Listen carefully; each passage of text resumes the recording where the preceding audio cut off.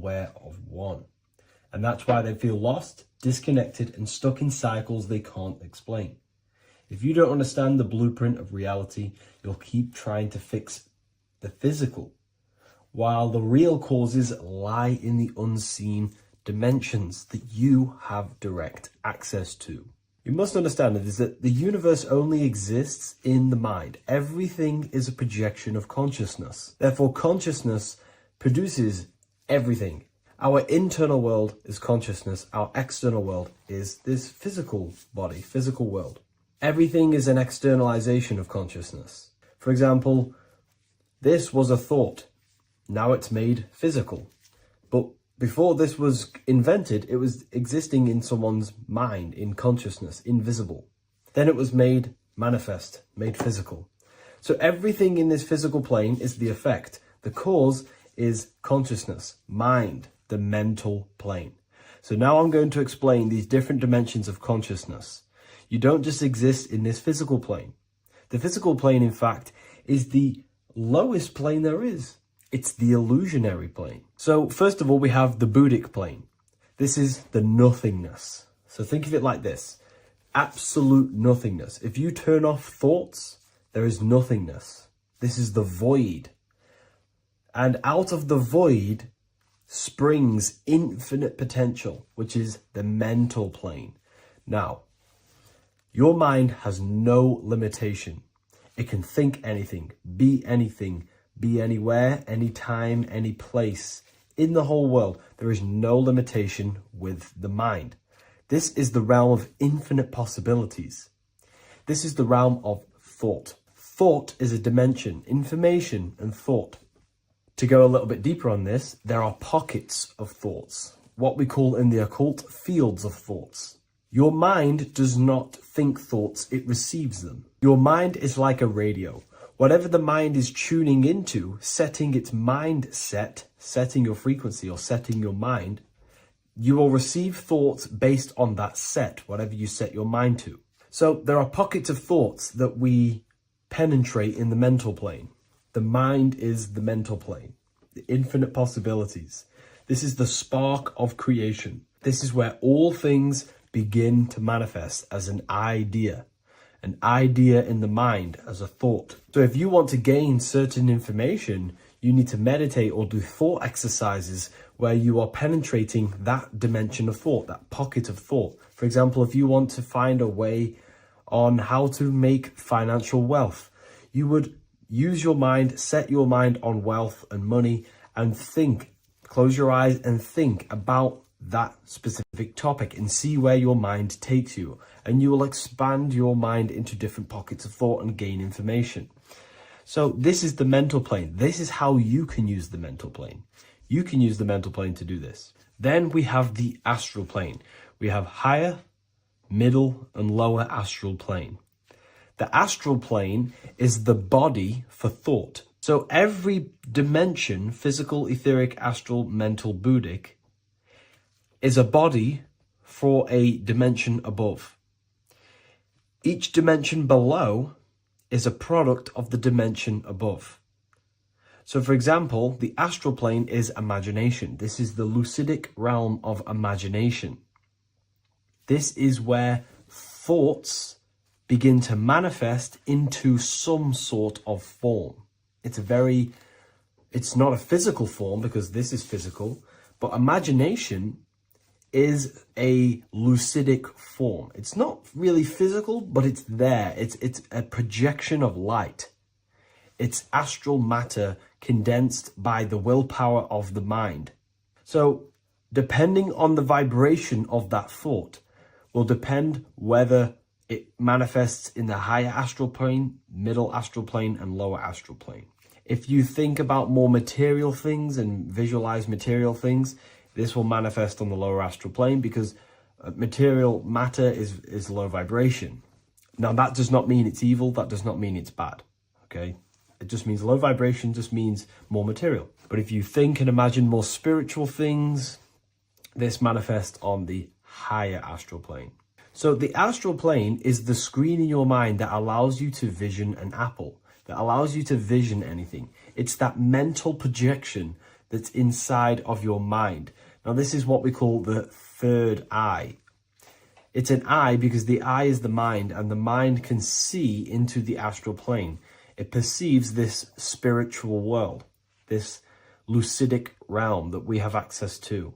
This is where also infinite potential takes place. This is the realm of spirits, demons, jinns, whatever you want to call them. Spiritual entities exist in this because this is where thought forms manifest into form. This is where thoughts create bodies. Think of it like this. The mental plane is a thought of a chair.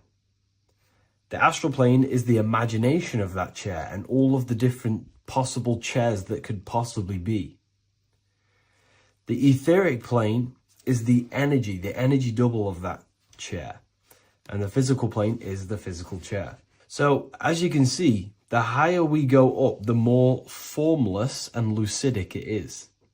The lower we go down planes, the more dense it becomes. This is formless and this is form.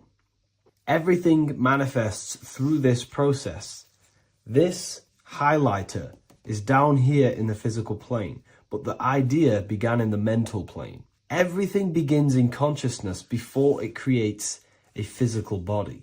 It goes through this process. Therefore, if you want to start to mold and create your own reality and create things in your world, you can use these planes to your advantage. You can use your mind to do mental thinking exercises by closing your eyes and expanding your mind into a different pocket of thought to gain wisdom, gain information, gain downloads. The way you do that is simply get into a meditative state, close your eyes, pick a topic that you want to think about, and see where your mind takes you, but always remain centered on that topic. And you can do this for maybe an hour or two or half an hour, and your mind will take you places where you will unlock information. You can even use this to make decisions in your life. Think of the topic and see where your mind takes you. You'll gain information. This is how you use the mental plane for ideas. The astral plane is imagination. You have to reconnect with your imagination very vividly. Your imagination, your consciousness is infinite. It's not a three-dimensional plane. It's an infinite plane. You can think and make form anything in your consciousness, in your imagination. You can think anything and you can imagine anything in the most vast details. You just have to reconnect with your imagination. I have a free book on my website. I'll leave the link in the description. It's an ebook. It's called Activating the Inner Eye. This is going to help you reconnect with your imagination. It's a practical guide on how to imagine. So once you know how to use the mental plane and astral plane, thought and imagination, you pretty much need to use the physical plane to take physical action with this physical body that you have and start to manifest these desires you have in the higher planes. Now, it's very important that we master the mind because the mind is the very fabric of reality. We become what we think about. Your life is a product of every thought you thought in the past. It is the mind that directs the flow of consciousness. And wherever this consciousness is flowing is what you will create in your life. Consciousness is the most potent force in the universe, and the mind is pretty much the universe in a microcosm form. It is infinite potential, and your mind will continue to expand into new realms of thought forever and ever and ever. You are eternal. You are not this physical body down here. You are consciousness, literally dreaming that you are in this physical body. So everything begins with the mind. We need to be conscious of the thoughts that enter our mental field of consciousness. There is a level of self-awareness that you can reach where you can become conscious of pretty much every single thought that enters your mental field. Now, we have over 7,000 thoughts a day. You can gain such mastery over your mind where you can become conscious of every thought you think. And that is when you gain superior power. Because when the mind is fully under control of self, you can direct the mind's potent force into a specific goal. Most people's minds are dualistic. They want something, but their mind is thinking something else. They have limiting belief systems. They have the little voice that comes in and says, you can't do this, you're a failure. That is a fractaled mind. The mind needs to be singular. It needs to be on your team and not an enemy. Do not let your own mind take away your power.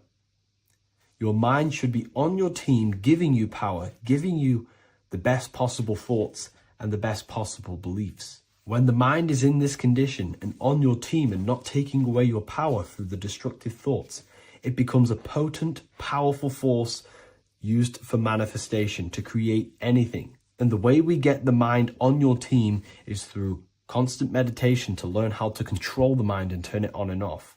Subconscious reprogramming through visualization, affirmations, cultivating emotions associated with your goal.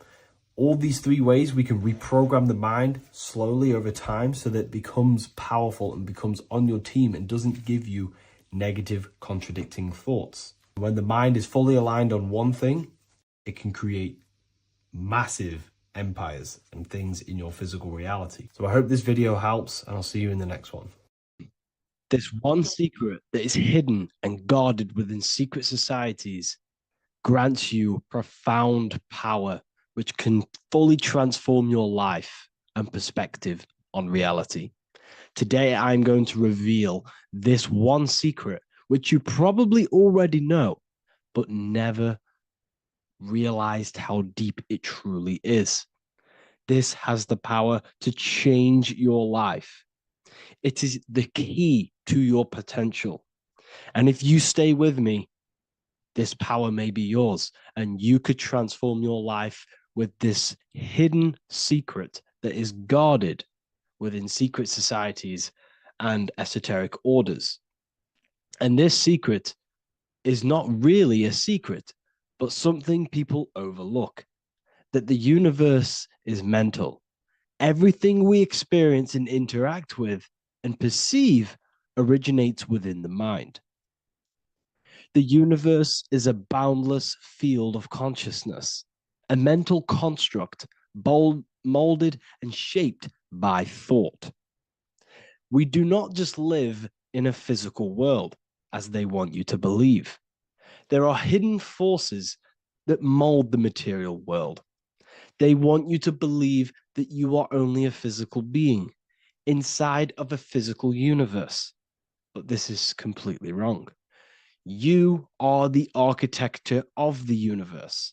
Your consciousness is the very fabric of reality, and you create your own universe.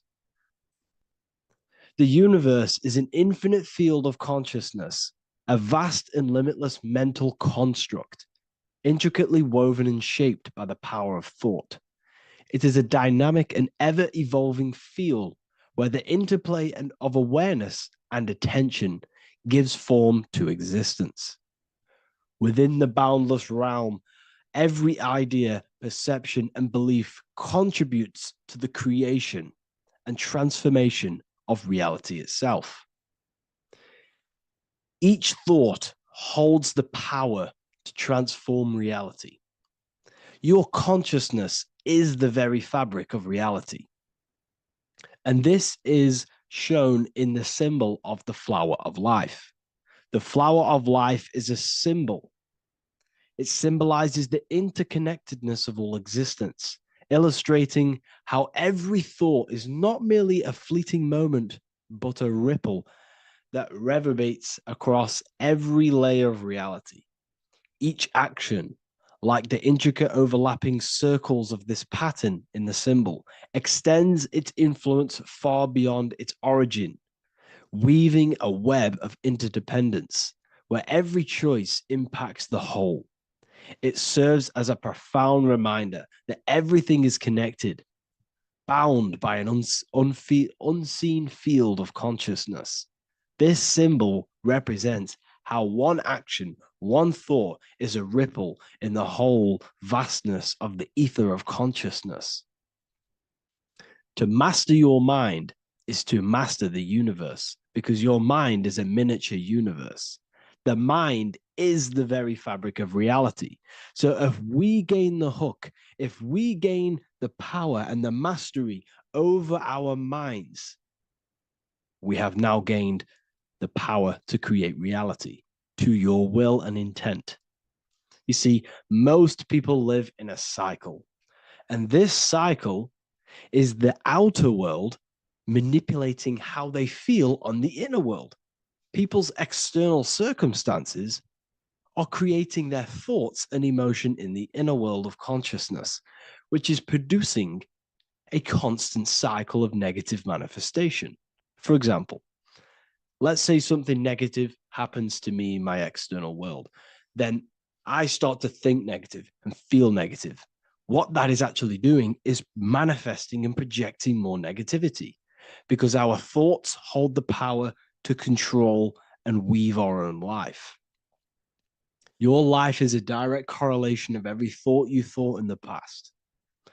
What we need to do is stop and not let the mind control you in your reality. You need to control the mind so you can control reality. So what does this actually mean? Reality is an externalization of consciousness. Consciousness and matter are one. They're not separate. They are inseparable and interconnected. Everything we see, experience, and observe is a manifestation of thought, beliefs, and consciousness, shaping the world around us. Now, this ties in with the secret fifth element that they have hid from you. They've hid from you this sacred and very important symbol and pillar to reality. And this pillar, this sacred thing they've missed, is called the ether. And they've held this from you for a reason, a specific reason. This is the true fifth element. Why do they hide the ether? Because the ether has the power to shape and manifest whatever we imprint upon it. Every thought is a vibration interacting with the ether and actively shaping our reality.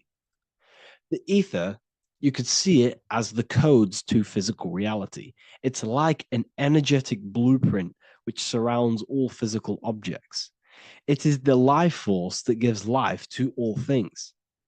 All energy comes out of the ether and returns back to the ether. Energy, it's 0 point energy, and it is an infinite source of energy.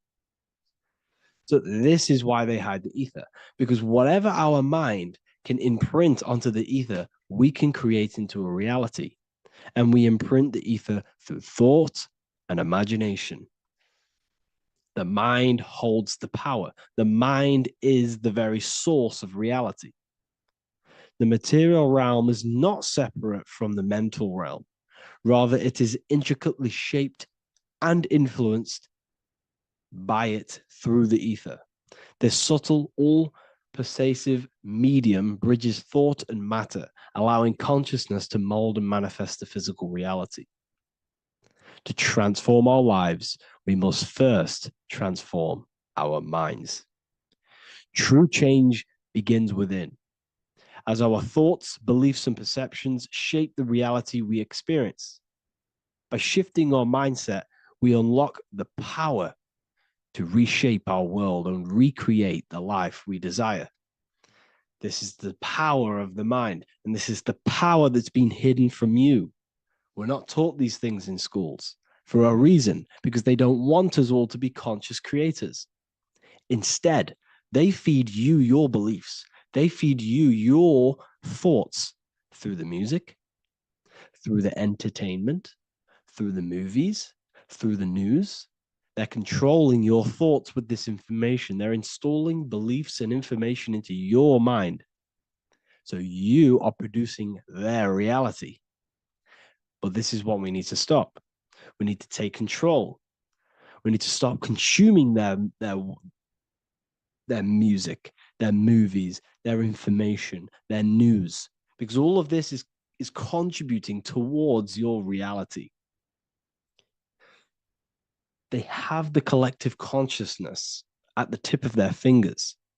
They do not create the world. We create the world by believing their beliefs and their thoughts and installing their information into our minds. You see, it's mind over matter, and most people live in matter over their mind. Most people let matter, the external circumstances, dictate their mind, when it should be the other way around. It should be mind over matter. This is the mental plane. This is the astral. This is the etheric. This is the physical.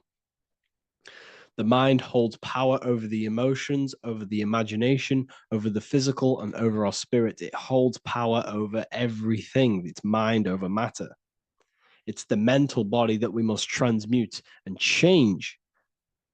Most of us live in a chaotic state of mind, and this is what we must change. Turn chaos into order. So we need to be mind over matter. We need to install this belief into our subconscious. I, Harry B. Joseph, have created the ultimate esoteric school on the earth.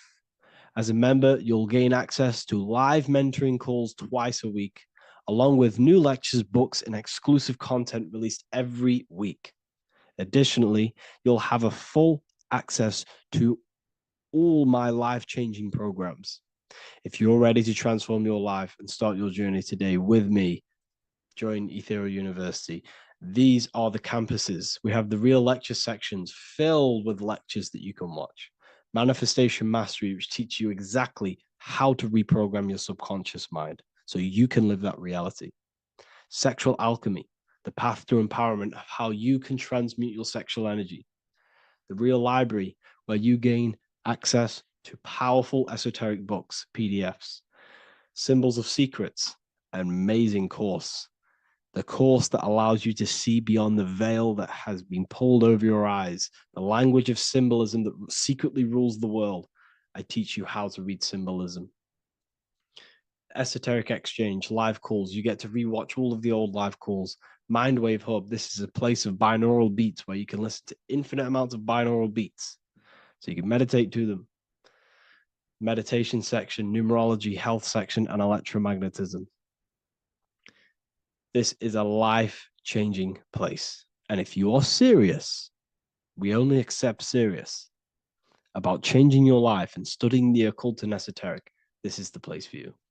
I've been there. I've been on YouTube looking around for valuable information, trying to find good accounts, good channels. It's very hard. I had to go through years of trying to find good information on YouTube. But what I've done is instead of you searching around everywhere for bits of information and connecting the dots, I've put it all into one big place. You get your binaural beats, you get all the programs you need to walk the path of enlightenment to transform your life. I will connect with you on the inside, and I hope this lesson, this lecture, you gained some information, you gained some power from it. Please like and comment, or don't. It's up to you. If you have any reviews, if you have any ideas of lectures that you know, if you don't understand certain things, make sure to leave a comment and I can make a lecture about it. I can make a video about it for sure. I don't mind taking recommendations for videos. So I thank you all, people. Have an amazing day.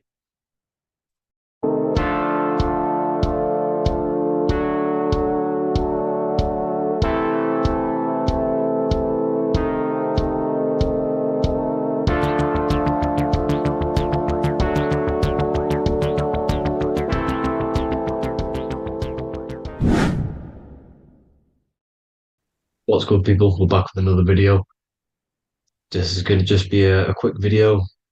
Manifestation, magic, bending reality. So let's jump straight into this. So you have a conscious and a subconscious part of your mind. The conscious is what you're conscious of, what you're actually doing, where you can choose or not. However, the subconscious is the part of your brain which is automatic. So all of the systems in your body, like the digestive system, your heartbeat, these are automatically being ran. And you do not have to tell these systems to do anything. You do not have to consciously tell your heart to beat. It's automatically doing it. And this is what the subconscious mind is controlling. It's like the dark aspect of your brain or your mind. It is the way bigger aspect of your mind. Okay, it controls all the systems in your body. Okay, and this is where all of your programs are. So when you're in it from your childhood, what you've learned in school, all of these things are being kept in your subconscious, maybe traumas and stuff like that. So the subconscious is the female aspect, and the conscious is the male aspect, because The male is all about action and doing, and the female is more about creation, creativity, intuition. So you have a right and a left hemisphere of your brain, and these are obviously male and female. The right side of your brain is your female. It's to do with creativity, imagination, intuition, insight. Okay. And this is one of the most important sides of the brain. This side of the brain is the most attacked by the elites, whatever you want to call them. This side is the most one of the most important because obviously your intuition is a massive part of reality. And if you don't have intuition, then you lose track of the things around you. You can't consciously feel if things are wrong or right. They don't want you to have intuition or creativity or imagination. They want you in the they want you in the left side of your brain, which is just reasoning, logic, and basic things. So they just want you to tell you what you want, tell you what to learn, and then that's it. They don't want you thinking for yourself, which is the right side of the brain. So whatever the conscious side of your mind impresses the subconscious side of your mind. So if you do affirmations, for example, if you consciously do affirmations every day, you're reprogramming your subconscious mind. You're impressing a vibration and a word into your subconscious mind, and therefore it will reprogram it. So the male and female aspect are symbolized by the Star of David as well. The male being the upside triangle, the female being the downside, connected all in one because we both have male and female energy. So every thoughts are electric, which is the male aspect, emotions are magnetic, which is the female. Each thought creates a wave of vibration in all directions. So think of it like a water drop in a pool, but it going out in every single direction. It's not just flat. And these thoughts have a certain frequency, well, has a certain vibration. That vibration has a certain frequency. And this affects your aura. Every thought, every emotion directly impacts your aura and the strength of your aura. So if you're angry all the time, your aura in the astral plane will look red. However, if you're happy, it'll be more like blue and green. So it's very important. Your electromagnetic field is created out of your emotions and thoughts, and that affects reality because you're 60% water, and frequency and vibration create certain patterns and has a certain effect on water. We'll get into that after this slide.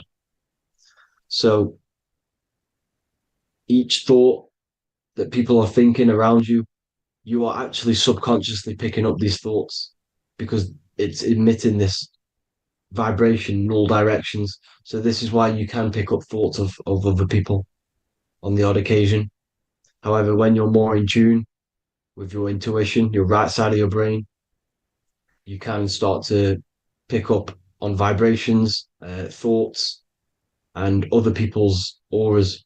You can pick up on the energy once your third eye is open, and you know whether you should be in that environment or not.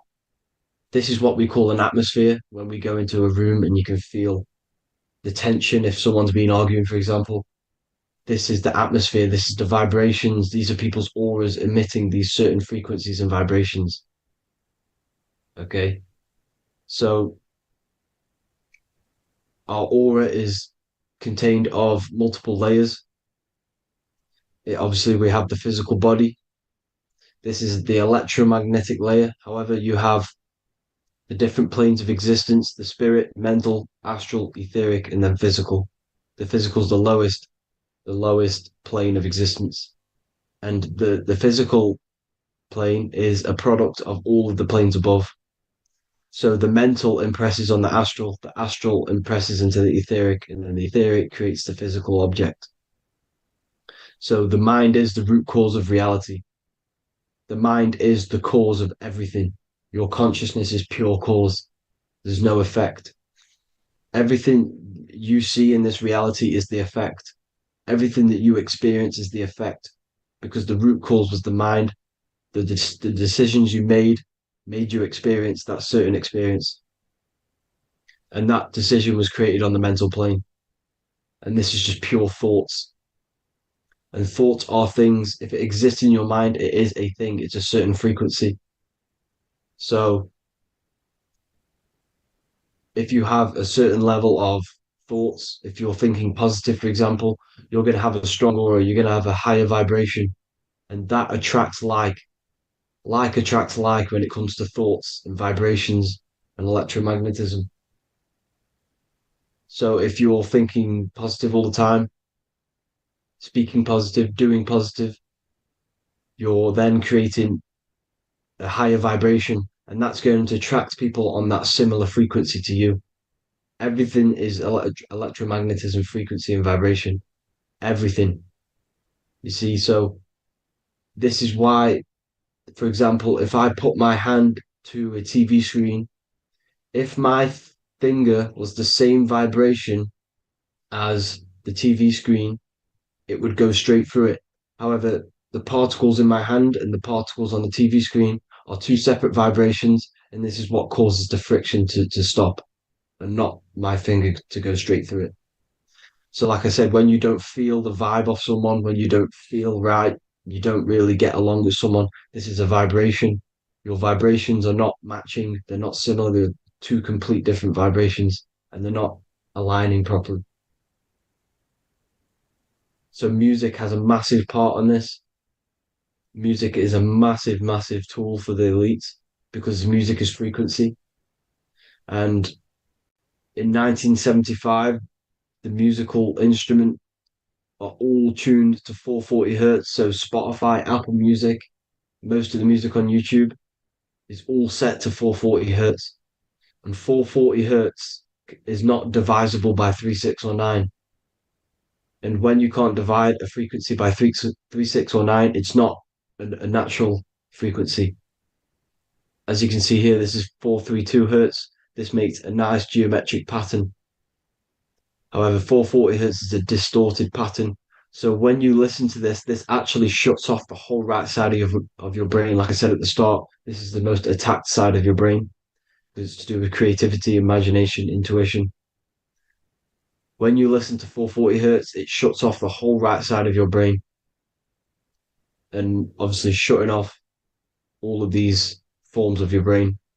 Music is very, very powerful tool for the elites because it's the only thing which can enter your soul or your ears without consent, your body without consent. Everything else has to be through consent. You choose whether to eat something, you choose whether to drink something, but frequency, you're going to hear it no matter what. This is why it's so powerful. And music influences the body in many different ways.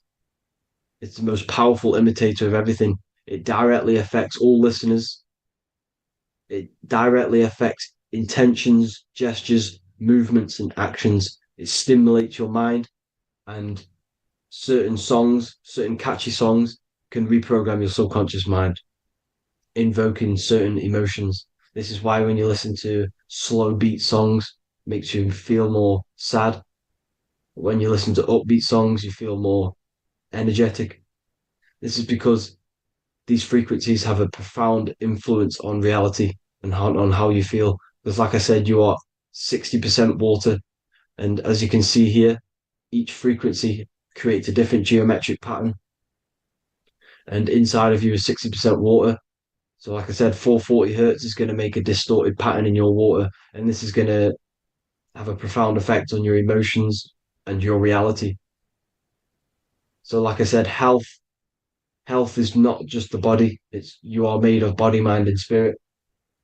You need to look after what you put in your body. You need to look after your spirit and look after your mind. It's very important to keep all these in balance because once one of these are unbalanced, it affects the other two. So if you're eating wrong, it's going to affect your spirit and mind. If you're thinking wrong, it's going to affect your body and spirit. These are all interlocked. You have to look after them all. So it's very important you understand music. Stop listening to low vibrational music.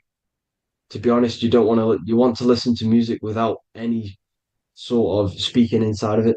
You just want pure uh, frequencies, which are the solfeggio scale, like one of these, for example, 432, 528 hertz. These are all good frequencies. It's called the solfeggio scale. And these frequencies make you more in tune with nature. 528 hertz is what the earth vibrates at. So it's very important. And the Rockefellers are the one who changed this to 440 hertz. The Rockefellers, one of the elite families. So if you want to manipulate reality, it's very important to have your chakras aligned and having a high vibration, because the higher your vibration, the more powerful your words and your intentions are on reality. So the lower your vibration, the harder it is to affect reality because you're on a lower state of consciousness. You want, like I said, you have the mental, astral, etheric, and physical. Everything is a product of the one above. As above, so below. This is what Hermes Trismegistus was saying in the Egyptian days. This is where it comes from. As above, so below. If you affect above, it directly affects below. So, like I said, meditation helps on this, helps align your chakras. Think positive, feel positive. Like I said, your feelings are magnetic, your thoughts are electric. So once you combine these two together, you're then creating an electromagnetic frequency, and that will have profound effect on reality.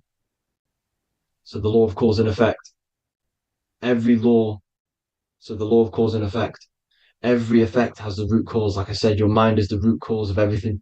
Every decision you make is having a different effect on reality. Everything happens for a reason due to the root cause, which is your mind. You choose everything that happens in your life. Okay. So it's very important you understand this and you constantly make the right decisions, the good decisions to have good effects on your reality. You have to be very conscious of this law because nothing escapes this law. This is the law of all consciousness. So think about it. Imagine a massive ball of consciousness. However, off this ball are different sparks, and each one of these sparks are in each and everyone's body. This spark is governed by these laws, the law of cause and effect, the law of correspondence, the seven Hermetic principles. It's very important you understand this because this mass ball of consciousness is what is obeying these laws. And everyone has this spark of consciousness inside their third eye. And like I said, everyone is the same consciousness. This is why if you do bad onto someone else, that will directly affect your reality. So if you hurt someone, it's going to come back to you in one way or another because you are that same consciousness. This is like a mirror reality. As within, so without. Whatever you feel on the inside, you're gonna see that on the outside. You're gonna experience that reality, whatever you've impressed. So there's different ways to bend reality to your will. Uh, this is kind of a sort of magic. So obviously you have black magic, which is manipulating reality to harm and influence others, or to be very selfish. And yeah, then you have white magic, which is manipulating reality for the good of humanity. So you do have to be very careful with your intentions, people, when you're trying to manipulate reality, because this is nothing to be played with. If you are manipulating reality for the wrong reason, it's going to come and bite you in the ass in some way or another. Because everything is balanced. Everything balances out in this reality. Nothing escapes the laws. Not one thing escapes the laws. So if you're stealing from yourself because it's just going to come back in one way or another. Inside of everyone's heart, you know whether you're doing good or wrong. You can feel it when you do something wrong. You can feel it when you do something good. The heart is the center of the torus field. It's balance. And this is why you say follow your heart, because it's the center of the torus field. It's very important to listen to this inner voice inside of you because that is telling you the right things to do, the good decisions to make. And when you keep following that voice, that good voice inside of you, it takes you to your life path. Very important to follow that voice. However, don't let the ego get in the way of it. Don't care what your friends are going to say. It's very important to understand this. So you have different ways of manipulating reality. You have sigil magic. This is where you create your own sigil or symbol. You create your own sigil and symbol, and then you charge it. You behind that symbol, you have an intention. So, for example, if you want to manifest wealth, you create a sigil which represents what you want.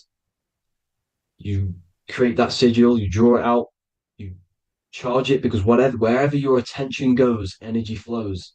So whatever your attention is, you're sending energy that way. So what you do with your eyes and your hands, you place attention on the sigil. Imagine that it's glowing. Imagine that you're sending energy to the sigil, and then you burn the piece of paper once you've done this. And then after this, you meditate on that symbol. You constantly think about that symbol, because that symbol is the frequency, is the thing that you want to manifest. So that's one way. Or you can just meditate on your reality. So imagine yourself having already what you have. This is what they call a mindset. You must set your mind to the frequency what you want to manifest. Okay. So if you want to manifest wealth, for example, imagine yourself being wealthy. What would it feel like? What would you be doing? Imagine a scene in your mind. Constantly do this, and you're putting out that frequency. Like I said, you must think, because the thoughts are electric, and then you must feel, which is magnetic. Together, this creates an electromagnetic frequency, and this is how you attract things to you. You will attract the certain people to come in your life to bend reality to your will. Okay. Or you've got mirror magic. Stare yourself in the mirror, because a mirror reflects light. It also reflects energy. So you've got to be very careful with what you say to a mirror. You've got to be very, very, very careful, because whatever you send into that mirror is directly sent straight back to you. So if you're thinking negative, you're sending negative energy back straight to you, and that's going to have an effect on your reality. Affirmations are very important, because your words are frequency, your words are vibrations, and each word you say has a certain frequency. If it's positively charged, it's going to affect you positively. If it's negatively charged, because like I say, your brain and your mind is like the director of energy. That's what your brain is, and it directs energy into certain things. You can either positively charge it or negatively charge it, and this brain is creating your reality constantly. It's manifesting your reality constantly in the present moment. So this is what the government knows. The government know your mind is the root cause of reality. This is why they call themselves a government. Government. The New World Order is not being manifested by them. They are controlling the information. They are controlling your perception of this reality. And they know the mind is the root cause of reality. Therefore, if they control your perception of reality and your information, what you believe, you're going to manifest that information, that perception. So we, the people, as a collective consciousness, are the ones manifesting this new world order. You see, so this isn't black magic. They're actually tricking us into manifesting their own their plans, this new world order. You see, this is how smart these people are. They know how to get around the laws of reality. They know how to bend reality to their will without facing the consequences. They're getting humanity to do it. You see, there is a collective consciousness. As like I said, we all have that same spark of consciousness, right? So as a collective consciousness, we are on a very low vibration at the moment. However, we are waking up rapidly. There are more and more people waking up at the moment, and light always chases away the shadow. Light is a lot more powerful than darkness, you see. So one person waking up has a massive effect than one person being asleep. It has a profound effect. Because like I say, the light always chases away the darkness. It's more powerful. The light is always more powerful. High vibrations are more powerful than lower. So that's it for this, people. I hope you all enjoyed. This is a short, quick video. God bless you all.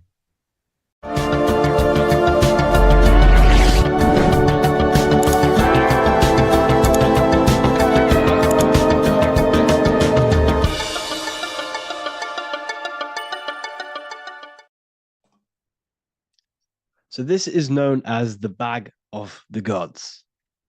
This symbolism is widely known, but no one knows what it truly symbolizes. We see this in ancient Sumerian artwork. We see this in the Mayans' artwork. We always see this bag with the gods. What does this actually represent? Okay, so the bag itself represents carrying. Carrying what? It represents information, represents knowledge. Your mind is the carrier of the information. So this is why in his left hand, he carries the bag, and the right hand has the pine cone. This represents carrying of information. Why is it a bag? A bag can be passed on to someone else. The information can be taught to someone else. This is the information of activation of the pineal gland or higher consciousness of humans. Because as humans, we all possess an animal nature, the nature that tells us to eat, to steal, to gain material wealth, to survive, to hate. This is our animal self. This is our animal behavior. But we also have a divine nature of consciousness, which we have access to, the higher planes of consciousness, the planes that manipulate this material world and create all things in this material world. The human mind has access to. The animal does not. The animal has no idea he exists. The animal has no inner dialogue, but humans have the inner dialogue. Humans can create infinitely. We can expand our minds infinitely into new realms of thought. So we have this higher divine nature and a lower nature. This bag of the gods is basically just representing the knowledge they possess of higher consciousness, of the higher aspect of life. Okay? Which is the activation of the pineal. The pine cone. The pine cone is in his right hand. The right represents wisdom. The left represents intellect, knowledge. Knowledge and wisdom are two separate things. Wisdom is applied knowledge. It's a feminine aspect. Knowledge is just gained information that you know, which is masculine. So in his right hand, he holds the pine cone. The pine cone can be opened and shut. The shut pine cone represents the asleep human being, the human being that exists in his lower nature, that just basically survives, lives on eating, consumption, material lust, living in chaos with his emotions, living in a place of hell. This is the animal nature. Then we have the awakened human, the one who has consciousness of himself, the one who looks within himself, the one who knows there is more to him when he looks in the mirror. He is far more than just the physical body. He is a divine spiritual being, a divine being who has limitless potential of creation into the material plane. So this represents the awakened. This represents the asleep. This is why he carries the pine cone in his right hand. It represents applied knowledge. This is the information. This is the intellect he possesses. And this is the applied knowledge of the awakening, of activation of the pineal gland. Because remember, the pineal gland is not your consciousness. The pine, pin, pineals, the same root word. Pine cones were always symbolizing the state of consciousness one was living in, whether he was asleep or awake. We see this at the Vatican. We see the pine cone over the two pillars. This is the two pillars of Freemasonry, and the dome. This is the Royal Arch of Freemasonry. This represents your head. This is the two pillars, the two hemispheres, and the pine cone in the middle, which is the pineal gland. What is the pineal gland? The pineal gland is not your consciousness. It is not the third eye, and it is not the mind. It's not the mind's eye. The pineal gland is a radio receiver. This is your body. Your body is an antenna. Most people think they are this body. This body is nothing but a receiver and a downloader of consciousness. Your brain does not produce consciousness. You are not this brain in your head. This brain is a downloader of consciousness. Consciousness comes from a way higher divine plane, which is what this image is showing here with the clouds. The mind is light. Consciousness is light. And this light is coming down into the material plane, and your body is basically a crystal antenna which is receiving and downloading this consciousness. So you can experience a three-dimensional reality. So God can experience himself in a divided, separate state. This is what this represents.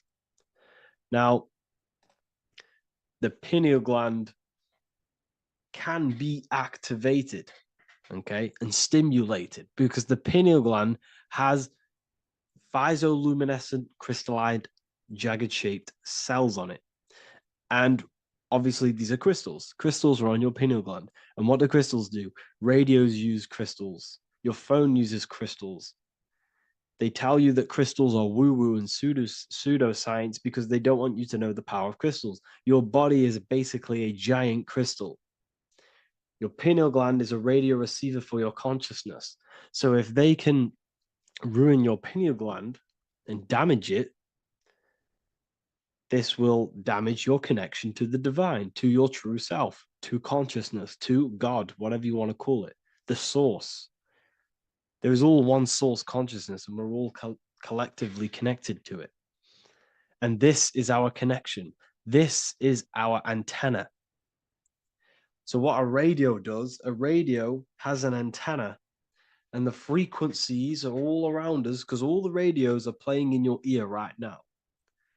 But what the antenna of a radio does is tune into a specific frequency to pick up that frequency and play that frequency. It's the same with your consciousness. You're all a fraction of God's consciousness. So that is essentially what we are looking at here. We're seeing knowledge, intellect in the left hand, and applied knowledge, activation of waking up to higher consciousness, to the higher human form. Because we can reach beyond our physical form. We can turn our animal self into a divine being, into one of these so-called gods. These gods are nothing but human beings. The Anunnaki were not gods. They didn't come from the sky. These are normal, regular human beings who activated their higher consciousness. This is what we have here. This represents spirit. Birds represent spirit. So do we have any questions? I'll take some questions now. That was just a short lecture on what that symbol truly means. Okay, so if we have any questions, feel free to go ahead and ask some questions. Anything that you don't understand, anything that you want to know. Okay.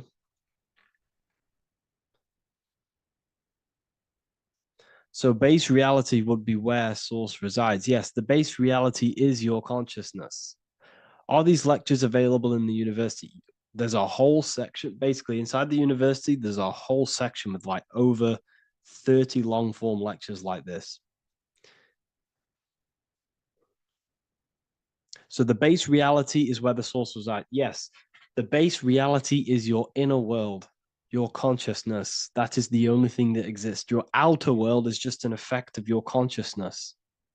Your consciousness, everything that has gone on within the mind and emotion is pushed outwards into your reality. You have thought and felt your way into your external circumstances. Your life is a direct correlation of every thought you thought in the past. Therefore, your inner world of consciousness is creating and molding your outer world.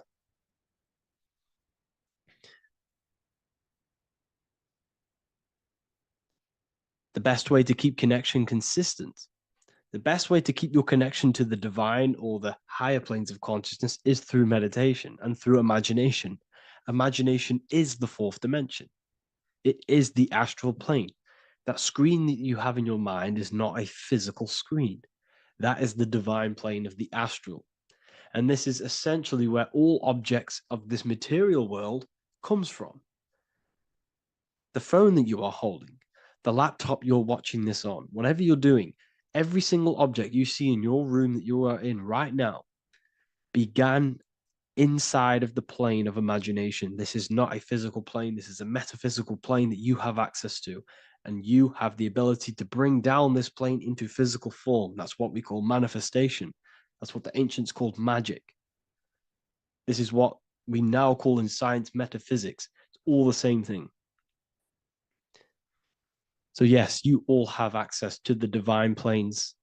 Unlike animals, this is why humans are so advanced.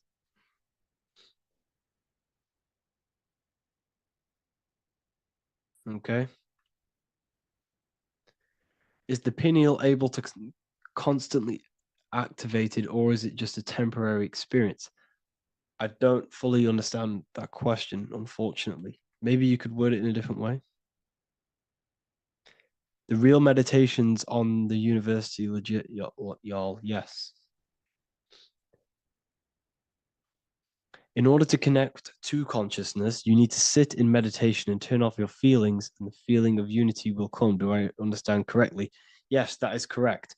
So when you sit in silence and in stillness, I highlight the word stillness because stillness, when you are still, no information from your nervous system is being decoded by the brain. So when your body is still and does not move, your nervous system starts to relax and comes to a balanced state. Your brain starts to relax, it comes to a balanced state. The left and the right brain stop working, the nervous system stops working.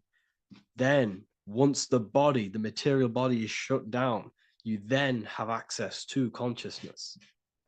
You can't access consciousness if the body's in such a busy state. If electricity is being fired every 2 seconds, your whole body's electrical. When you move your foot, that's electricity being fired from the brain to the foot instantly through the nervous system. Your brain, your whole body is a technological machine. So you must shut down the technological machine to access the divine that exists beyond the technological machine. Do you understand that? Did we create ourselves from the higher plane? When you say yes, you created yourself, you manifested yourself in this material form for a reason in this specific time and place. Wisdom books, are these available inside the university? Yes, they are. So anyone who joins the university, they all gain 50% off the store. So you can get anything you want inside the store for 50% off. Plus, you get the Book of Wisdom Volume 1 PDF for free. You get the Human Health Guide. Plus, you get all of the library books. There's a load of different books on occultism, symbolism, esotericism. Do you need to place your attention somewhere specific during meditation? You can do. Okay, you can do. So if you struggle, when you first start to meditate and you struggle to turn off the thoughts, think of the back of the brain, the back of your head. Don't think of it, place your attention on it. Okay, so when you place your attention on the back of the brain, this now shuts off thought because the back of the brain doesn't have any activation to do with thought. The front brain does, the neocortex. That's all to do with activation of thinking. So place your attention on either the back of the brain or your breath. What's more important, creating yourself or finding yourself? It's balance of both. So in order for you to create fully, you must have awareness of self and awareness of thought and control over the mental dialogue, the inner voice inside of you. Okay. When you control that inner voice, that is when you gain power. That inner voice is what brings commands into physical reality. Before you kick a football, there is a change in consciousness. There's a decision made in consciousness before the body takes the action. Therefore, every physical manifestation is a change of inner consciousness before it's a physical reality. You can have the reality you want through consciousness before physically having it. That's the secret to creating. But you must believe it like you know the sun is going to rise in the morning. That's how much you should know that you have that reality in consciousness through feeling and thought and imagination. And that's how you can truly create in your reality. Shrooms help with consciousness or ego. I can't really talk about that because I'm maybe uploading this to YouTube, unfortunately.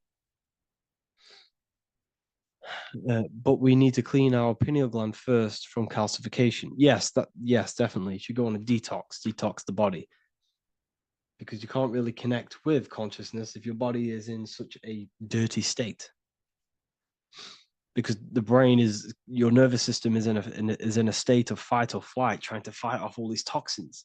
So when you meditate, you're probably going to be having thoughts all the time because your brain's firing, your nervous system's being attacked through toxins.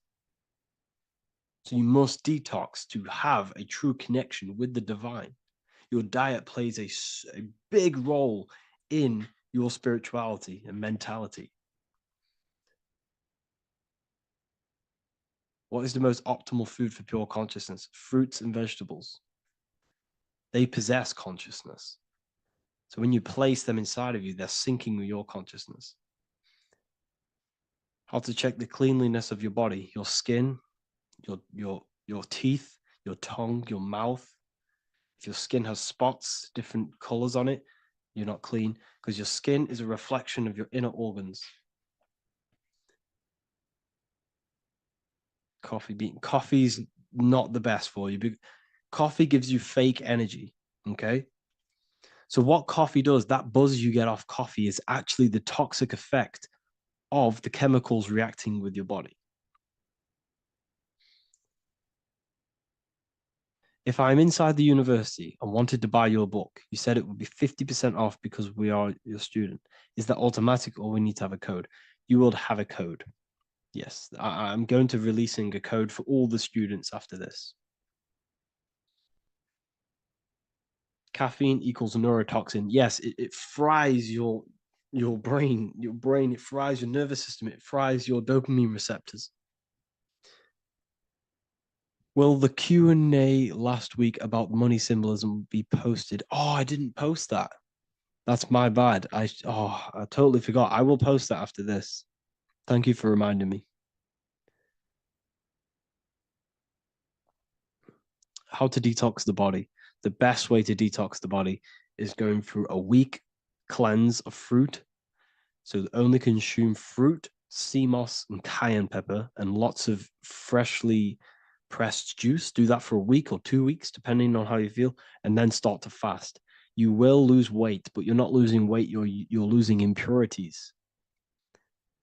It's good to do this every couple months to just go on a raw fruit diet, cleanse the body, push everything out, and then start to fast while consuming sea moss and having lots of freshly squeezed juices. What is an alternative for coffee? Something with high energy levels. Okay, we're not taught the most simplest thing about the human body. It is an electromagnetic machine. It's electrical. It runs off electricity. The only energy you need is electricity, and that is found in fruits, vegetables. If you want energy, drink pure, fresh, pressed juice. That will give you more energy, more electricity than coffee. Can we cleanse ourselves through oil pulling? Do you recommend it? I do oil pulling every day with coconut oil in my mouth. Celery juice is a good one, very good one. Yeah, celery juice.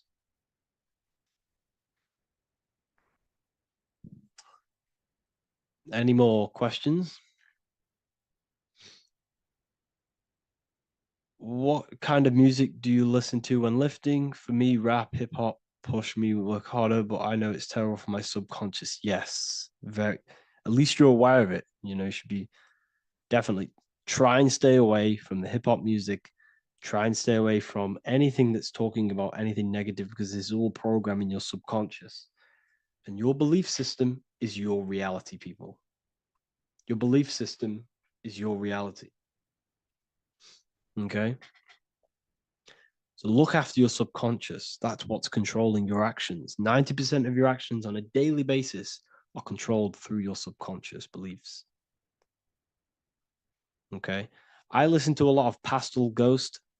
I listen to a lot of let me get my playlist up. It's all like background music for TikTok. Do you know what I mean? Like Pastel Ghost. That's mainly what I listen to. That sort of music. I don't know what it's kind of called. I don't know what that genre is called. Does anyone know what that genre is actually called? Because there's not much words in it. The reason I listen to it is because there's not much words in it, and it helps the subconscious. And I just love that music.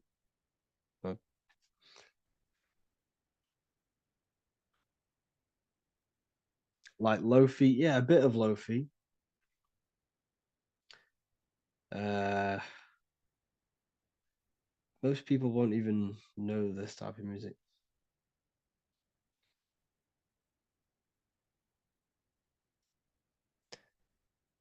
Can you tell us how you use cayenne pepper? So I mix it with freshly squeezed orange juice every morning. So the first thing I have, empty stomach, I have a teaspoon of cayenne pepper, mix it in and just down it every morning and sometimes at night. The feeling you get in your stomach after putting cayenne pepper on an empty stomach is absolutely amazing. It tingles in your stomach. It kills parasites. It kills all horrible organisms.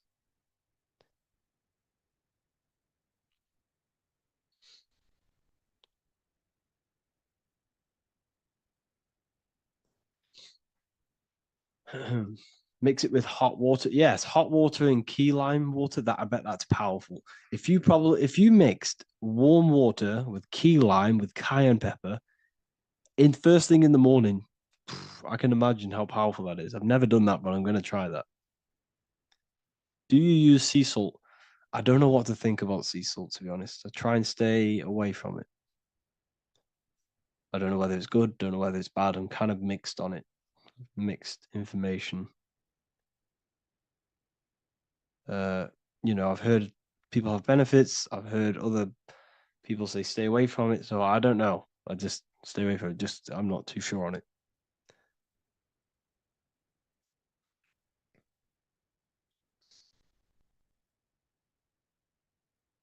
I drink fresh pressed celery juice every morning. Yeah, definitely. Uh, is there any chance we could like feel for move to like esoteric occult questions?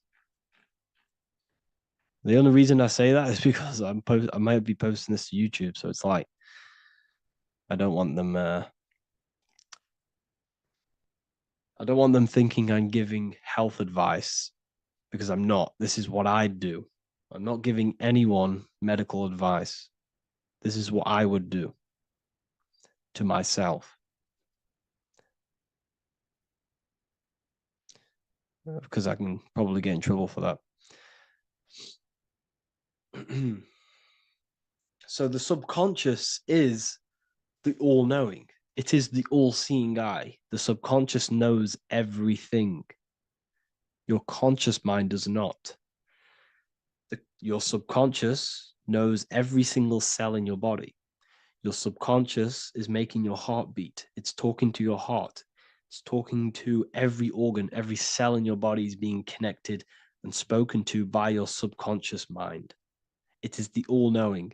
The subconscious has access to the astral plane, imagination, the fourth dimension.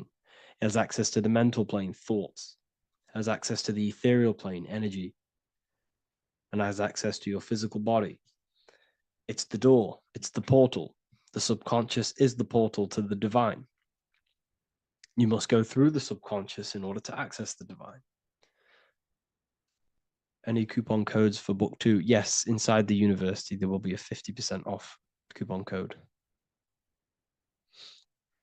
Speaking of ancient civilizations, why did they use symbols to give us true knowledge? This is a very, very good question. Very good question indeed. The reason they use symbols is because symbols are their keys. They hide meanings. They hide things. For example, if it was written down, if all of this sacred knowledge that I'm speaking now was written down, it can be easily taken.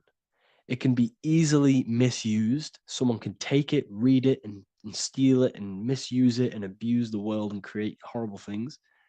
The reason they use symbols is because they're hidden. They hide the teachings. Only the ones who possess the key, that possess the knowledge, can read the symbol.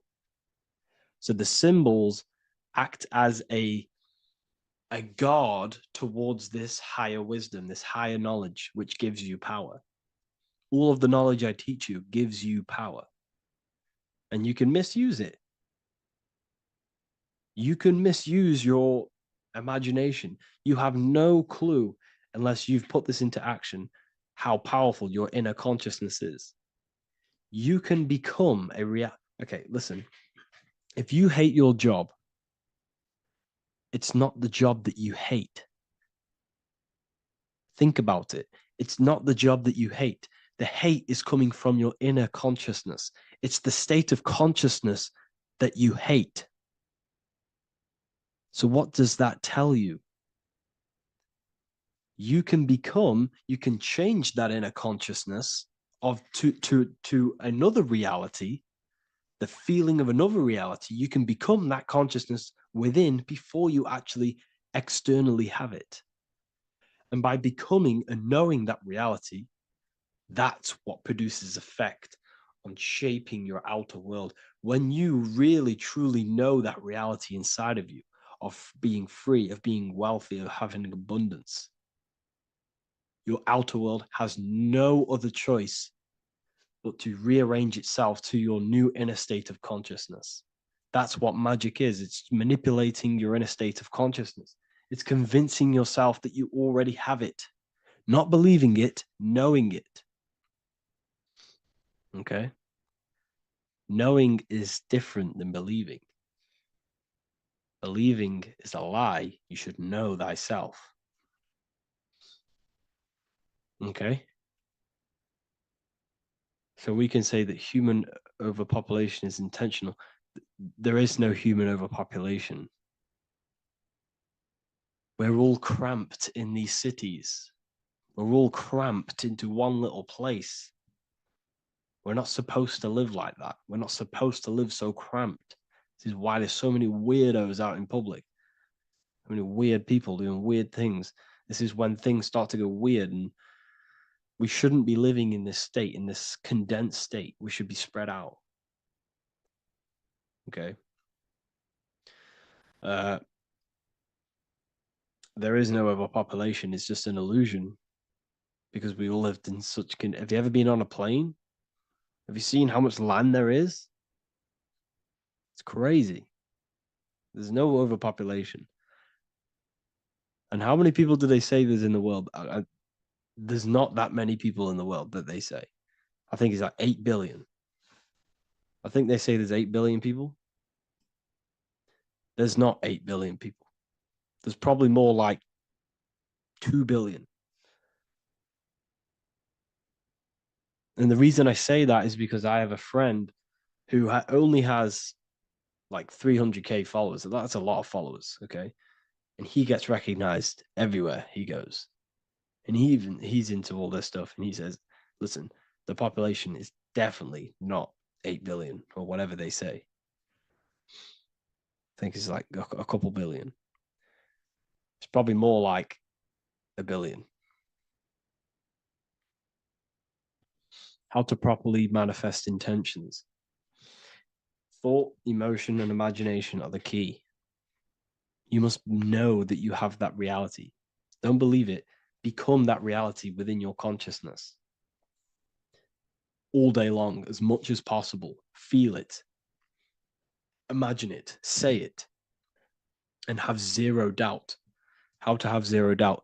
You can't, well, Okay, so the doubt, that little voice that will seep into your mind saying, you can't do that, you can't do this, that's your old voice of your subconscious program. Listen, the reason why most people fail in life is because they have trained their subconscious that they will fail. They have told and believed that they will fail. The reason I will succeed for the rest of my life is because I have trained my subconscious to say, I will win, I will succeed, I will solve any problem. That's my belief system. And if my belief system is that, then my external reality, my conscious mind will seek a way to fulfill that belief. It will seek to control and create that belief in my external world. It will seek to solve any problem. I've trained my subconscious mind to know that I already have the reality, to know that I'm abundant, to know that I have everything that I already need. Therefore, if any problem comes, I can sort it straight away. But most people have a different belief. It's not your fault. We've been kind of manipulated and told this, that they will fail, that they can't do anything, that it's too hard. And that basically casts a spell on the conscious mind, where your conscious mind is just like, no, I can't do that, because of this subconscious belief that you hold. So you must reprogram your subconscious that you can do it, that you will solve any problem, and that you are abundant. That's the reason why successful people succeed. It's because they have a complete different mind state, a complete different belief system in their subconscious.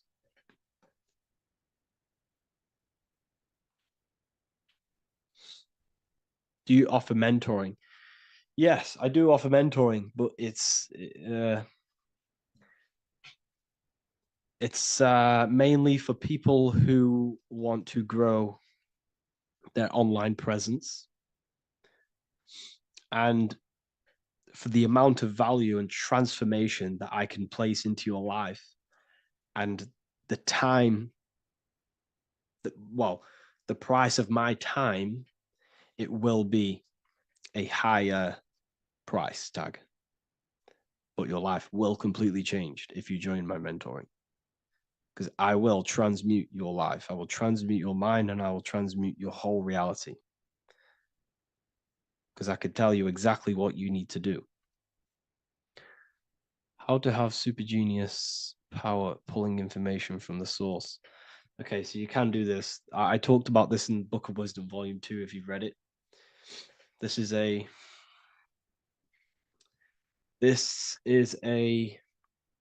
technique that Albert Einstein used. This is a technique that Thomas Edison used. This is a technique that all of the ancient geniuses have used. So you get on a chair, you place metal below you or plates, and you hold a metal ball in your hand, and you fall asleep. And every time you fall asleep on the chair, you're going to drop the ball because your body will become unconscious, and you will basically drop the ball and it will wake you up because it's going to hit and make a loud bang on the plate. And every time you go to sleep, basically what this is actually doing is shifting your consciousness from conscious into the subconscious. So from physical into the astral. Your consciousness is shifting between these two planes. And as you do this, you can bring down great ideas from these higher planes. So when you fall asleep, have an intention. And when you fall asleep, you'll drop the ball. And when you wake back up, you'll have an idea, and you got to write it down.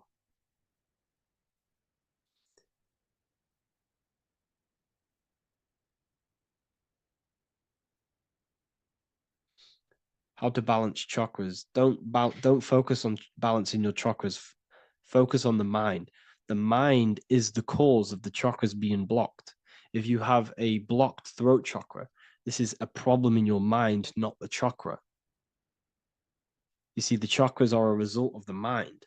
You transmute the mind, you can transmute the chakras and cleanse them.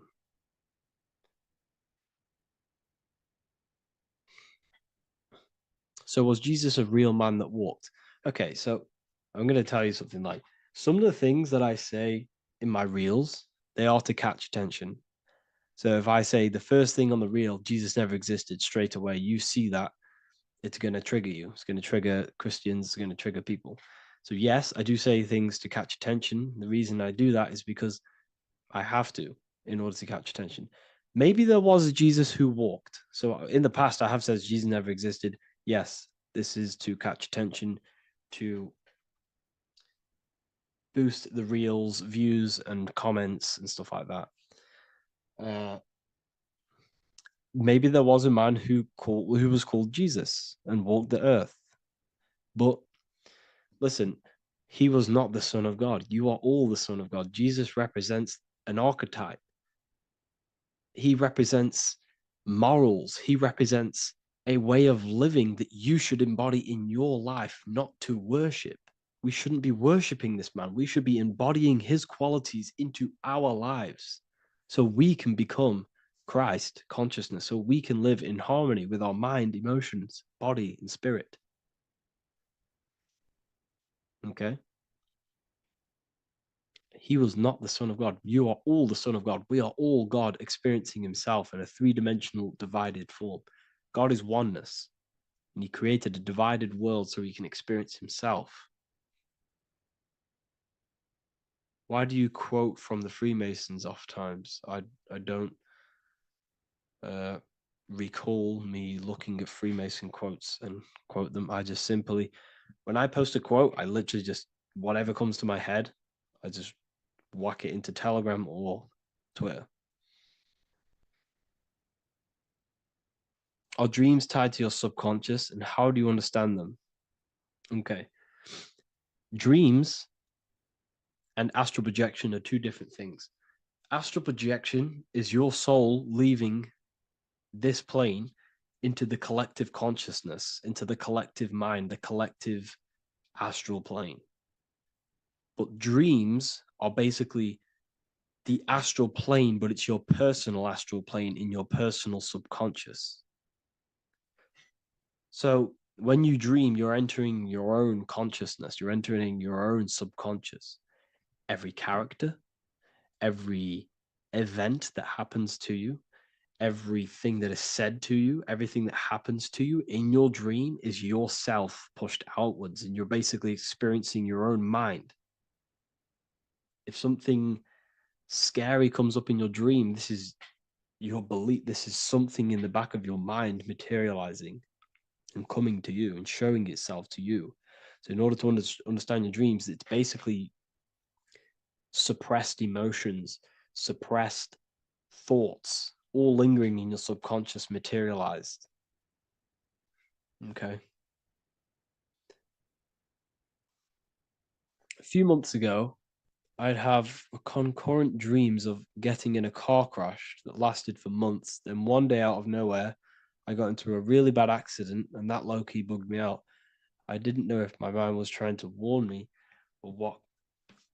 You can explain that. Okay. If you are having dreams about having a car crash, this is a belief. Okay, so let me tell you something. Let's say you're a drug dealer, okay? And you live in fear every single day of the police coming to you.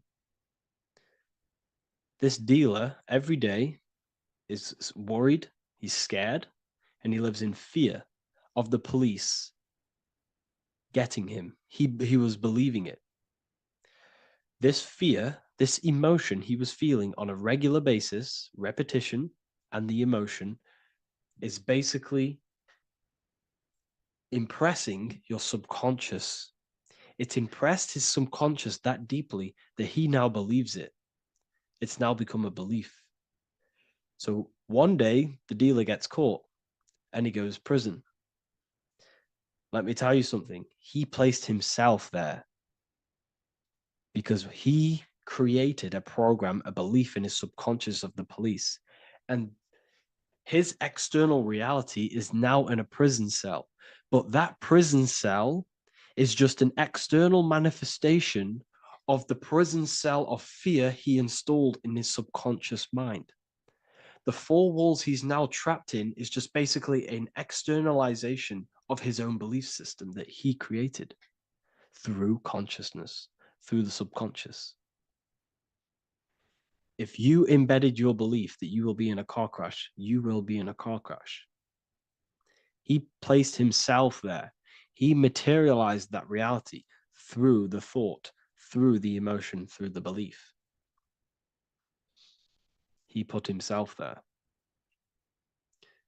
You see? So if you were having dreams, this was maybe, it could have been anything. You could have watched a program when you were a child about a car crash, and that maybe scared you. Or you saw a car crash when you were very young, and that scared you, and that impressed your subconscious. Then you had a dream about it. Then you started to believe it.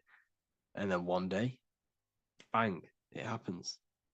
That's the power of the subconscious mind. It holds control over you. It holds control over every aspect of your reality, of your being. So, I hope you all enjoyed this live. I'll see you all inside Ethereal University. I'll be posting another lecture this week. And yeah, let me hold on. Welcome to Revival of Wisdom. Welcome people, we're back with another video. Please make sure to hit the like, the subscribe button, and turn on notifications to never miss a video. The Vatican is a giant key from a bird's eye view, and it also contains an 8-pointed star. The Anunnaki Sumerian gods also depicted this 8-pointed star. The sky god Anu from the Anunnaki also uses the 8-pointed star for his symbol. And even Freemasons depict an 8-pointed luminary with a ladder and a key. This is symbolizing the key to ascension up to the 8-pointed star, which is Polaris. Polaris is always depicted as an 8-pointed star. Polaris is the standstill star at the very center of our realm, which is perfectly aligned with the North Pole. The Earth is a giant torus field, and at the center is where the most electromagnetic energy is stored. This is why all compasses point to the north. Hence why a compass is an 8-pointed star, because it points you to Polaris, which is the North Pole, the center of this realm. The 8 points of the 8-pointed star symbolize the 8 points in space and time. So yes, Polaris is the portal which you ascend through if you outgrow this consciousness by aligning your chakras. Our earthly realm is a macrocosmic reflection of us, and we as humans are the micro reflection, with the earth containing its 7 chakras as well as us. The North Pole is the 7th chakra, which is the crown chakra. So the key to ascension is held by the Vatican, hence why it's a giant key, because they mislead the masses through their religions, which teaches the masses to look outside of themselves. As stated in the 20,000-year-old emerald tablets, written by the Egyptian god Thoth. On Earth, man is in bondage, bound by space and time to the Earth plane. Encircling each planet, a wave of vibration binds him to his plane of unfoldment. Yet within man is the key to releasement. Within man may freedom be found. So the 7 planets are associated with each 7 chakras. The lowest chakra being the root chakra, which is associated with Saturn. This is why the elites love Saturn and reflect it in all of their symbols. Because the chakras are an ascension of spiritual principles, starting from the material and ascending up to the spiritual, the crown chakra. However, evil love bondage, and they are trapping souls in the physical realm by stopping and provoking the ascension process. They do this by abusing the energy of Saturn, and Saturn is associated with the lowest chakra. The lower three chakras are associated with survival mode, which keeps the consciousness in a constant state of fear and only aware of its surroundings. Once you start to ascend up your chakras, you become more consciously aware of spiritual deeds. And this is the process of returning back to your true spiritual form.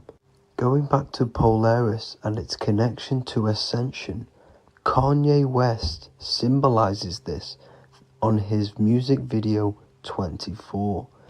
As you see him rise up into the sky, you see an 8-pointed shape around him, which symbolizes the 8-pointed star, as you see the beam of light. And even NASA symbolize this in their Space Delta logos, a bear holding a key with an arrow up to Polaris, the 8-pointed star. Here's another NASA logo of an arrow from the Earth to Polaris. The series Lock and Key on Netflix is all about portals and doorways, and they have the Kundalini energy as one of their keys. Kundalini energy is the energy which rises up the spine, the 33 vertebrae, and activates the third eye. The third eye is the spiritual gland which connects humans to other spiritual realms. We are not the body. Our spirit, our soul inhabits the body. We exist physically, spiritually, and mentally. Therefore, we are multidimensional. The intellectual and spiritual inhabit the body. Therefore, this is just an avatar within this timeline. However, within each and every one of us, we all have the key to releasement, as says in the Emerald Tablets. This releasement is ascension, up until higher states of consciousness. As stated in the Emerald Tablets, man is in process of changing to forms that are not of this world. Grows he in time to the formless, a plane on a cycle above.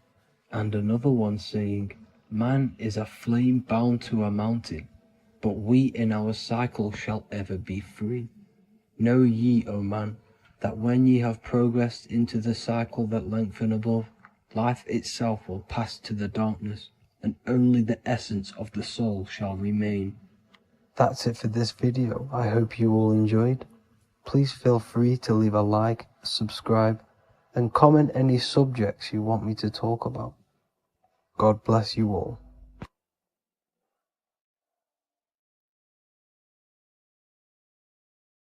What if the word Yahweh is proof that God is embedded in our very own being? Stay with me, because what I'm about to show you might change the way you see yourself forever. Today's topic is decoding the mystery name of Yahweh, the sacred name of God from the Hebrews. By the end of this video, you'll uncover the true meaning of the word Yahweh and how your connection to it unlocks your own personal power. When we look at the word Yahweh in Hebrew, we flip it on its side. We're actually looking at the human body. These are the legs, this is the torso, here are the arms, and here's the head. So if we actually switch this on its side, we see the human body. The Hebrew name Yahweh often translates to I am. The I am. Now, what is the I am? The I am, when you say I, you're referring to your highest self. Everything with the letter I in the beginning, most of them words are referring to our inner self, inside, intelligence, internal, in. The I represents the inside self, the invisible self. You cannot see the I am because this is the spirit, this is our consciousness. It's the intelligence controlling the human body. When you say I, you're not referring to your name, your job, your reputation, your ego, or your thoughts, you're referring to the observer who is beyond the thoughts, the one who's observing the thoughts. That's the soul. Look at the word Yahweh, Yahweh, the sacred name of God. Yahweh can be observed in the natural rhythm of the human breath. When inhaling, we subtly hear Yah. When exhaling, we hear Wei. Do this yourself. Breathe in through your nose, you'll hear Yah. Breathe out, you'll hear Wei. And in fact, the letter H, H, when it's pronounced, it carries the soft sound of wind or breath, a gentle exhale that mirrors the very essence of life, giving air. Breath is the spirit of life. It's what connects us with consciousness. If we stop breathing, we lose consciousness. The body shuts down. We're breathing the spirit of breath. We're breathing in the spirit of life. It's the very essence that gives us physical existence, and we're constantly staying connected to this breath at all times. Now let's look at Yahweh. 1, 2, 3, 4. There are 4 letters. The Tetragrammaton is the 4-letter Hebrew name for God. Okay? Tetra, meaning 4. We have 4 Gospels of Jesus. Jesus is depicted with a cross with 4 sections. Jesus has the 4 sacred animals around the side of him, always depicted with these 4. A bull or an ox, an eagle, a man, and a lion. These are the 4 fixed signs of the zodiac. Aquarius, the man; Scorpio, the eagle; Leo, the lion; Taurus, the bull or the ox, which are related to the elements. Leo is a fire sign. Aquarius is an air sign. Taurus is an earth sign. Scorpio is a water sign. These are the 4 elements. And the 4 elements correspond to the 4 bodies of consciousness, as we see here. This is fire. This is air. This is water. This is earth. So we are made out of the 4 elements, which represent the 4 bodies of consciousness: mind, emotion, spirit, and body. The soul is incarnated into 4 sections. Hence why Jesus has 4 gospels. Hence why Yahweh is a four-named word, because we are tetraform. We have 4 bodies of consciousness. There are 4 pillars to reality: the mind, emotion, spirit, and the body. So what we're actually looking at here is the name of the very essence of the self.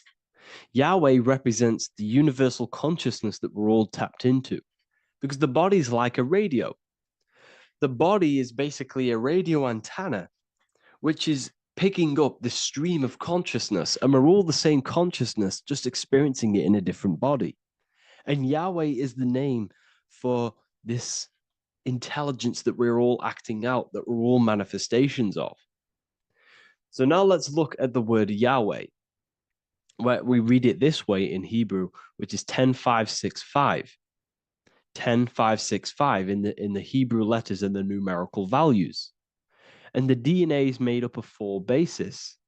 These 4 things which create the DNA. This basis is the genetic code for all living things. Each DNA strand is held together by sulfur bridges that appear in a repeating pattern of 10565. This pattern matches the numerical value of the Hebrew letters of Yahweh, Yod, He, Va, He, which are 10565. This means the structure of DNA, the code of life, follows the same number sequence as the sacred name of God, Yahweh. This is a factual observation. So we're looking at 10565. So let's look over this one more time. Yahweh represents the breath, Yahweh, inhale, exhale. It translates to I am. It's written in our DNA. The word Yahweh on its side looks like the human body. Now, this is where things get a little bit deeper. 10565 adds up to 26. The number God, well, the word God adds up to 26. Allah adds up to 26.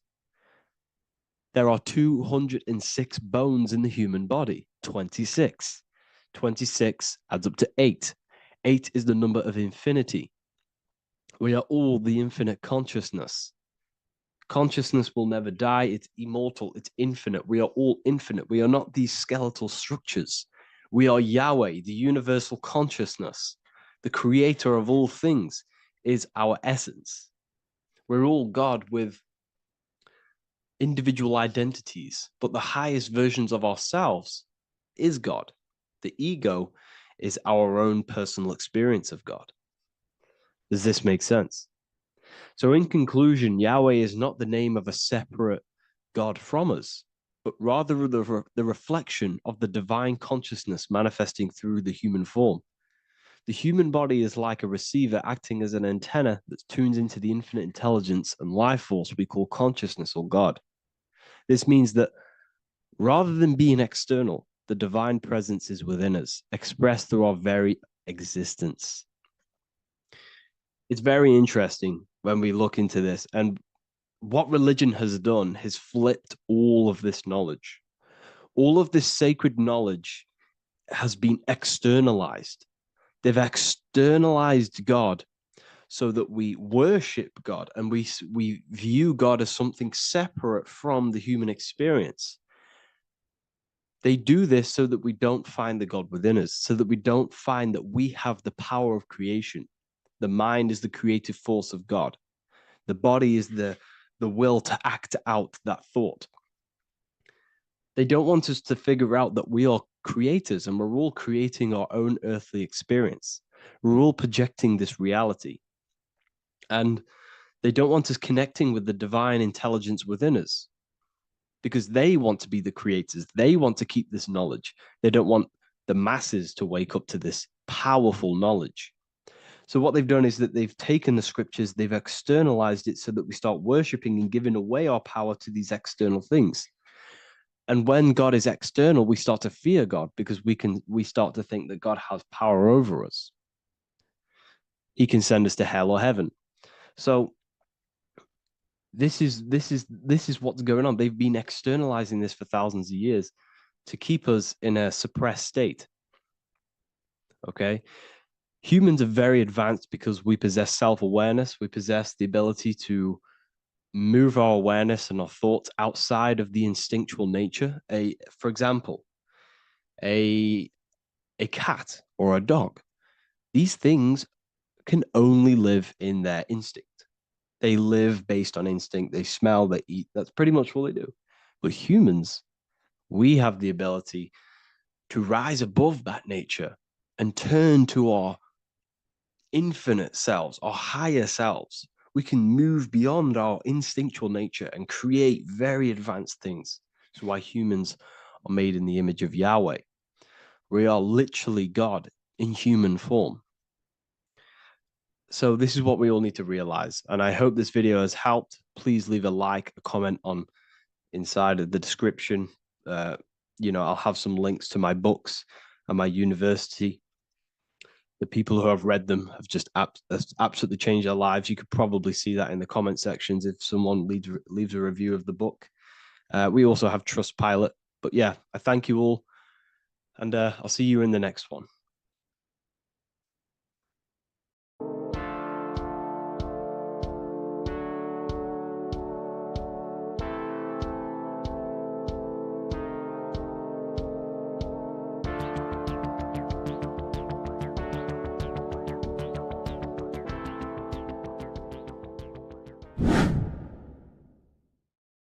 People, how are you all doing? It's Revival of Wisdom, and today we're going to be talking about your birth certificates and how we are slaves to a system and how they have trapped us into this system.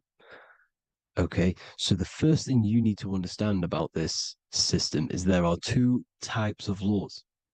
You have the law of water, which is admiralty law, and the law of the land.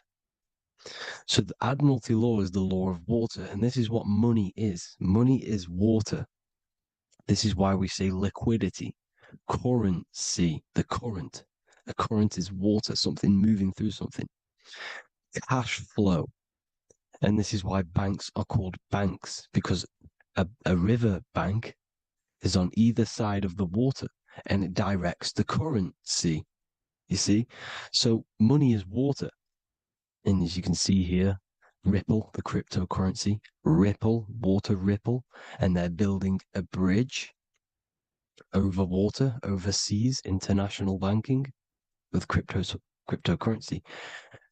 So money is water, and this has specific laws about water, but water is the same everywhere. You see, what the difference is with the law of the land is that you can have different laws in different lands.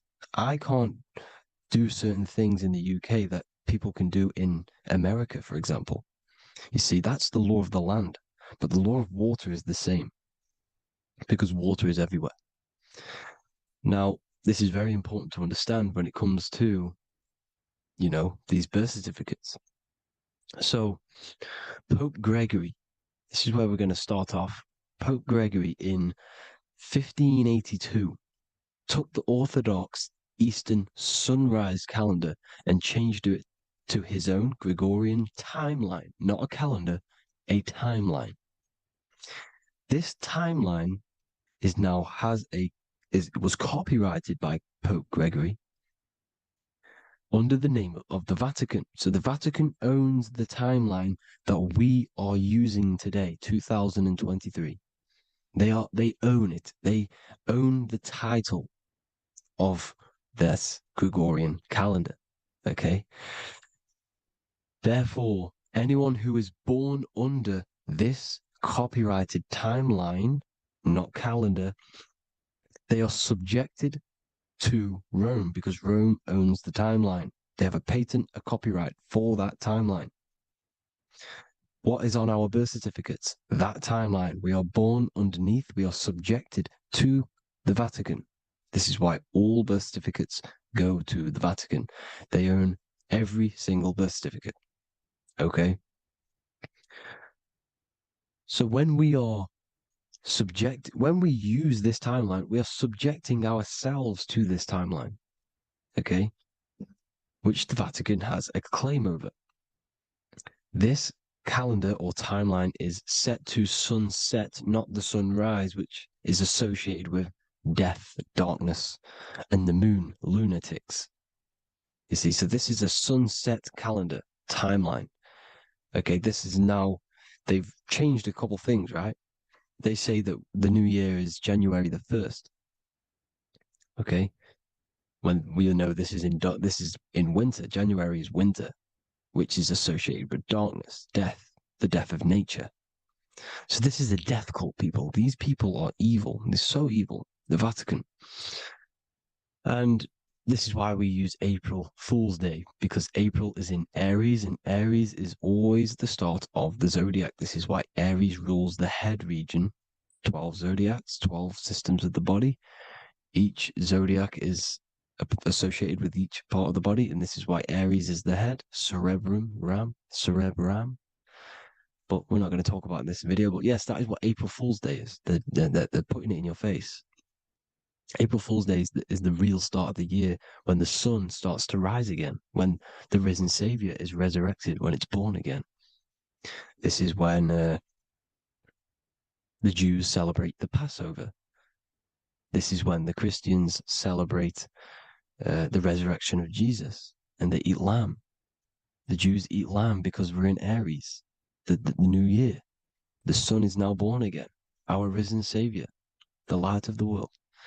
So yes, this is what April Fool's Day is. It's the first day of the year, which they changed. Pope Gregory changed. So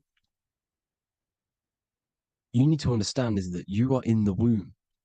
You are inside of a ship, because every ship, literally a ship, every ship is female. This is why they say she delivers the product, because she does deliver the product, you, the baby. Same thing with a ship, they deliver products. They are a she. And when they pull up to the bay, like you can see on this picture, they're pulling up to the bay. This is now called the birth canal. The ship is now in birth on paper. Okay, this is law. And when they pull up, they tie up to the bay, and now they get a certificate of manifest certifying all of the products which are on the ship and what they are bringing into that nation. Okay, so you're bringing in this many of that, you know, everything's on the certificate of manifest. And this certificate as manifest is also your birth certificate, because you are traveling through water when you are in the birth canal of your mother, because you are in water when you are in the womb, and you travel through the birth canal. And when you arrive, you get a certificate of manifest with the name, how many, the quantity, you know what, that's your birth certificate. Okay. And this is what it is. We are a well, we're not a corporation, but we represent a corporation, which is your name in full capital letters. That is your corporation. You cannot physically tax a body, but you can tax a corporation. This is why we get charged. This is why we get taxed, because it all goes down to the corporation, which our name represents, which we are subjecting ourselves to. We are my name. I am subjecting myself to this name, and that name has a corporation which I represent, which I subject myself to. You see, this is how we are attached to this straw man, this character that they have built on paper. So it's a character which is on paper. This is what we represent. So when the woman gives birth, she delivers the baby, and then she has another substance. Now I'm going to break down how they attach this name to us, how they do it. Okay. Our mother is carrying us the product in the womb, the water. And it goes, for example, it goes from the United Kingdom into a state-owned, corporate, federal-owned hospital, which is government-owned. She does not declare the package when she enters the building. Aha, so keep that in mind. When she delivers the package in the federal territory, she does not declare the package either when she leaves. Therefore, there is no evidence that we exist when we arrive on paper. On paper, there is no evidence that we came into the building or left the building. We have not been declared. So we do not exist on paper at this point. When the woman gives birth, she delivers the baby, and then she has another substance, which is called the afterbirth material. Okay? This afterbirth material has the same DNA as our physical body, with the body, mind, and spirit. Okay? This is how they get this corporation. Hold on. The afterbirth material does not get claimed by the mother nor anyone. Therefore, they salvage that substance, because we are under the Vatican. Every state is all Catholic. Your birth certificate is Catholic. No matter what religion you think you are, every single birth certificate is Catholic, because we are subjected to Rome. All roads lead to Rome. Rome runs all of this. Okay, we're still under the Roman Empire. Okay, so Rome are Catholic and they believe in salvation. This is how religion comes into this. This is how they use religion to get this. So they salvage the afterbirth material and they claim it, and they salvage it and give it and charge it to Rome. And they give it a name. Here's the legal term, born alive. Here's what it says. Each product of such birth is considered live, born, and fully recognized as a human person. So each product of such birth, so that could be anything, the afterbirth, the person who actually comes out, the baby. So your afterbirth, which we do not take with us, we take the baby with us. They keep that in the hospital. They collect the afterbirth and they salvage it and they give it the name, which it is us. We are a representative to that afterbirth material, which they put the name on, they claimed, which is subject to Rome. So we are walking around our whole lives as a representative to that claimed salvaged afterbirth material, which the federal state have. Okay. We are under the Catholic Church, Vatican. Therefore, the afterbirth material is a child of God. See? On paper, therefore, they believe in salvation and salvage the afterbirth material. This material has no mother or father. The state pick it up. It becomes a war to the courts and gets charged to the state. So we are a representative to that character they salvaged because it is the exact same DNA as you. Subject is the name or the title, and the matter is the physical aspect left behind in the hospital, which represents us. You see? So now we're moving on to Unam Sanctum. Unam Sanctum was in 1302, a very, very important year. Very important year. Unam Sanctum says this is basically how they claim everyone in the world. So the Vatican had all this power, all this gold, all these people under them. They need to get a claim for them so then they can rule over them and make them slaves. So what they did, they created Unam Sanctum. Pope Boniface VIII did this. And it says, the spiritual man judges of all things, and he himself is judged by no man. The spiritual man, keep that in mind, unless he invent like Manichaeus, two beginnings, which is false and judged by heretical, since according to the testimony of Moses, it is not in the beginnings, but in the beginning that God created heaven and earth. Furthermore, we declare, we proclaim, we define that it is absolutely necessary for salvation that every human creature to be subjected to the Roman pontiff. So they are claiming us in Unam Sanctum, and it's in the vaults in the Vatican. They will put a spell on it because they are sorcerers, they are magicians. They put a spell on it, they lock it up, and whatever goes on that piece of paper goes. And this Unam Sanctum is claiming all of us. So what does it say in the beginning? The spiritual man judges of all things, and he himself is judged by no man. The spiritual man, the man with the body, mind, and soul, the first baby that comes out the birth canal. That's you, your body, you, body, mind, and soul. You have the Christ, which is I am, which is grace. Grace means here now, in the present. You have the Christ, which means I am. Therefore, you have a soul. If you can say I am, you have the Christ. You have a soul. But a creature can be anything with no soul.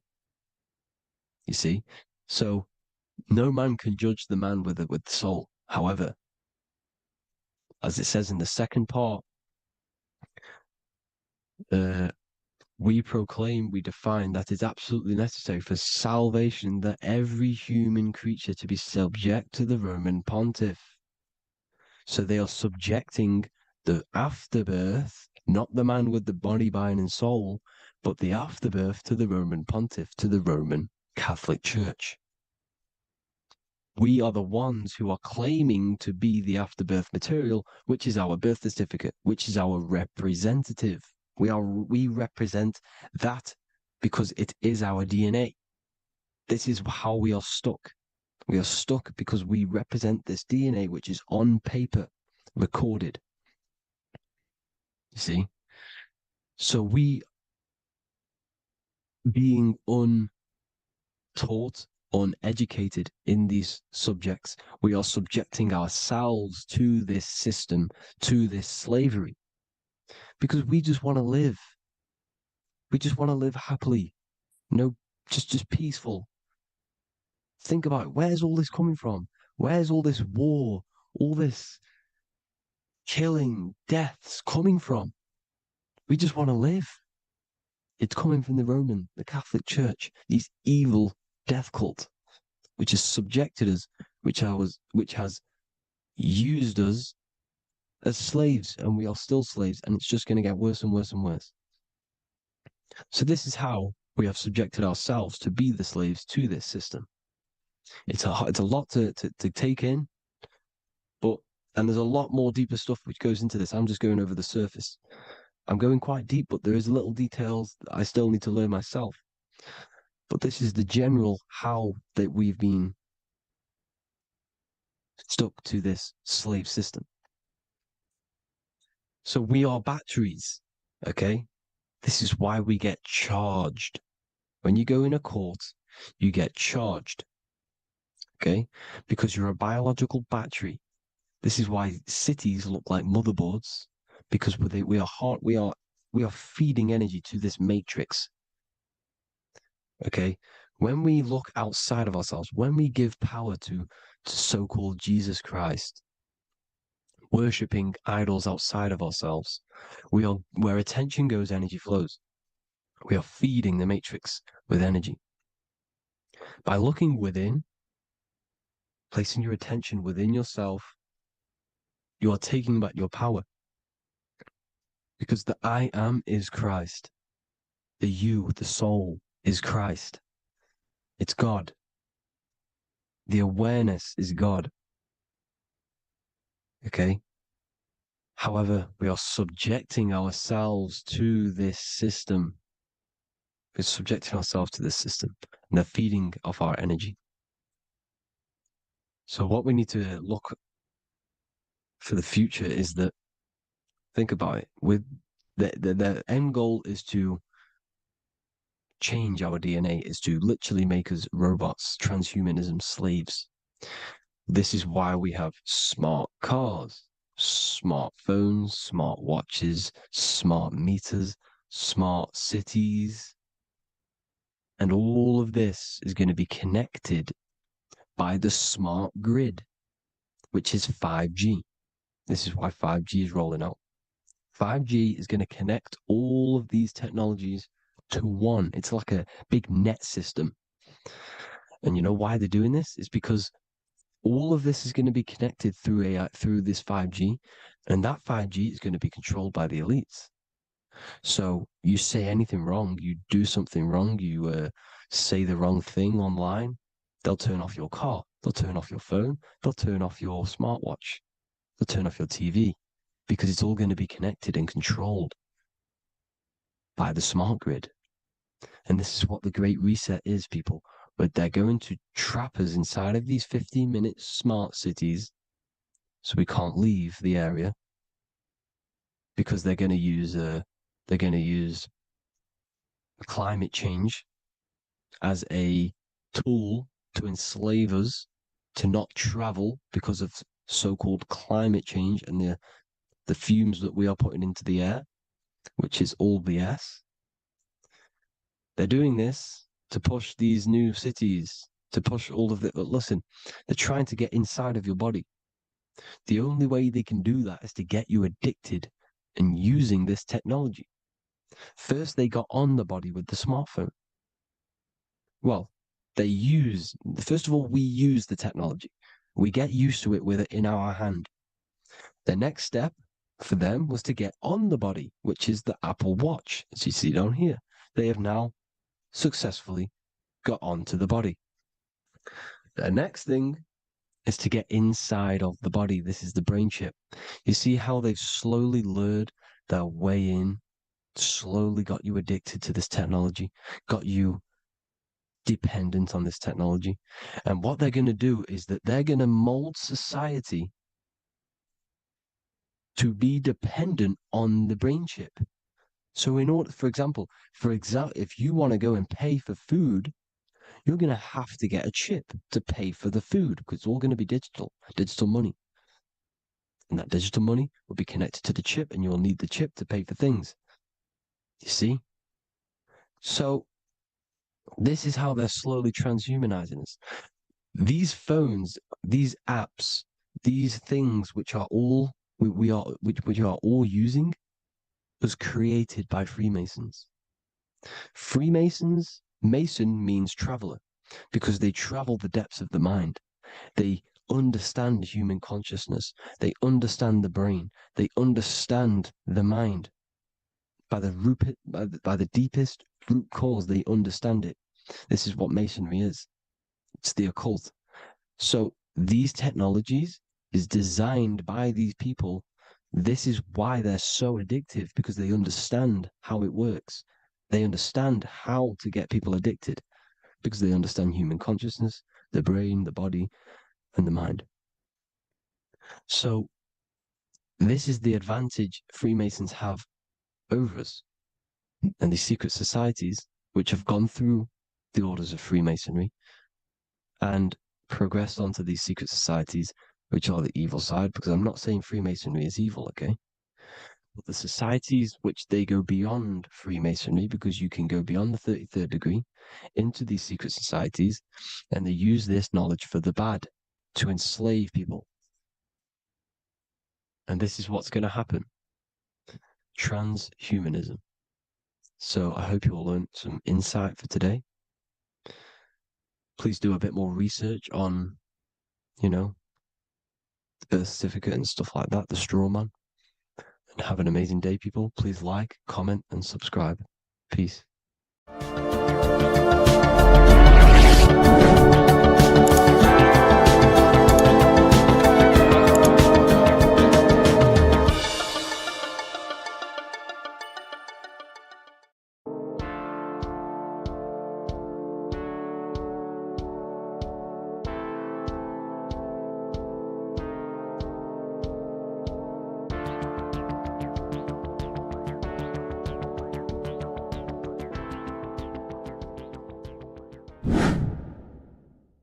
The earth has become a realm in order to trap souls within so that they can harness our electricity, our energy. Even the Bible is talking about how this realm is controlled by the wicked one in John 5:19.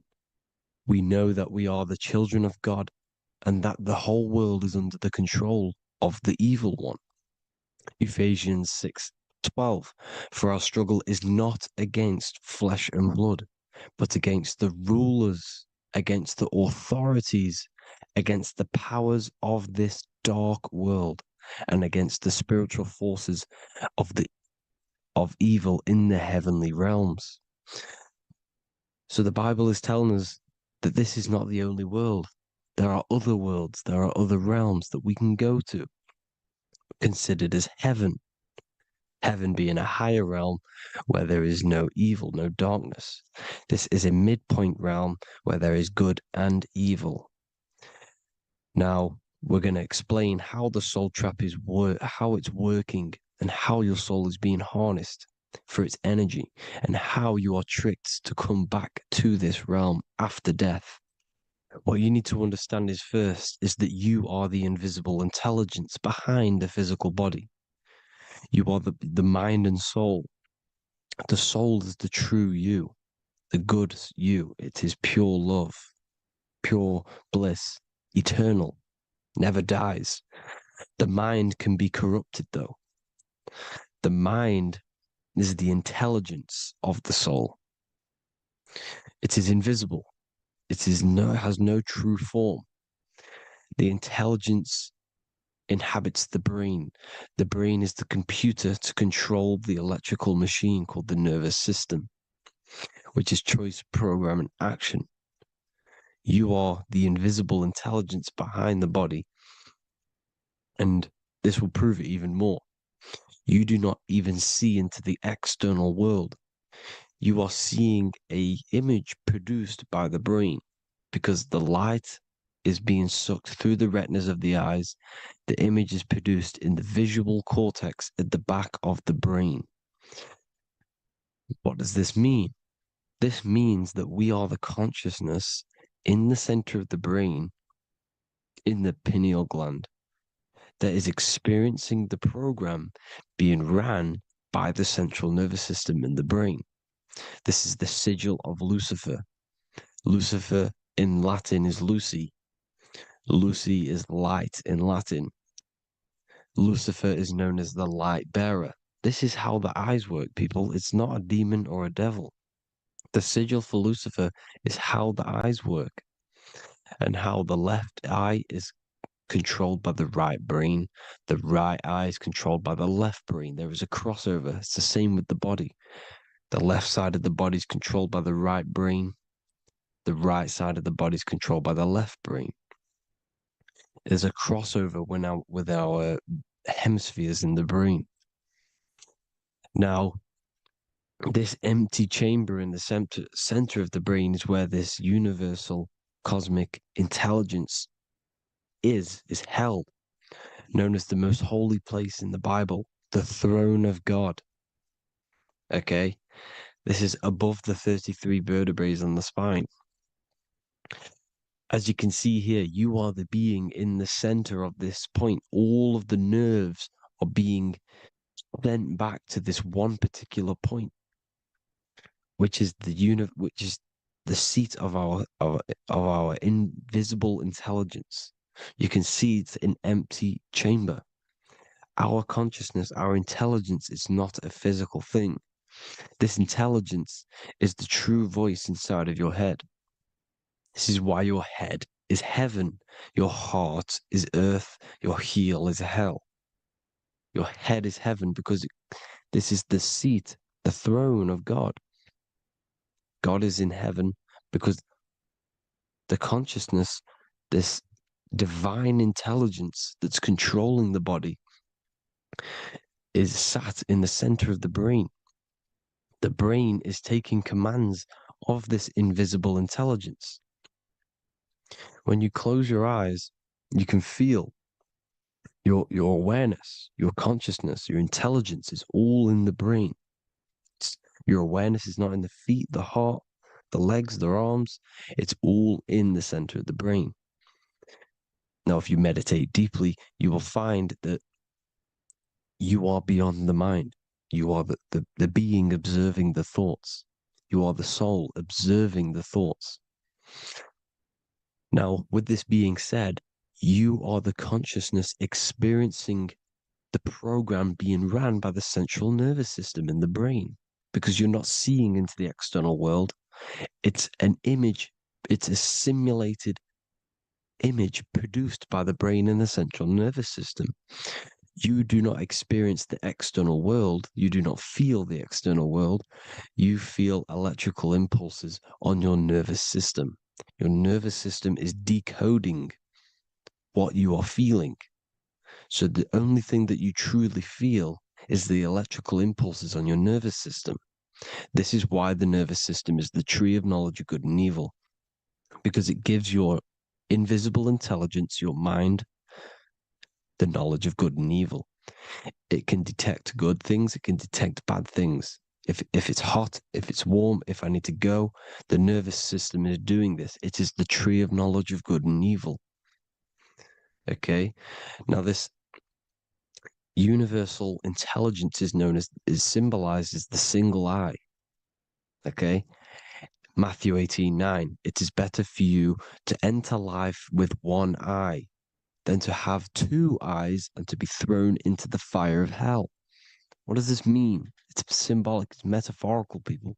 It is metaphoric.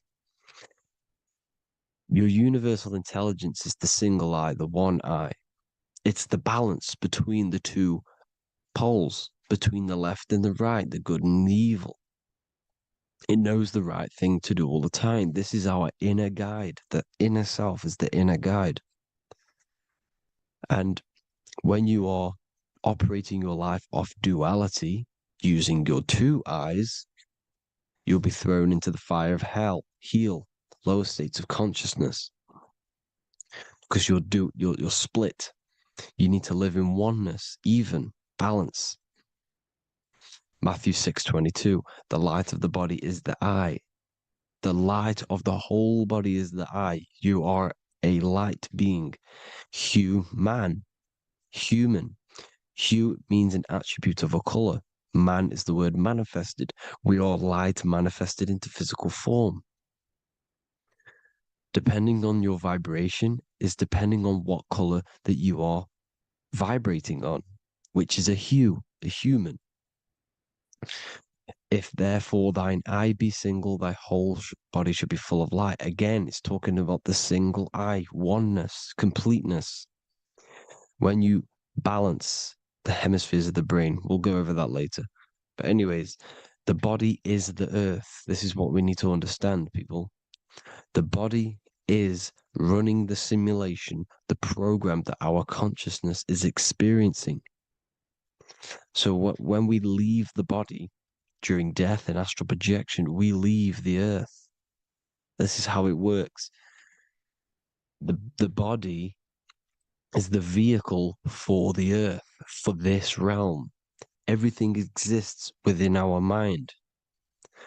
You have the soul, mind, and body. The soul is the observer, the watcher, the true being. This is why she has many different heads, because the soul inhabits different bodies. This is the serpent, which means knowledge, which is the mind, wisdom. And this is the body, soul, mind, and body, Brahma, Vishnu, Shiva. The mind is the bridge between the soul and the body. So what do I mean? When you astral project, you are using your mind to project your awareness, your observing consciousness outside of the physical body. The mind is the projector, projecting consciousness. By using your mind, you can project your consciousness outside of the body, which is known as the astral realms, which is known as walking on water. Jesus was never walking on physical water, people. It's metaphorical. Believing the physical body. The water is the ether, which is the veil between the physical and the astral realm. It's a fluid substance. It's on either side. It's physical and astral. The ether is the fifth element that they hide from us. Why? Because they're trapping you in the physical. They are hiding all of these realms. Etheric, astral, and mental. People think their mind is their brain.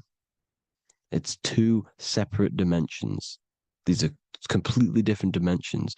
The mind is way more intelligent. The mind is formless. There is no form to the mind. You can think anything you want. You can manifest anything you want within your mind. It is not a physical object. The physical realm is being controlled by the mind. Everything's being controlled by the mind. Everything exists within the mind. This is why the Egyptian says the universe is mental. So when we project our consciousness outside of the physical, we go to the astral. The ether is the water that Jesus is walking on. This is the veil between the physical and the astral world. The word together has ether within it because it joins the two worlds together, together, the astral and the physical.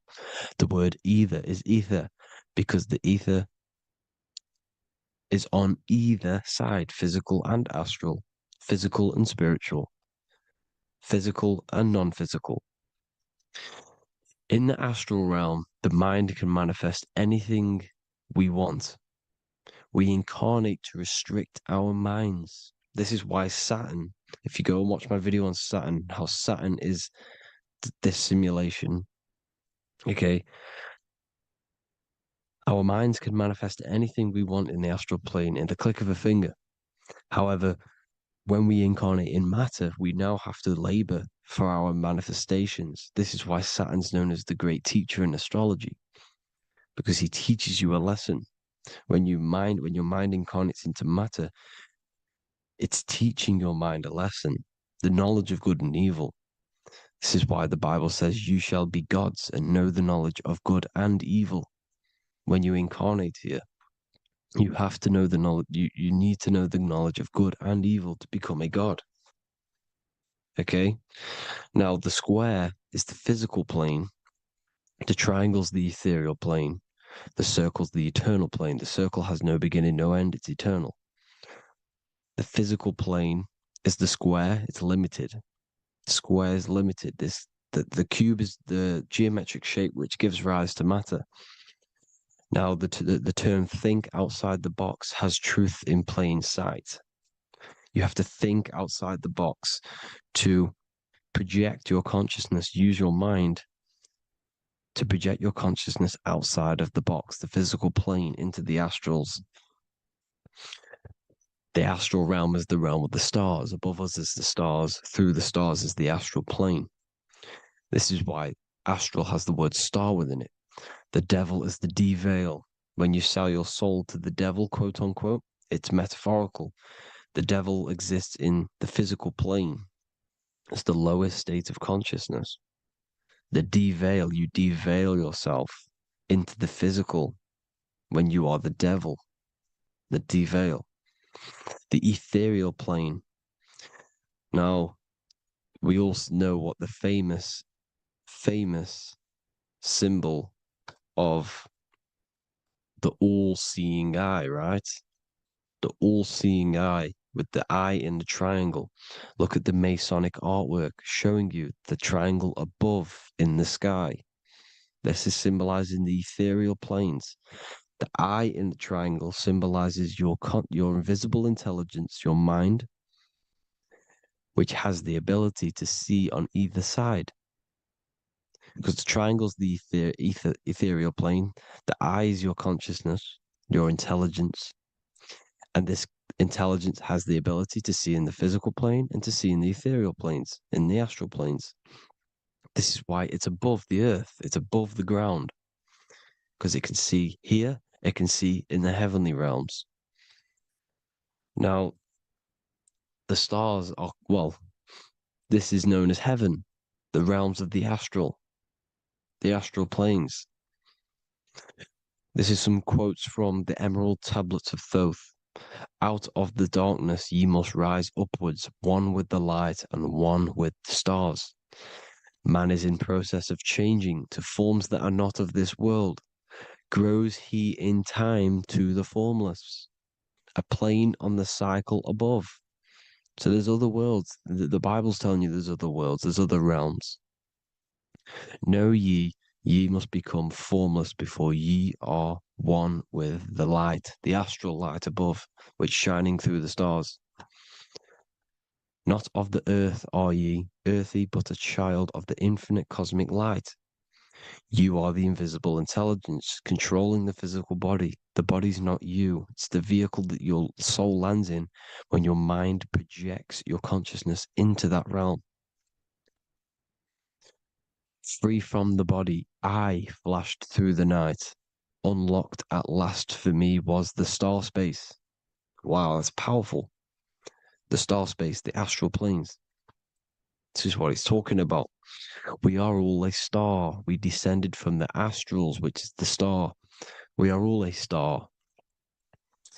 Look at the ancient paintings of Jesus' birth. It's the star beaming his consciousness down into the physical plane.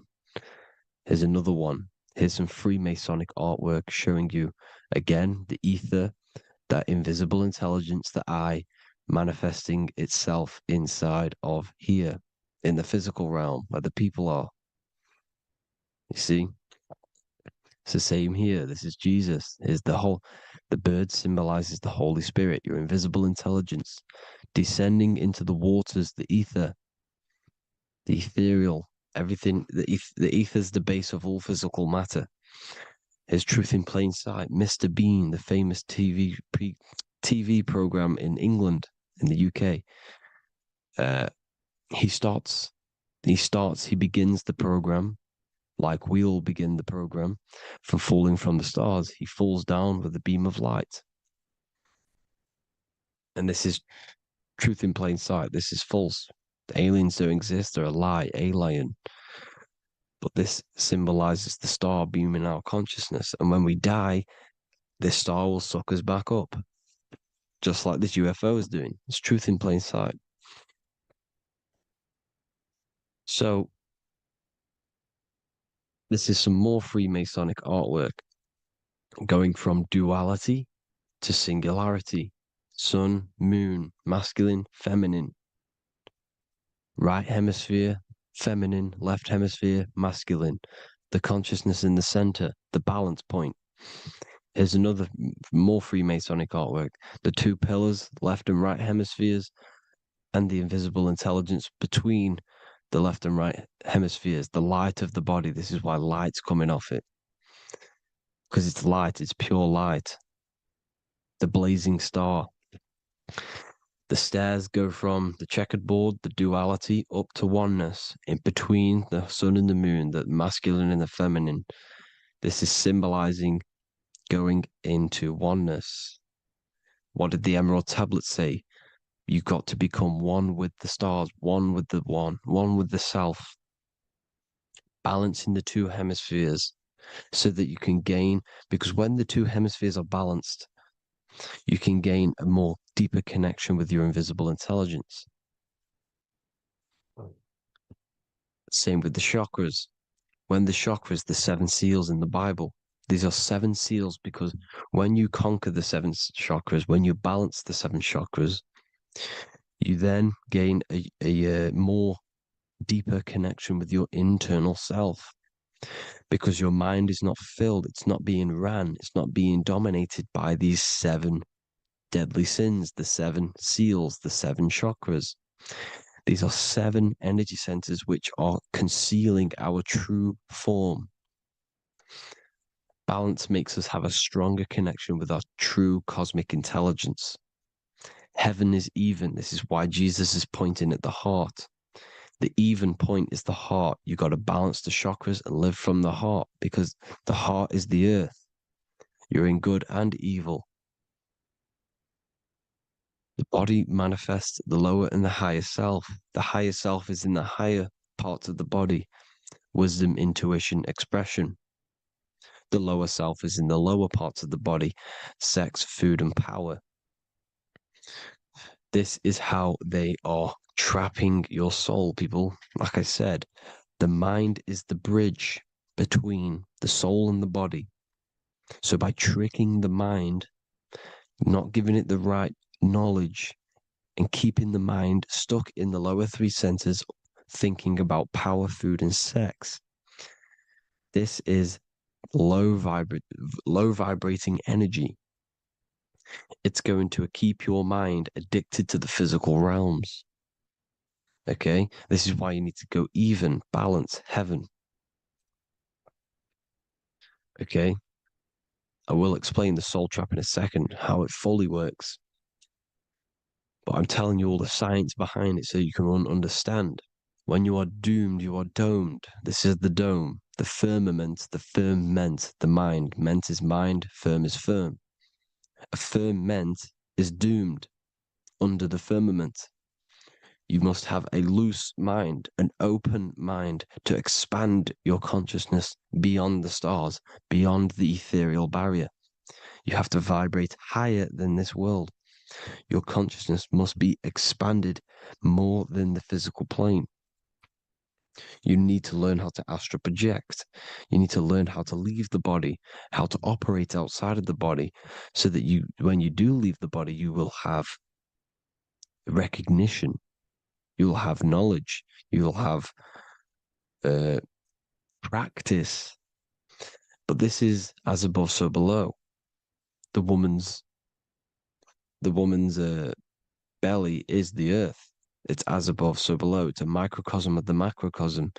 We are the children in the womb. We are the people in the earth being ready to be born into the heavenly realms. As above, so below.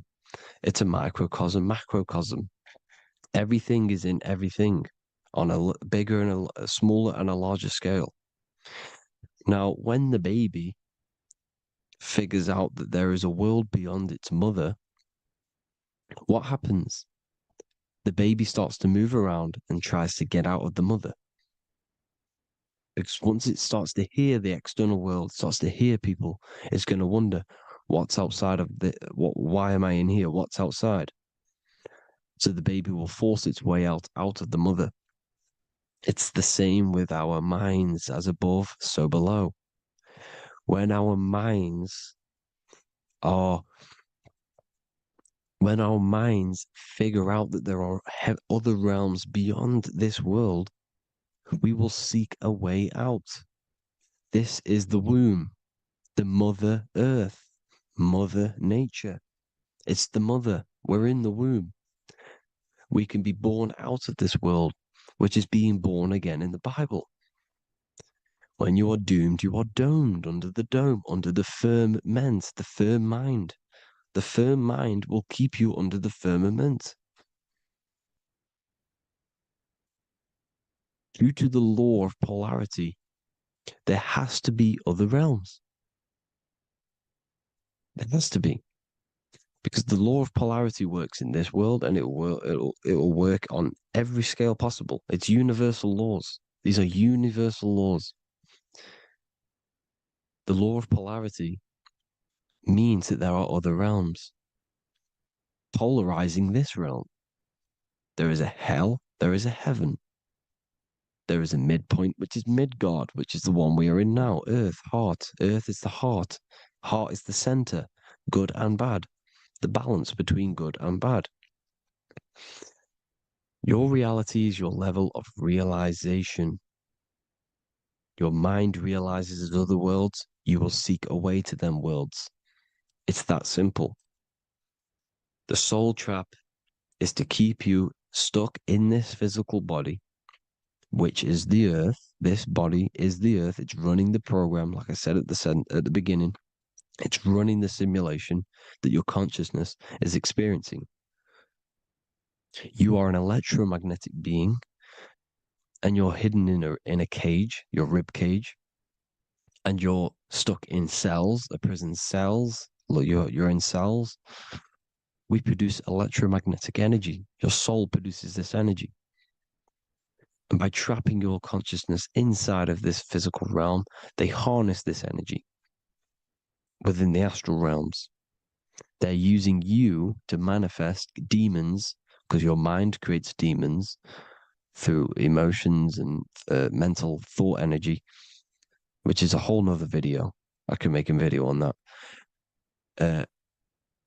You're manifesting everything for them because they're trying to create a hive mind. This is why they want everyone to believe in one belief system, one government, one belief system, one religion, because they're creating a hive mind. This hive mind will manifest and be summoned within the astral planes, because the mind manifests the astral plane. The astral plane is the realm of imagination.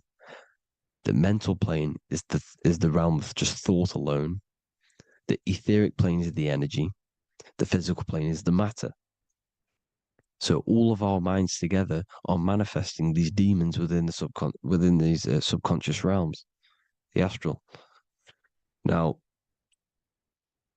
how are they keeping you stuck to this realm? Well, when you die and you're stuck in your lower three chakras, okay, when your mind and soul detaches from the body, which is the earth, when you leave the earth, you're still going to have these mental addictions to the food, the sex, the materialism, the phone, the cigarettes, everything. This is why they get you addicted to everything possible. The TikTok, the YouTube, they get you addicted to as many things possible. Because when your mind is addicted to these things, and when this mind leaves the physical body, you're still going to have these addictions. Okay? You're still going to have these thoughts. And you will be manifested into the lower astral realms because you're thinking materialistic, you're thinking negative, because your level of realization was your reality. You were manifesting hell on the earth. When you leave the body, you're going to manifest hell in the astral planes, which means you'll be vibrating on the very low, which will put you in the lower astral realms. So guess what? You're going to come back. You're going to come back into materialism. You're going to reincarnate. Because you haven't prepared for life after death. You must detach from the external world. Okay? Moon is mind. The sun is the soul. The earth is the body. The moon is the mind. This is why we say lunatic. In your mind, you have a specific mood. Moon. Money, M-O-N, is the moon. Money exists in the mind. They get you addicted to the money. The Bible's telling you this. Do not conform to the pattern of this world, but be transformed by the renewing of your mind. It's telling you. Of this world, but be transformed by the renewing of your mind. Who knew that the Bible was this deep? Matthew 16:26, what good will it be for someone to gain the whole world yet forfeit their soul? James 4:4, don't you know that friendship with this world means enmity against God? Therefore, anyone who chooses to be a friend of this world, of the world, becomes an enemy of God. John 4:4. Dear children, are from God and have overcome them, because the one who is in you is greater than the one who is in the world. It's talking about the invisible intelligence. It's greater than the physical world. John 2:15. Do not love this world, nor the things it offers you, because this world will create you to, if your mind has attachments to what this world offers, sex, money, and power, pretty much, you will reincarnate here. You will come back here, because when you leave the body, your mind will still have these addictions. Do not love the world, nor the things it has to offer you. All of this is in my newly published book. The paperback versions are now available. Finally, for all the people who have been waiting, the Book of Wisdom. All of this knowledge is inside of the Book of Wisdom. The paperbacks are available. There's worldwide shipping. You can get it anywhere, pretty much, any country. My new website, it's amazing. There's going to be some amazing products coming on the new website. But I thank you all for the support. Before I leave, I need to explain what is going on with the soul trap. Like I said at the beginning, the mind's the bridge between the soul and the body. The body's the realm. By tricking your mind with false knowledge, they are keeping your soul stuck to this realm. They get you addicted to all the physical things, and that is it. As soon as you're addicted and you die, you're going to come back.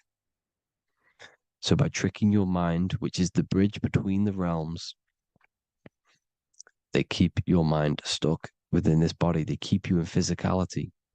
They deveil you, the devil, the deveil. Thank you all for the support, people. If you do want to join the Academy, all the links will be posted below this video for the book, The Academy. Thank you all for the support and have an amazing day.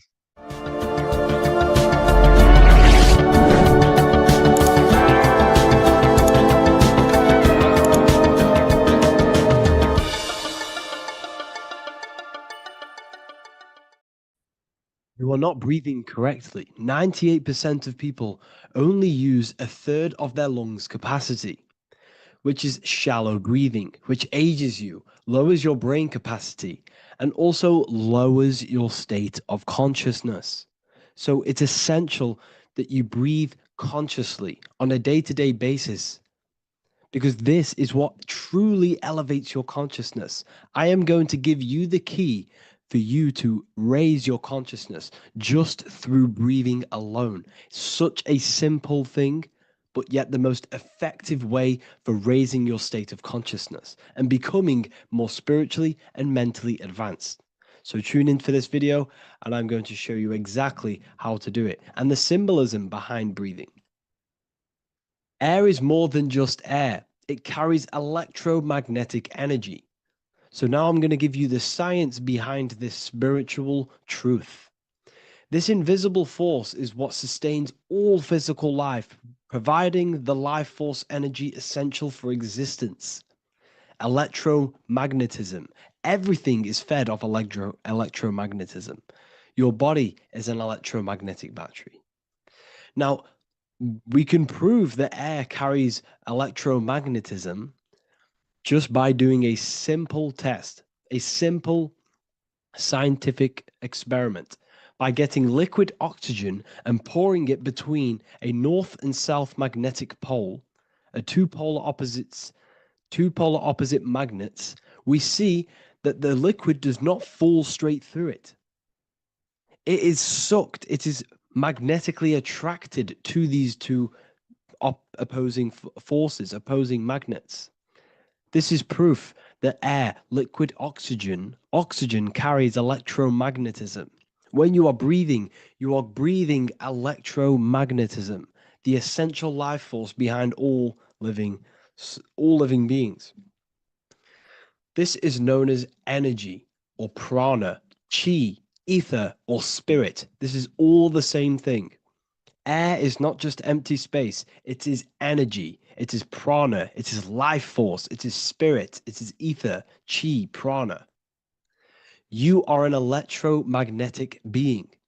Your consciousness is in direct correlation with your electromagnetic aura or biofield around your body. Your state of consciousness is mirrored within this field around your body. Now, your breath, when you breathe in, you're breathing electromagnetism or life force. Breath is the vital link between the physical and the spiritual, bridging the body with the soul. Through breath, we connect with both tangible world and deeper, the unseen realms of energy and consciousness. Breathing deeply and properly elevates our consciousness, enhancing the brain's functions, heightening the sensitivity of our five senses. It also brings a profound calmness to the mind, creating a state of clarity and inner peace. Like I said earlier, breathing properly is the fastest way to elevate your consciousness. It is the fastest way because breathing, when you stop breathing, what happens? You lose physical consciousness. Your body will shut down if you do not breathe in this vital electromagnetic energy in the oxygen. If your body does not get this for 5 minutes or however you can last without breathing, this makes you lose physical consciousness. Your body will not survive without this essential life force energy. Therefore, air is one of the most overlooked things. This is why we see the symbolism of Buddha having a big belly. Why does he have a big belly?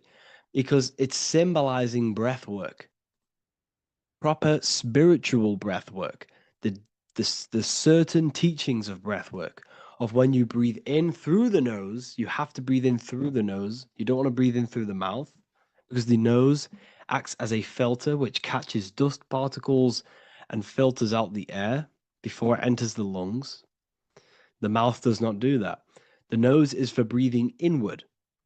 We breathe in through the nose, and when we breathe in, we breathe into our belly, not our lungs. When we breathe into our belly and our belly expands outwards, we are then moving this energy down from the nose down the spinal column.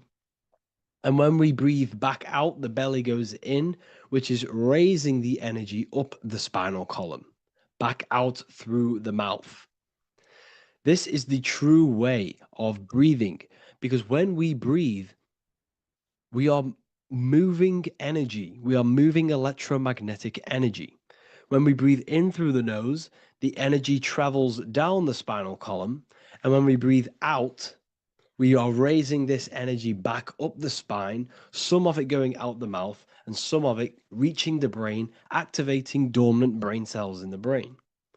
But when we breathe, we need to make sure we are using 100% of our lungs' capacity, because the lungs is what transforms this special energy into consciousness, physical consciousness. So this is why Buddha has a big belly. It's not because he was fat. It's not because he was overweight. It's symbolism. It's symbolism of breath work. So try this. Do this for 2 minutes while you watch this video. Breathe in through the mouth as hard as you can until you no longer can fill any more air into your lungs and belly. Breathe it into your belly, not your lungs. And breathe out through the mouth. Do this for 5 minutes or 2 minutes, however long. I promise you, breath affects your consciousness. You will notice the difference. If you do it quicker, the quicker it'll affect your consciousness and you might go lightheaded. But that lightheaded is you activating your spirit, your energy body. So try this just when watching this video. When you breathe consciously, you are renewing both your energy body and astral body, aligning your consciousness with a higher state. This practice feeds new life force energy into the body, revitalizing and enhancing your overall well-being. Like I said, your brain requires the most amount of oxygen. When we have shallow breathing, this is reducing the brain's capacity Because when we are not breathing properly, which 98% of people are only using a third of their lungs capacity, we are essentially only using a third of our consciousness, because your breath is directly correlated to your consciousness, your state of consciousness. When you breathe in through the mouth, out through the mouth, out in through the nose, out through the mouth, consciously and deeply for 5 minutes, you will notice that your senses are more powerful and sensitive. Your brain is quicker.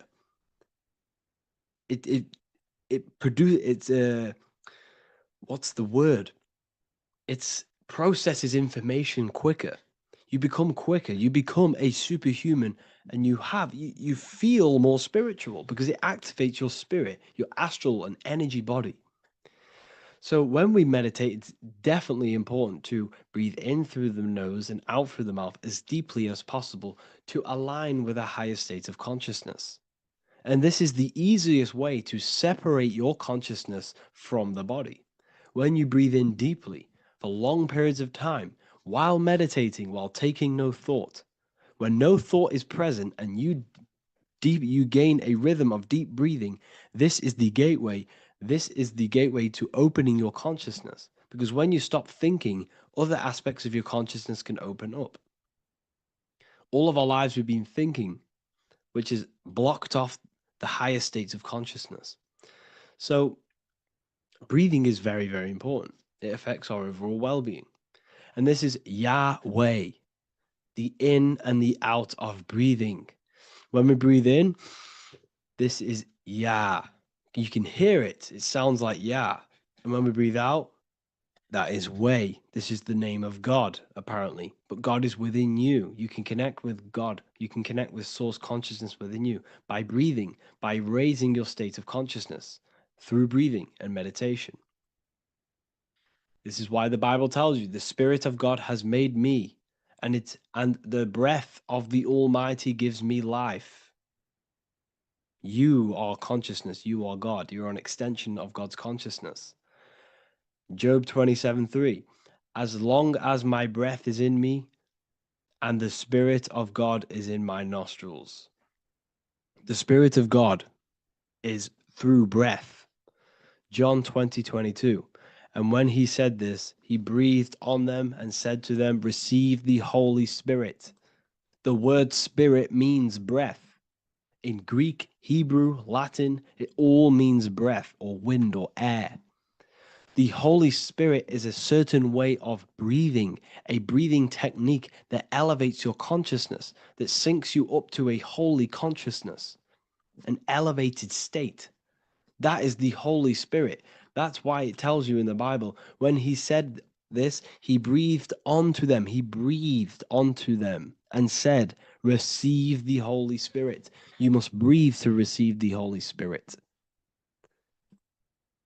When you breathe, you are renewing the body's energy.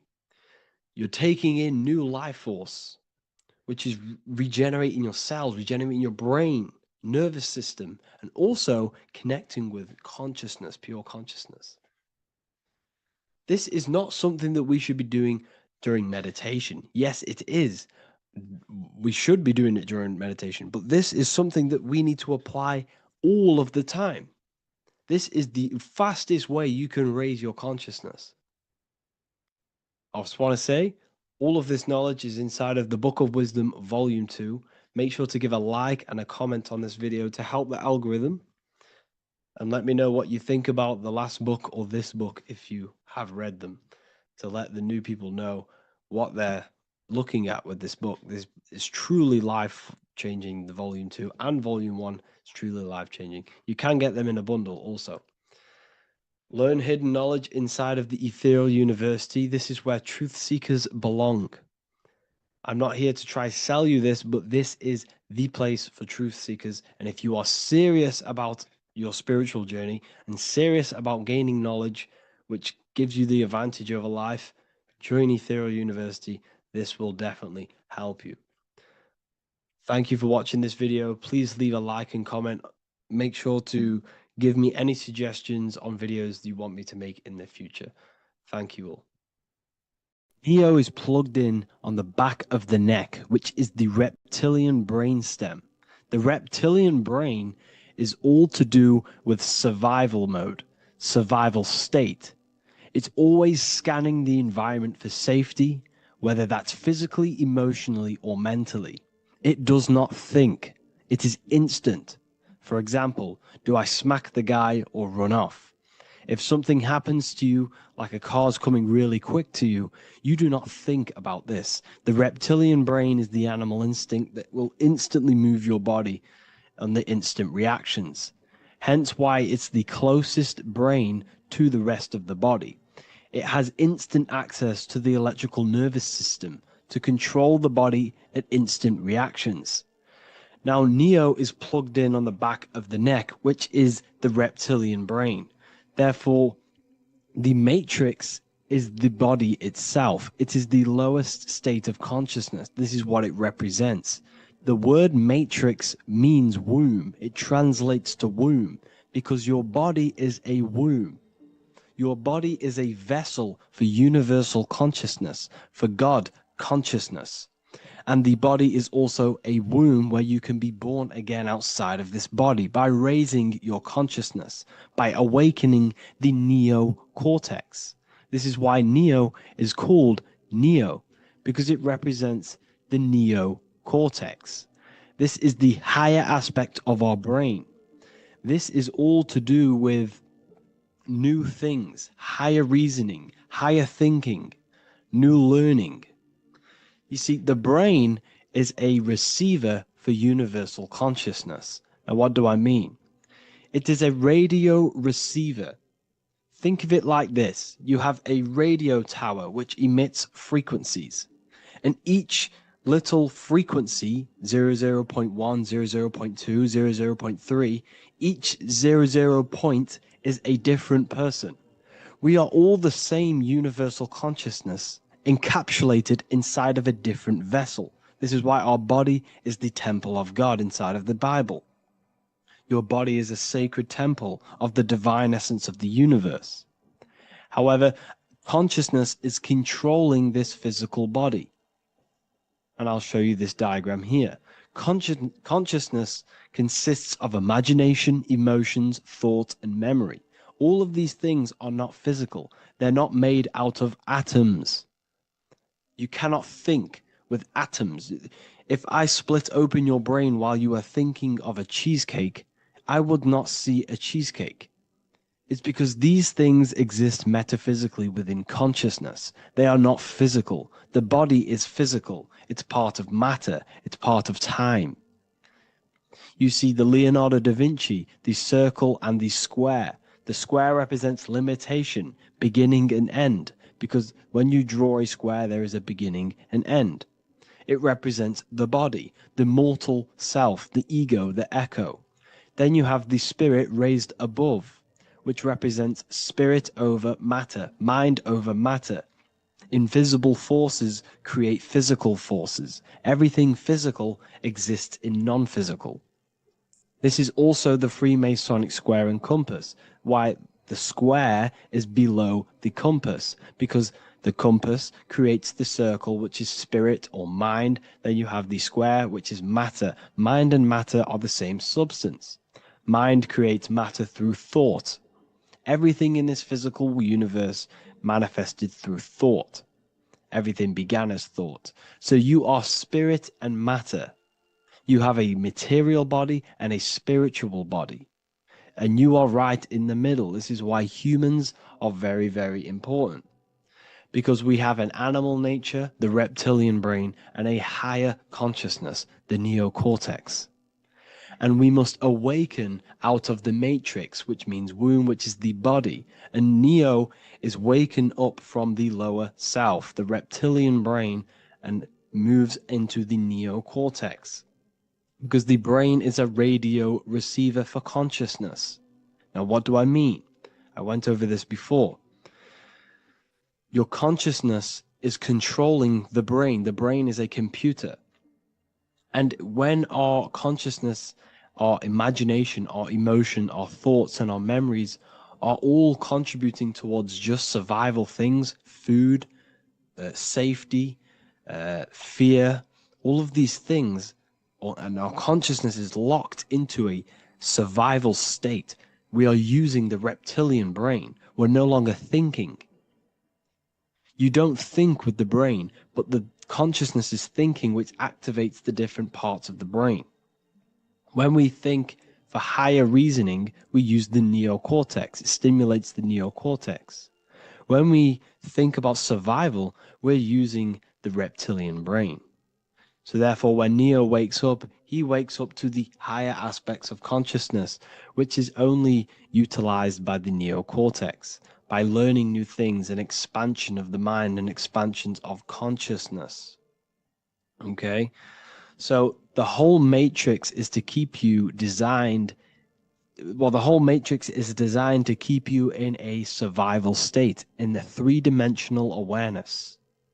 They want you constantly scanning for safety, scanning for food, scanning for emotional safety in relationships in other people.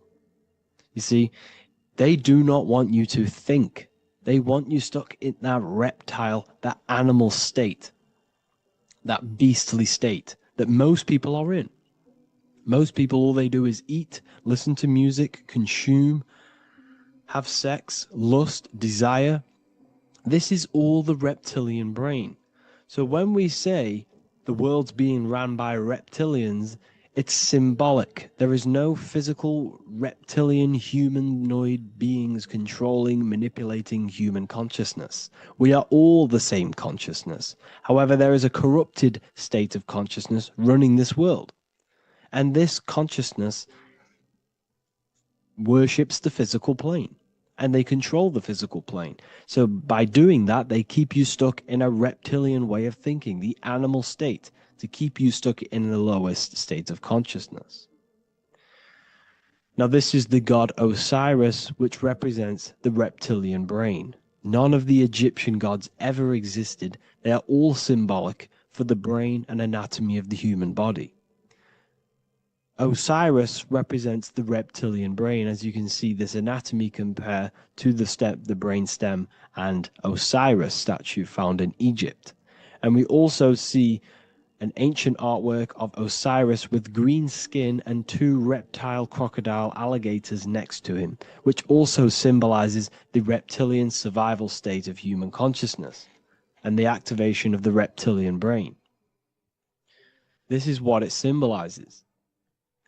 Now, this is what the Matrix is all talking about. It's talking about the awakening, the expansion of consciousness. The word divine is dive in because you connect with the divine by diving inward. There is no man in the sky going to save you. You must connect with the self. Know thyself. Truth comes from within. All of these things I'm telling you comes from within you. I'm just pointing it out. All of this is self-realization. A lot of people say, well, what are my sources? My sources is knowing thyself, observing thyself, using the neocortex of critically thinking, sitting down and thinking about yourself and having deep realization of yourself. You can realize that your thoughts are not of this physical world. It's quite simple. The brain does not think. The brain does not imagine. The brain does not hold memory. All of these things exist in consciousness, the one consciousness, but we are all fractal, infinite parts of. This is the eye on the triangle, consciousness being given down to the rest. This is separate. Consciousness is separate from the rest of the pyramid. The pyramid is your body. Neo is the one consciousness. This is the Egyptians symbolizing the one consciousness giving Ankh, which is life, to all the different life forms. However, you can see that the central sphere is giving a big Ankh to the humans, because humans, like I said, possess the advanced consciousness, an advanced brain that allows us to turn above our reptilian animal self. For example, we can go against our reptilian lower animal nature and turn to our godly nature. Animals cannot do that. They are stuck in instinct. They are stuck in a reptilian animal way of thinking and operating. Everything they create is to survive. We can turn against our lower nature and create for amazing things like buildings, architecture, technology. We can use our creative consciousness for anything we wish, not just survival needs. And it's the same with your spiritual journey. You can raise your consciousness beyond this animal state that they try to keep you in through fear, consumption, food, and the reptilian brain. We must awaken, start to think critically, and awaken to our divinity. Because the mind, the consciousness within you has infinite potential to expand. There are infinite fields of knowledge that you can explore. The mind can never be filled. It can never ever be full of knowledge. It always expands, and that's why you are alive. That's why you are part of this universe. That's why the science always says the universe is always expanding, because the universe exists in your mind, and the mind is always expanding into new fields of thought, new fields of knowledge and information. And that is your whole sole purpose, of expansion of mind and expansion of consciousness, and the exploration of the mind of God. We are living in the mind of God. You are a thought in the mind of God. You must awaken out of this body. This is why Jesus says you must be born again to see the kingdom of God. You must be born again. You must raise your consciousness beyond physical limitation and awaken to your divinity. And this is pretty much it for this video. I hope you all understand this, that this is all symbolic for consciousness.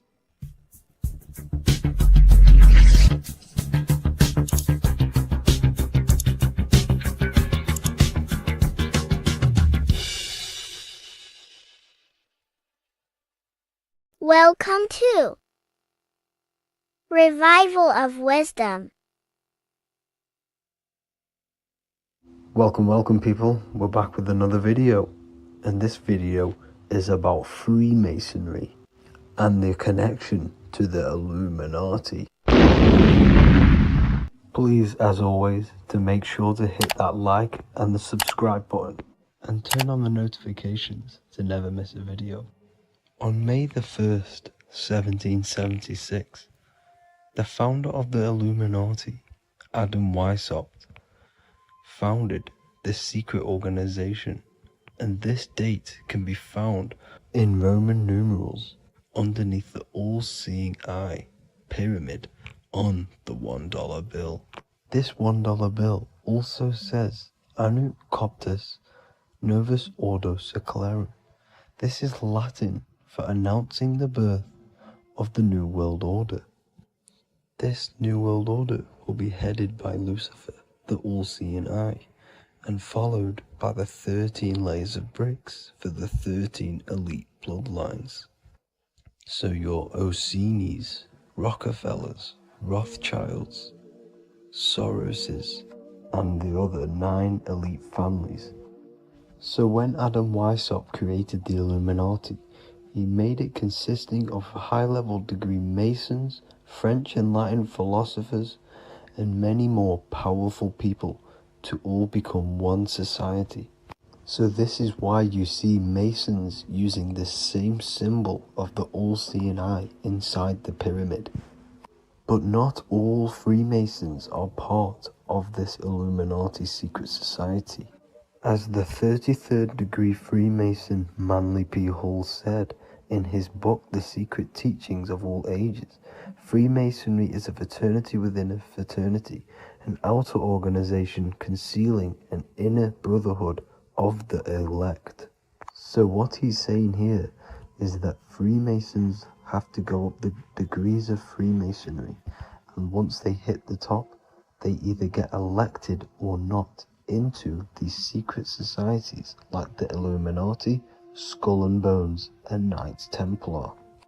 So when you see celebrities doing this one-eye symbolism, either covering one eye, doing the triangle, or doing 666 over one eye, This is showing and reflecting the symbolism of Freemasonry.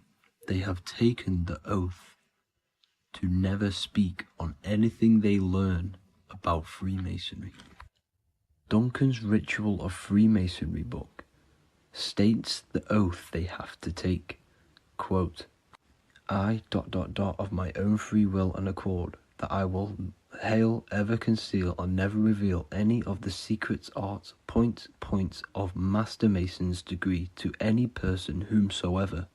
All this most solemnly, sincerely promise and swear. Now, this is what happens when they break the oath, stated in this book, quote, myself severed in two, my bowels taken from thence, and burnt to ashes. So this states that Freemasonry comes first, before any law of the land. It has the right to kill you if you break your oath. This is the hand gesture they have to do every time they enter the ritual room inside the Masonic lodge. This is the cutthroat symbol, showing you and reminding you of the oath and what will happen if you break it. Now in this book, Richardson's Monitor of Freemasonry, it states, if you break your oath, binding myself under no less penalty than to have my throat cut across, my tongue torn out by the roots, and my body buried in the rough sands of the sea. If they do not decide to kill you, this book states this by pointing him out to the world as an unworthy vagabond, by opposing his interest, by dearranging his business. In other words, they have the power to frame you and destroy your reputation to the world, and destroy your business if you break this oath. So yes, they do kill to keep this truth hidden, because this truth of this reality is what keeps them in power. They have the ability to manipulate people, because people do not know what manipulates them. This is why they call themselves the government. They govern the ment, which is the mentality, because the mind is the root cause of reality. They control what you perceive to control what you manifest. By knowing the truth, you are set free, and you no longer need no controller above you.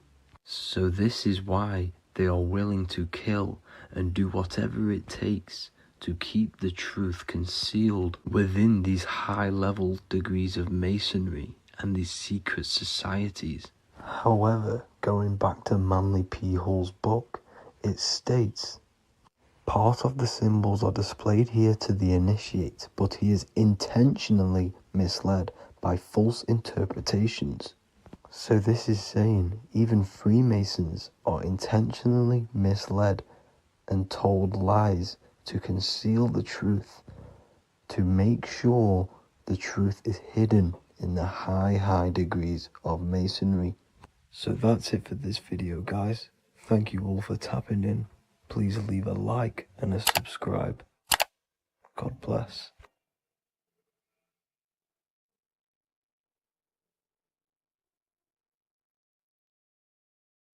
Hello, everyone, and welcome to another lecture inside Ethereal University.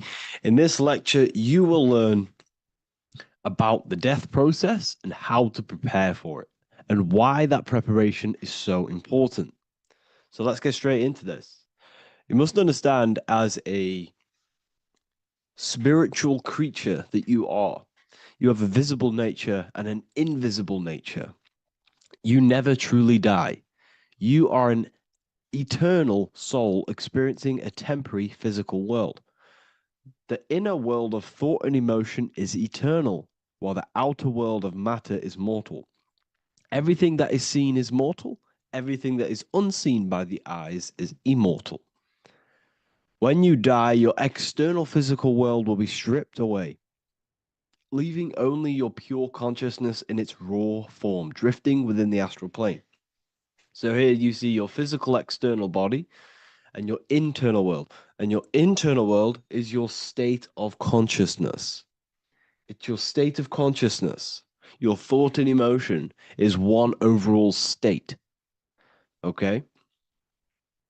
So you must understand these planes. You have the physical body, the etheric double, an astral body, a mental body, and the Buddhic body. When you die, you leave the physical plane. Then you will more than likely leave the etheric plane, because the ether acts as like a portal. Everything comes out of the ether and returns back to the ether. I can break that down in another video in electromagnetism.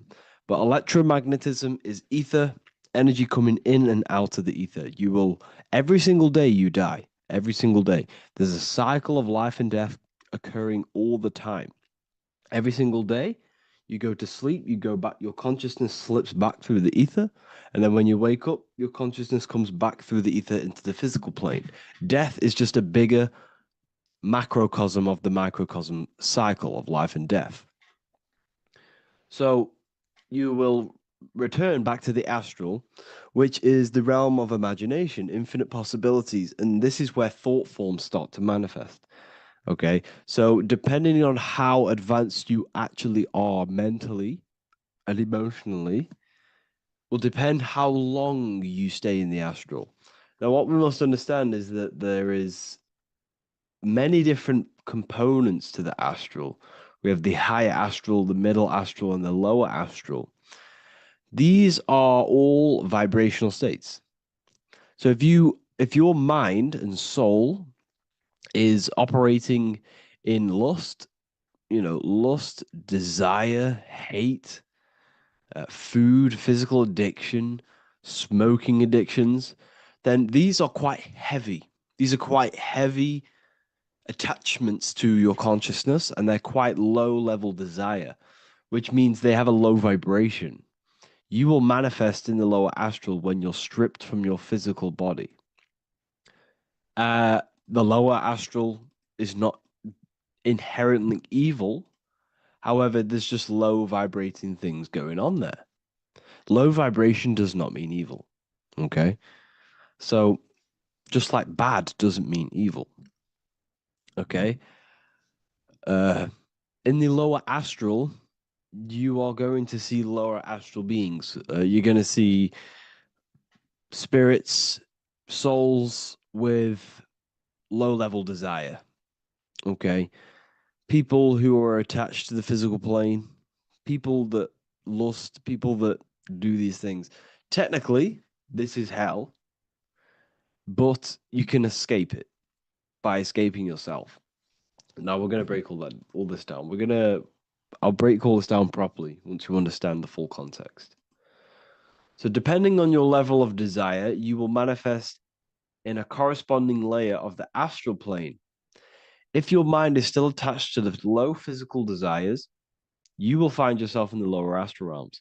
But if you have few desires and have detached from the worldly attachments while you are encased in a body, then you will rise into a higher or middle astral plane, mainly the middle.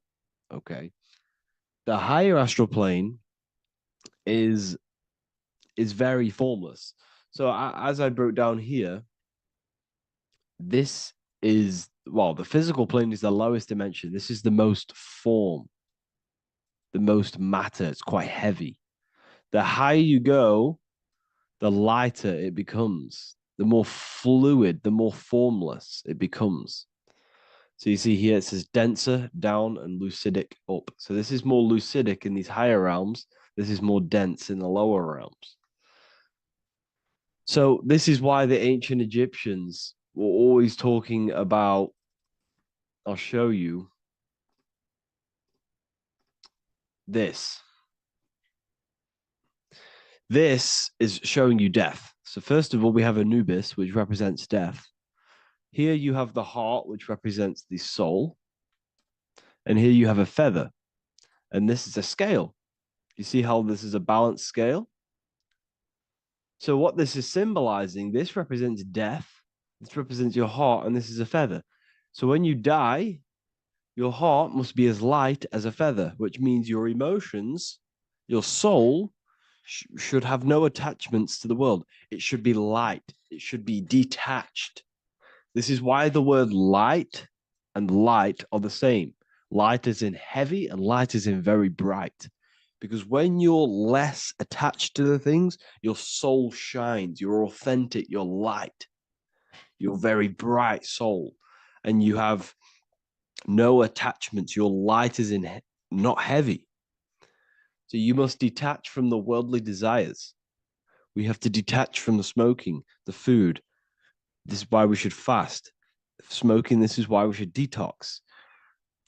We should also meditate. We should also be able to sit with ourselves for long periods of times. Okay, I'm going to break all this down properly. But that's why the Egyptians show you the symbolism here. Okay. So you're stripped of your material body. So that state of consciousness you're in right now, your inside world, if you shut your eyes, that state you're in, that is what you're going to experience when you die. Okay. And you're going to be manifested into the astral. In the physical plane, you can mask or hide almost anything. But in the spiritual realm, you cannot. The astral body, your thoughts and emotions directly shape your spiritual body, your astral body, revealing your true inner state. So your desires that you can hide in the physical plane, your emotions, your thoughts, you can't hide any of that in the spiritual plane, in the astral plane.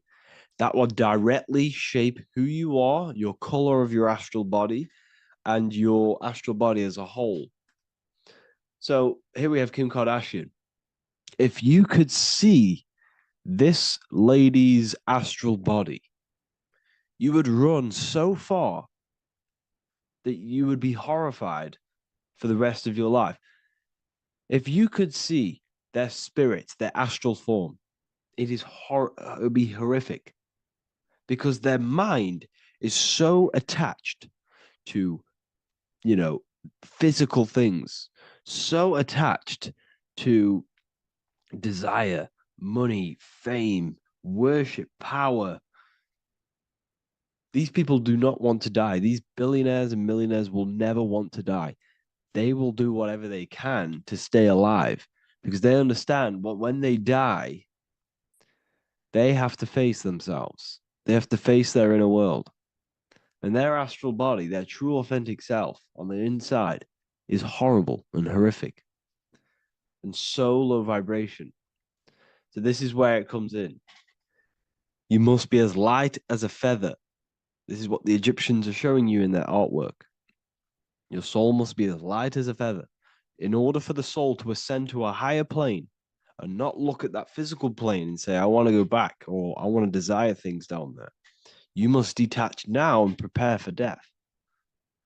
Hell is not a place. It's your own personal suffering born from within.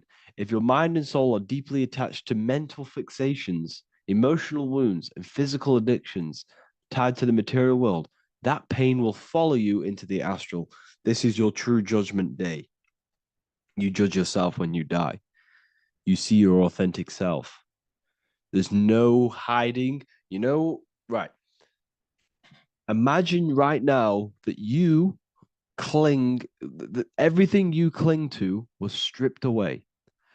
No matrix, no electricity, no food, no TikTok, no phone, no possessions, no distractions, no one else. Could you sit alone with yourself for just 1 hour? Could you sit alone with your thought and emotion?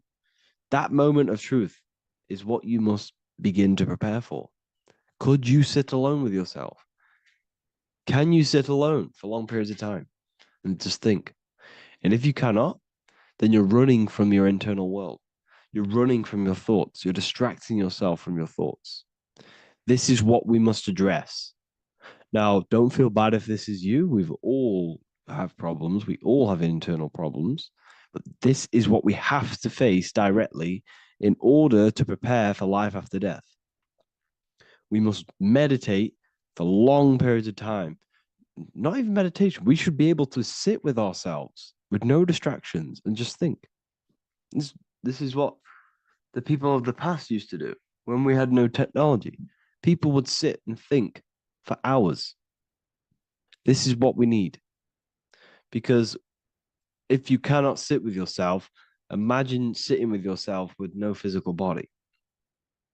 That's the level that's going to happen. And we need to prepare for that. The soul and mind must become as light, as weightless, as radiant as a feather to ascend to a higher plane and move beyond the physical life. To rise, they must release heaviness, attachments, burdens, fears, and desires.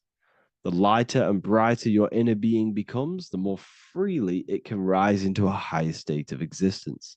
Ascension is not about going somewhere, it's about becoming something pure, clear, and luminous. Okay, this is very important. Very, very important. We must detach from the worldly things. So enough of that. How do we do it? How do we attach? How do we prepare? Number one, you must detach from the material things. Start loosening your grip on things, possessions, titles, even identities. They are temporary. Appreciate them, but don't let them define you. Let nothing outside of you define you. Nothing. Your name is not you. Your job is not you. Your reputation is not you. Your bad past is not you. Your good past is not you. Your business is not you. Everything outside of you is not you. Now, what I'm saying is, I'm not saying go full right-hand path and never care about anything physical, never care about your family, don't love your family. I'm not saying that. What I am saying, love these things, love these outside things, but do not become attached and do not let them define you. You must be okay with losing anything that is outside of you. You must be okay with that, because you must understand the physical plane is, it's promised that everything is temporary. Everything is temporary in this plane. So don't ever think it's going to be there forever, because it's not. And you must remind yourself, not remind yourself, but I think about this sometimes when I start becoming a bit attached to work and stressed. I just remind myself that I'm going to, this is temporary. I'm going to leave this world one day and I'm not going to care. So you must have the balance. Okay. The balance is key. You can go down that right-hand path and just fully cut off from the world like a monk and shave off your hair, disconnect from the physical world. You can do that. That's not wrong. There's different paths in life. You have the left-hand path, purely physical. You have the middle path, which is balance between the physical and spiritual. Then you have the right-hand path, which is monk mode, where you fully disconnect from the world. They shave their hair off to disconnect from the physicality. They meditate for long periods of time.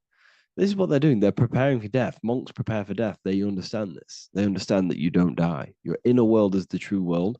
The inner world is the only world that exists. Everything outside of you is an extension of you. Number two, cleanse the mind. Watch your thoughts. Are they rooted in fear, anger, regret, or craving?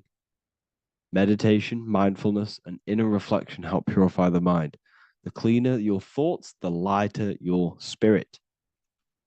So your astral body is formed by your thoughts. It's formed by your emotions. If you sit around thinking about eating all day, you're going to have a very heavy astral body. It's going to manifest in the lower planes. But if your mind is thinking about good things with good intentions, love, knowledge, expansion, you're going to manifest even the middle or the higher. And there are ways to even ascend out of your astral body. Yes, you can ascend out of your astral body and out of the mental body, but that's all very advanced, and I'm not going to teach that yet.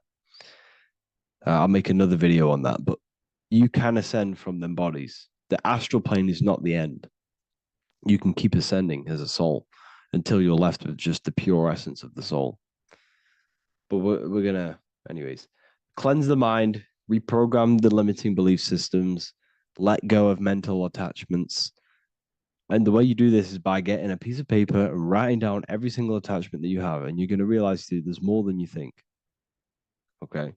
We have to detach from these. We have to. 4, practice presence. Can you sit in silence with yourself? The more at ease you are with your own inner being, the less you'll feel death. The afterlife is just an extension of your inner world. It's so important. This is so, so important. Can you sit with yourself? If you cannot sit with yourself, you have some inner work to do. You have some thoughts to address, some beliefs to address, and some feelings to address. Okay, so practice sitting in the present, meditation, or just literally sit there and try and be okay with yourself. And if you can't be okay with yourself, then there's something you need to address, whether it's a belief system, whether it's an emotional trauma, or something. This is what we must reshape, refine, and let go of. Live truthfully, speak and act from your soul, not from fear or ego. The more authentic you are, the more aligned you become with your true self, which carries beyond this life. The ego is your mind's perception of itself while being incarnated in this world. It's been shaped by your experiences, your thoughts, your beliefs, and your emotions. So your ego is basically this false thought form that you've created. It's a false layer of yourself that sits on top of your true authentic self. It's basically your physical character. When you were young, you had no ego. You were pure. You had a pure consciousness. But then as you grew older, your ego started to grow, and it still is growing because it was shaped by experiences, things you've gone through, things you said, things you believe, things you think. It's created by you, by your mind. And the ego is close to the word echo. The ego is the echo. It's an echo. It's a layer. It's a false identity. It's a false layer that sits on top of your soul. And if you don't get rid of that ego, if you don't know how, well, not get rid of it, but balance it. If you don't know how to rise above that ego and you die, it's that ego that's going to be pulling down when you die. It's that ego that's going to be your suffering. Okay. 7, connect with the divine, whether through prayer, meditation, tune into something greater than yourself. The connection is the soul's compass beyond this world. If you can meditate and rise above them clouds of thought, that's the soul, that's the observer. We must connect with that. Okay, this will definitely help with just allowing yourself to connect with your true self. Meditation's great because you can just fully detach from the world.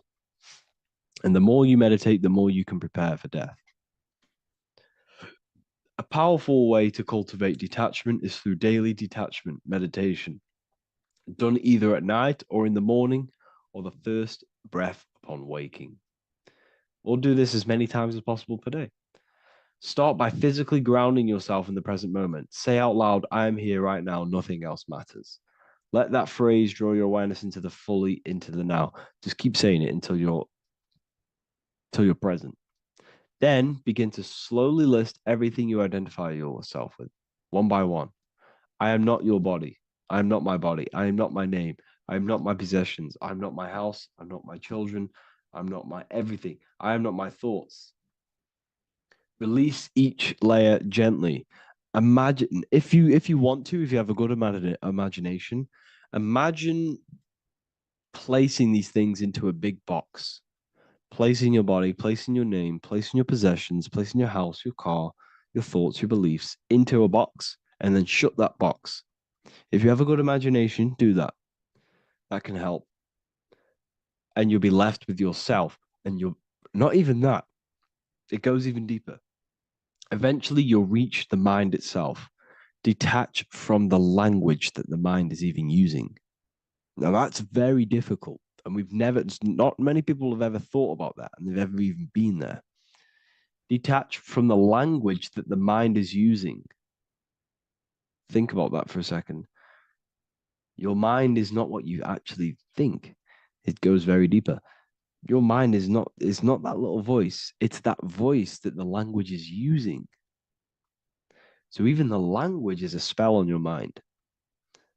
Okay, it's an attachment. Eventually, you'll reach the mind itself, detached from the language it uses, the voice in your head, the need to define. What remains is something beyond thought and beyond words. I can't even describe what's left. because words, once language is gone, it's purely metaphysical. All I can say it is pure awareness, and it's symbolized. This is why symbols are so amazing, because they can symbolize things that are beyond words. A flame, it's just a flame, and you won't be able to understand that until you've been there. It's just a flame. It's pure cause. Like, words can't describe it. You'd have to experience it. Connect with this essence daily. This is truly who you are. So this is a great way to detach. We can do these detachments every single day during meditation. This will definitely help over long periods of time. Of course, you're not going to be ready tomorrow for death, but just try and prepare for these things. This is the whole reason people used to meditate. It's the whole reason why people do these spiritual practices, because they understood that this plane is temporary and your soul moves on from this plane. And you'll never truly believe in the soul until you experience it.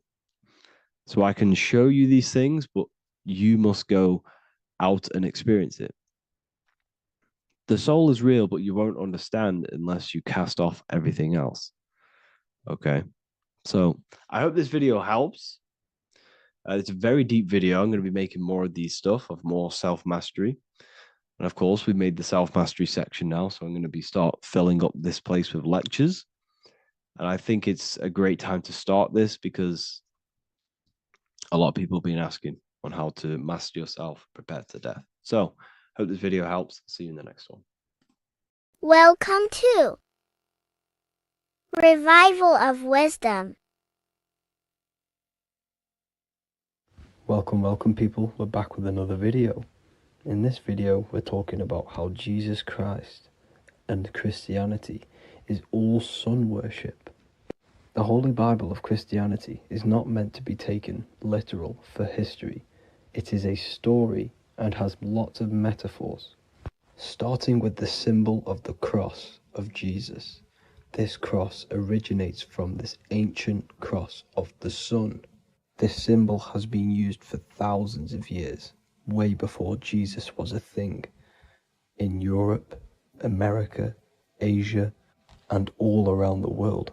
In fact, this symbol is still being used by Christians today, not knowing it represents the sun.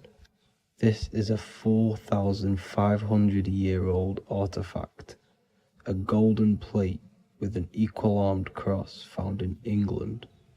The gold to symbolize the sun, and the equal-armed cross for the 4 equal seasons of the year. So this is why in the Bible you have Matthew, Mark, Luke, and John, symbolizing the yearly cycle of the sun and the 4 equal seasons. Also in the Bible, Jesus is referred to as the light of the world. So yes, Jesus represents the sun. He is a metaphor for the sun. Hence why in all of these pictures and images and paintings of Jesus, there's always a sun behind his head, and some even with the sun cross behind his head. Jesus also has 12 disciples, which represent the 12 zodiac signs and the 12 months of the year. This is the Last Supper by Leonardo da Vinci. As you can see, the sun, being Jesus, is in the center, because the sun is in the center of the zodiac signs. There are 4 groups which symbolize the 4 equal seasons. Each group contains 3 people symbolizing the 3 months and the 3 zodiac signs in that season.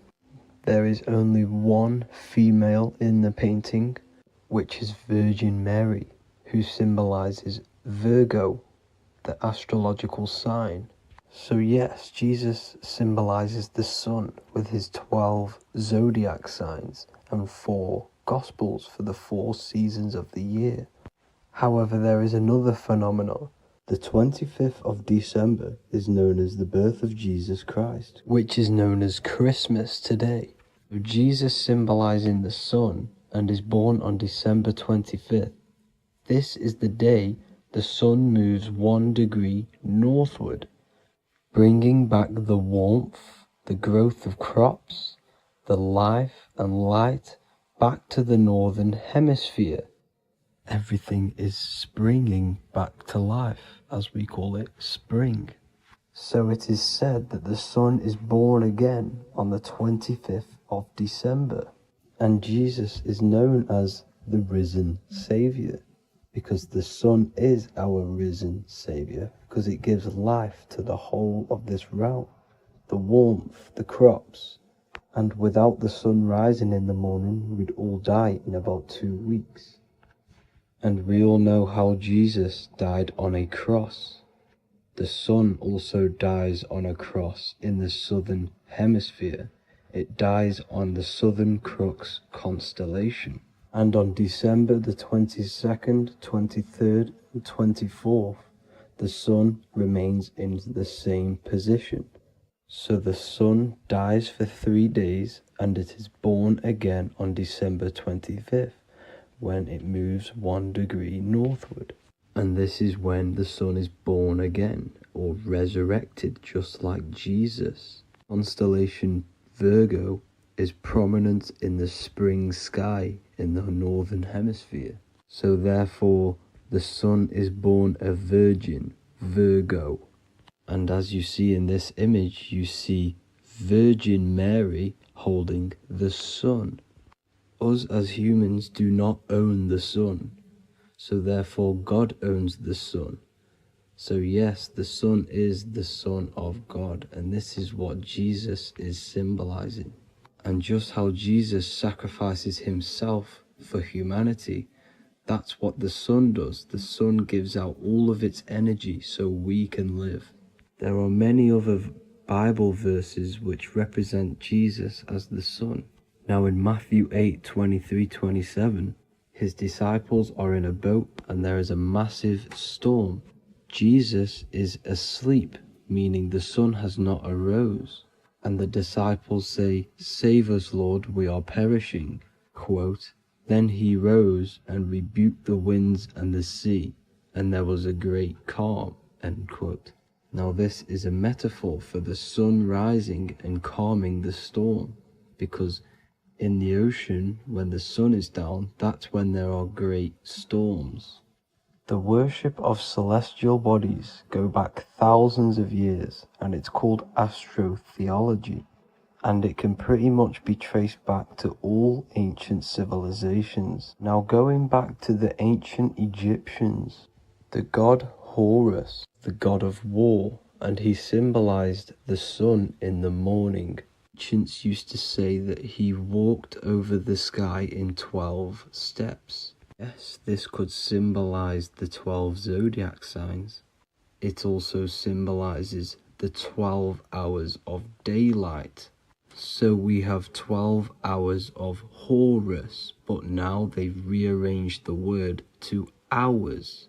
Horus and hours. And when the sun rises, Horus rises, we say horizon, which is Horus is rising. That's the etymology of horizon. Another Egyptian god called Amun-Ra was known as the god of all creation. He was the first god of them all. Amun was also a sun god. Therefore, after every Christian's prayer, they say Amen, sending their prayer through the sun to God. So this all goes back to the worshipping of the sun. Sun worship was around way before the Romans. However, in the Roman times, their sun god was called Mithra. Mithraism was the main religion before Christianity came into play. Mithra was the son of God. He died on a cross, and he was dead for 3 days and resurrected, just like Jesus. So the Catholic Church was not made in heaven. It was made by the Roman Empire. They mixed all the sun religions of Judaism, Mithraism, and other Arabic religions and combined it into one, so Caesar, the Roman emperor, could gain his own religion. So yes, Christianity was a political move to gain more control over the masses, because it was a worldwide government at this point in time. So here is a Sumerian helmet with the rising sun symbol. And then the Romans also used this rising sun symbol on their armor. So sun worship has been going on for thousands of years, and it still goes on today. However, with all the programming and the low IQs, today we do not get the full interpretation of the Bible and these stories from the past. And Christians and other religions are all brainwashed to not question their religion and not realize their true origins and where they come from. I do advise you all to do your own research and come to your own conclusions. However, I'm just pointing out the facts and connecting dots for you all to see. That's it for this video, guys and girls. Thank you all for tapping in. God bless.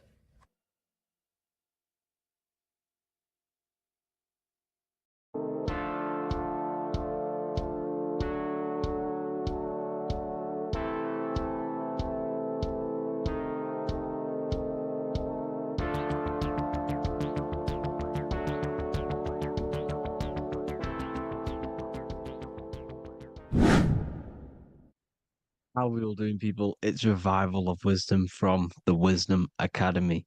Today we're going to be breaking down God, consciousness, and the higher and the lower self, and how to overcome the lower self. Now, the first thing you need to understand is that you are the invisible intelligence within the brain, within the body. This invisible intelligence is known as the mind. But you are not the mind. You are the observer of the mind, which is the soul, the invisible entity. The mind is your intellect, your intelligence. Now, the mind is, it's hard to put this in words, but the mind is something that gives you the ability to explore the universe. And this inner self is the I am. It's the quiet, the inner self, the voice you see in you hear in your head. This is why within spells high twin, inside, internal. The I is also the number one, which is one line.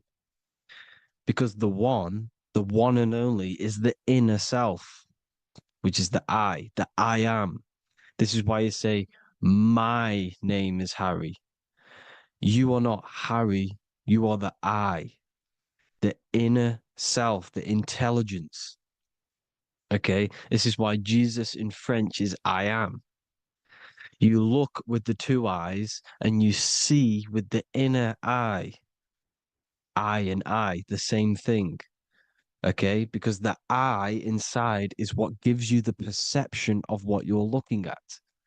So when someone's trying to explain something and then you catch on saying, I see now, it's because you're seeing with your inner eye, the one that gives you perception, gives you intelligence, gives you the ability to understand things. This is the internal eye, the invisible self, which the physical body is nowhere near as complicated as this inner self. Is in infinite potential, infinite potential. God, God, generator, operator, destroyer, soul, mind, and body. Brahma, Vishnu, Shiva, the Father, the Holy Spirit, and the Son. They're all, the reason why you see God is always a triad is because it represents yourself. Your invisible intelligence is God. Me and you are the same invisible intelligence. We are the invisible intelligence experiencing the program being ran by the central nervous system and the brain. I always say this in my videos, but I have to, in order for you to understand the things that I'm going to say later on in the video, you need to understand this concept, is that you are the consciousness experiencing the nervous system, the tree of knowledge of good and evil, which is you here. You would be in this invisible intelligence right here in the center of the brain. Now, This is why the ancient Christians show God is in the brain. This is the brain stem. This is the brain. This is also the brain stem and the brain. The brain stem and the brain. It's all depictions of the brain because the brain's the computer, the electromagnetic computer, which decodes the demands created by the invisible intelligence, the I, the inner self, you, your true self. The person moving, if you observe what someone moving, this is going to sound, but if you observe someone walking, it's not the body. The body is moving, but the thing telling it to move is the invisible intelligence. Before you kick a football, a decision is made within your invisible intelligence, your mind. And this consciousness, this invisible intelligence, is either stuck between the lower self and the higher self. Okay? When the invisible intelligence, meaning the true self, identifies itself with the physical body, it will trap its mind within physicality. This consciousness that we have is either operating in the lower self or the higher self. It's either feeding the material body or it's feeding the spirit. Okay? But because we are physical and spiritual, we need to be even. We don't want to be meditating all day long because we do have a physical body as well whilst we are here. We are playing a game in physical matter. Okay? Now, the reason that you incarnated here is to learn a lesson because the mind can manifest anything it wants within the astral planes, within the world of imagination.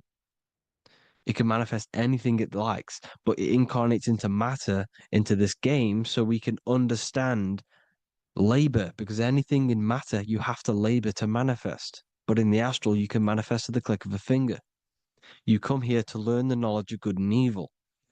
And your consciousness, I came out a bit off topic there, but your consciousness is experiencing the lower or higher self. The lower self is manifested in the lower parts of the body. Sex, food, and power, the lower three energy centers. These centers are like mini brains. You are literally thinking with these centers. And when your mind is stuck within these lower centers, you'll think, have you ever heard the term of thinking with your penis or thinking with your, you know what, as a man? Even females maybe, but mainly this is a boy saying, you're thinking with your penis. This is a truth, it's truth in plain sight. You think with these energy centers.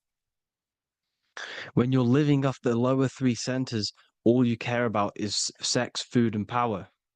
Eating, sleeping, and greed. Power's kind of like greed. Now, when we move up to the higher parts of the body, when we live our life within the higher parts of the body, this is considered heaven. Love, expression, intuition, and wisdom. This is what we need to be aiming to do, moving out of the lower half of the body and living our life within the higher self, the higher parts of the body, thinking with the higher energy centers, thinking with love, expression, intuition, and wisdom, spreading love, expression, intuition, and wisdom to others. Heaven is even. This is why Jesus is pointing at the heart chakra, always pointing at the heart. Earth rearranged his heart because in earth you're manifested as a physical being. You're in the heart, good and bad. You need to be balanced between the good and bad. Because love can be a demon too. That's a whole nother video, but love can be a demon. Now, the seven chakras are known as the seven seals in the Bible. When the Lamb opened the seventh seal, there was silence in the heaven for about half an hour. This is a verse from the Bible. The Lamb is Aries, which is the higher brain, the cerebrum, the cerebram. Ram, Aries.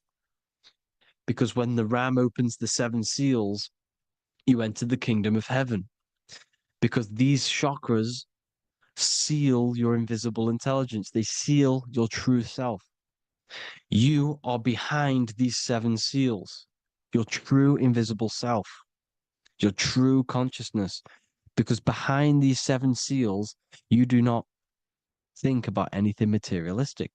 Your intelligence is not material. It's not physical. It's not from the physical world. It does not desire the physical world. The body is the beast. The body's the animal, the lower self, which can corrupt our intelligence. It can corrupt the intelligence. Okay? Now, we need to balance these chakras so that we gain a deeper connection between this intelligence and the brain. Because when there's a strong connection between the brain and the intelligence, your body and the intelligence, you have a strong connection. Therefore, you can manifest what the intelligence is saying at all times. Meaning, when, for example, your higher self, this is intelligence, the higher intelligence is always speaking to you. It's always guiding you. It's always telling you the right thing to do.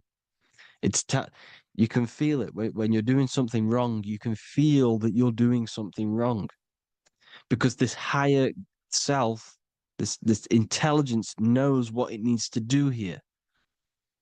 And when there's no connection between the body and this our intelligence, our true self, when we strip away, when you close your eyes for long periods of time, you will figure out you are this invisible, infinite, creative being. There's no words that I can't describe what it is, but it's the voice inside of your head that you can feel when you close your eyes. You are this being inside of the heaven, because this is heaven, this intelligence. And when there's a strong connection between the body, you can manifest everything it's saying. When everything is balanced, when you're no longer thinking with the lower centers, when they're all balanced, you're not thinking in particular with every center, you balance them all, you can manifest everything it says.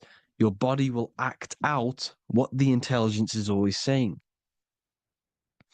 This is God in the brain, the intelligence, trying to touch Adam, representing the lower self. This is why they're not touching. Notice how Adam is resting, but the intelligence is always reaching out, stretching, symbolizing metaphorically saying it's guiding. I'm always reaching out. The intelligence, your intelligence is always guiding you. It's always reaching out to you. But Adam is ignorant of it. The lower self is ignorant of it. And that's why he's so relaxed and God is so stretching out. Because at our highest self, that when you think of when you want to better your life, that highest true version of yourself is God. When you're manifesting this, your highest self, this is God. Your truest form, your most perfect form, that is God. Your highest version of yourself, that is God. Emotions are not what you've been taught. Emotions are not something that should be reactive, okay? You should not let the emotion be you, except that you should experience them instead of letting them become you. You need to understand there's a separation in our consciousness. You have the soul, which is the person who is observing your thoughts. When you think a thought, who's the one observing that thought? The soul, you, the I am, the I, the inner self, the one and only. And inside of every single body, inside of me, inside of you watching this video, there is this same intelligence that is inside of me, inside of you. And it's the exact same intelligence, experiencing a different body. And this is what we mean by the universe is mental. We all are all sharing the same ball of consciousness in a different body. The animals, the fish, the cells, all expressing this one consciousness. Me and you are the same. This is why the golden rule is treat others like others should be treated, because I am you and you are me in a different body. Now, going back, you need to identify that there's different levels of consciousness: soul, mind, emotion, and body. Okay? Your emotions are on a separate layer than the body, the mind, and the soul. So when you identify there's a difference between all of these, you do not let them become you. You do not let your mind rule you, because your mind can be corrupted.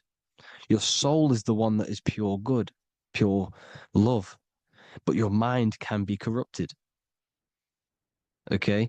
Your emotions can be corrupted. The body can be corrupted, but the soul can never be corrupted, only layered on top. You can only throw piles of programs within the subconscious, layering the soul down, but deep, deep down inside of every single one of you, there is a loving being. Because love comes from the heart. Love is the universal emotion, expression. Now, your thoughts can become bondage, your emotions can become bondage. Now, what do I mean by bondage? By conquering the lower self, we need to conquer our own mind, because the mind is what's manifesting the lower self. When you're thinking with the lower half of the body, when you're becoming your emotions, you need to experience the emotion, not become the emotion. Do not let the emotion become you. Do not let your thoughts become you, because your thoughts are tools that you can manifest. Your thoughts are the idea. Your emotion is the energy that you can use to manifest that thought. Your emotion is energy in motion, emotion. You use emotion to manifest, to feel as if you already have the thought. Therefore, you become that vibration. Therefore, your emotions are actually a creational force that is given to you to manifest things, because you're a human, a manifester. You're here to manifest things. You're a creator. You are a god. Your inner self, your intelligence, your I am, the one and only inside of you, the inner self, the quiet one, the one that's deep, deep down, the invisible intelligence, is it's creating things all the time. All the time. Speak no evil, see no evil, hear no evil. This is the astronauts, they're Freemasons, but they understand this, because thinking, seeing, and hearing can corrupt your mind. And when you have a corrupted mind, you'll have a corrupted subconscious. The subconscious will manifest into the body, because 90% of your behavior comes from the subconscious mind. So you got to speak, see, and hear no evil. But sin, what is a sin? To overcome our lower self, to overcome our lower self, the 7 deadly sins are not something that goes against an external God. A sin is something that goes against your inner guide, your inner conscience, the inner self that is always speaking to you. It's always telling you the right thing to do. A sin is something that goes against this inner guide. And this is why you can feel something where you can feel you're doing something wrong, because the inner guide is speaking constantly. And when you commit these 7 deadly sins, which are 7 internal states which keep your invisible intelligence bound to your physical body.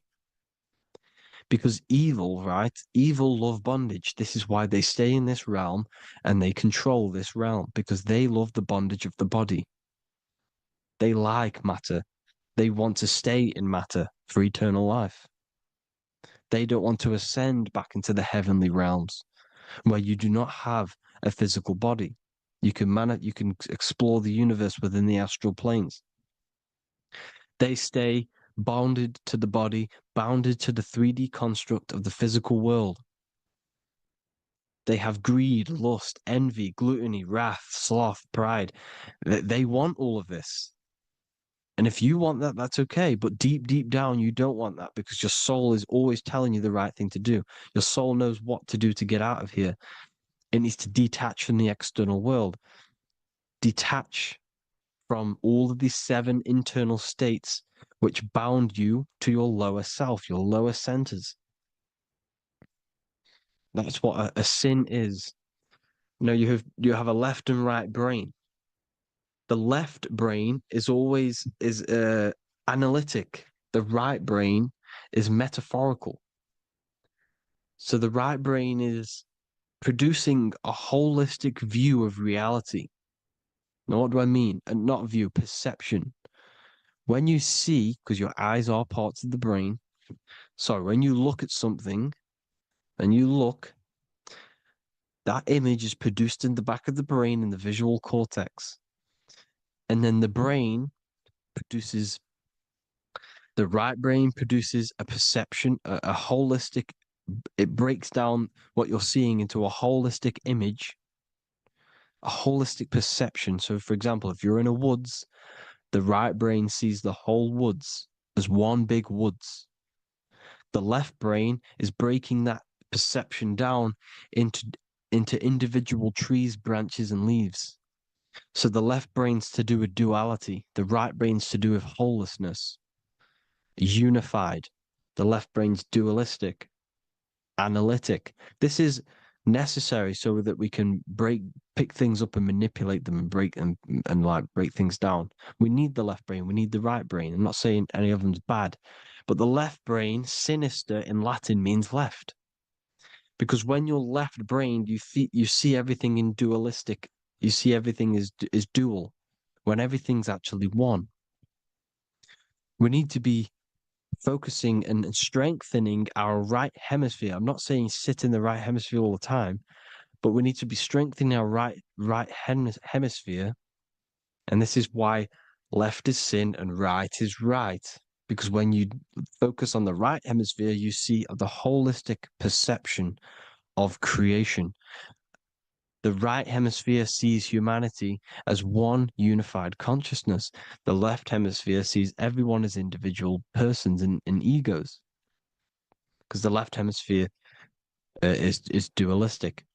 And this is why the Bible says, cast the net onto the right side of the ship and ye shall find.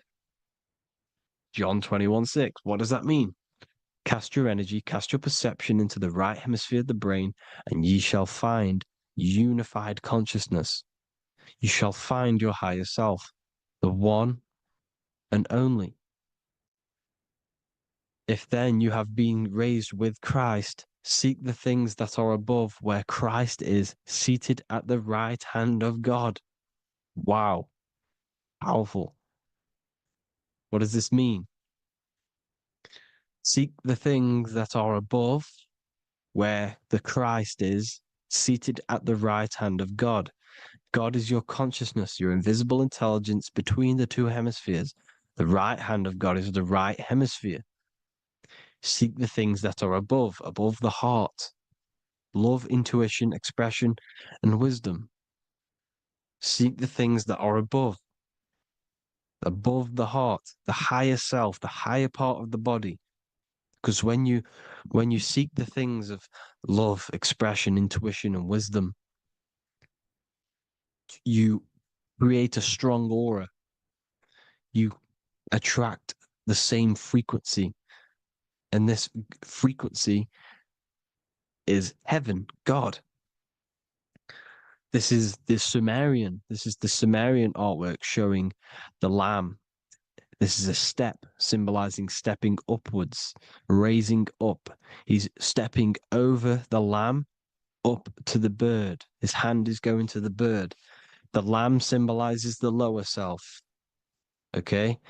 The bird with the wings is in the sky. It represents the higher self. This is why angels always have wings, because it represents the higher self in the sky.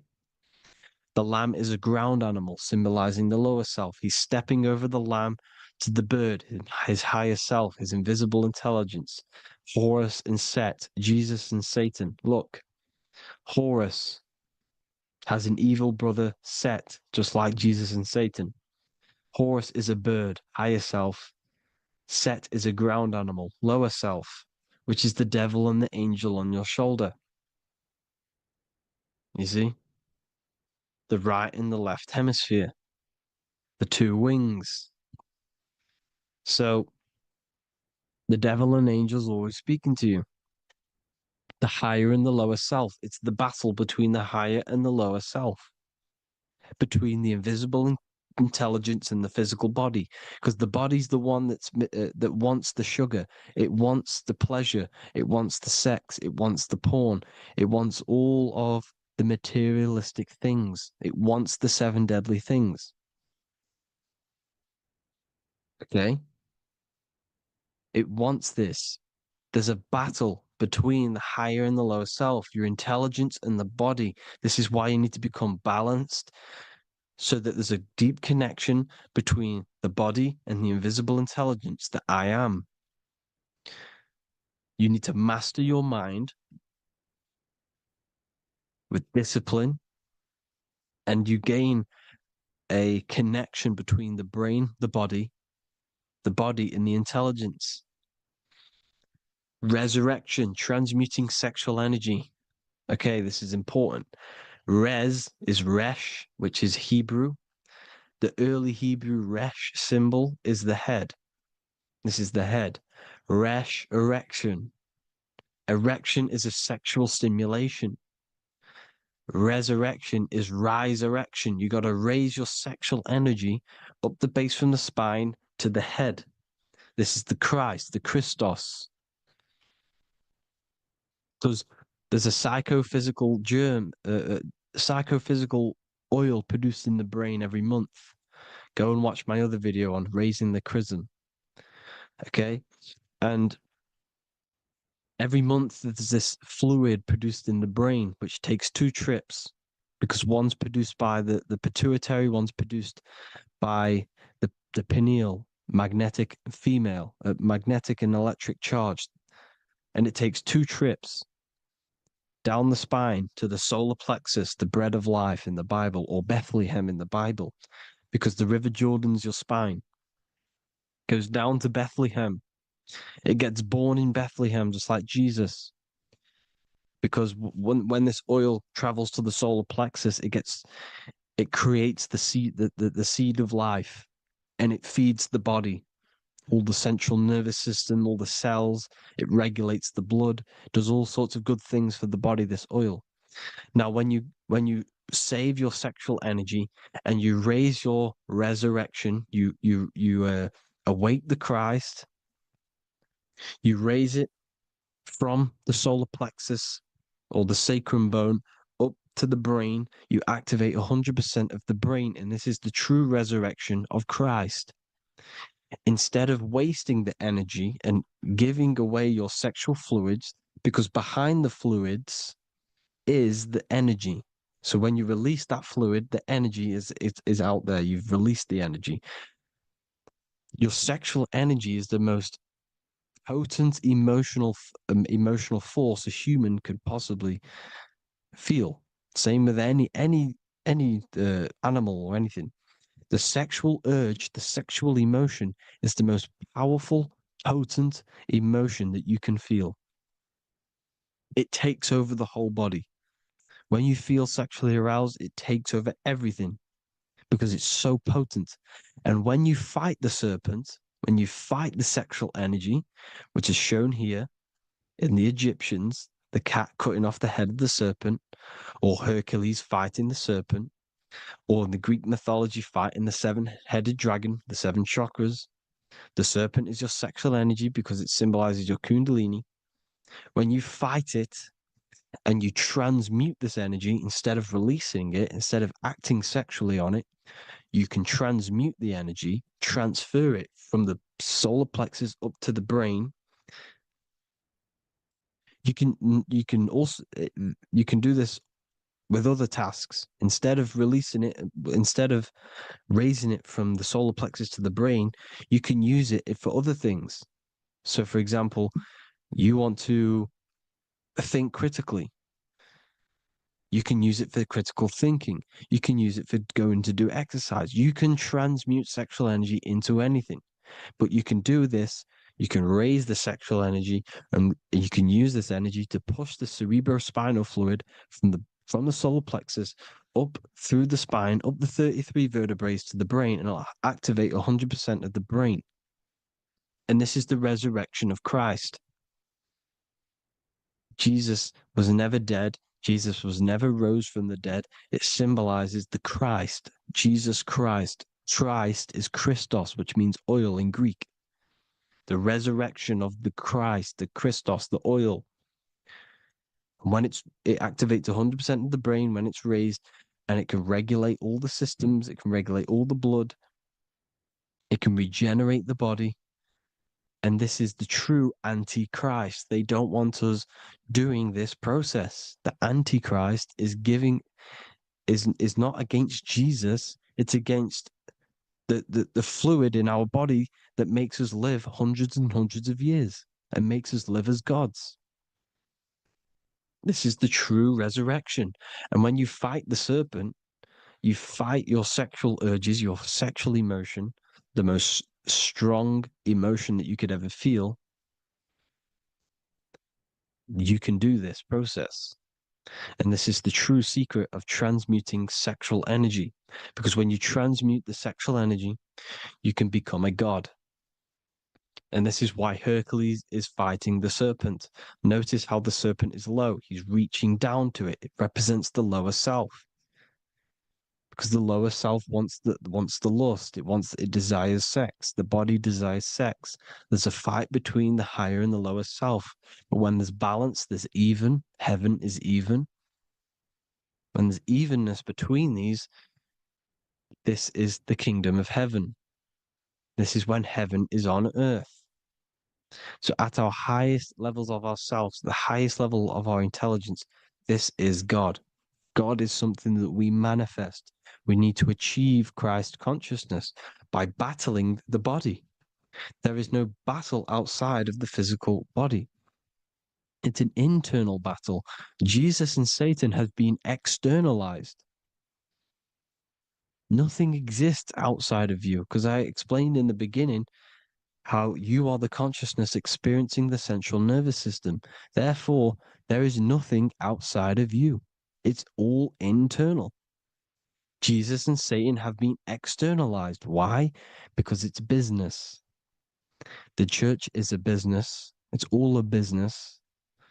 They've created these figures to be historical when they're not historical. The Bible's not historical. It's all externalized. It's called exoteric, when the truth is esoteric, internal teachings. So anyways, people, balance the chakras, balance the two hemispheres of the brain, balance the conscious and the subconscious. Balance is perfect, the yin and yang. You are spiritual and physical. You live in day and night. You need to be balanced. Oneness. Seek oneness. And this is the true kingdom of heaven. And when we all realize that we are all the same intelligence, the same consciousness expressed in different bodies, when we all realize this, we all realize we're all one. Doesn't matter what race you are. It doesn't matter what race you are, where you're from, your nationality, because none of you are actually from here. None of you are from the physical world. You're manipulating the physical world through the physical body. You are the I am. We all have a soul. Every single one of you has a soul. We all have souls. The reason why they say some people don't have souls is because they're trying to suppress your mind. They don't want you to know that you have a mind. That sounds crazy, I know. But a lot of people haven't realized that they have an infinite intelligence called a mind. And behind that mind, if you can observe your thoughts, the person who is observing the thoughts, you have a soul. Everyone has a soul. Don't listen to all these people saying some people don't have a soul, some people do. We all have a soul. Every single one of us. So anyway, you need to break the lower nature of yourself. At our highest levels, we are gods. Our intelligence, our universal intelligence, the I am, the intelligence that's inside of the brain, is God. Our minds are being corrupted within believing that that you are the body, and by the result of this is a society like today, because everyone thinks they're the body, and everyone's living in the lower nature of self, where everyone only cares about themselves. But when we realize we're all one big consciousness ball, we're all the same consciousness expressed in different bodies, there will be peace. So thank you all, people. If you do want to learn more, if you do want to read my book, it's called The Book of Wisdom. I'll put it in the description. It's an amazing book, people. It's going to give you the best understanding possible about creation, yourself, and the world. It's amazing. The Bible, everything. I have just launched a new cymatic library. A friend of mine has just added this to the website. He creates beats, and he creates the purest beats. So they are actually the frequency that it tells you. Most of the stuff on YouTube and Spotify and Apple Music it says it's a certain frequency, but we know these major platforms are all playing with the frequencies of the app. So if you want a real binaural beats, solfeggio scale frequencies to meditate on or listen to throughout the day, join the occult library. You can get a 2-day free trial. I'll put the link in the description. Thank you all, people. Hope you all enjoyed this video. God bless you all.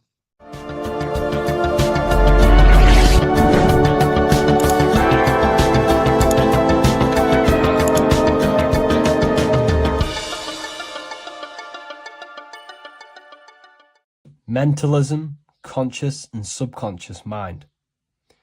You need to understand that the mind is the root and the cause of all reality. I am mind, you are mind. Every single living creature in this physical plane expresses and manifests mind. We are all the invisible substance of mind. We are all the source, which is God. We are all consciousness, which is mind. Before we manifest something physically, we manifest it within the realm of thought, which is the mind. Thought then manifests into astral imagination. This then gives energy within the etheric plane. Then we manifest it physically within the material effect world. Everything begins in the mind, and this is why the government are called government. The word men comes from the Latin word mans, which is an English translation for mind. We see this word in entertainment, government, mentality. It means mind. Govern means control. They are controlling the mind through information. Information creates perception within our minds, and so do the words that we use and the language that we speak. It all creates perception within the mind.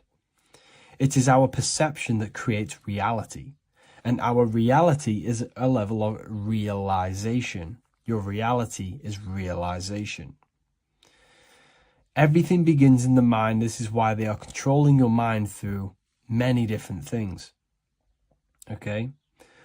So essentially, they understand how the mind works. So this is why they manifest all things through mentally and not physically. Okay? You have a conscious and a subconscious mind. The conscious mind is what you are consciously aware of. It is the 10% of your mind. It is the mind that keeps you alert. A part of your conscious mind is for survival. A part of it is your visual field. A part of it is your just five senses. It is basically what you are consciously aware of right now. Your subconscious mind is the 90% of your mind. The subconscious mind is what holds all of your memories, your programs, and all things that you have ever experienced is all stored within the subconscious mind. It is this part of you where you draw memories from, where you draw your words from. I am consciously speaking, but the words that are coming out of my mouth are not thought about consciously. They are coming straight from the subconscious mind, where all programs and memories are stored. It is essentially this part of the mind which is manifesting our daily basis behavior. Because the subconscious mind stores the programs which we are operating our life off. For example, if you tie your laces, you do no longer have to consciously do them. Your hands literally just know exactly what to do because you've done it that many times. So essentially, you create these programs within your subconscious mind through repetition and emotion. These are the two main ways your subconscious mind is programmed and installs things that you do on autopilot. The subconscious mind, like I said before, manifests 90% of your daily basis actions and 90% of your daily basis thought patterns. For example, if you were in a car crash 10 years ago and you had a very traumatic event, that car crash and that emotion that you felt in that time impressed your subconscious mind with a program. And even to this day, 10 years later, you are still wary about entering cars because of that program. Even though you may be not thinking about the car crash, you are still wary about entering cars because of that program, because of that emotion impressed upon the subconscious mind. You see, everything you say, everything you think, and everything you feel is telling your subconscious mind, that is what I want. The subconscious mind takes everything literally. Even if you are talking about someone else, your subconscious mind only knows you, and it only knows yes, and it only knows the now, the present moment. So this is why the golden rule back in the ancient days was treat others like you want to be treated. Because the way you treat others is telling your subconscious mind that is how you want to be treated. And this will create subconscious programs within you, affecting you. So, before you go to sleep every single night, what you want to do is to impress your subconscious mind with thinking and feeling of something that you want to become. Become that reality. Think and feel that reality. And by doing this, you are impressing your subconscious mind, and you will wake up in the morning with ideas. Because when you install a program within your subconscious mind, like I said before, it manifests into at least 50% of your thought patterns. So let's say I created a program within my subconscious mind of how to become financially free. Well, I created the program that I am financially free. My conscious mind will start to slowly think about that program and how I can achieve that program, because the conscious mind operates on survival. So if you create a subconscious program of I am financially free, your survival conscious mind will start to operate and think and act on this program subconsciously. You won't even know that you are doing it, but you are.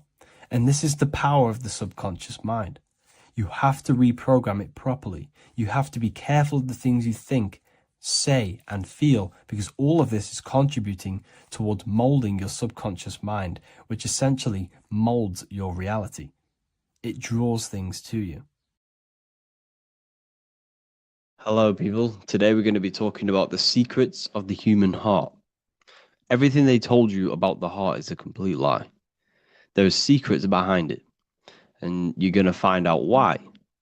And it's very important that you understand that the heart is not a pump.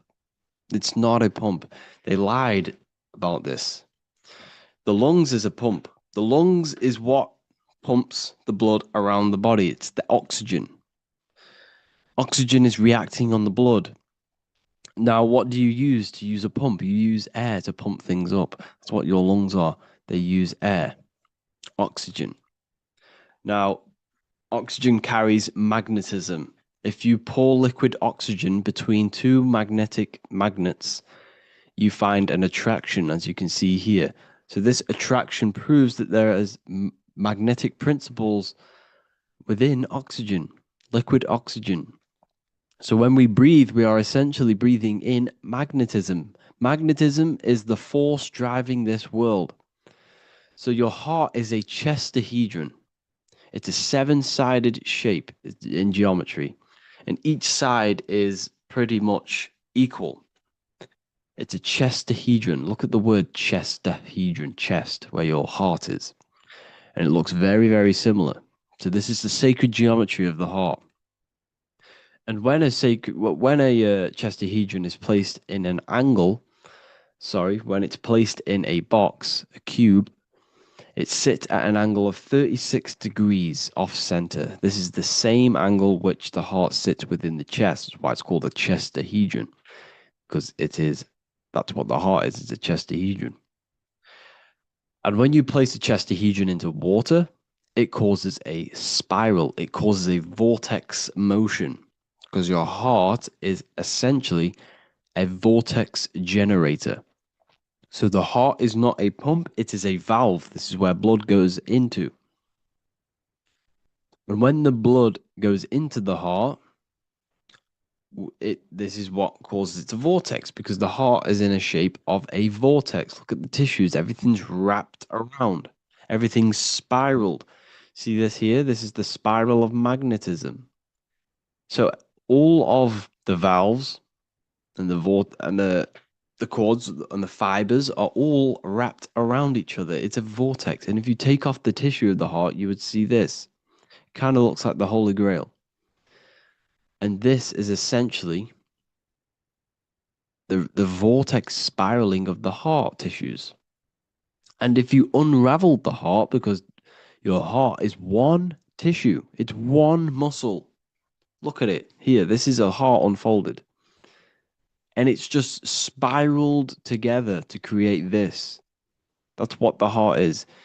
So the heart's tissues is spiraled here, and the heart itself is all wrapped around each other in a vortex, in a spiral. Because all spiraling is all to do with magnetism. So the heart is a vortex generator. The heart takes blood, so blood enters the heart. The heart charges this blood. It reacts with the heart.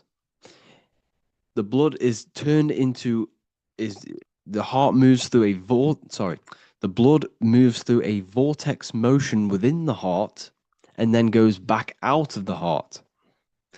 So there is something going on inside of the heart which is very, very crucial that we might be missing. So the heart is spiraling blood. And there's a reason why it's doing this. When you spiral something, it gives it more energy. It gives it more frequency, more energy, more force behind it. So by spiraling the blood, it's turning blood into plasma. That's what the heart is doing. It reacts with the heart, it turns it into a vortex and turns the blood into the fourth state of liquid, or fourth state of matter, which is plasma. Okay, plasma is proved to be in the blood. Plasma is a part of the blood that carries platelets and red blood cells and white blood cells around the body. Plasma makes up approximately 55% of the blood.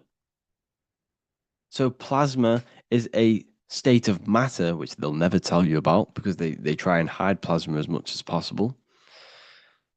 It's ionized gas. And that's what's going on in the heart. The heart is a vortex energy generator for the blood. And the blood and the body is being fed by plasma. plasma energy, the fourth state of matter. And if you go and read the Emerald Tablets will tell you this exact same thing. Emerald Tablets of Thoth. They're supposedly thousands of years old, or it was supposedly written by Doriel, who was an occultist. Apparently, he translated them. Either way, he was an occultist. So it's either written by an occultist or it's actually 100,000 years old. In the physical are these channels, the blood which moves through the vortical motion, reacting on the heart to continue its beating. So what is that telling you? The blood moves in vortical motion. It's a vortex. Reacting on the heart. What's it reacting with? There's something in the heart that turns blood into plasma. It reacts with the blood, reacts with the heart. Then it says magnetism, which moves through the nerves paths, carrier of energy to all the cells and tissues. So your body's being fed by magnetism, people. They'll never ever teach you this in school.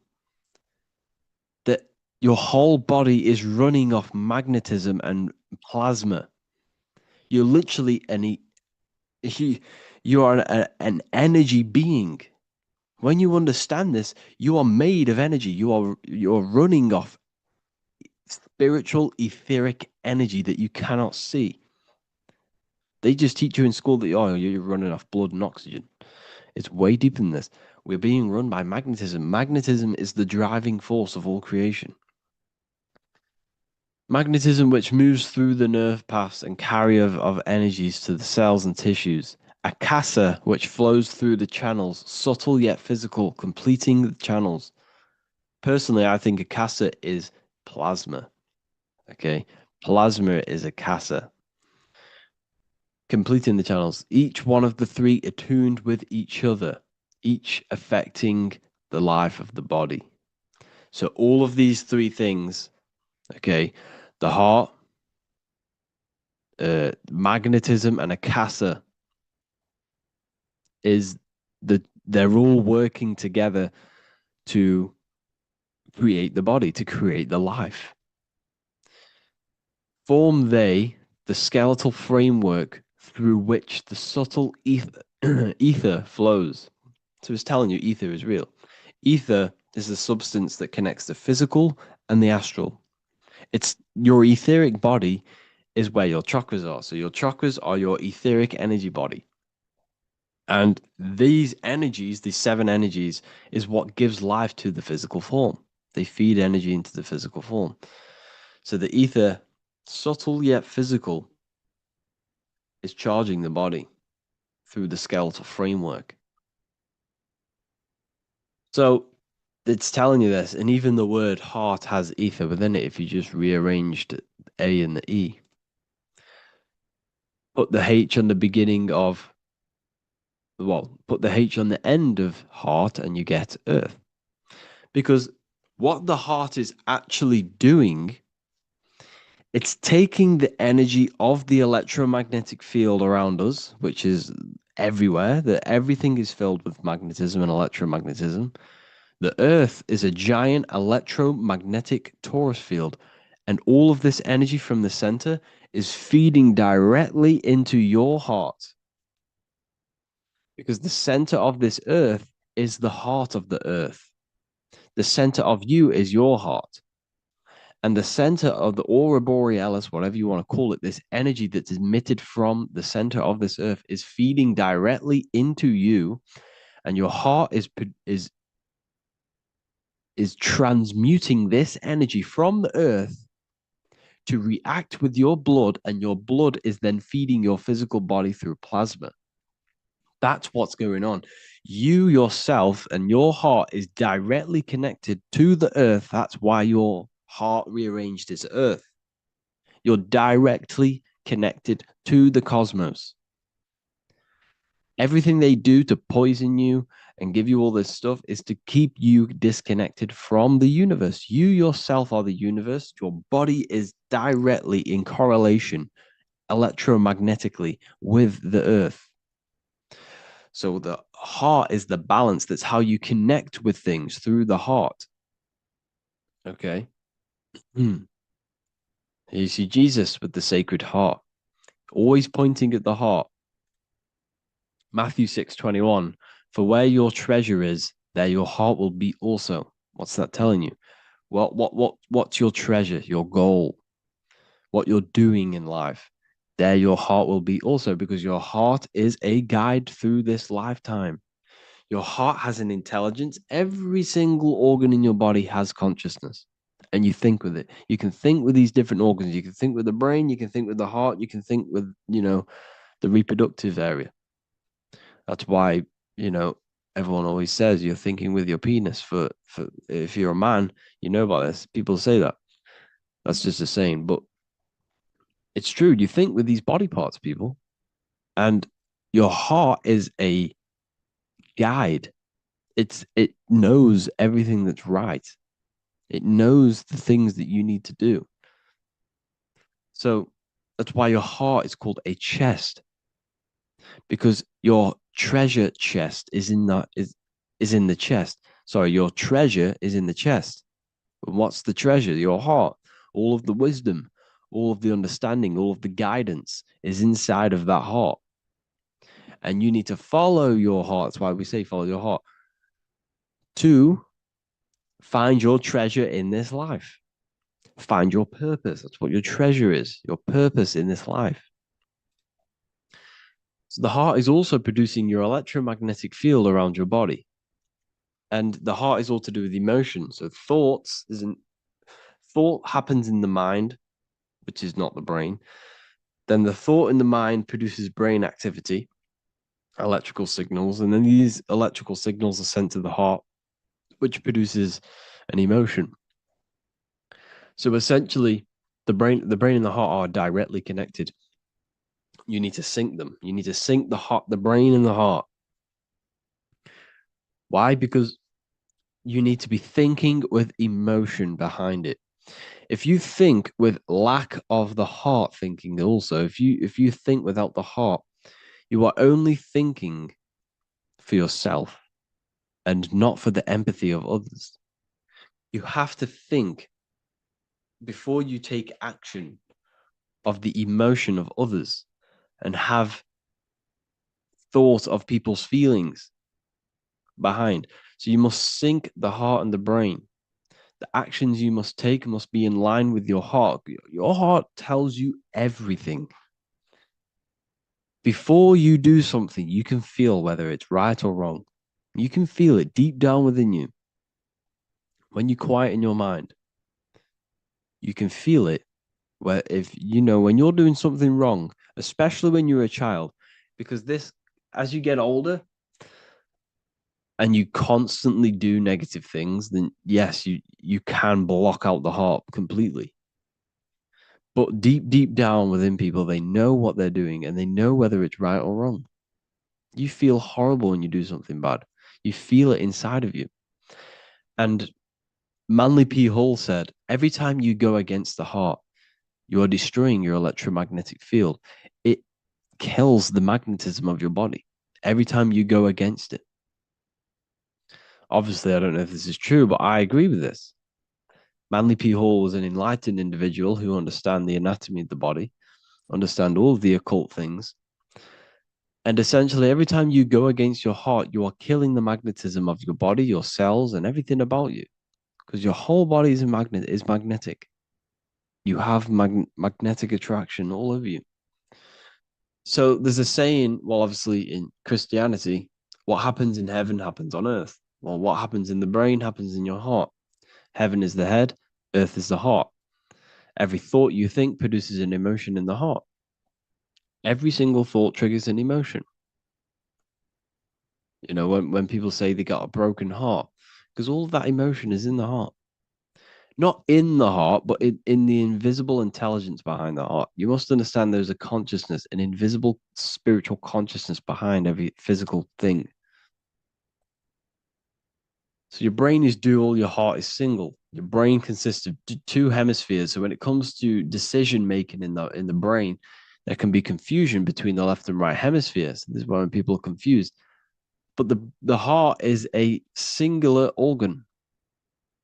And if you go onto Google and type in brain cells found in the heart, there are 40,000 neuron cells in the heart, the exact same cells which are found in the brain, in the cranial brain. This means that your heart is essentially a brain for your emotions. That's what it is. And your emotions tell you what is right and what is wrong. So every thought you think produces an emotion, and whether that emotion is good or bad will tell you whether something is right or wrong. So the heart is the guidance through this life, and your higher self resides in the heart. You have to follow the heart. You have to do what the heart tells you all the time. So I hope you enjoyed this video, people. Please feel free to contact me if you have any video ideas or anything like this. And welcome to the university. I look forward to connecting with you all. Today's topic is the binary code behind the universe. You will learn the fundamentals of the binary code, deeper understanding of reality, which will give you more of a connection to the universe, evidence supporting the existence of this code, and how to use the binary code to shape your reality. This is an important one. We have 0 and 1. This is the binary code of the universe. It underlies everything. It is the source of all creation. The universe is binary in nature, meaning it exists as both something and nothing, on and off, male and female, light and dark. Everything has its polar opposite. At its core, all that exists is 0, representing nothingness, infinite potential, and 1, representing something, order. 0 represents the feminine, vast, formless, and infinite potential. It is the space from which all things emerge, the womb of creation, the receptive and expansive force. 1 represents the masculine, structure, form, and order. It is the active principle, the initiator, the force that defines and shapes reality. Together, they create the fundamental duality that underlines existence, the balance between chaos and order, the void and creation, yin and yang. We see this in the masculine and feminine bodies. This is deeply encoded into the fabric of reality. And once you see this, you will never unsee this. So please leave a like on this video if you love my content and you love the wisdom that I share with the world. So we see this with the masculine genital areas. Remember, this is the genital area. This is all to do with creation.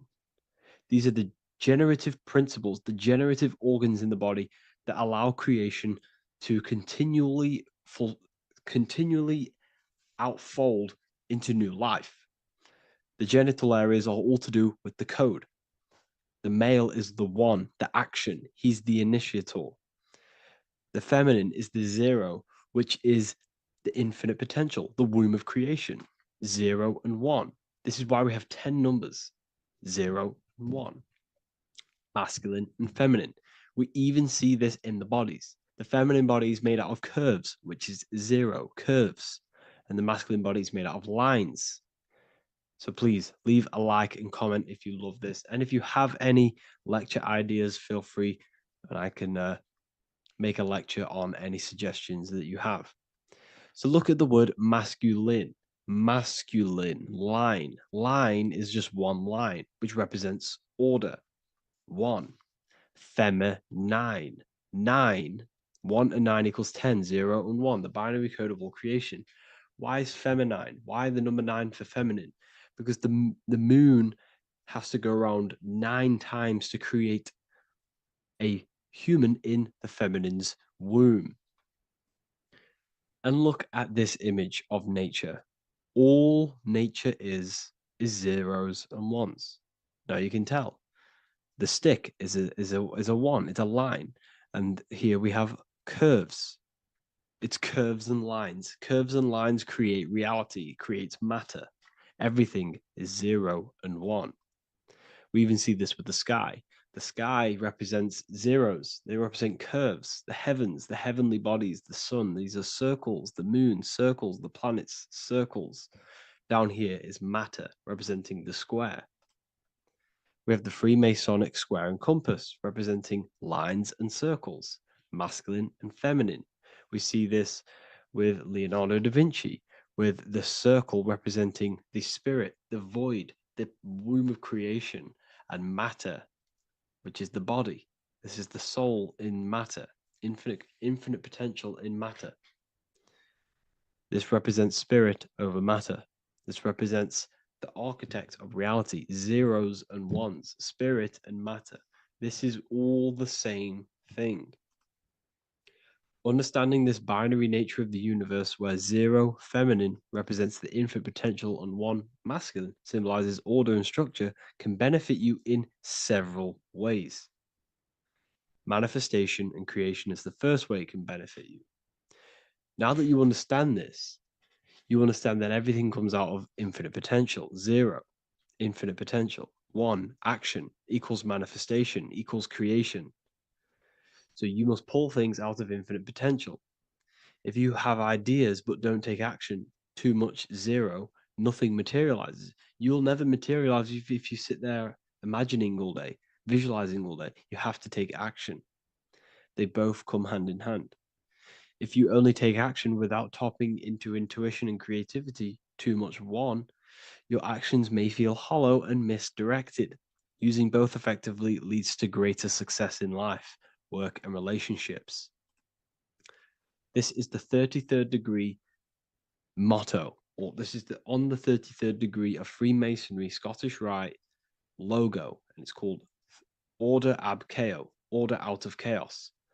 Chaos is the 0, infinite potential. Chaos is the dimension of the imagination. This is where this all ties in now. Imagination is the dimension of infinite potential, pure potential, formless creativity, and the realm of infinite possibilities. It is the void, the unmanifested energy that contains all that could ever be. That is the imagination. The imagination is the dimension that you are connected to, and you can pull any idea out of and materialize it into a reality. Matter, on the other hand, is order brought out of the imagination, chaos. It is when raw potential is structured, defined, and crystallized into form.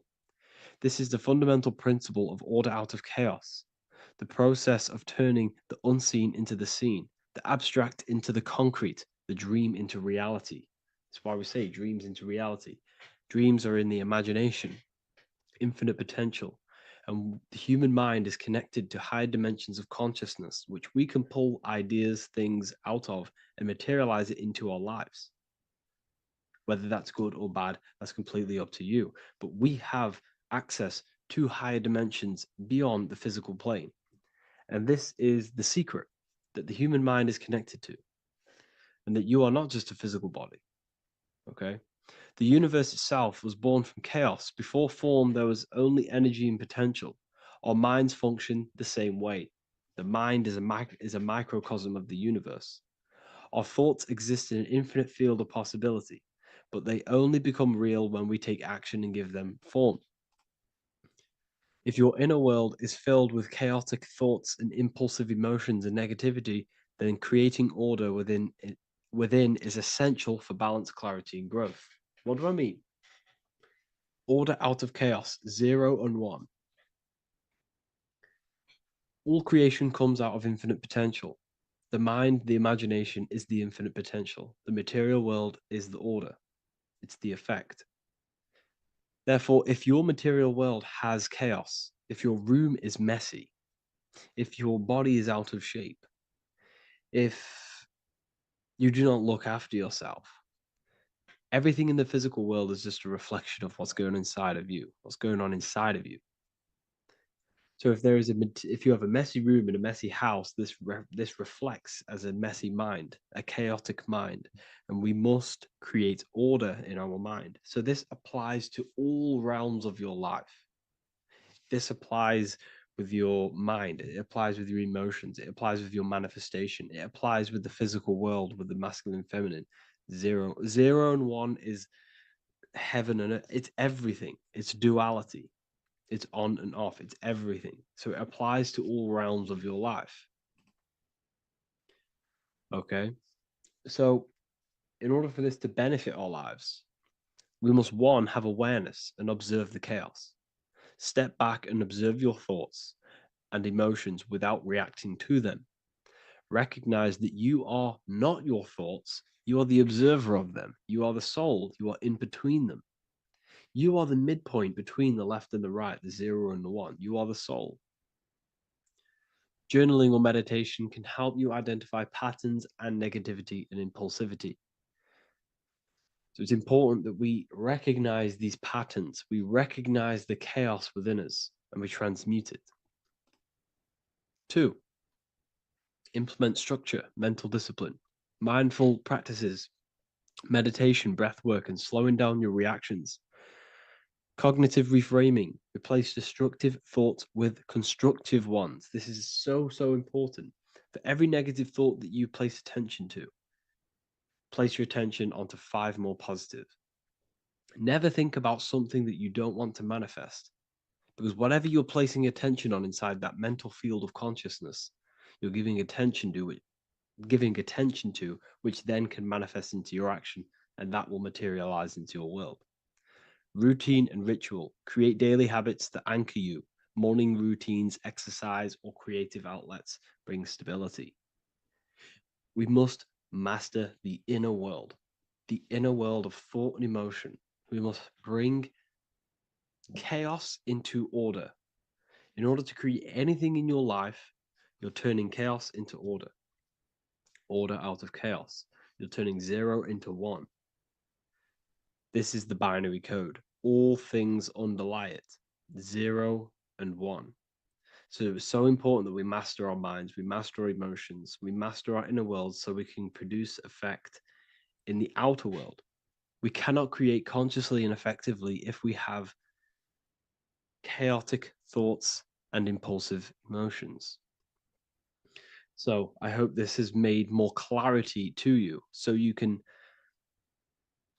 implement this into your life. I know I haven't given you much strategic things to implement into your life, but now that you have a better understanding of how this world is pulled out of infinite potential, you can use that.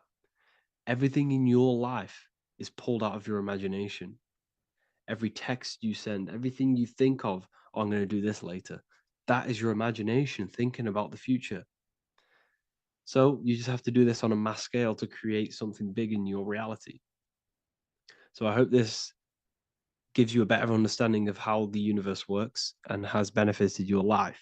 If you have any comments or any suggestions or how this video made you feel, let me know in the comment section. I would really appreciate it. And I'll see you all inside of the Symbolism Masterclass on March the 8th. In this video, we're going to be talking about the evolution of consciousness. You are born human, however, you possess consciousness, which is the awareness behind your being, the awareness behind your thoughts, the experiencer behind your 5 senses, the experiencer, the observer behind your thought, emotions, and senses. You are an eye, an invisible consciousness looking through a lens, which is your body. Your body produces this physical world that you experience. Your brain produces this world. Your brain and body is a technological computer. However, you are an infinite, ever-expanding consciousness behind this physical body. And there is an evolution of consciousness, a cosmic journey of expansion. And this is why we see so much pyramid symbolism in the occult and esoteric world, and especially within Freemasonry. Because the pyramid represents climbing, an evolution, a raising state of consciousness, a journey. Steps symbolize a journey upwards. This is the raising and the evolution of consciousness, our inner world. The transmutation of our inner selves, of our souls and consciousness and our minds. So when we see this pyramid, we're seeing a evolution, a way up to source consciousness. And the eye in the pyramid represents your source consciousness. It represents illumination. It represents divine guidance through this evolution of consciousness. This is why we see the ladder. Consciousness is ever expanding on an infinite journey of evolution. Each individual is a part of this cosmic process, contributing towards the ongoing expansion of both mind and awareness. As we evolve, we collectively explore deeper levels of existence, expanding the boundaries of thought and consciousness. The mind has the ability to expand infinitely into new realms of thought, into new dimensions of mind. The mind cannot be filled up. It is not a physical substance. The body can be filled up because it is a physical thing, but you cannot fill the mind. Therefore, the mind is constantly expanding, ever expanding into new fields of thought. So what we see in Freemasonry, the ladder, is again a journey, an elevation of consciousness. When we are born with an infant consciousness, and as we gain older, we gain an adult consciousness. Our inner world, our inner mind, and our emotional intellect changes and evolves. We are significantly different from when we were very young as an infant. It's because our consciousness evolutes, it changes, it alters like water. So, just like this evolution of your own consciousness as growing up, there is consciousness of beings existing in cycles beyond our own. And their consciousness is unimaginably different from ours. They operate on a higher level of understanding and knowing, experiencing reality in ways that transcend our current comprehension. Our minds right now cannot comprehend the highest states of consciousness.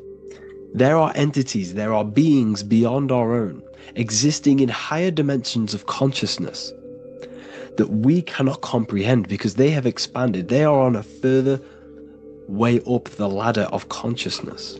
However, we are all on the same journey. None of us can take the same journey.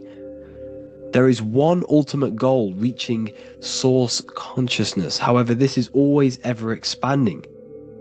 However, we are all on a different journey. There is one truth, one source, one goal. However, there are billions in different ways of reaching it, and we are all on these different paths to source consciousness, to this ladder, this evolution of universal evolution. Okay? Their awareness is attuned to new dimensions of existence, reflecting a more advanced stage in the cosmic journey of consciousness evolution. So when you take DMT, you are shot into these higher realms of consciousness where you meet these beings who look similar to these images. They are not speaking to you physically. They don't speak to you three-dimensionally through vibration and words. They speak to you mentally. If you have done DMT, then you know this. And if you have met these beings, then you know this. You might have even met some of these types of beings on mushrooms or any psychedelic drugs. Because ultimately, when you take these mind-altering substances, it's altering your consciousness. It's merging your consciousness with the spirit of that substance. And you are essentially attuning your mind to higher dimensions of consciousness. That's why we say we're getting high when we take these substances. Therefore, when you meet these beings on DMT, you are essentially meeting beings who are attuned to higher dimensions of consciousness, and they speak to you mentally. They speak to you telepathically through thought, because the universe is mental. Everything exists within the mind. The way you are now, your physical existence, is a state of mind. Mind, thought creates matter. Spirit and matter are two opposing ways of thinking. If we have a very spiritual mind, we have an expanded mind, we are a spiritual person through the mind. However, if we have a very low state of consciousness where we think about food, sex, lust, and all physical things, then we have a physical consciousness. Matter and spirit are two opposing forces, two ways of thinking. The mind attunes itself to different levels of understanding in different dimensions. So, essentially, This is what we're looking at. The body is a vessel for the fluidic, formless consciousness, a temple that houses the essence of our awareness. While the five senses are limited to perceiving only the physical plane, the mind transcends these limitations, capable of perceiving the full scope of reality. It is through the mind that we access deeper truths beyond the material, tapping into boundless nature of existence. Physical existence is a thin band, a thin layer of reality. It's like 0.001% of reality. And your five senses are only tuned into this layer of reality. But the five senses are, by design, only allowed to perceive physicality. But the mind has the power to expand beyond this physical five sense state. The mind has the power to expand and evolute.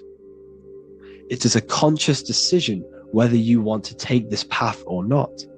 You can stay in a three-dimensional way of thinking, or you can expand your consciousness from within. It's not an external journey. There is no God going to save you. You must save yourself. Therefore, behind every single one of these eyes is the same source consciousness. However, we are all different cells in a different journey. The organs in your body, the cells in your body are all alive. They all possess same consciousness, universal consciousness. However, we are all on a different journey of evolution. As above, so below. As the baby is in the mother's womb, when the baby becomes conscious, there is a world outside of its mother. What does it do? It presses and seeks a way out to be born in the other world outside of its mother. It is the same with your consciousness, your mind.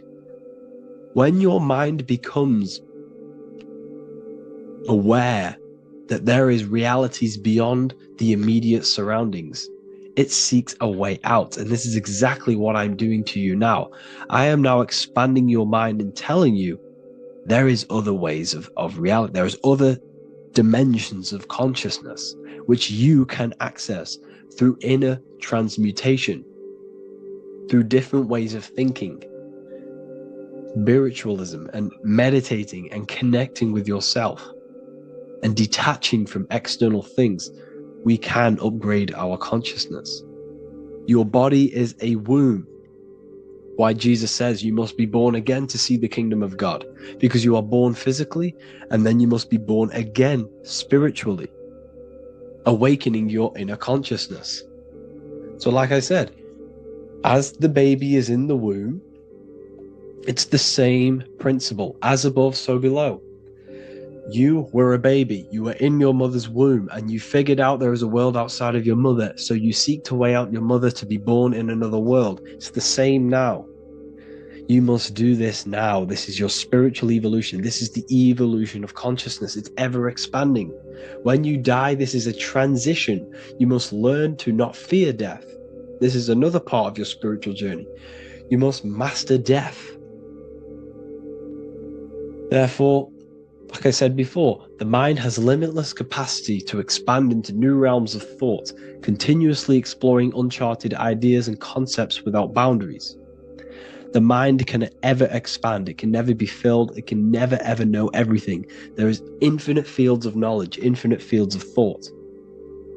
Your current state is just one stage on an infinite pathway. You won't remain human forever. The human experience is a crucial phase where we learn to balance polarities, master the fundamental laws of the cosmos. It is a period of growth and transformation, preparing us for the next stages in our cosmic evolution. The goal is to strive for perfection, yet the true perfection is unattainable. It's like a tunnel, and there is a light at the end of the tunnel. And as you walk through this tunnel, the light is ever moving backwards. You should forever seek to meet that light, but you will never meet that light because consciousness is ever expanding. You should strive for perfection, yet knowing that perfection is forever unattainable. The journey is endless. with each step revealing deeper layers of understanding and experience. The pursuit of growth and expansion is itself the essence of our evolution. You can find all of this knowledge in the amazing book that I have read for years. I have read this book, The Emerald Tablets of Thoth, the Atlantean, by M. Dorial, translated by M. Dorial. I'm telling you now, this book, now that I've told you this, you have some context on the book. The whole book is about evolution of consciousness. He's talking about higher dimensions beings. He's talking about how you can transcend this physical plane. It is truly the most amazing book you will probably read. One of the best spiritual texts you'll see. It's hard to understand, so you must read it over and over again. And the more your mind progresses, like for me, I read this every couple months. And the more I learn about consciousness, the more I expand my own consciousness. And every time I read this book, I pick out something new that just completely blows my mind. Because you can only understand this book to your level of consciousness, to your level of understanding. So now that I've told you all this information, go and read this book and it will absolutely blow your mind. And so will the Book of Wisdom Volume 2, which is now available. I released it the other day. I'm just going to read a page out now. This page is called Spirit and Matter. The Earth is not merely a dense, lifeless rock drifting through space. It possesses spirit, a living essence that animates its form. But what do we mean by spirit? Spirit in esoteric terms refers to the energy, the life force, animating the principles infused in matter. So essentially, what this page is talking about is how everything has spirit, consciousness within it. You are the middle, you are spirit and matter. You have the ability to expand your mind to the God self and raise above our animal instinct, our material self, and know the divine and expand. Animals cannot do this. Animals are not self-aware. Humans possess self-awareness. We can observe our consciousness. We can say, why do I exist? We can look in the mirror and know that we need growth. And this is what Anunnaki means. Anu means above. Anu was the supreme god of the sky, which is a metaphor. He represents spirit above, heaven. Anu came down to earth and married Ki, the goddess of the earth, which represents matter. It's a myth, it's an allegory. Anu married Ki and gave birth to the Anunnaki. Spirit came down and infused with matter and gave birth to the human, which is you. You are spirit infused in matter, Anu and Ki, Anunnaki. You are the Anunnaki. And this is just one of the teachings in my book. Honestly, this book is absolutely amazing. If you truly, truly want to expand your consciousness, give this book a read. And obviously, if you're inside the university, I give you this book for free. A paperback version. If you join the university, follow the steps inside of the general chat, you'll be able to download this book. Sorry, not download it.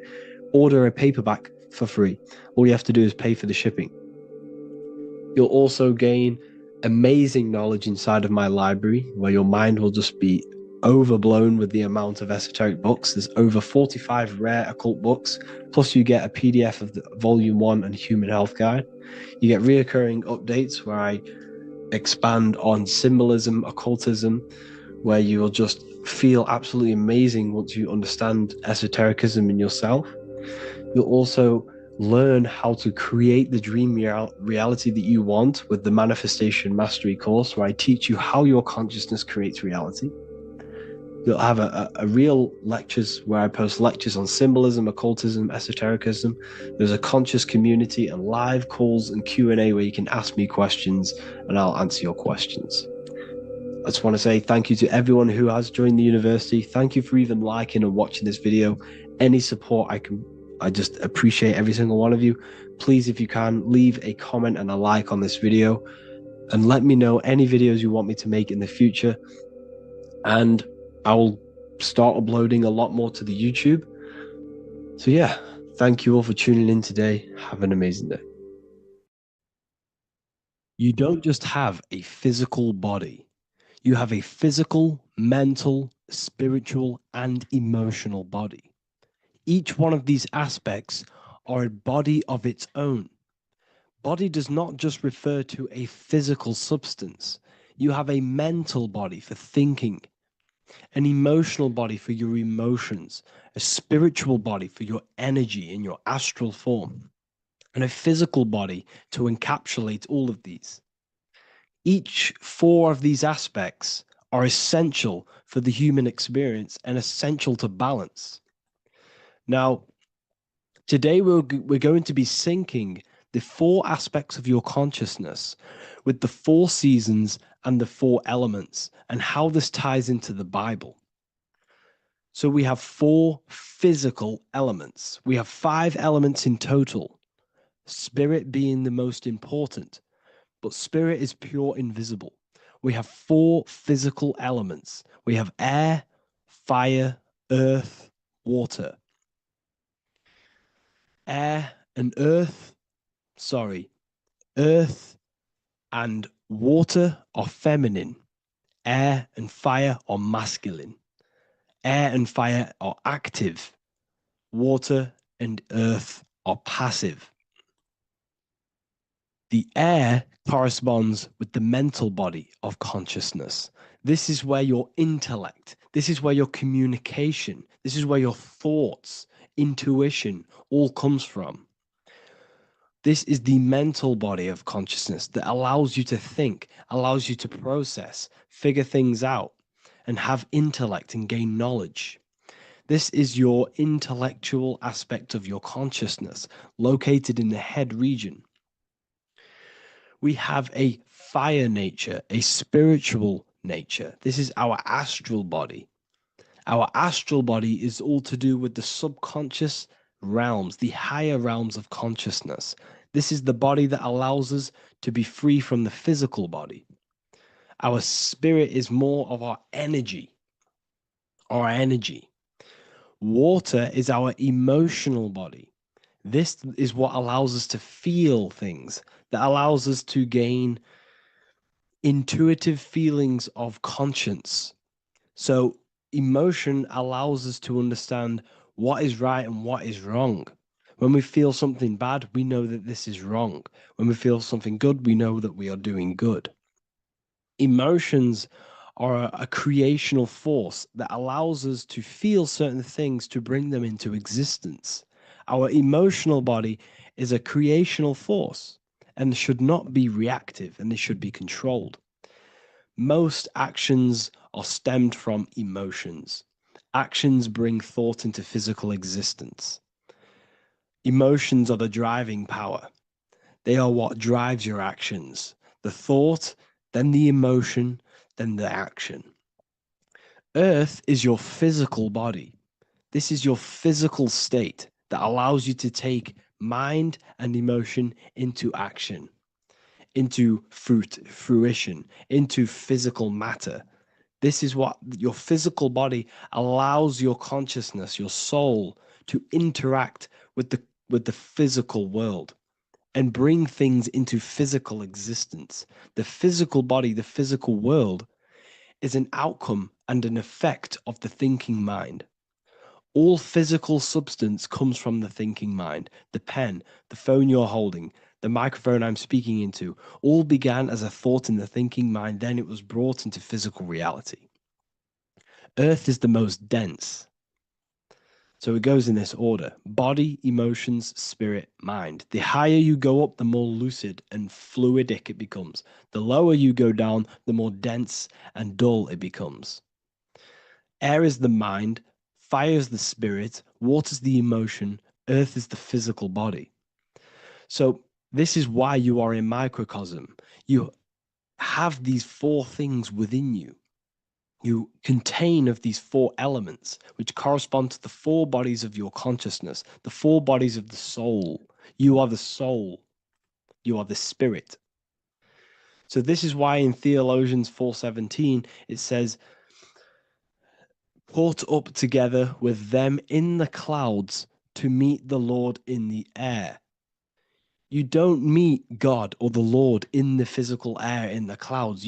This is clearly a parable. A human being cannot go up to the clouds and meet a mystical man in the clouds. This is obviously a parable, a metaphor.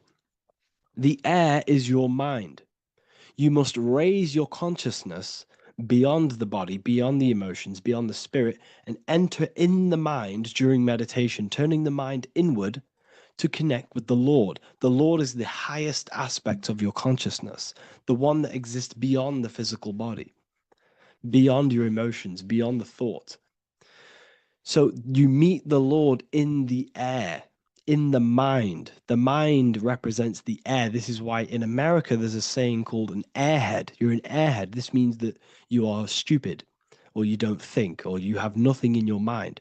You have nothing in your head. When someone's very stupid, you call them an airhead, because air represents the mind. The air is elevated. The air is invisible. The mind is totally invisible to the human eyes. It is a metaphysical substance. In fact, it's not a substance at all. It's so fluidic. It's everywhere. The mind can be everywhere at all times. It can be anything. Nothing is impossible within the mind. Now, this is synced with the 4 seasons. The 4 seasons represent the 4 aspects of human consciousness, the 4 bodies of your consciousness, the 4 bodies of your soul. The sun is your soul, okay? And the sun travels around 4 seasons. Summer, when the sun is the most hottest point. Autumn, when the sun starts to move away from the hottest point. Things start to die. Then it goes to winter. This is when everything dies. This is when things enter in within itself. This is when darkness occurs. Then spring. This is the reignition of the sun. This is when the sun starts to bring back the warmth back to the summer. You have 4 seasons which correspond to the 4 bodies of consciousness. Fire is the spirit. This is when you are passionate. This is when you are taking action. This is when you are fiery. The sun is blazing. You're taking action. You're very passionate. You're very spirit. You're in the spirit. Autumn is water, emotion. This is when you start to become very reflecting. This is when you start to feel emotional. Because in autumn, there's lots of water. This represents the emotional body of consciousness. Winter is the mind. This is air. Winter, what happens in winter? Everything enters within itself. The leaves die. The trees die. Everything dies and goes within. This is the mind. The mind is the darkness, remember. You close your eyes to enter within the mind. The winter represents meditation. In the winter, what do people do? They stay inside of their house. They research more. They read more books. They become more intellectual. They think more in the winter because we are so we're stuck inside. So we're more reflective. We're thinking more. We're more communicative. We're more intellectual. In the spring, this represents the earth, the body. This is when we start to come out of the mind and we awaken to the body, and things start to grow again. The plants start to grow. The earth is growing again and reborn again. This is the body. This is when you become more active in the spring. And then the summer, back to the summer, we then take action on these thoughts and these thoughts that we gained over the winter. Essentially, this is just a massive cycle. And this is a daily cycle also. The nighttime is the winter. The morning is the spring. The midday is the summer. And the evening time is the autumn. This is a microcosm. We have 4 bodies of consciousness. You are the sun. You are the soul. And the soul has 4 bodies: summer, autumn, winter, spring. Emotion, air, body, spirit. Sorry, emotion, mind, body, spirit. So you are the soul. You are the pure essence of consciousness. The sun is your soul in the heart. And the seasons are inside of you because you are a microcosm. Okay, you are a microcosm. The word sun is son. The Latin word for sun is sol, which is soul or solo, because the sun is solo. It's on its own. You are the soul, and the soul has the 4 different bodies of consciousness. So before we move on any further, if I've blown your mind, please, if you can, leave a like, a comment, a share, and a subscribe. Let me know what videos you want me to make in the future. Please drop a like. It definitely will help me. You are a microcosm of the macrocosm. Man is a miniature universe that goes through its own cycles. The seasons of the summer, winter, spring, and autumn do not occur merely outside of him, but within him as well. The summer is within you. You feel different in the summer. You feel different in the winter. You feel, depending on the body of consciousness, it's your soul's interacting with. So the sun in the sky is your soul inside, and the sun goes through these cycles, which is affecting your bodies of consciousness, because the cycles represent your bodies of consciousness. Now, this ties in with the Bible. This is why we have 4 Gospels. This is why Matthew, Mark, Luke, and John are always seen with the 4 different zodiac sign animals or symbols.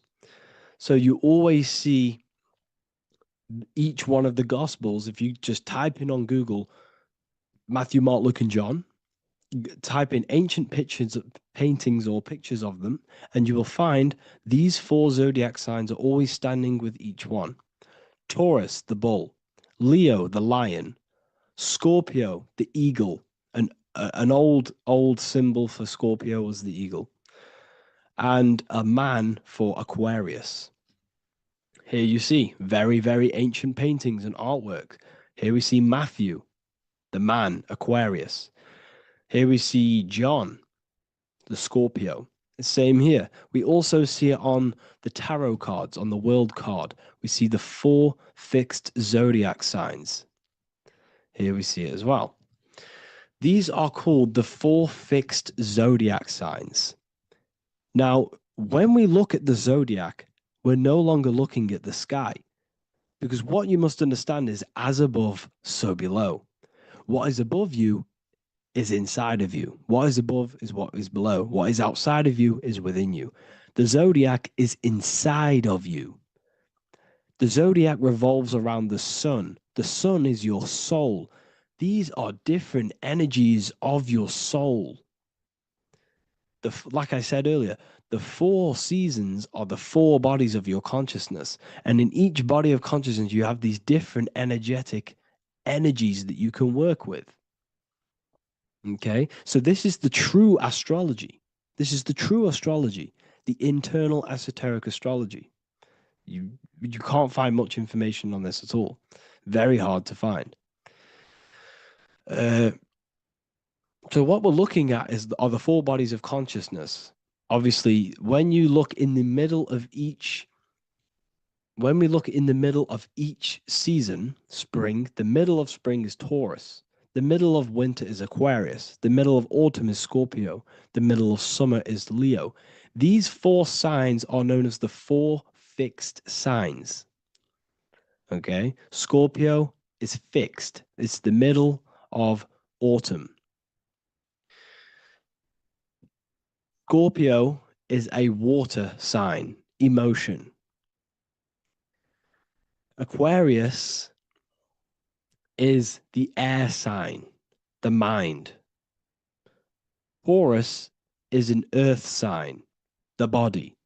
Leo is a fire sign, the spirit. This is why we see Matthew, Mark, Luke, and John with the 4 fixed signs of the zodiac, which represent the 4 bodies of consciousness. Leo, the spirit, fire. Luke, Taurus, earth, body. Matthew, Aquarius, air, mind. John, Scorpio, water, emotion. Each gospel is depicting Jesus and showing Jesus in each gospel. Each one of these gospels is showing and depicting Jesus according to the different body of consciousness.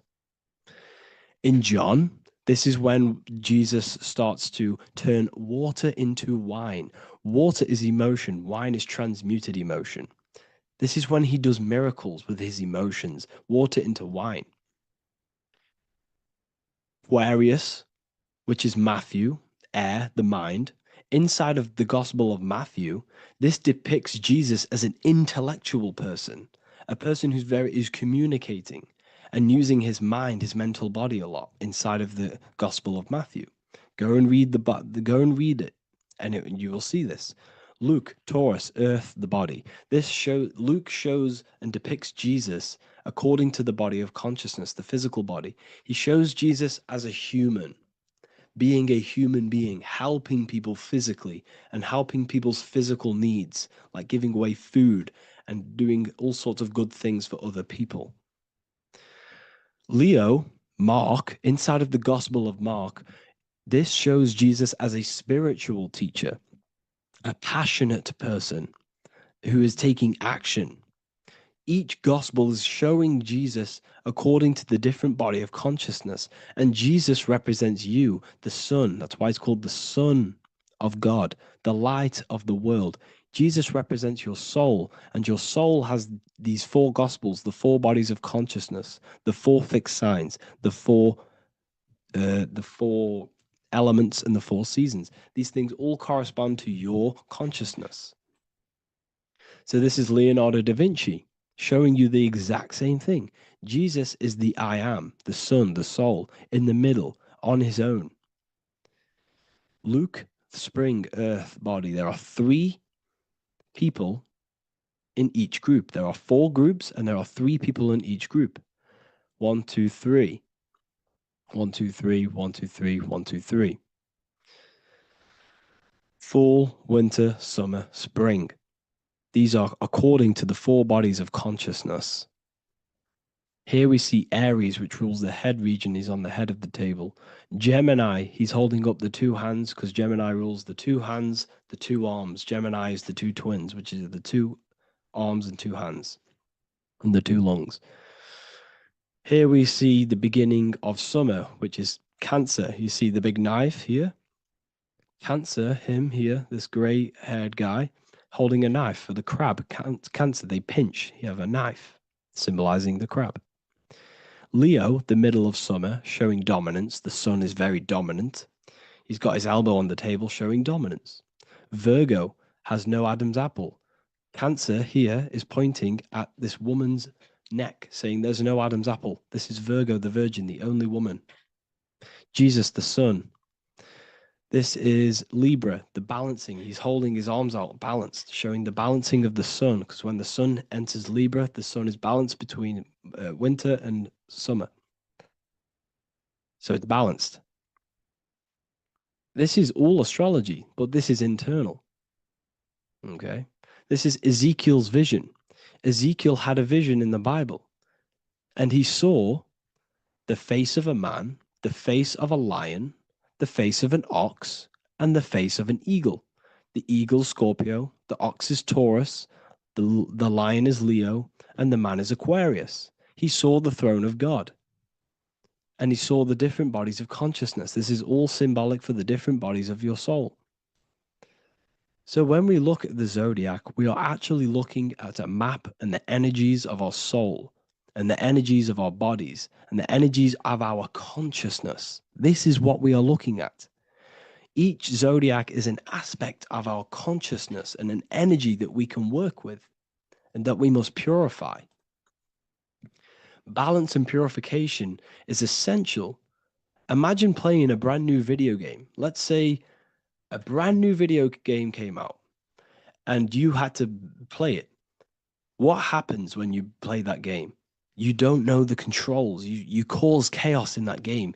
You can't really run properly. You can't do anything properly. You're getting destroyed by other people who are playing that game.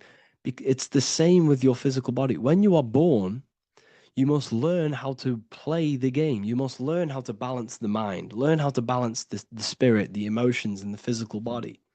We must balance and purify each body of our consciousness. We must look after our physical body with our physical health by eating physical, electrical food like fruits and veg. We must look after our minds by being conscious of what enters our eyes, enters our ears, enters everything. Whatever enters our five senses is affecting our mind, our mental health, our environment, mental. We need to look after our thoughts. Control our thoughts by purifying our thoughts, only positive thoughts. Then we must purify our emotions, feeling only gratitude and love and not feeling these negative, dull emotions. Then we must look after our spiritual body through meditation and looking after our spirit. But remember, when we look after our mind, it all begins in the mind. Each body of consciousness is interlocked with the other. If you have an unhealthy body, you have an unhealthy mind, spirit, and emotions. If you have an unhealthy mind, you have an unhealthy body, spirit, and emotions. If you have an unhealthy emotions, you have an unhealthy spirit, mind, and physical body. They're all interlocked. You must balance each one of them. Look after your physical body, look after your thoughts, look after your emotions, look after your spirit. But remember, the mind is the most powerful one. It's mind over matter. Once we look after the mind, once we start to control our minds and control every thought we think, this will then turn into discipline in our physical body. Because once we learn how to discipline the mind, we learn how to discipline what we eat, we learn how to discipline what we feel, we learn how to discipline our spirit. This is all interlocked, but work on the mind first. Work on the mind first. All of this knowledge is inside of the brand new Book of Wisdom, Volume 2. This is a revolution of human consciousness. If you've read it, please leave a review down below. If you've read Volume 1, leave a review down below. This is the next revolution. I don't see this information anywhere. This is the next revolution of human consciousness. And of course, if you are serious about this and you truly want to gain enlightenment and join an amazing community where you can connect with me on live calls, lectures, the Manifestation Mastery course, you can gain access to my library with over 45 PDFs plus my books. And if you do join the university, you can order a Volume 2 free of charge. All you have to do is to pay for shipping. If you truly take your knowledge serious and you want to take advantage of life, join the university. This is where truth seekers belong. Just want to say thank you all. Please leave a comment. Please leave a like. It's going to help me a lot spread this knowledge to the world. And yeah, share this with a friend and subscribe. Thank you all.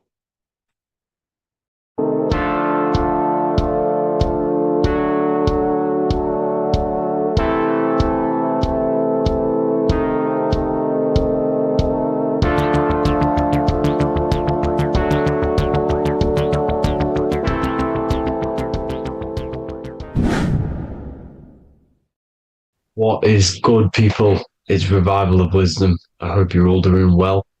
And this video is how to raise your holy oil or your kundalini. Let's get straight into this. So this is a monthly cycle. Every month, when the moon is in your zodiac sign, this oil is released. Now, the moon is in control of monthly cycles. For women, it's the menstrual cycle, and as well, this holy oil cycle. The moon changes sign every 2.5 days and passes through the zodiac signs in 27 days. So the moon tells the day, the sun tells the time, the stars tell the month. This reality is a massive clock, if you like to say. It's a cycle. Okay. The moon controls the night, emotions, water, fluids, and the mind. Okay. So this oil is produced in the claustrum. It's produced in the claustrum, which is here, right? This is where you get Santa Claus from. Now, the claustrum is at the center of the brain, and it is next to the pineal gland and the pituitary gland.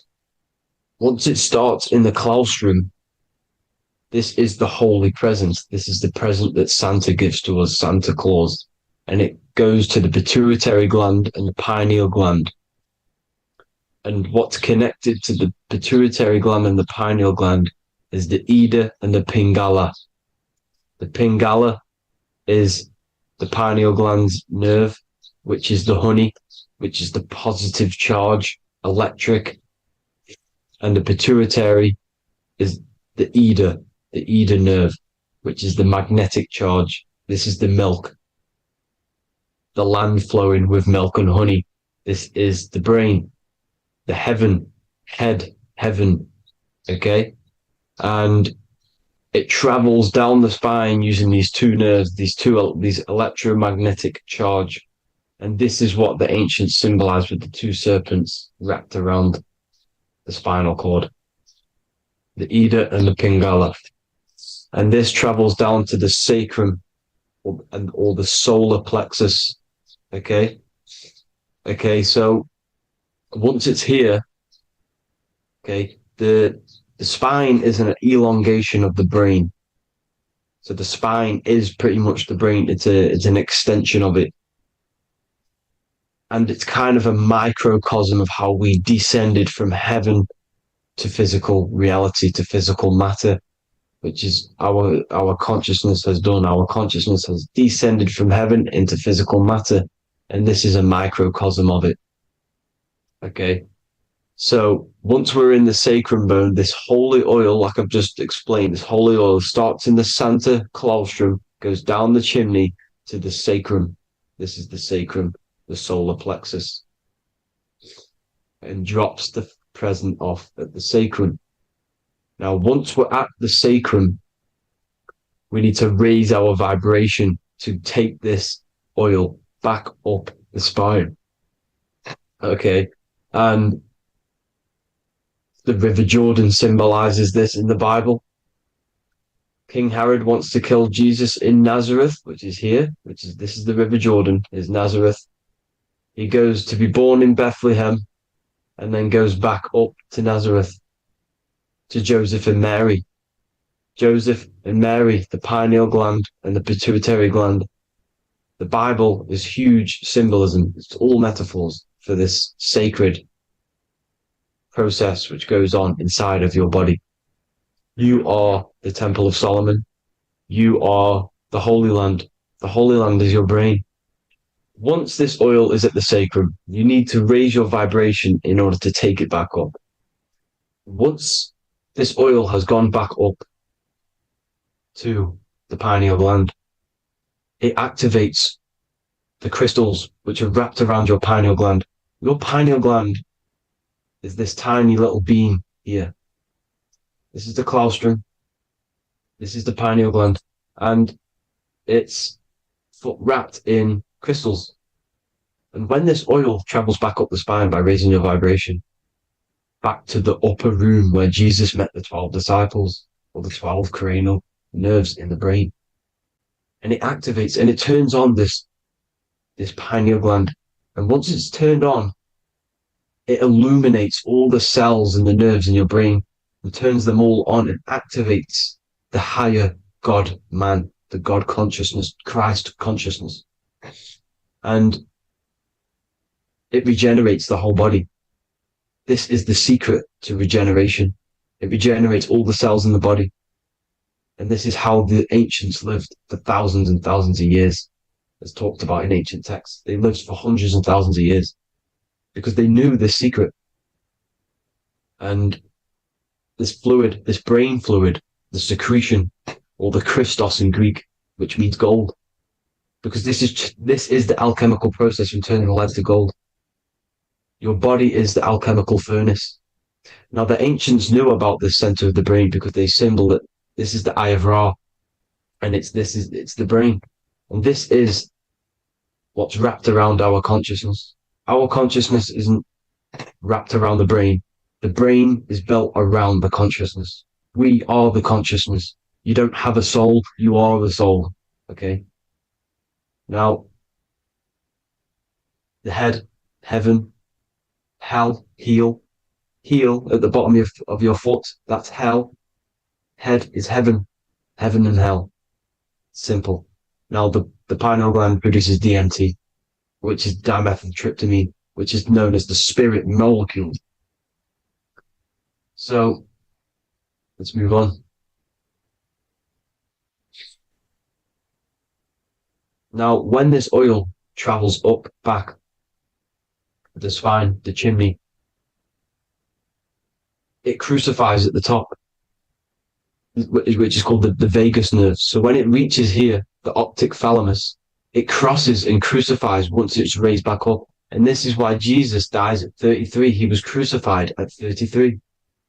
Because you have 33 vertebrae on the back of the spine.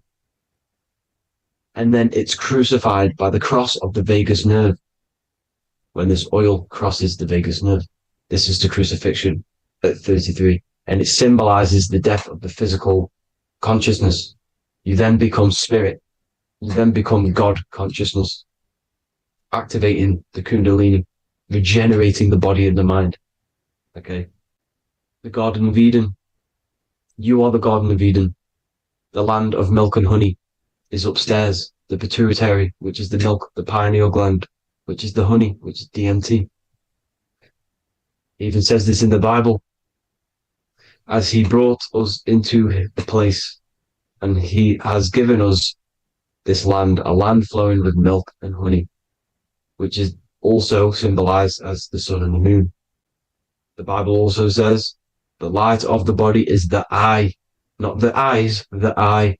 If therefore thine eye be single, thy whole body shall be full of light. This is the activation of the pineal gland by raising this oil back up to the pineal gland, to the center of the brain. Neither shall they say, see that here, or see there, for behold, the kingdom of God is within you. So he's saying, don't look out there. Nothing is out there.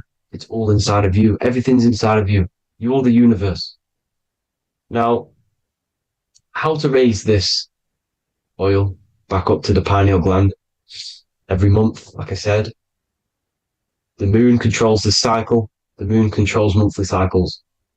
When the moon is going into your zodiac sign every month, this oil goes down the spine, and you must raise your frequency to get it back up. You must retain your seed. This is the most important. Your fluid, your secret, your holy fluid, your life force. You can't let that go. That life force is the reason you're alive. This holy oil is the reason you're alive, because it feeds all of the systems in your body. It feeds all the systems in your body. You have to retain your seed. Alkaline diet, positive thinking, and meditation. Okay? When you retain your seed, you will live longer. The moment you release it, you're killing yourself. You're killing a piece of yourself every time you release your seed. Every single time. You're killing a part of yourself. Okay? Now, this could be why this could be the illumination, the single eye on the Illuminati's symbol, the Freemasonic symbol, the illuminated eye, the triangle, which could symbolize the body, mind, and spirit, but the eye illuminated. Now, in the Bible, it talks about the two trees, the tree of knowledge and the tree of life. The tree of knowledge is the tree of good and evil, which is the most important system in your body, which is the nervous system. The nervous system, the most important. The tree of good and evil. And the tree of life, which is the cardiovascular system. Now, this oil, when it's released every month, feeds these two systems, and these two systems feed everything. Now, it's important you understand that. Okay? The ancients knew all of this knowledge. The Bible's telling you this knowledge. But it's in a metaphorical way. You have to understand the context behind it so you can read it properly. Now, eating of the tree of life, which is when it talks about in the Bible, eating from the tree of life is actually symbolizing a bad diet, ejaculation. Because you're eating from these two systems. You're killing yourself with a bad diet. You're killing yourself with an ejaculation. Okay, so that's important to understand. Now, this is Jacob's ladder in the Freemasons. Jacob's ladder, which is the spinal cord, it's the stairway to heaven. And this is Jack and the Beanstalk when he goes up the beanstalk and finds the golden egg in the grey clouds. The grey clouds symbolize the grey matter in your brain. Now, the Garden of Eden talks about the 4 different rivers in Garden of Eden. As we see here, the North Pole map, the ancient North Pole map, because the center of the earth is the center of the torus field. Everything's the torus field. Atoms are torus fields. Everything's torus fields. You are the universe.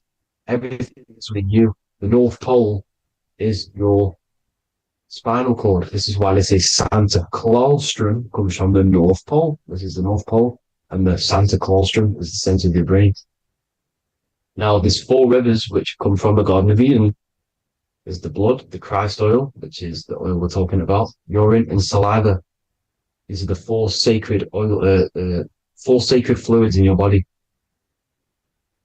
And these are constantly abused in today's society.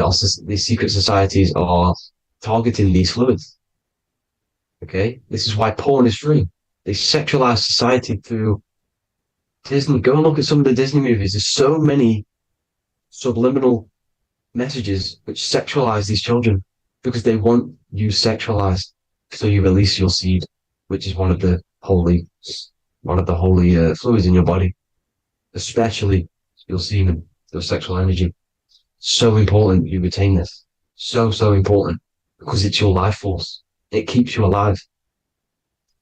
Okay. Now, let's recap on this. If you want to raise your oil every month, you can't just retain your seed for the month. You have to retain your seed forever. Don't just do it for a couple of days. Have to do it. It's a lifestyle. You want to become God consciousness, you got to do what it takes. It's hard in this society because this society is made around, it's designed to kill you pretty much. It's designed to keep you in these lower states of consciousness with all the bad food, the chemicals in the food, the chemicals in the water, the sexualized TV programs, sexualized adverts, sexualized TikTok and apps, videos, subliminally stimulating you. Because that is your weakness, sex. It's your weakness. Now, you have to retain your seed, meditation, and an alkaline diet. Why alkaline? Because acidic is low vibrational. This is the color spectrum. And what's the highest vibrational color? Violet. It's the lowest, red. You have to have an alkaline body in order to raise this oil. When you drink, when you have a bad diet, when you drink alcohol, when you smoke, this destroys the oil. It destroys the oil in your sacrum and it can't be raised again, can't be raised up. This is why it's so important. Without that oil, you don't live. That oil makes you live. It feeds everything in your body. It's crazy how we're not taught this. It's insane. But that is how you raise the oil, people. I hope you all gain some knowledge out of this video. And I hope this assists you on your journey, your spiritual journey. And please like and share this video. We need this knowledge out to the public to wake up humanity. Thank you all, people. God bless.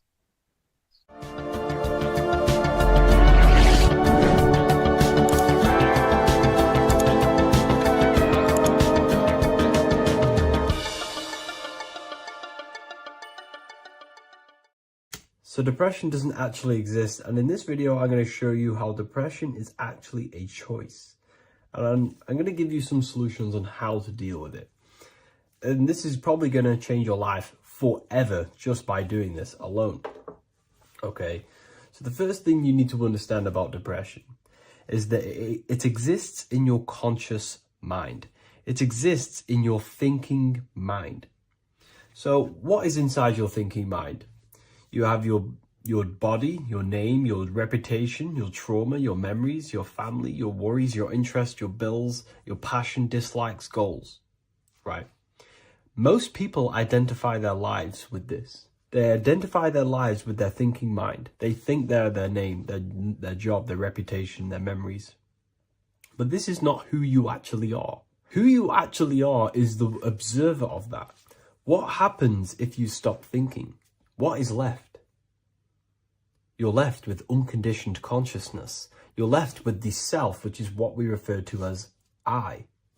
We are the consciousness, not the thinking consciousness.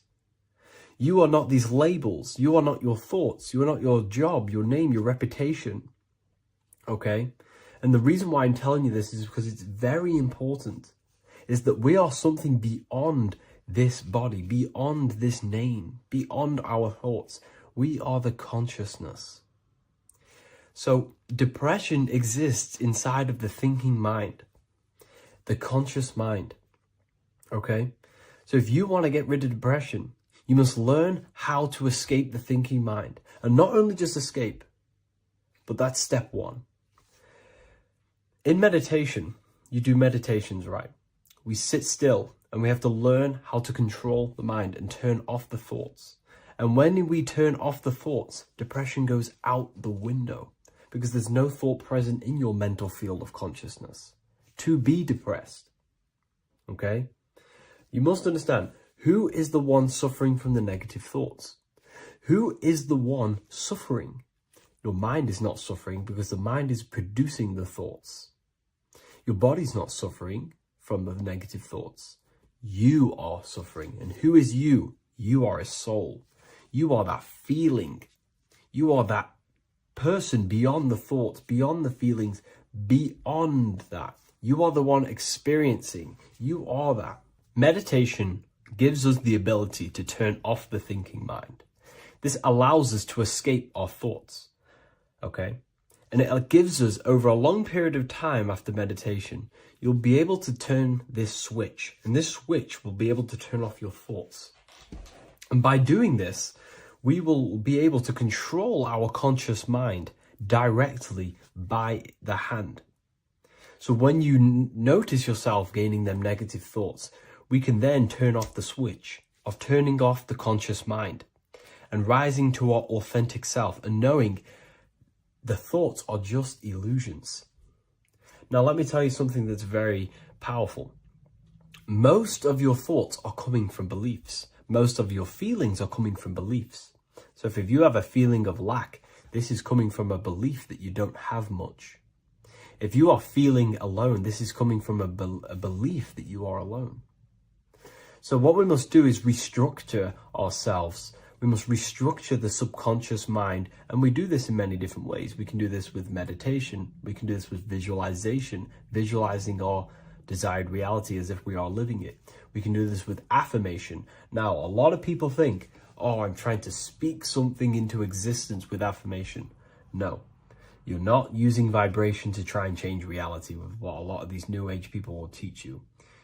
Vibration, your words will not have much an impact on reality. That's the truth. But what they do have an impact on is reprogramming and recrafting and refining your mind. If you repeat, I am wealthy all day long, your subconscious mind, that word will be lingering inside your subconscious and you will start to mold that into your conscious. You'll start to be consciously thinking about this.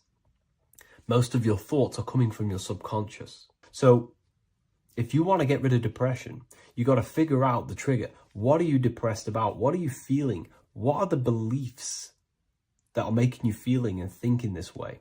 And that's what you must restructure. You must restructure your subconscious mind through visualization, meditation, and affirmation.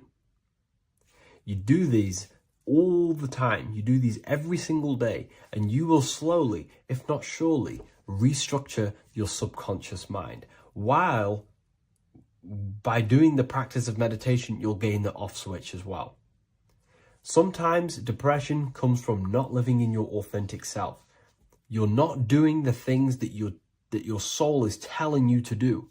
We all know what we should be doing at all times. I don't care what you have on.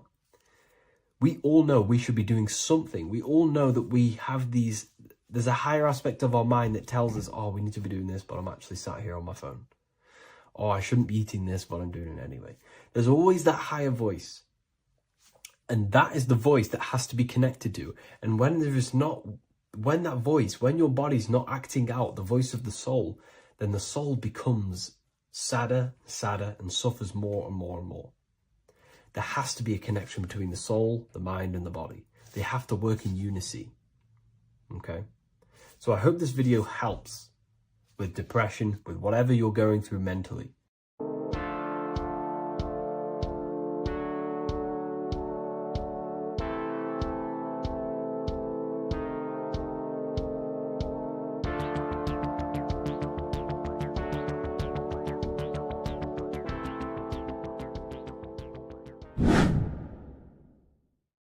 What is good, people? It's Revival of Wisdom. Today we're going to be talking about Saturn.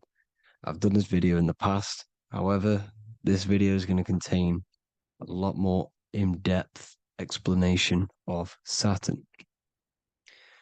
So the 33rd degree Mason, Manly P. Hall, said, Saturn is the key to crystallization, physical matter. Light is matter, matter is light. They are interchangeable. Low vibrating light turns into matter, high vibrating matter turns into light. And Saturn is the god of this world, this physical world. He crystallizes light into matter. This is symbolized as the Masonic checkerboard, matter and spirit, matter and light, light and matter. He's also the god of time, destruction, justice. He creates and destroys, because all things in time die. He creates and destroys you. So, because we live in this physical world, which is the electric world, this is why we say electricity, because it comes from the root word of El, Saturn. They used to call Saturn El, E-L. This is why we used to say Elohim is God. The real God of this world is Saturn, but it's being hid. This is being hid. Jesus is Saturn. All of this is Saturn. It's all Saturn worship. It's the real God of this world,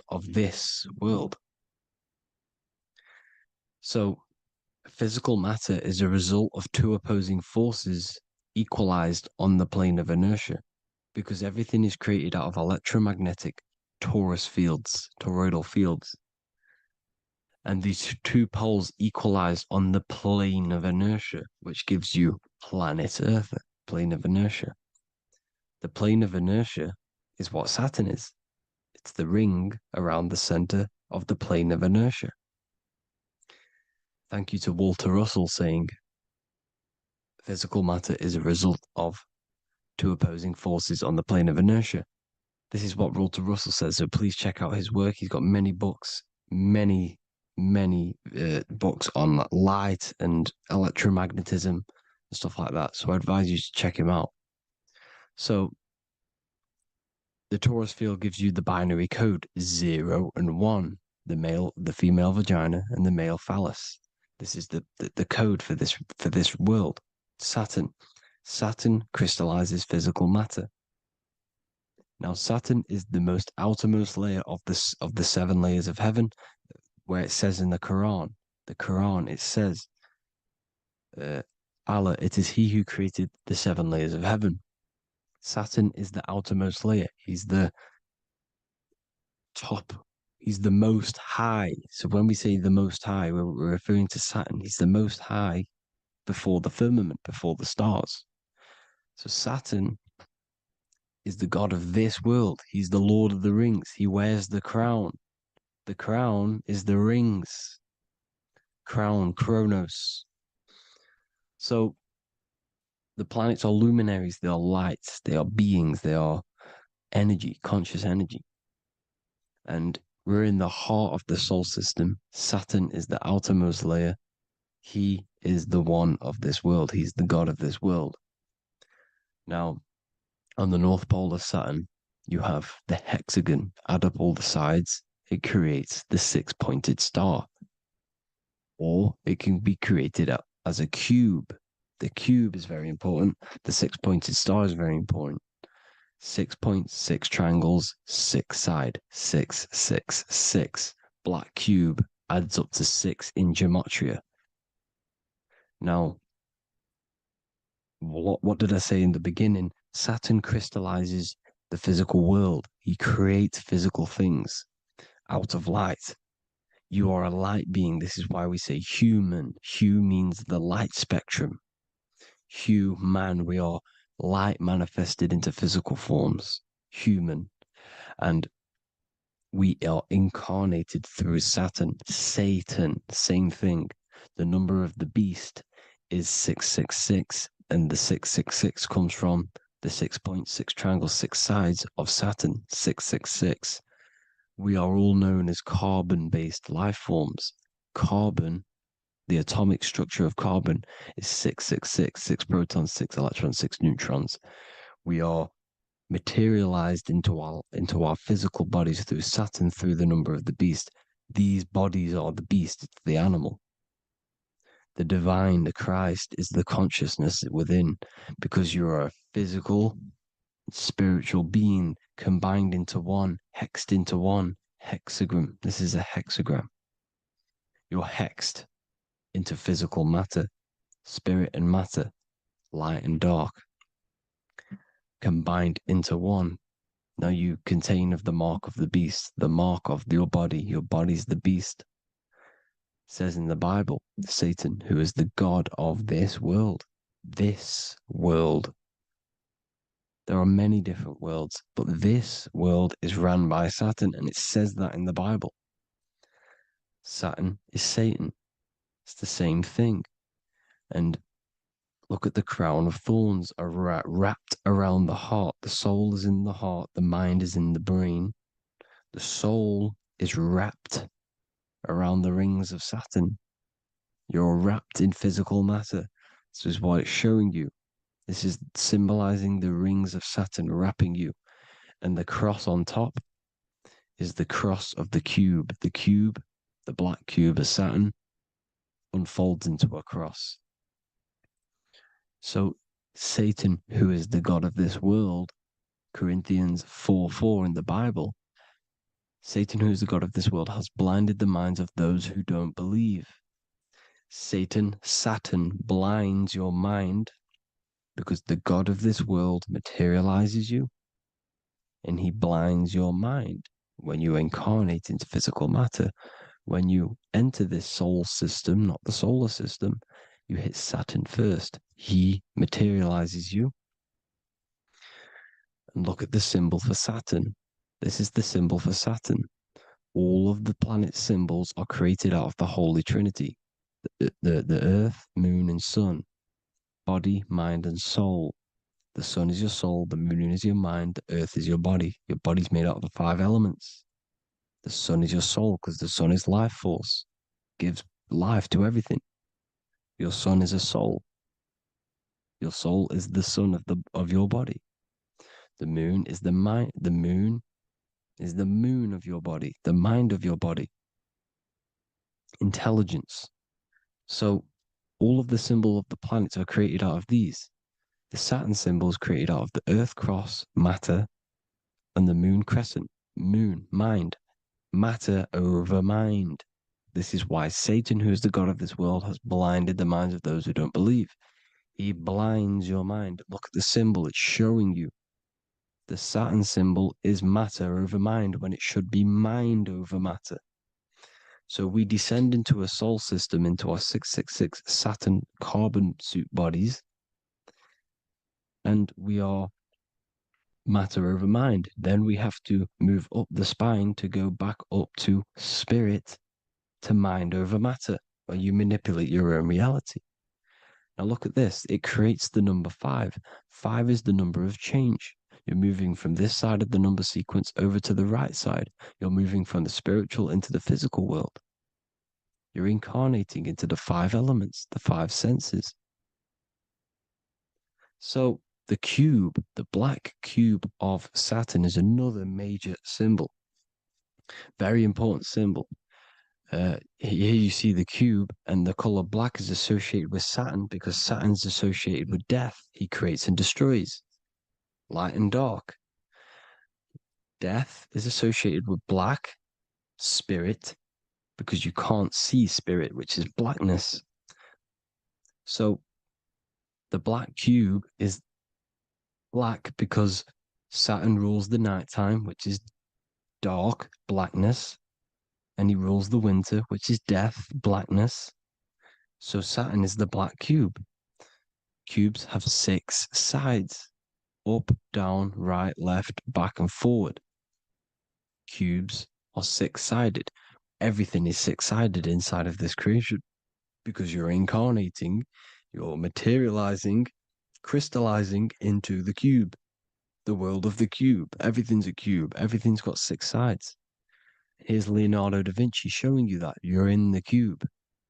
Leonardo da Vinci did this famous painting.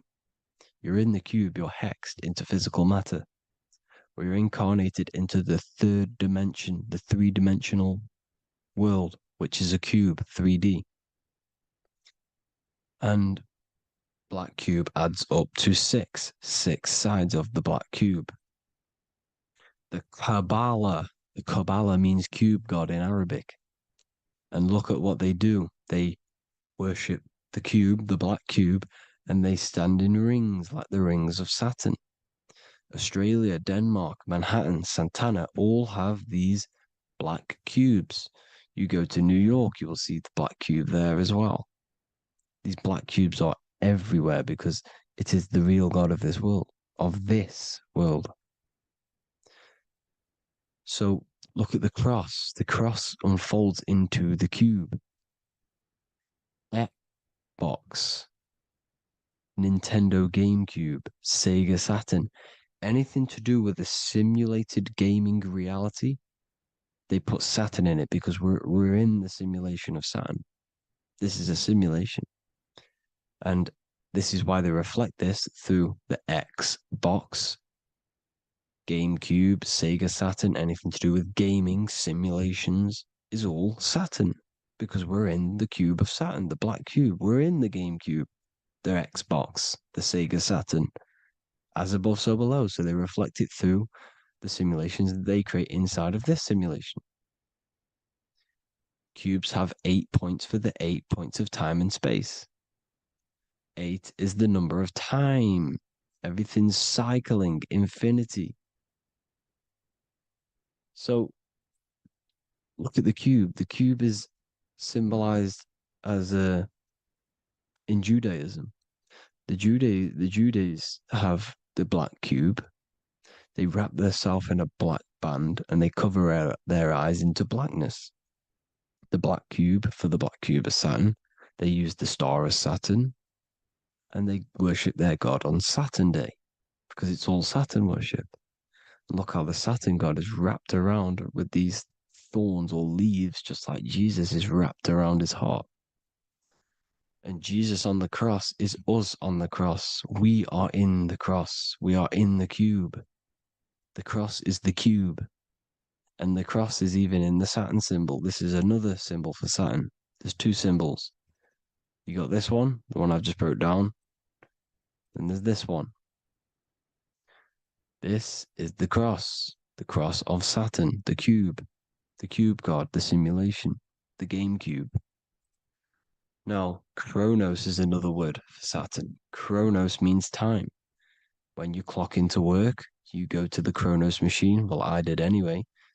And I'd tap my card on the Chronos because Chronos is time. Anything to do with time is Saturn. He creates and destroys. Look at the artwork of Saturn with the sand, the time. Look at this, how he's cutting off the baby's wings. He's crystallizing the spirit into matter. He's cutting off your wings. Satan, in the Bible, he falls from heaven into earth and he loses his wings. He becomes a serpent.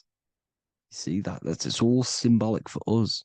We are the fallen angels, fallen angles of light. We're fallen angles of light. We are light beings. Now we're fallen into physical matter. Saturn's chopped off our wings. He's chopped off our spirit wings because when you astral project, you can fly. You will fly around. He's got the Reaper staff here, always depicted with the Reaper staff. Now look at the clock. Saturn Day is the 6th day, the number of the beast 666. Look at the clock. 6 take away 12. Sorry, 12 take away 6 equals 6. 7 take away 1 equals 6. 8 take away 2 equals 6.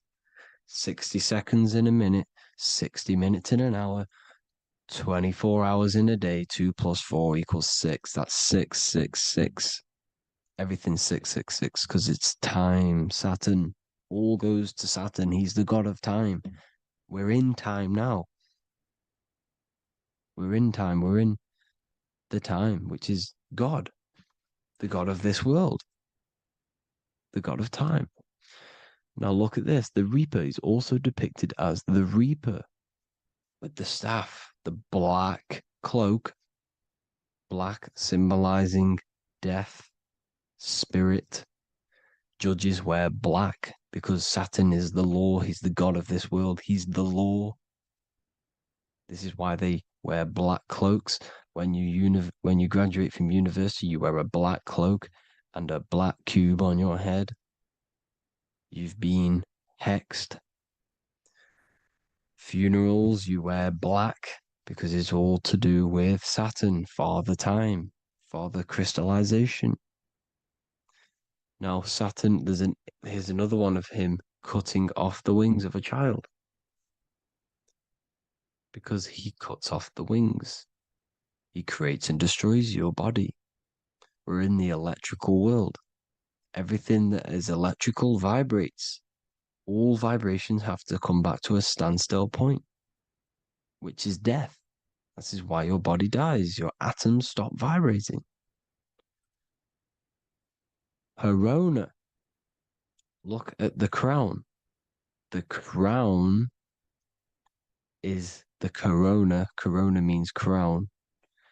And look at this is an alcohol brand for beer. You can see the staff of Saturn in the symbol with the moon crescent. Corona, which is the crown, Saturn, the crown on Saturn, the rings. And then you've got the staff. It's all Saturn worship.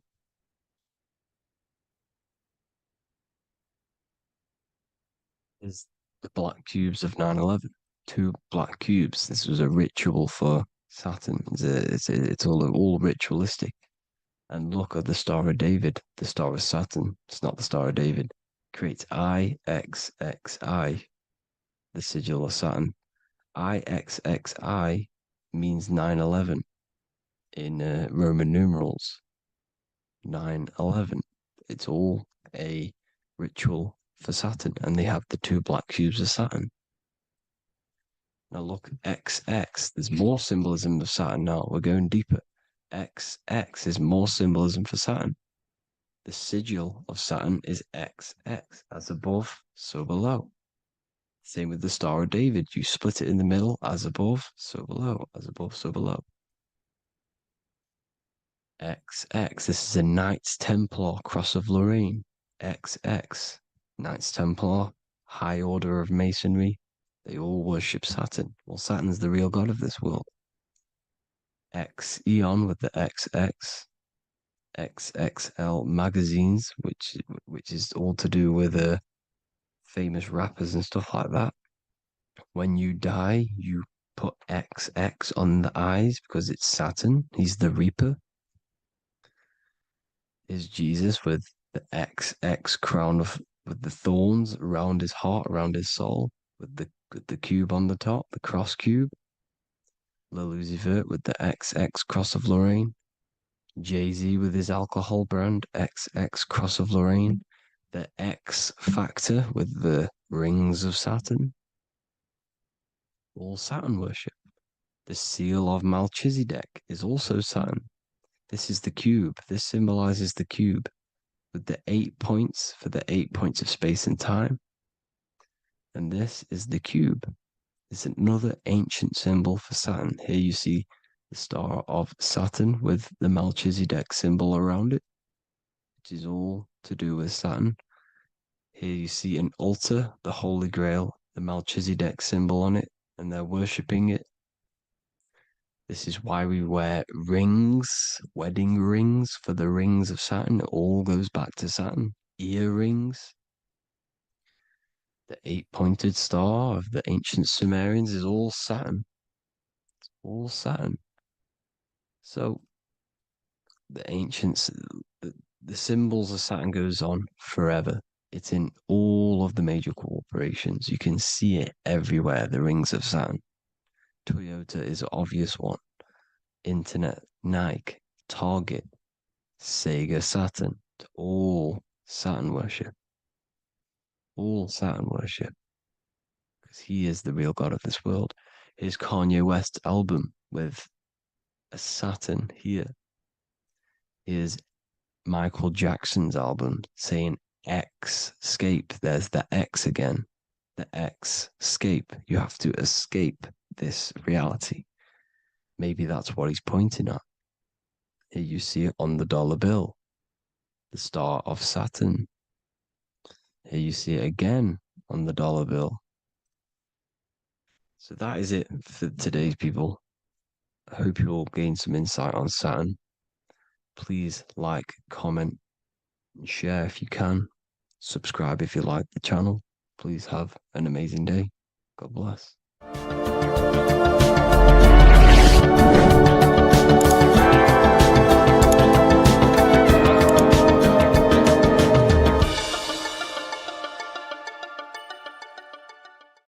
Geometry. This is the study of nature, of the codes, the mathematical codes behind physical reality. So today we're going to be going deep into geometry and the true esoteric internal geometry, the geometry that no one really talks about, and how geometry relates to human consciousness.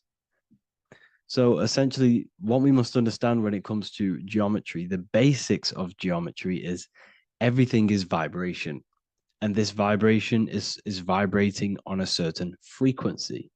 And this certain frequency creates a geometric shape, which is why in nature we see all of these different geometric shapes. All matter takes form in shapes. So if we put sand on a plate and we vibrate the plate on a specific frequency, we see that the sand goes into specific geometric shapes and patterns.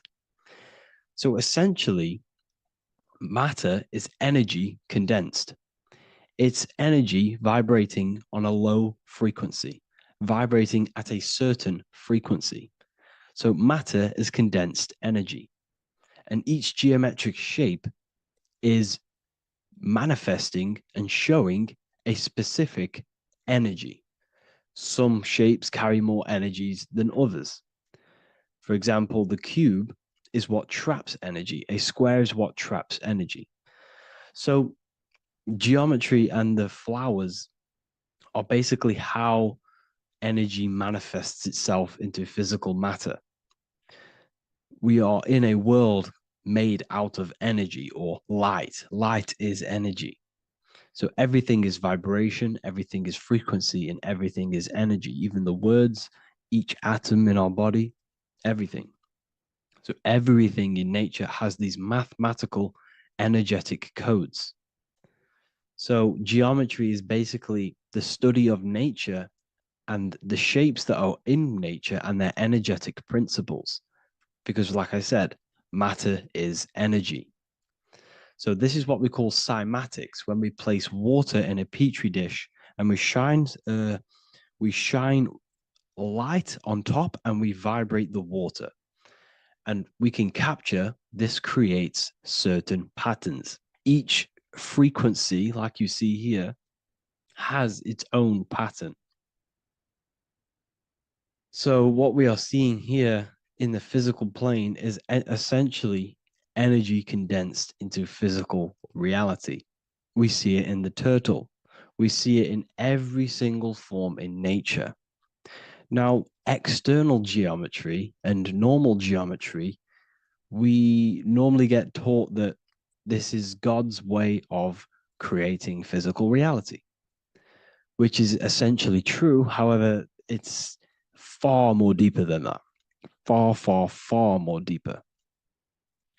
Okay, so what geometry truly is, it's not God's codes to reality, what we must understand is what the brain truly is.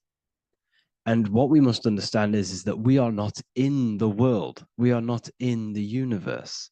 The universe is us ourselves, and the world is produced by our brain itself. Okay? So the way you must understand how the brain works, so what you visually see, so geometry is to do with what we visually see. And what we visually see is heavily connected with our eyes, which are an extension of the brain. The eyes are the brain. And essentially how we see is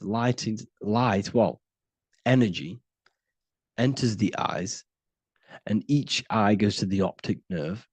And this energy is transferred into electricity, which travels to the back of the brain, to the visual cortex of our brain.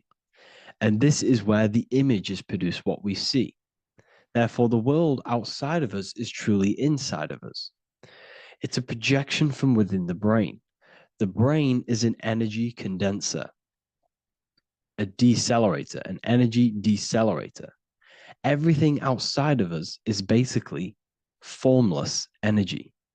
It is formless energy vibrating at a certain frequency. So what the brain is, it's sucking in this energy, this light, and turning that frequency, that code, that light code, into a physical reality. It's condensing the energy and turning it into a visual image inside of the brain. Therefore, everything outside of you is not what it looks like. Everything outside of you is basically energy, infinite energy. And our brain is condensing this into a physical reality and projecting it outwardly, which you experience your visual field. Okay? And the ancients knew this. So this is basically called the sigil of Lucifer. Lucifer is known as the light bringer. Lucifer in Latin means to bring the light. This is the sigil of Lucifer, which shows the visual field and the brain. We also see this in the Google Play symbol. It's a powerful symbol showing you the visual field, which is basically a symbol that tells you that reality is inside of the brain. The brain is what produces reality, but consciousness is not produced in the brain. The brain is essentially a consciousness downloader. It's a computer, and it's a reality simulator. The body is a simulation of physical reality. You are inside of the body experiencing the body simulation. The body produces this reality. It's a piece of technology. So Lucifer is to bring the light. Lucifer is the light being produced in our brains. Okay? So this is why they say Lucifer can tempt you. Lucifer can be the devil because it represents physicality. It represents the false light. Lucifer can trick you because it represents the physical world can trick who you truly are. So now that you understand how the brain is basically an energy decelerator and it creates and simulates a reality to your consciousness, you are no longer a person in a universe. You are the universe itself experiencing itself. Therefore, geometry is heavily linked in with the brain.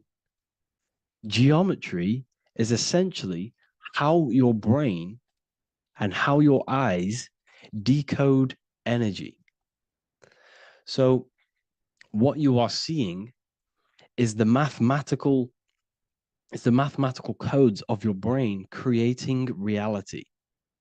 So what they teach you is the external is that geometry is God's way of creating this world, and these are the mathematical codes God's created. But now I'm telling you the internal. This is the truth. Geometry is how your brain mathematically condenses energy and light into a physical reality. So therefore, your brain is a computer program. So now geometry is nothing outside of you. Geometry is not something created by something else. It's created by your brain. Your brain produces these patterns through mathematical codes by breaking down energy into physical reality. And this is why you see geometry in everything around you. This completely changes your view on geometry. It's in your ear, it's in your face, it's in everything. Geometry is everything. Okay? So now that you understand this, now, as we were talking about the visual field earlier, the ancients knew about this. The ancient Egyptians knew about this. We can see this symbolism inside of the casket, the Egyptian casket. See, this crossover represents the visual field. This represents the back of the brain. This is the left hemisphere, the right hemisphere. And now some of the most simplest teachings in geometry is that straight lines are masculine and curved lines are feminine. And we even see this in the human body. The feminine human body is curvy and the masculine human body is liney. And even with the genital reproductive area, we have a line and a curve, 0 and 1, the binary code of all creation, 0 and 1, because that's basically all that exists. Nothingness and one, nothingness and God, nothingness and consciousness. That's all that exists. Now that I've told you that, the basics of geometry and the line and the curve and the feminine and the masculine, what do we have here? You see this stick here?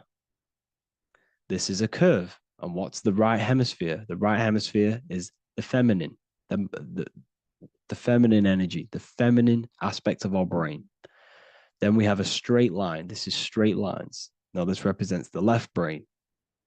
So the Egyptians are showing you the left masculine brain and the right feminine brain because of the curve and the straight line. And this is the visual field, the crossover. So there's a crossover in the brain. The left eye is connected to the right brain. The right eye is connected to the left brain. Okay, so the left eye is connected to the right brain. The right eye is connected to the left brain. The solar and the lunar.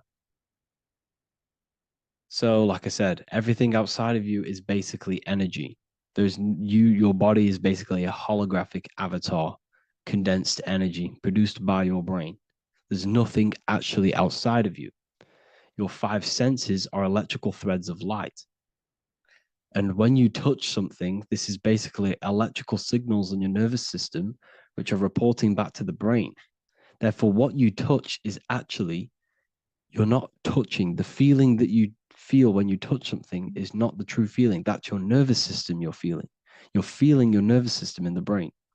It's electrical signals to your brain.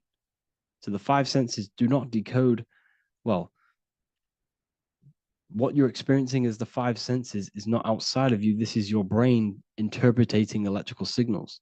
You don't experience the world, you experience your nervous system and your brain. The nervous system is an extension of the brain. So this is the truth. This is not woo-woo spirituality. This is true consciousness science that I'm teaching you here. Okay? So nothing is truly outside of you. It is a universe. You yourself are the universe, the fabric of the universe itself. The only thing that exists outside of you is essentially energy. That is it. And your body and your brain condenses this energy into reality. So when we look into architecture, why is architecture, the ancient architecture, so important? Because what did I tell you at the beginning? Shapes and physical matter is condensed energy. Each shape holds specific energy. Some shapes hold more energy, emit more energy. Some shapes condense energy. Some shapes transfer energy. Each shape, each geometric shape has an energetic principle because matter is essentially energy. So when we look into cathedrals and the ancient buildings, they were filled with geometric patterns, geometric shapes, because they understood the energy principle. Architecture is basically solid energy. It's physical energy. If we create this pattern here is an energy code. And if you stand next to it, you're going to gain that energy. It's going to be imprinted on your body. So essentially, they filled their buildings with high energy geometric shapes. Points, triangles, pyramids are very, very energetic. This is why you have crystal pyramids made, organite pyramids. They're always in pyramid shapes. That's why the Egyptians built in pyramids, because pyramids hold high energy. They emit high energy. So this is why you see all these different geometric patterns. Okay. So in the real reality, in the energetic plane, this building would basically look like this: lines and grids of energy. Okay, this is what it would look like in the energetic plane, a blueprint of the energy body. So as you see here, these are the different frequencies in a petri dish, of water in a petri dish.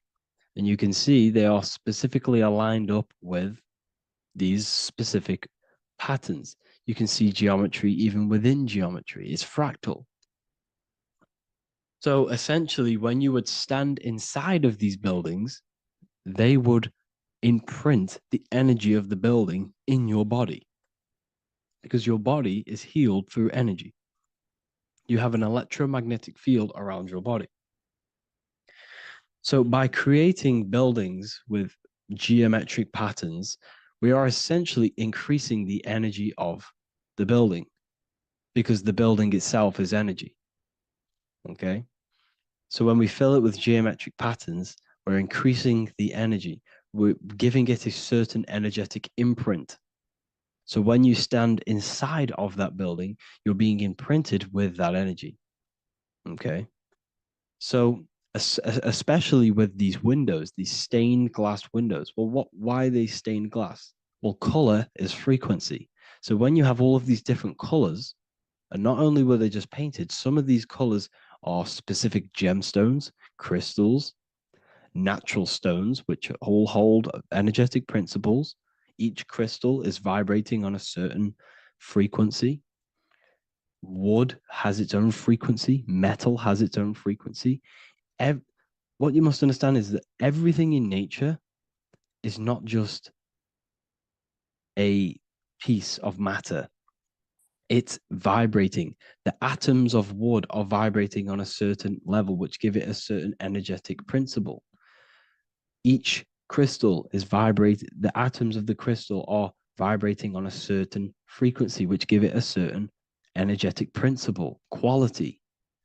So each thing, this is why the ancients were obsessed with natural stones, natural things, crystals, natural metals, and they wore different metals, different things like copper on their bodies, because they understood the atoms of these natural things are vibrating, which give certain qualities to you if you wear them.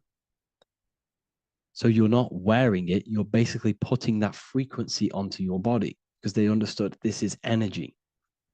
If I put copper on my body, I'm not putting copper on the body. I'm putting the frequency and the energy of the atoms onto my skin. And that frequency of them atoms are going to vibrate my skin, that frequency, and heal my body. So this is why this is so important. So each building is an energetic code. Okay. So when you stand in these buildings, it can heal your body. This is why when people walk into these ancient churches, they feel like they've met God. They feel a certain way. They feel so amazing when they enter these churches. They feel holy, for example. It's not because God's there. It's not because these man in the sky dwells in these holy places. It's because the energy of these buildings affect our consciousness. They increase your energy. They raise your vibration. They heal your body. They heal your cells. They imprint the water in your body, especially with these stained glass windows. Like I went a bit on a tangent there, but these stained glass windows were encoded. Well, they use different gemstones, different lights, different colors. And when the sun would shine through this window, well, what's the sun? The sun is light. Light is energy. The sun's light would go through this filter of the window of the crystals and the different gemstones and the different colors, and the sun's light would be encoded, imprinted with these crystals, with these colors and these natural glasses, which have healing energetic principles. And when you are inside that building, the sun's encoded energy of the window would be imprinted into your body, into your energy field, and it will heal your energy field, and it would heal your body, your cells on a cellular level. because your body is what? 60 to 70 to 80, some people say 80% water. And water is encoded with vibration. If you say certain things into water, it gives it a specific geometric pattern, like I broke down in the beginning. If you say love to a water and then freeze it, it will go to this. If you say hate, it will go to a distorted pattern. So when you are in these buildings, you're being imprinted by the energetic codes of these buildings, the energetic principles of the windows, of the structure itself. The ancients never used to build in squares. Their buildings, their insides were never square rooms because they understood squares trap energy. They always had pointed roofs so energy can escape. So there's many little things that we need to look into geometry. For example, when you see magicians, when you look at ancient magic, why do they stand in circles with different geometric patterns? They use different geometric shapes. Why? Because shapes are energy. They hold specific energy. So when the magician stands in a circle with a pentacle, they're working with the energy of that pentacle. You can work with different energies based upon the different geometric shapes that you draw. And you can use this in your structure, in your architecture, in your work, and it can influence everything. So this is the true geometry. I hope you gained a deeper understanding on geometry and how it relates with you and your consciousness. Like I said earlier, your brain produces geometry. It's basically how your brain decodes energy. It's not God, how God creates this reality. And no, you're in this reality. You are the reality itself. Your body produces the reality. Therefore, geometry is one with you. So therefore, if I play with the geometry of the buildings, for example, like the government have, everything's in squares. If you look outside, everything's a square, everything's a rectangle. You go to a city, every window is a rectangle, every building is a rectangle. You live in a box room, everything is boxed and squared off in this reality, in this modern society. Why? Because they're trapping energy. The box is the cube is the most simple geometric shape, which basically condenses energy and it traps energy. And if you subconsciously see squares all the time, your phone's a square, your TV screen, everything's a square, your keyboard, your desk. Go and look at the ancients. They never used to build in squares and cubes. And if you go into nature, you'll never see squares and cubes. Nature doesn't create squares and cubes. Everything in the modern society is squares and cubes to simple your consciousness down, to dumb your brain down. So the ancients built very, very complex structures. Why? Because they understood what we see affects our brains, because our brains decodes reality and creates reality. If you see a sophisticated building, this is going to give you a sophisticated mind and raise your IQ levels over time, subconsciously. I'm not saying if you look at this building, you're going to become smart. I'm saying if every single building in your environment, ment is mind, mental, every single building in your environment was this complex and complicated, it would increase your IQ on a subconscious level. It'd make you more complex, make you more intelligent. So they've dumbed everything down. They've dulled everything down. Look at everything. Everything is being dulled down. So anyways, I hope you all gained a better understanding on this. If you want to gain more occult knowledge and esoteric knowledge, make sure to read the Book of Wisdom, Volume 2. If you're inside the university, you can get this book for free. Go to the general chat area and follow the instructions and you can order yours for free. Truly life-changing stuff. Because the issue is with the world is that no one really understands who they are, what they are, and why we are here. That is the issue for people's depression, for people's wrongdoings. They don't understand who they are, what their emotions are, what their mind is, what their body is, what reality is. This book gives you that. This book gives you the sense of understanding, the sense of well-being that will give you a better life because you understand life and what life is. And if you truly want to take your studies to the next level, we have the Ethereal University. This is the place for truth seekers where you can connect with like-minded people so you don't have to feel insane, because not many people think this way. I've been there when people when you wake up and not many people around you are thinking the same way, and you start to feel a bit insane, and you can't really talk to people about these things. That's why I created this, so you can connect with people and learn at the same time and become the best version of yourself by understanding truth and knowledge. If you join, you'll gain access to free live calls every single week, every single Saturday morning. We do live calls. You can ask me questions and all sorts. So make sure to leave a like and a comment. And thank you all for tapping in.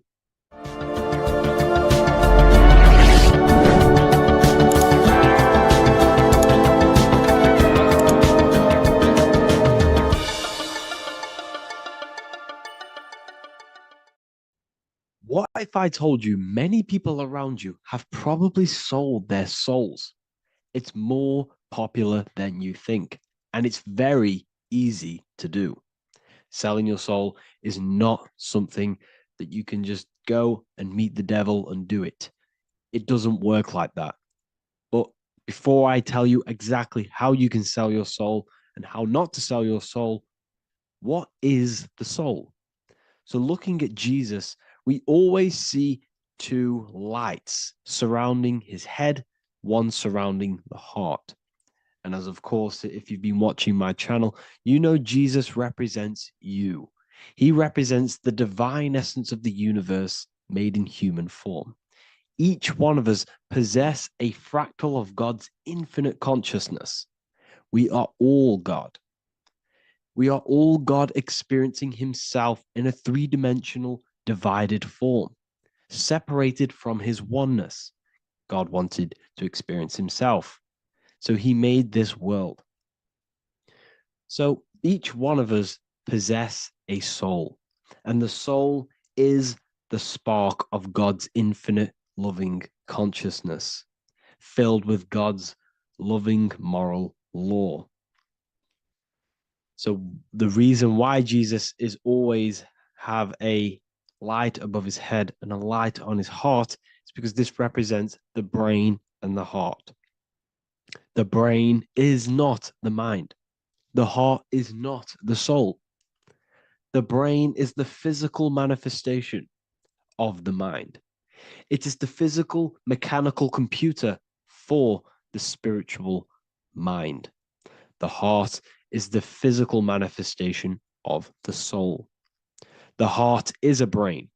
In fact, it contains 40,000 specialized cells, which are the exact same cells found in your cranial brain. Yes, your heart is an emotional brain. Your cranial brain is a thought brain. It's a computer. Okay? Everything that exists physically exists non-physically. This is what the ancients called spirit. Just means invisible force. The mind, the thoughts are not made of atoms. You can't touch, you can't find tangible thoughts, imaginations. These things exist spiritually in metaphysical counterspace. It's the same with your emotions. The emotions are spiritual. They are not physical. You can't touch them. So thoughts are the language of the mind. Emotions are the language of the soul. Sometimes we can become eluded by thought, and we can become eluded by emotion. If we are led purely by emotion, we can create illusions in our perception. The same if we rely only on thought. We must balance these two. Okay? So the mind is the creator. The soul is the operator. Every thought we think is being judged by our soul.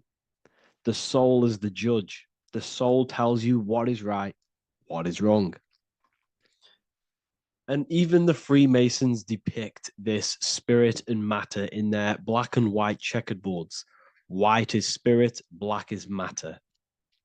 Matter is dead, spirit is life. This is what this represents. Physical reality is not just physical. For every physical object, for every physical manifestation, there is a spiritual force bringing it into existence. Consciousness brings everything into existence.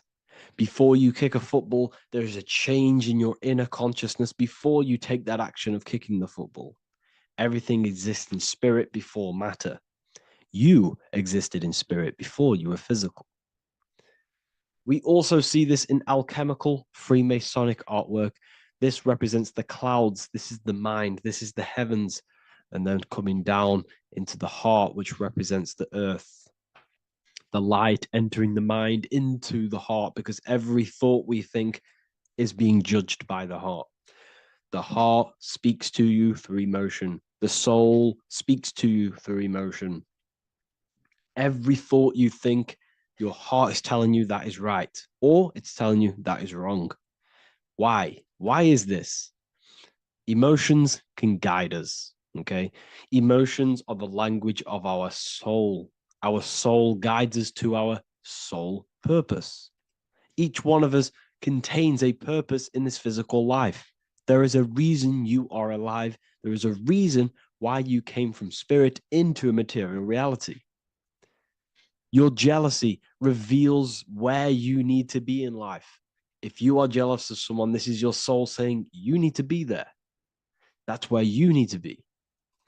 Your fear reveals your greatest growth in order for you to reach your life's purpose.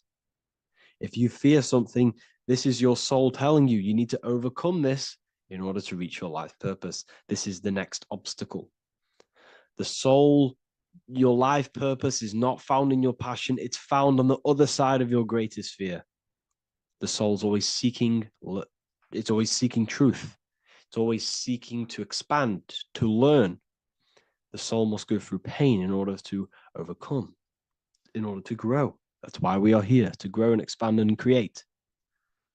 You also see this in alchemical artwork. Again, the mind in the clouds, the heart and the soul. They must work in unity. Each one of us contains the spark of the divine, which is the soul. Okay? Which is the soul. This is the operator. G-O-D, generator, operator, destroyer. The generator is the mind. The operator is the soul. The destroyer is the body. Everything will generate, everything will operate, and everything will die. That's the Trinity, the Father, the Son, the Holy Spirit. There's always a Trinity, Brahma, Vishnu, Shiva. Okay, so each one of us contains God's law, and it's encoded within our consciousness, within our soul, within our heart. That is what's judging everything you do. Every time you hurt someone, you can feel it. If you've ever punched someone, you can feel it. You know it's wrong.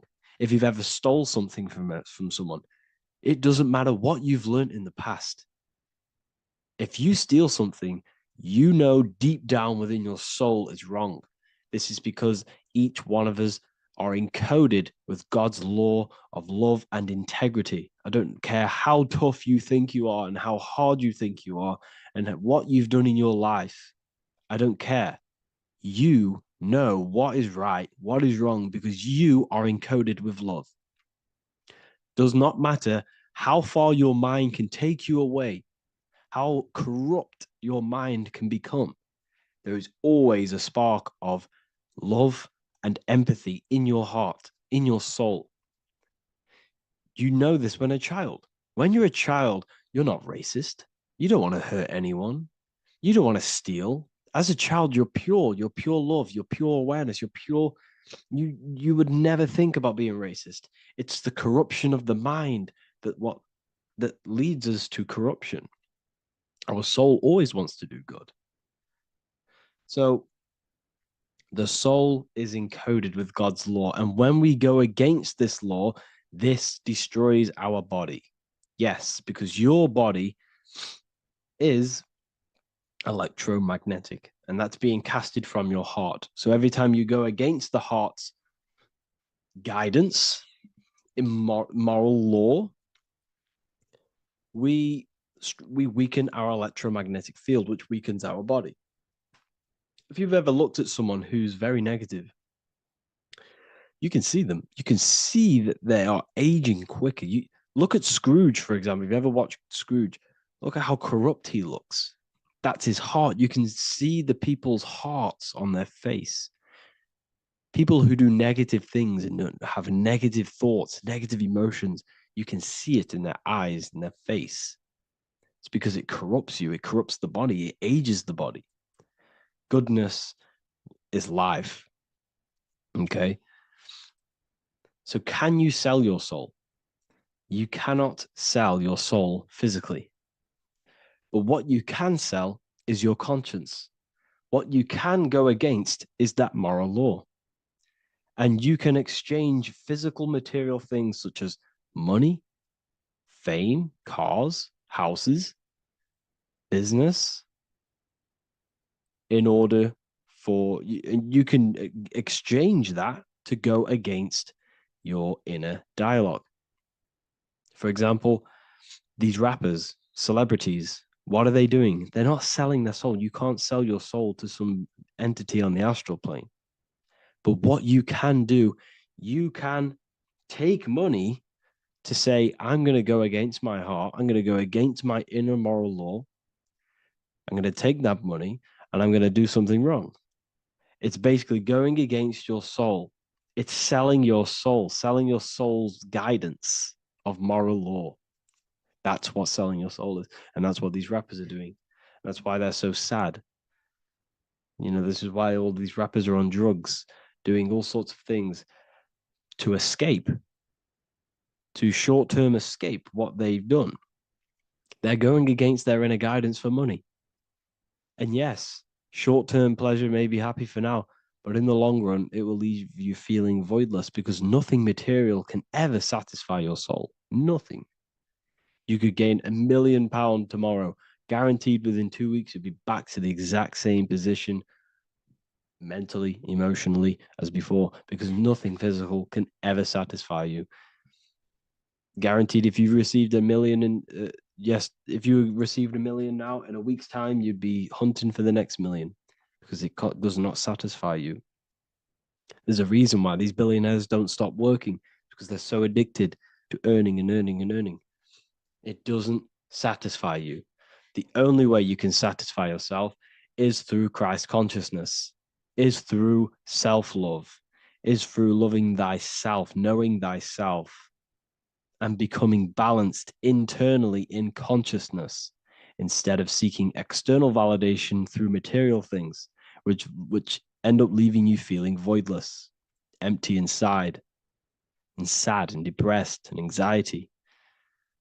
Everyone's looking outside of themselves for validation, when true validation comes from within. True satisfaction, true happiness comes from within, reaching Christ. Christ is a state of being, a state of consciousness that we must cultivate within ourselves so we can live a happy, balanced life. You can have all these material things when you're satisfied inside, but don't rely on them. Me, I enjoy material things, but I don't desire them. I don't chase them. I don't rely on them for happiness, for validation. You can have big cars. You could have your favorite watches. You could have Lamborghinis. Yes, it's fun, but don't let it give you your happiness. As long as you're happy on the inside, it's okay to have these things. You should seek balance with your inner world and outer world. Okay, so this is what they are doing. Rappers, celebrities, actors, Hollywood, this is what they've done. They've exchanged their inner integrity, their inner law, their inner moral compass for exchange for material wealth, fame, money, and cars. That's what they've done. And power. It corrupts you. They slowly corrupt you. So yes, you cannot sell your soul. And if you wish to learn more, I'll see you inside Ethereal University with my community, where we are learning every day to master ourselves, to expand our consciousness. If you want to lucid dream, astral project, master yourself, create the desired reality you want, learn about human consciousness and your full potential, then Ethereal University is for you, and I'll see you inside. The link will be in the description. Thank you for watching.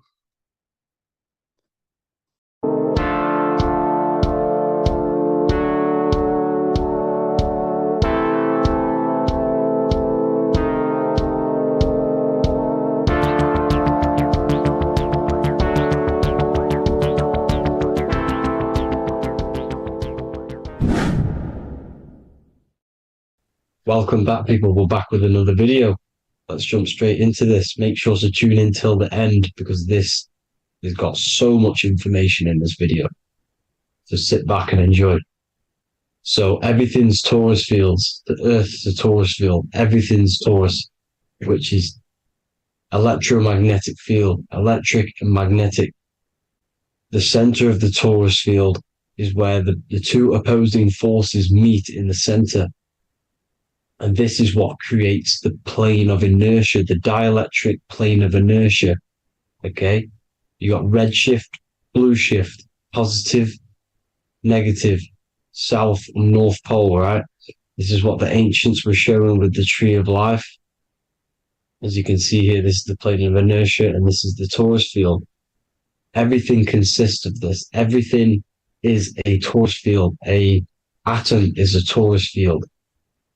Okay, now the inertia is the 0 point. So this plane is a 0 point. It's the balance between two poles. Okay, now this creates matter, because matter is two opposing forces in motion equalized. So these two forces coming together is what creates matter on this physical plane. And this is why we can't see the electromagnetic field, because it consists of one of the elements, which is either electric or magnetic, but when they combine together, it's what creates this physical plane, which is physical matter, which is light in motion. Now, everything is one. Don't get confused by duality.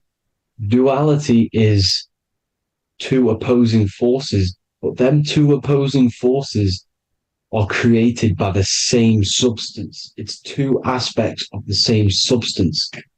So, for example, water and ice are the same thing, you know what I'm trying to say, but it's two aspects of the same substance, because all is one. The whole universe is one. All goes back to the one, which is God, the creator, or magnetism, whatever you want to call it, because magnetism pulsates. Electricity has two poles, red shift, blue shift. Okay, so red shift, blue shift is electricity, and electricity vibrates, and all vibration always comes back to a standstill point. But magnetism is what pulsates. This is why your heart pulses. You breathe, which is a pulse. This is the breath of the universe, magnetism. Now, this is why the earth is green, okay? Earth can be spelt heart. If you just move the H to the beginning, it spells heart, okay? Because the heart is the center of the torus field, which is the heart chakra for us humans, okay? We consist of the same field, as you already know. Heart being the center, which is green, which is the center of the seven colors. The center of the seven colors. This is the most powerful chakra in your body. People think it's the crown chakra, but it's the heart chakra, because it's the center of the torus field. You must align them all and combine them all into one, which is the heart chakra. Now, earth is green. Nature's green. Okay, this is because we live on heart chakra, the plane of inertia. It's the center of the torus field.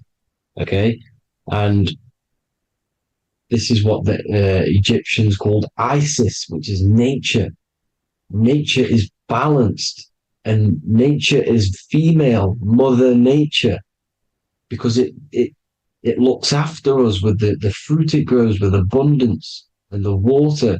It's a female energy, Mother Nature, and this is the symbolism of an equal, balanced arms. This is the scales, it's balanced. Mother Nature is balanced.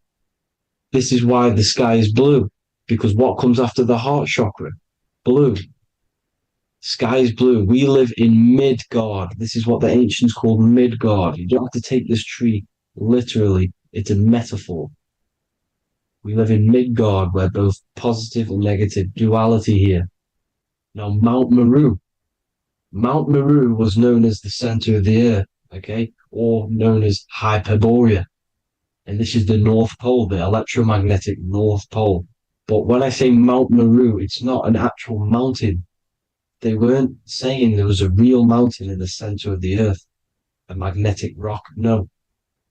The plane of inertia, okay, there's something called a hyperboloid. That's what it's called, a hyperboloid. And this is the center of the torus field.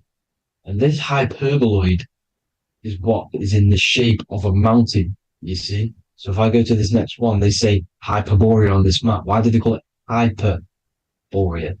Because this is the hyperboloid in the center of the torus field. And this is the electromagnetic mountain, a metaphor. Mountain, what they're metaphorically saying, this is the electromagnetic mountain at the center, the double vortex, the center of the torus field, which is the North Pole. Pole of electromagnetic energy. So this is why they call it Hyperborea. It comes from the word hyperboloid.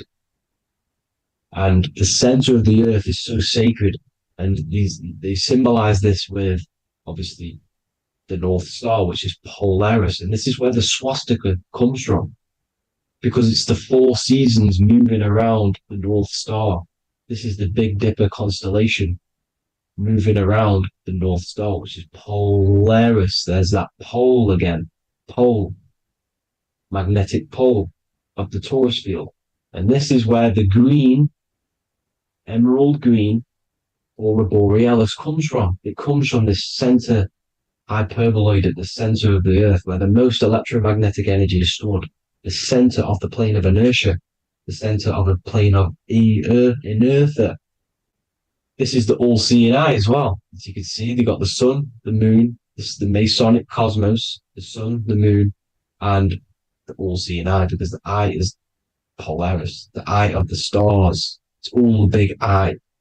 Now, the eye means a lot more as well. It's not just that. There's different ways you can interpret symbols. Now, this is the emerald tablets.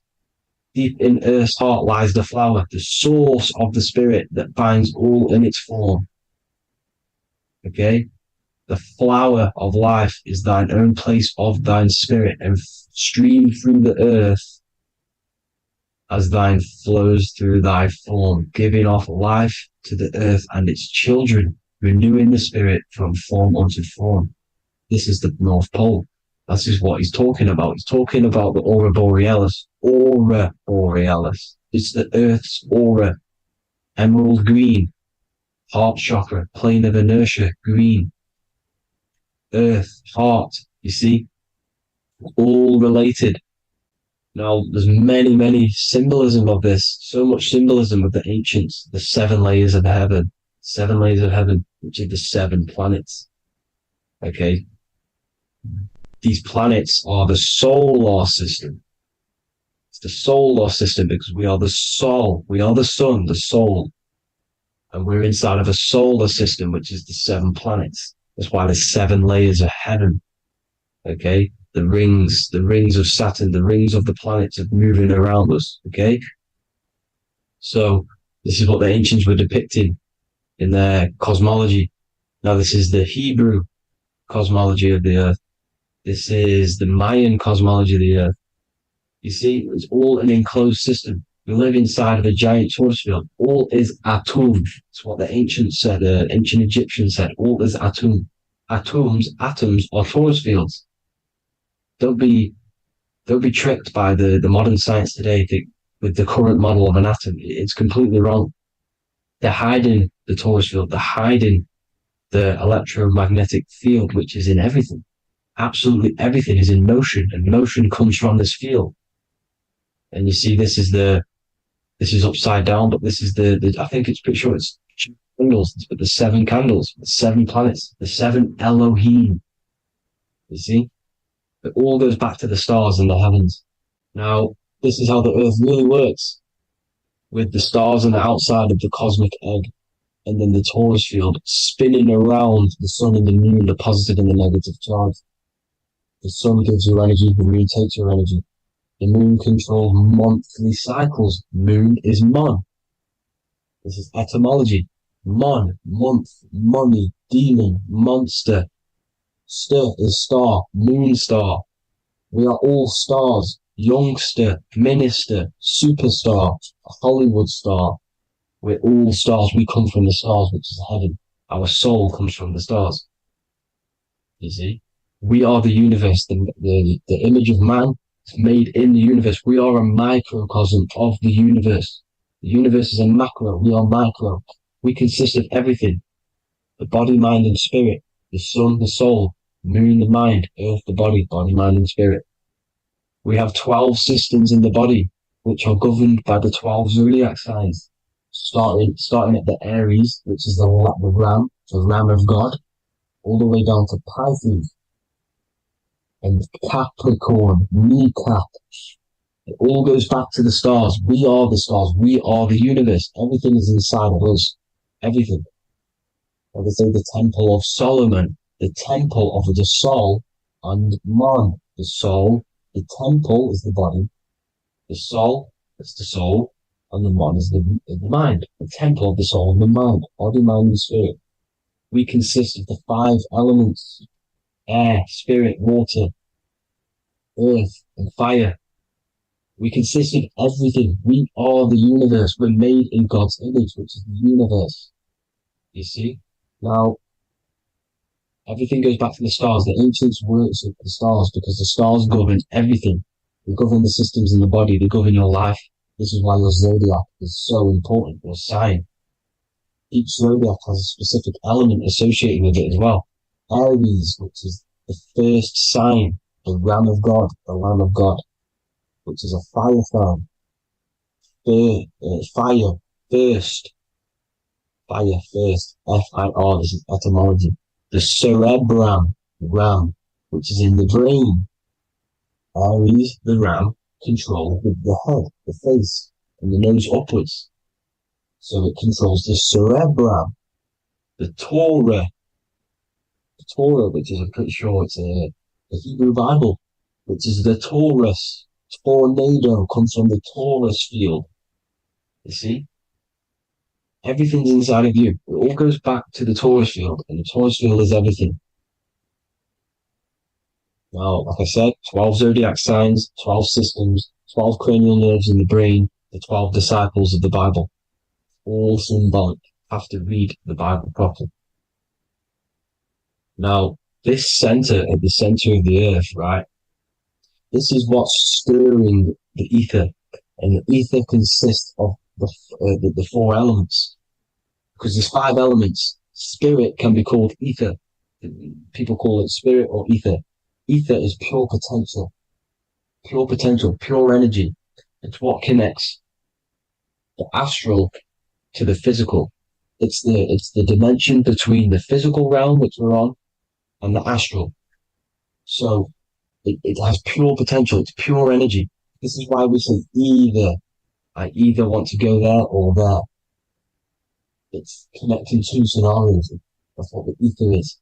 It's connecting the 2 worlds, the astral and the physical. The center is like the cosmic womb. There's a black hole in the center. This is the center of the Taurus field. This is the womb of creation. And inside of this black womb with the 5 elements, and everything's being stirred around. Everything's in motion. Light is motion. Everything's motion. Now, like I said earlier, light crystallizes into physical matter. They are the same substance. Spirit and matter are the same substance, but different variations, different aspects of the same substance. Low vibrational spirit turns into matter. High vibrational matter turns into spirit. Or light, whatever you want to call it. Matter is light crystallized. This is where we get the 7 metals from. The planets are light. Specific frequencies and vibrations of light. When these lights, or the planet, materialize, material metals materialize, they turn into the 7 metals. Saturn turns into lead. That's why lead is red. Saturn is red. The sun turns into gold. That's why the gold is yellow and the sun is yellow. You see, Saturn is the time god. What happens in autumn? The leaves turn red and they die. This is why Satan, time god, the reaper, everything is crystallized till it's death and then reborn again. You see, rust, when things rust, it turns to red because it's Saturn. Saturn crystallizes everything. He's the reaper who comes around in winter. You see, he's Satan. Jesus and Satan, the sun and Saturn. They say we live in a solar system. The solar system, I think I've already just broke this down. The 7 planets are the 7 chakras. Everyone already knows this. But I'm going through it anyway. But this is where we get the 7 planets from and the 7 metals. You see, all the ancients knew it was an enclosed electromagnetic system. It's not a spinning ball in the middle of space, people. They want you to believe this so you get stuck in this material world. Because if you believe everything's material, you can never affect this plane effectively. You can never create your life effectively. You don't understand the planes of existence. Because the mental plane is a higher plane. And it breaks down and it controls the planes below it. The mental plane, hold on, I've got it here for you. The mental, the astral, etheric, then physical. Etheric connects the physical to the astral, but the mental is what's above them all. You see? Now, it's important to understand this. It's important. However, the ancients always talked about the enclosed system.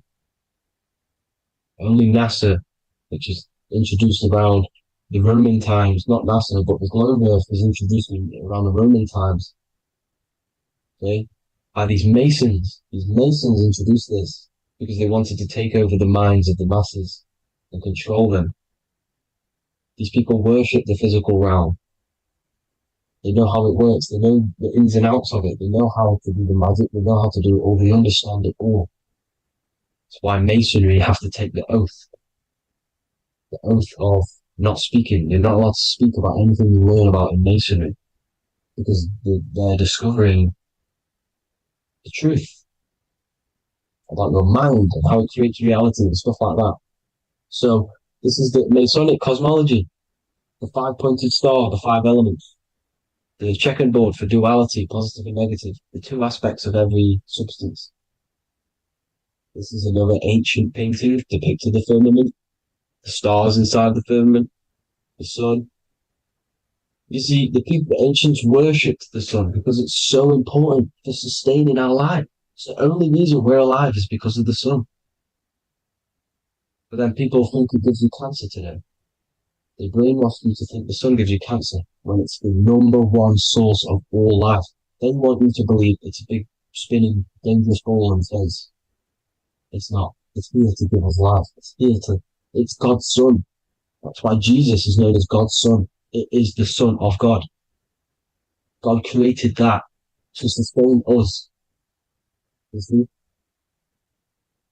So it's important you understand the true cosmology of where you are, because if you don't know where you are depleted of all of your morals. You're depleted. You're demoralized. You're lost. You don't know where you are. You don't know where you exist. Okay? Once you accept the globe model, the heliocentric model, you will subconsciously think that you come from nothing. This is why they implemented the evolution theory just after the globe model was introduced by Charles Darwin. Charles Darwin came in after the globe model. He's a Mason, he was another Freemason, and implemented evolution where we came from monkeys, because they want you thinking less of yourself so they can manipulate your mind. You see? They want to manipulate your mind, and they have done since you got here. Since you came through that portal, you were manipulated from that day to believe this, believe that. The true cosmology, the truth will set you free. You will understand things better.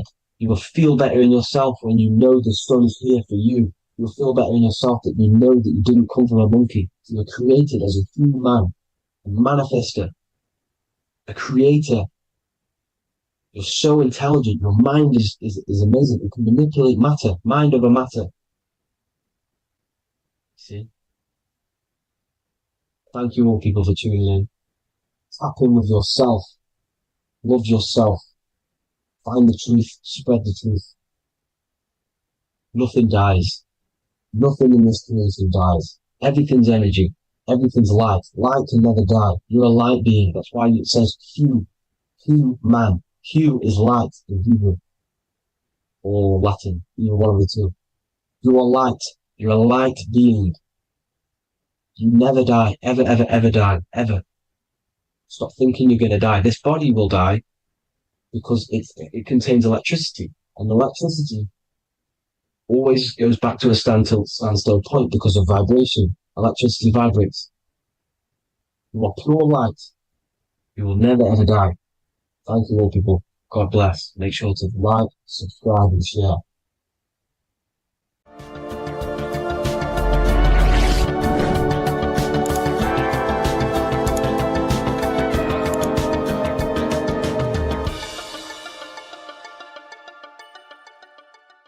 Welcome to Revival of Wisdom.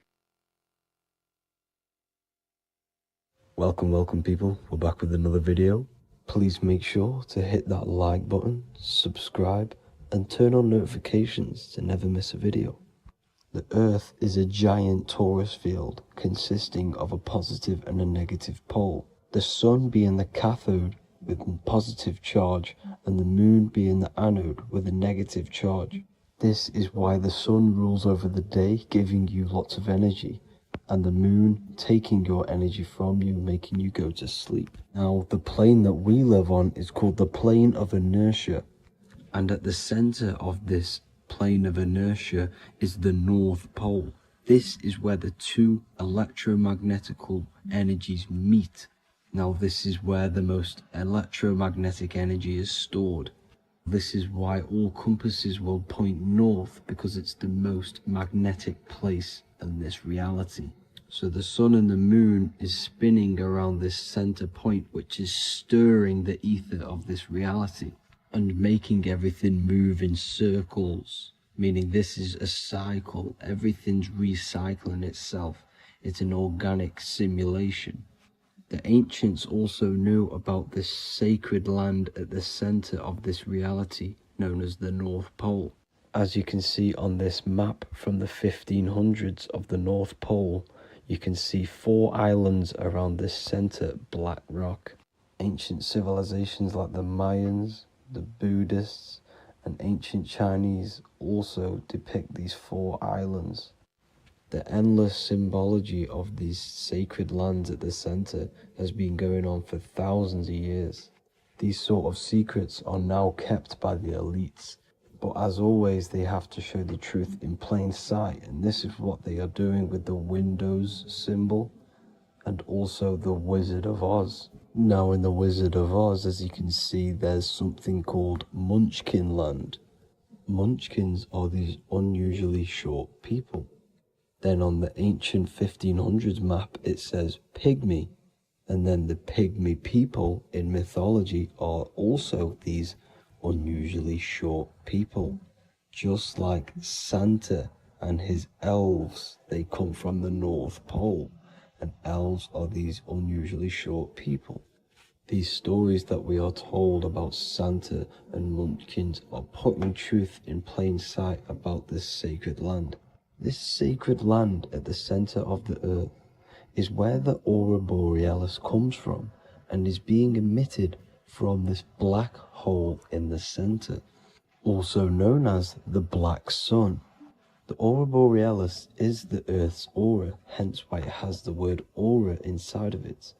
It is the life-giving essence to all life within this realm. As this dualistic reality we live in consists of both physical and spiritual, the black sun is like our sun for the spirit. It's our spiritual umbilical cord, connecting us to the spirit realm. And the rising sun is the opposite. It's our sun for our physical 666 carbon suits, known as our human body, our physical aspect. As it states in the 40,000-year-old emerald tablets, deep in Earth's heart lies the flower, the source of the spirit. The flower of life is as thine own place of spirit, and streams through the earth as thine flows through thy form, giving off life to the earth and its children. So the North Pole is the core of this spiritual reality, and the closer you get to it, the more spiritual and lucid it becomes. So the elites have covered this up in order for us to forget the true nature of this reality. And they did this cover-up by introducing the globe model. Nicholas Copernicus was around in the 1400s, and he introduced the globe model. As you can see, he is a Freemason. He depicts himself with a globe and a Masonic compass in all of his paintings and portraits. Galileo was also a Freemason, as you could see in all of his portraits with a globe and a Masonic compass. He was also a massive part of introducing the globe model after Nicholas Copernicus. So yes, the globe model was a spiritual and political move to gain more control over the masses. After the globe model was then introduced, they introduced the theory of evolution by another Freemason, Charles Darwin. See how these two theories go hand in hand? They both degrade humanity, and they make you confused of where we actually came from. By hiding the true form of this divine creation and hiding the true power of each and every one of us, they maintain control over the masses. Now this is order out of chaos, known to be the 33rd degree slogan of Freemasonry. Now this is the Masonic cosmology, and as you can see, you have the checkered board for the duality, the 5-pointed star for the 5 elements, the 4 corners for the 4 pillars, the all-seeing eye, which is Polaris, the sun, the moon, and the 7 stars. So even Freemasons are taught the flat earth cosmology and the true form of this reality. Now the true nature of the sun, the moon, and the earth is shown and reflected through the Masonic compass. The Masonic compass is the sun, the moon, Polaris at the top, and the black sun at the bottom. It makes sense why all the scientists who introduced the globe model all used the compass and the globe together, because it's truth in plain sight. As I explained in my other video, all Freemasons have to take the oath. So it goes to show, why are we all learning these theories from Freemasons who can't talk about certain topics that they learn about? Why should we believe their theories when they're holding back the real truth about this reality? Now going on to NASA. NASA means to deceive in Hebrew, and they are also funded by the government. They are not a private company. The old owner of NASA, Werner von Braun, on his grave has the Bible verse Psalms 91. The heavens declare the glory of God, and the firmament showeth his handiwork. Now why would the owner of NASA put this on his grave? Seems a bit suspicious to me, alongside with the NASA astronauts are all Freemasons. And not to mention the countless mistakes they've made on their live videos in space stations, the moon landing, and the CGI footage of the Earth, which is obviously photoshopped. Just by tricking the masses that they live on a spinning ball, the elites gain the perception of the masses. Not only does it hide the divine creation we're inside of, it hides the divine spark within you. It hides the creator, the source. And by believing in space and we live on a spinning ball, it makes people come to the interpretation of that we are a coincidence and we do not have any purpose. And of course this is false. When you come to realization that we are all a divine creation and we can create our own divine life in this reality, life becomes more sacred and you start to enjoy little things. The elites want you to believe everything exists only in the five senses. They want you constantly looking outside of yourself because they know that will keep you on lower states of consciousness. Now this brings me to our next point. By tricking the masses into the heliocentric model, the elites started to advertise aliens in the movies, in cartoons and magazines in the late 1940s. Now this is subconsciously programming us about aliens and extraterrestrial threats, which then they can use to their advantage. And this is something called Project Bluebeam. They are more than likely going to fake an alien invasion to push this 2040 agenda, which is for one government and one ruling currency. That's it for this video, guys and girls. Hope you all enjoyed. Please make sure to leave a like and a comment. God bless you all. What if I told you that you are under a spell and this spell is controlling you in every aspect of your life and you don't even realize it? Spells are not what you've been taught. They're not fantasy magic wands that are casted over you. No, no, no. Spells are much, much deeper.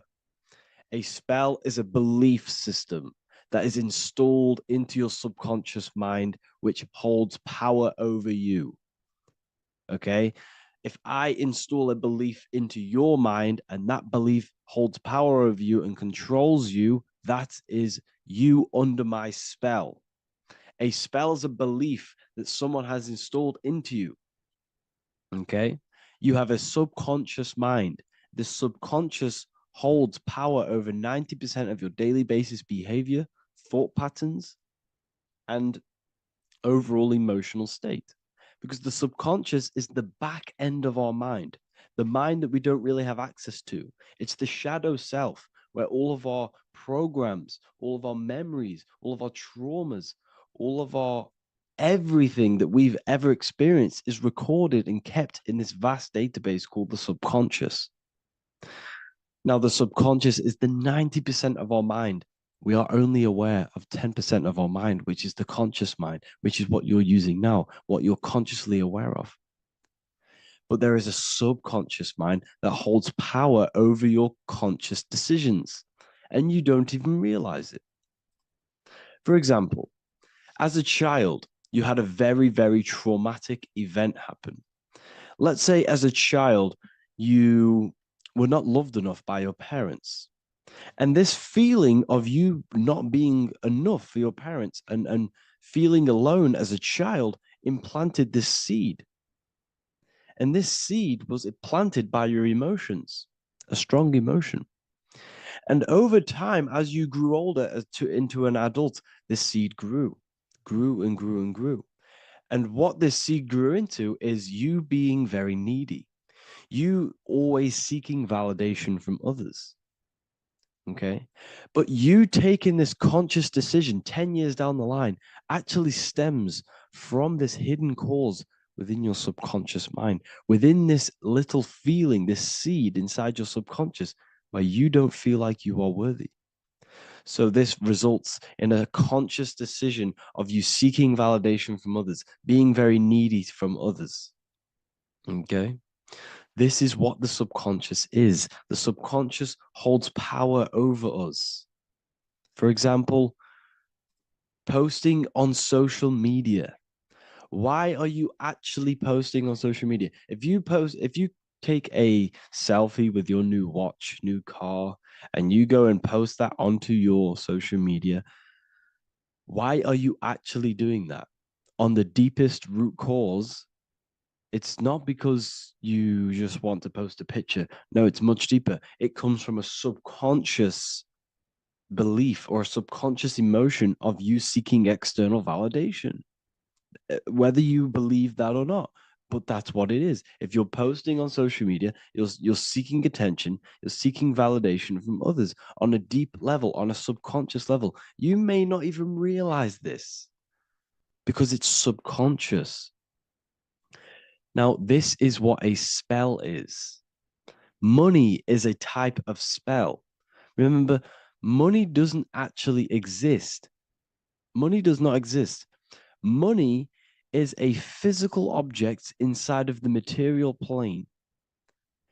But the physical object has a belief in the mental plane. See, the mind is the highest plane. This is the root cause of reality, the mental plane. Okay?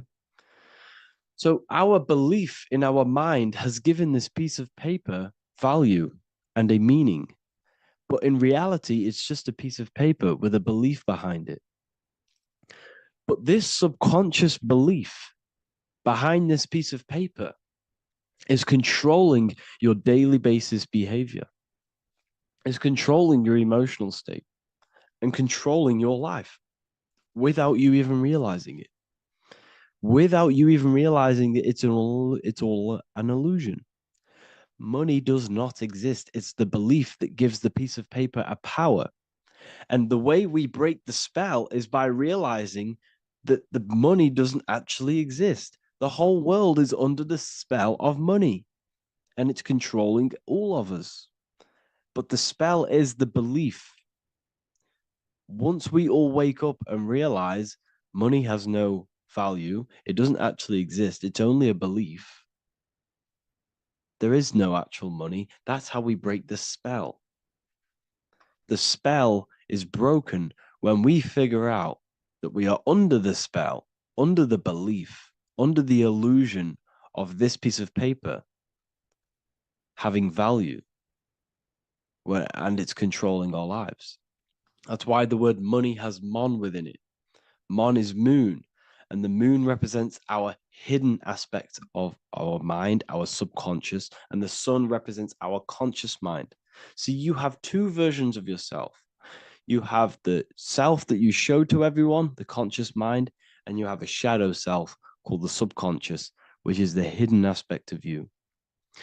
For example, do you really love your partner who you're with, or are you just with them for, is there a subconscious fear of being alone?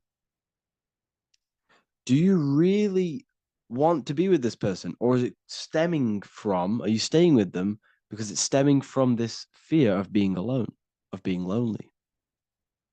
Or are you just with them because you have a subconscious sexual addiction? And all of your conscious decisions are actually coming from this little seed of wanting sex or not being alone.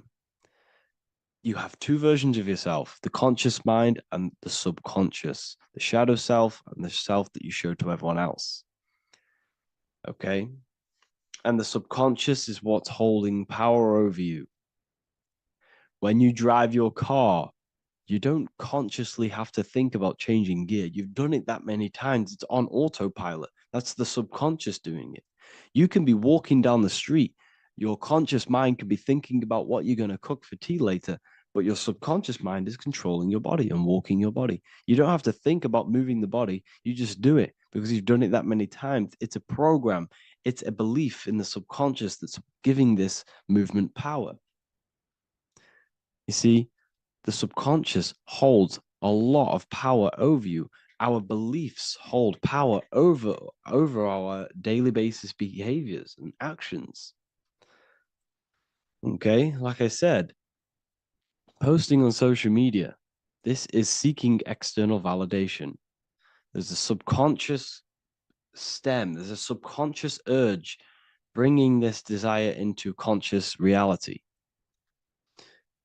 So we must break the spell of our emotions controlling us, our traumas from a child controlling us.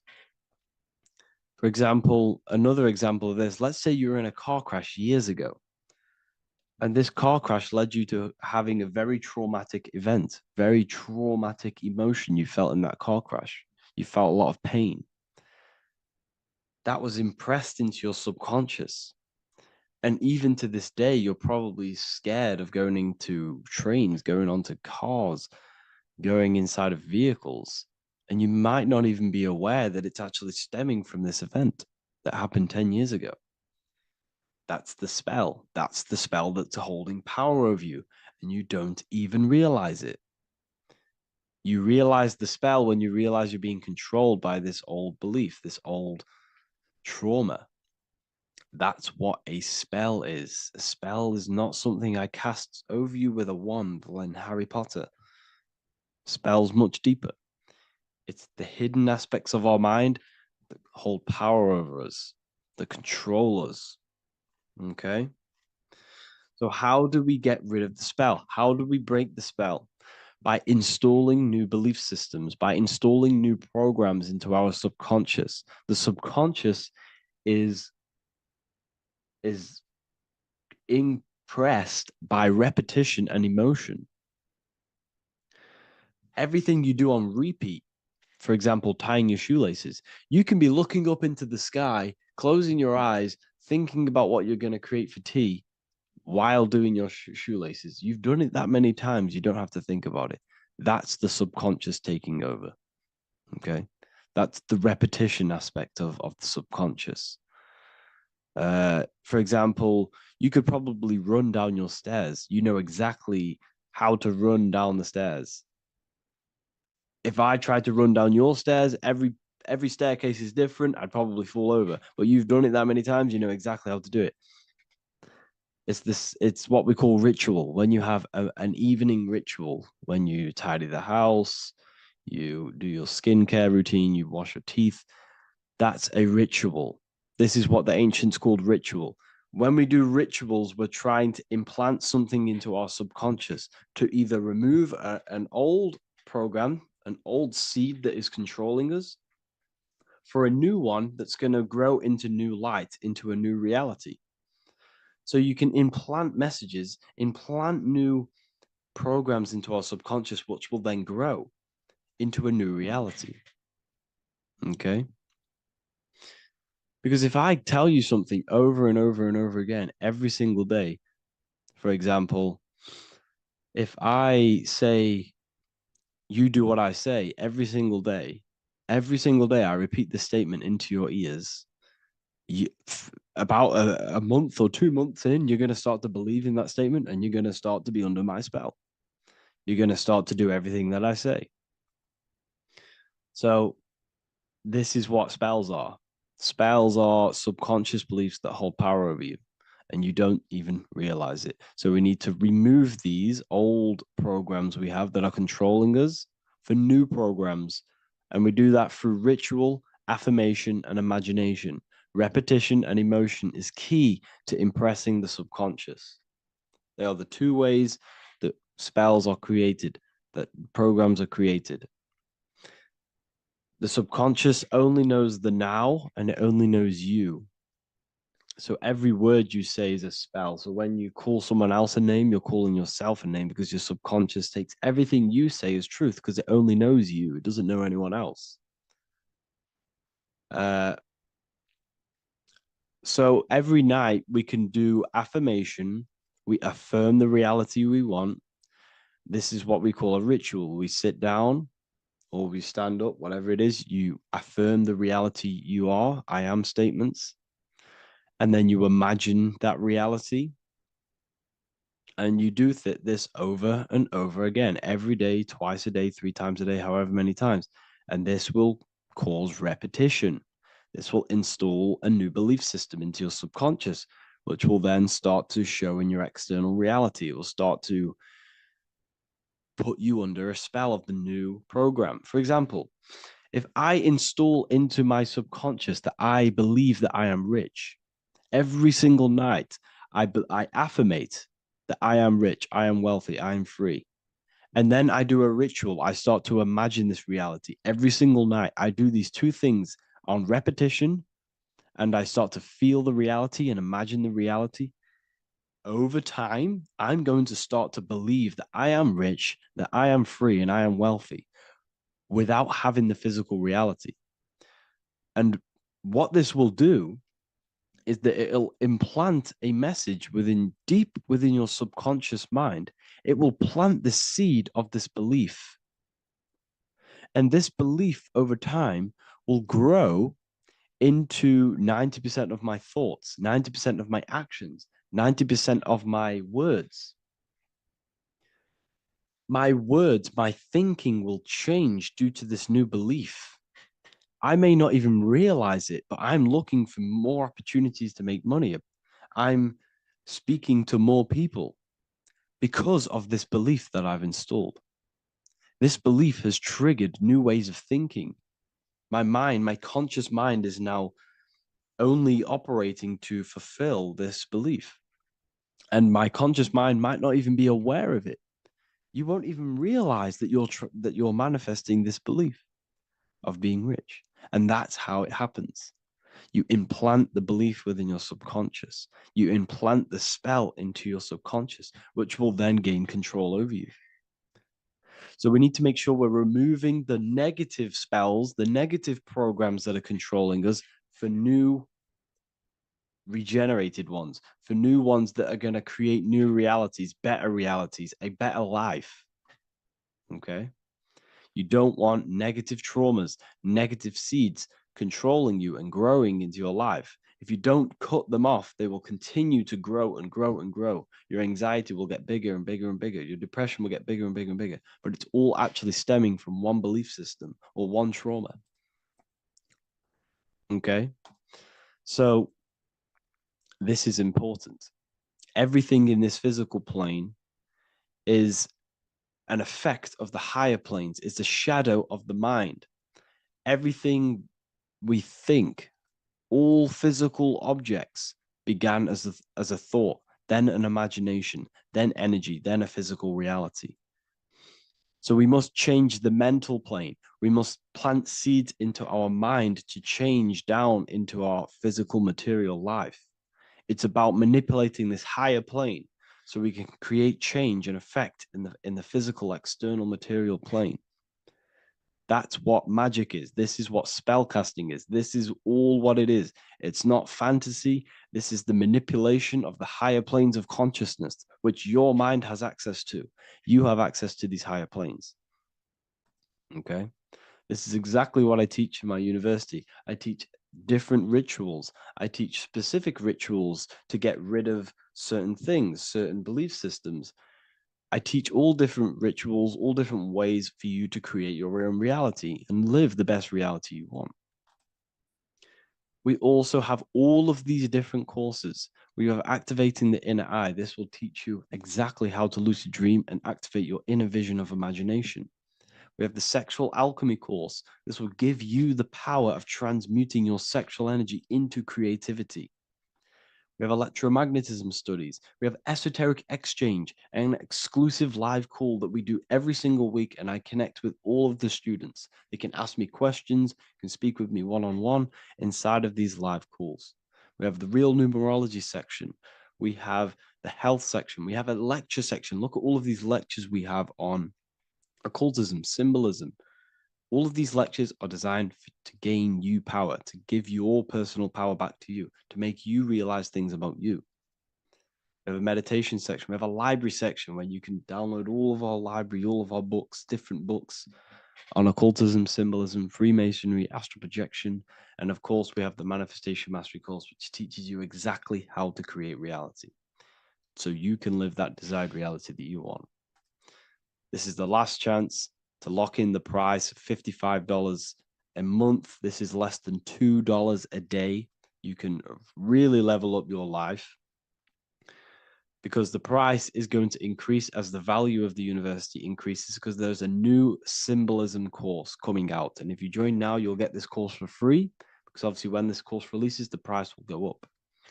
The symbolism course will teach you the language of esoteric and occult symbolism. I'll leave the links in the description. Make sure to leave a like, comment, subscribe to the channel if you want to see more content. Thank you all, people. Have an amazing day. Welcome to Revival of Wisdom. Today, we're going to be talking about portals, portal symbolism, what portals are, okay, and how they show them to us. because they have to tell you the truth, guys. This is the thing with the universal law. They have to tell you the truth. And they tell you through symbols, they tell you through movies, and different things like that. But let's jump straight into this. So first I want to talk about the Freemasonry symbols. Okay, so first we got, obviously this is some Freemasonry art, but notice how you've got the ladder with a key. Okay, so this is ladder symbolism with a key. So maybe this is talking about ascending. Okay, because look, because this is ascending into the heavens, because it's a ladder with humans going up it with a key. In order to ascend, you must have the key. Okay, so what else do we have with a key? Well, the Netflix show Lock and Key, which is all about portals and keys. Because what the keys do, they open doors, gateways. Okay. So what's interesting about this is that they've got this key here, which represents the Kundalini energy rising up the spine. Okay, but we'll come back to this. But it's that same portal key symbolism. We've also got the Vatican. The Vatican is in the shape of a key. Okay, so you can see the start of it here and the end. So this is key symbolisms. Keys open doors. And notice how it's got the 8-pointed star. Okay, what is the 8-pointed star? Okay, we'll come back to this. This all ties in, guys. I'll break it all down for you. But then you've also got the god Janus. Janus, okay, is known as the god of the doorways. He's an ancient god of Rome, and they worshipped him. However, he's not a god, he's more like a high-level ranked demon. Because he is the god of the doorways. And notice how he's got two faces. Because doorways always have two sides. You're going into somewhere, there's always two sides of a door. And he's always depicted with two sides of a face and a key, because he holds the key to the doorways, to the portals, to other worlds and realms. Okay, as you can see, he's always got two faces and a key. Okay, so now we have the Sumerians, the Anunnaki, and they are always depicted with the two faces. Why do they have the two faces? Because they're symbolizing doorways, and the Anunnaki come to Earth through doorways and portals. So these are what these gods are symbolizing in their artwork. But they always have the 8-pointed star. Okay, what is the 8-pointed star? You see how they always have, look, let me try to find another one. It's the 8-pointed star. This 8-pointed star is Polaris. Okay, Polaris, just like the Vatican has the 8-pointed star with a key. Polaris is the center star. Polaris is a fixed star, it doesn't move. Okay, so the Anunnaki symbol is also the 8-pointed star. So this is symbolizing the portals and doorways that they come through in order to get to the earth. But Polaris is that center star which does not move. It's always symbolized with the 8-pointed star, just like a compass. Why is a compass the 8-pointed star? Because at the center of our realm is where the most electromagnetic energy is stored. as you can see, we have an aura field, an electromagnetic aura field. So does the Earth. And in the center, so like our heart, for example, is where the most energy is stored. And like the center of the Earth, this is why all compasses point to the center, because this is where the most electromagnetic energy is stored. Because it's at the center of our realm. Okay. So like I was saying with the locking key series, see this here? The Kundalini energy rising up the spine, just like your Kundalini energy rising up the spine. Let me try. I can't zoom in, but you know what I'm trying to say here. Let's go back to Polaris, because at the center is where pole. Can you see the pole of electromagnetic energy? Polaris, the North Pole. It's symbolized. The truth is in the words. It's like a pole of electromagnetic energy. And this is where the aurora borealis comes from. Notice how it's got the word aura in it, because it's the Earth's aura, electromagnetic field. Just like you have an aura, also known as the northern lights, because it's coming out of this center hole in the center of our realm, where the black sun is. And this is where the electromagnetic energy is coming up from. And this is what the aurora borealis is, or the northern lights. It's just electromagnetic energy. And it's symbolized through our symbols, the original O. Okay, because it's like a hole through the middle. Polaris. So this Polaris is the sky vault. It's the portal into this realm. Because this is what the Anunnaki are always talking about. Always symbolize it with the 8-pointed star. And just like a compass, it's the 8-pointed star pointed to the center, to Polaris. Okay.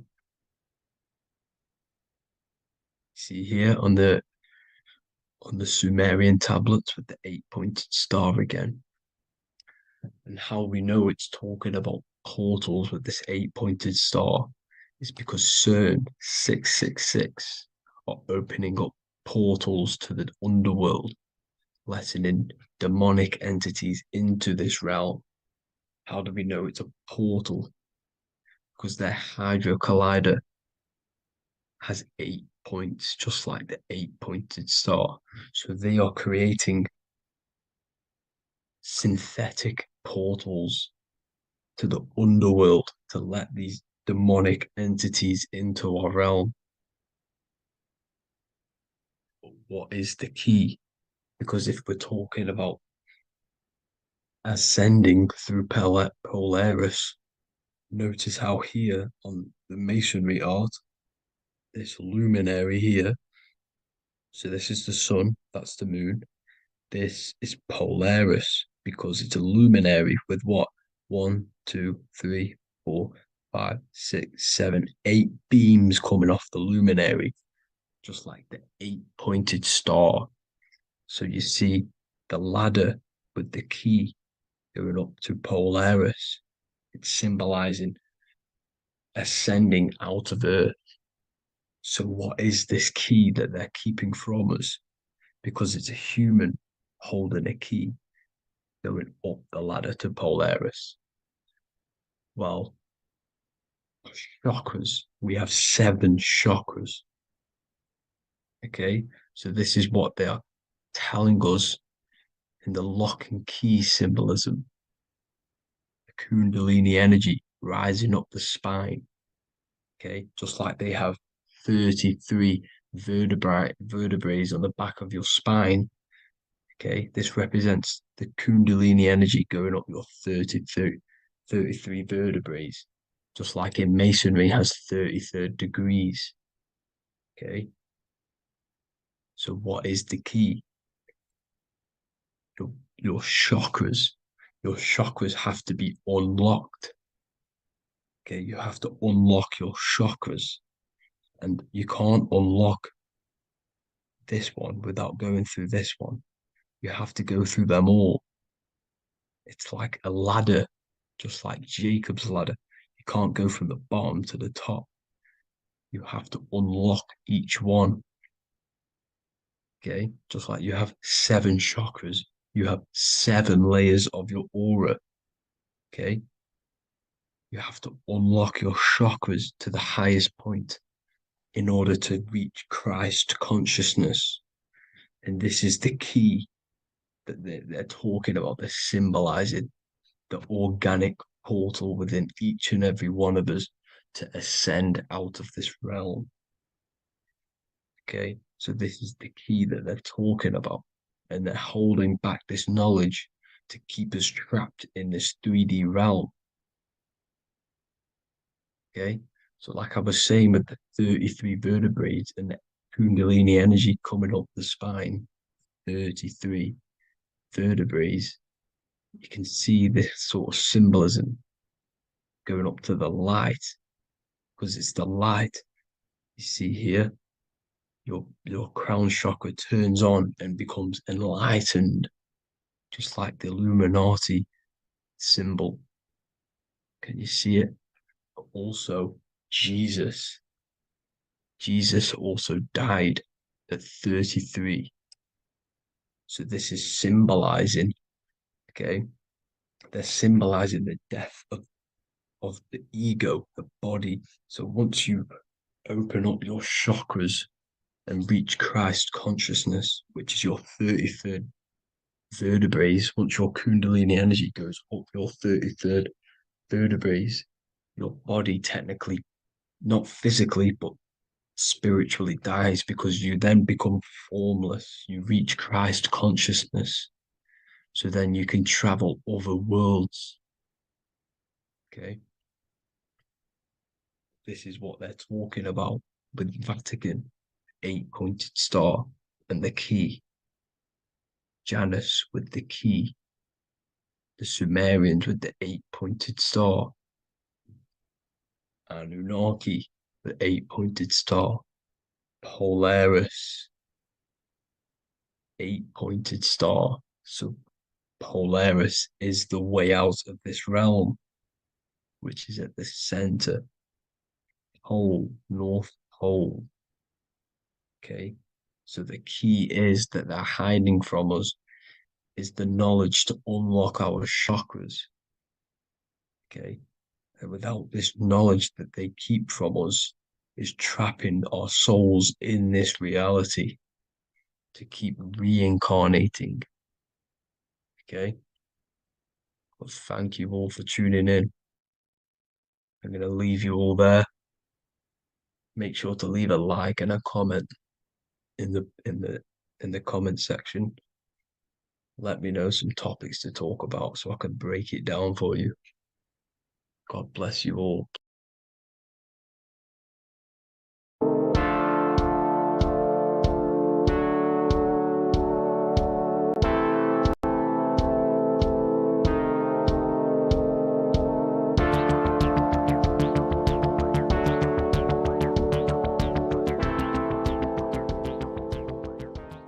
Welcome back everyone to another video. Today we're going to cover everything that you need to know about the mind, starting with the 2 aspects of the mind, the conscious and the subconscious. The male aspect of your mind is the conscious. This is the 10% of your mind. The conscious part of your mind is only aware of everything around you, your vision, your sight, your smell, your taste, your hearing, and your current state of emotion and thought. Every thought that you consciously think about has an emotion directly attached to it. That emotion is then impressed onto the subconscious part of the mind. The subconscious part of the mind is the female aspect of your mind. It is also a whopping 90% of your mind. Subconscious mind is controlling all of the subconscious processes which happen within your body. For example, your subconscious mind is controlling your heartbeat, your digestion of food, and all of the things that you do not have to tell the body to do. It is the hidden part of our mind which is controlling all of the hidden things. The subconscious mind is like a recording supercomputer. Everything that you have experienced in your life is all recorded and stored within the subconscious mind. One of the most important things about your subconscious mind is that it stores your mental programs. Everything in the subconscious mind manifests into behavior and actions within the body. Your daily basis routine and habits are all mental programs within your subconscious mind. These mental programs are created by mainly two ways. 1. Repetition, and 2. Emotional impact. The repetition is fairly simple to understand. The more you do something, the more it impresses onto your subconscious mind and becomes a program. That program will then manifest into your behavior. However, with the emotional programs, they work a bit different. The stronger that you feel an emotion, the stronger it is impressed onto the subconscious mind. And then that emotion becomes a program. For example, you had a very traumatic moment happen when you were a young child. The emotion that you felt was so strong in that moment that it impressed into your subconscious mind so hard that you can recall that moment like it was yesterday. That traumatic event that happened to you when you were young will still manifest into your daily basis behavior even to this day. However, it manifests subconsciously. For example, if you were in a car crash, you will be wary to enter cars with certain people. All because of that traumatic emotion that you felt and impressed onto your subconscious mind. Another example of the subconscious manifesting into our behavior is posting on Instagram. Most of the time, the reason why you post is because your subconscious mind is seeking gratification. So before you actually do something, question yourself and find out the root cause of why you are doing this. Another thing that you need to understand about the subconscious mind is that it takes everything you say and hear literally. So for example, if you go and say, "You are an idiot" to someone, your subconscious mind will only pick up the word idiot. It only knows yourself. It doesn't know anyone else. You are casting a spell on yourself just by saying that to someone else. This is why the golden rule is to treat others like you'd like to be treated. Now, you can rewrite these programs which are already in your subconscious mind. However, it does take consistency. You have to change these programs which have been running for years. And by changing these programs, you change your behavior, because these programs manifest into your behavior. The best way to do this, personally, is to listen to affirmations first thing when you wake up in the morning, and do this for 10 minutes every single morning. Then at night time, you want to think and feel that you are becoming the reality that you desire. The more that you feel this reality, the more it will become a program and impress your subconscious mind. For example, you're trying to gain financial freedom. If you trick your subconscious mind into creating a program saying that you are financially free, this will manifest into your behavior. You will start doing more work. You will start looking for ways to make money. Your mind will be set on the frequency of money and financial freedom. Therefore, you will receive thoughts based around this program. If you take enough action, your life will dramatically change because of this program that you created in the mind. This is why we call it a mindset, because your mind is a frequency tuner which sets its frequency onto different thoughts, because thoughts are frequency. If you fill your mind with a specific frequency, you will gain thoughts and ideas based around that frequency. To create a stable mind, you need to master your emotions. You need to change your mindset. Everything that you experience is neutral. Based upon the mindset that you see it, you either give it a positive or negative charge. By understanding this deeply, you will then control your emotions. I hope you gained some wisdom and enjoyed this video. Please, if you can, leave a comment and a like, and subscribe to the channel if you like this content. Love and light to you all.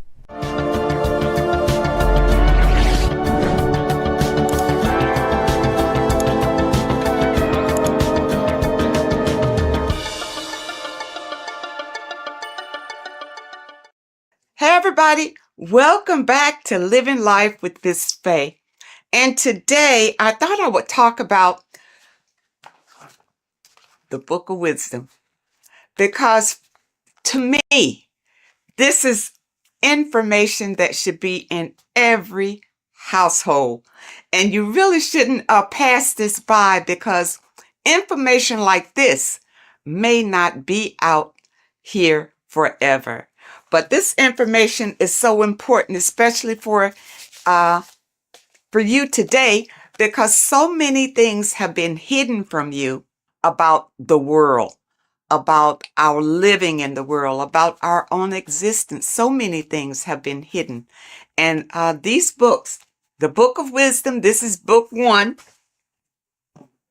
and this is book 2, and they both are jammed with hidden knowledge.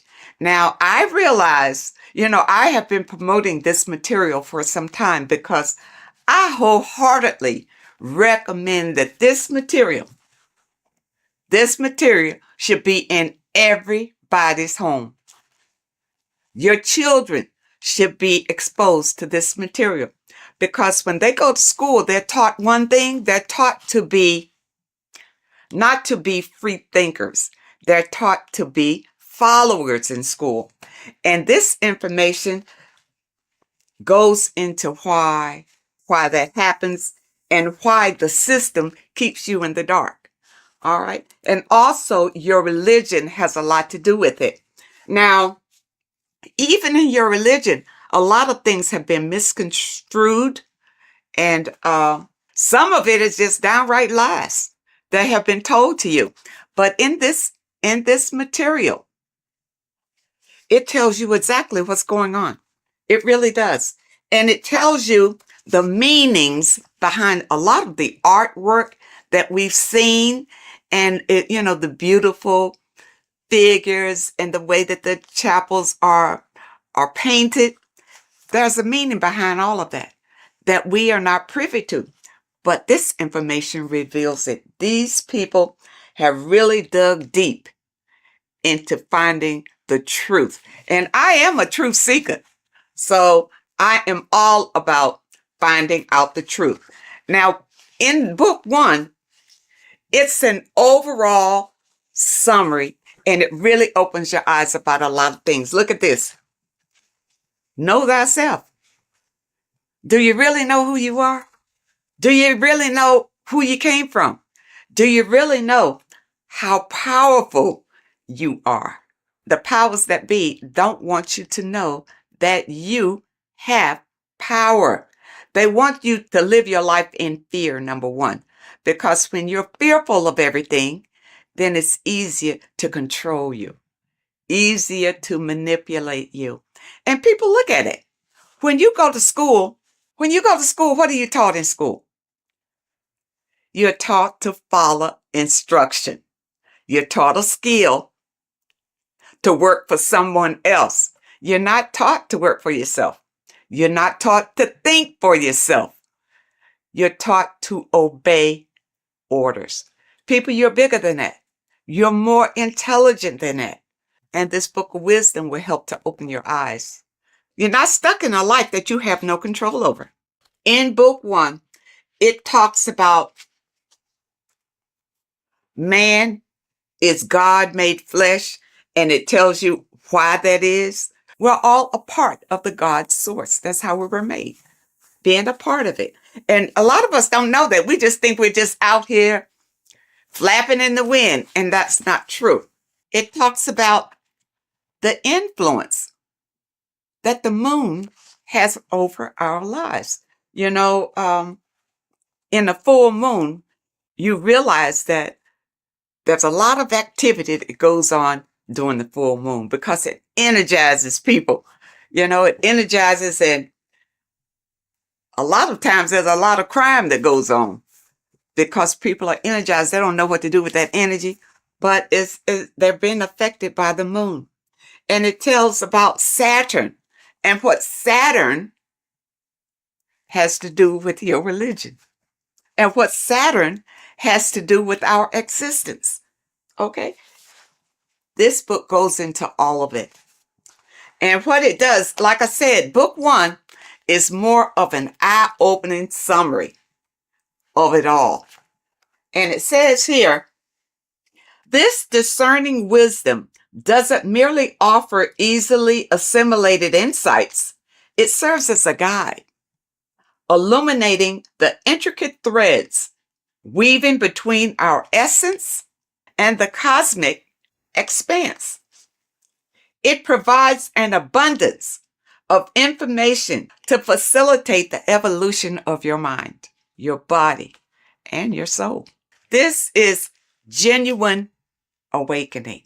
The author is Harry B. Joseph, and I know a lot of you, if you're on social media a lot or whatever, you've probably seen where he'll tell you some inserts from these books. And volume 2 is a more in-depth look at it. So if you want to go really deep, then you want volume 2. Now, one thing in volume 2 that I thought was interesting, of course, everything in here is eye-opening.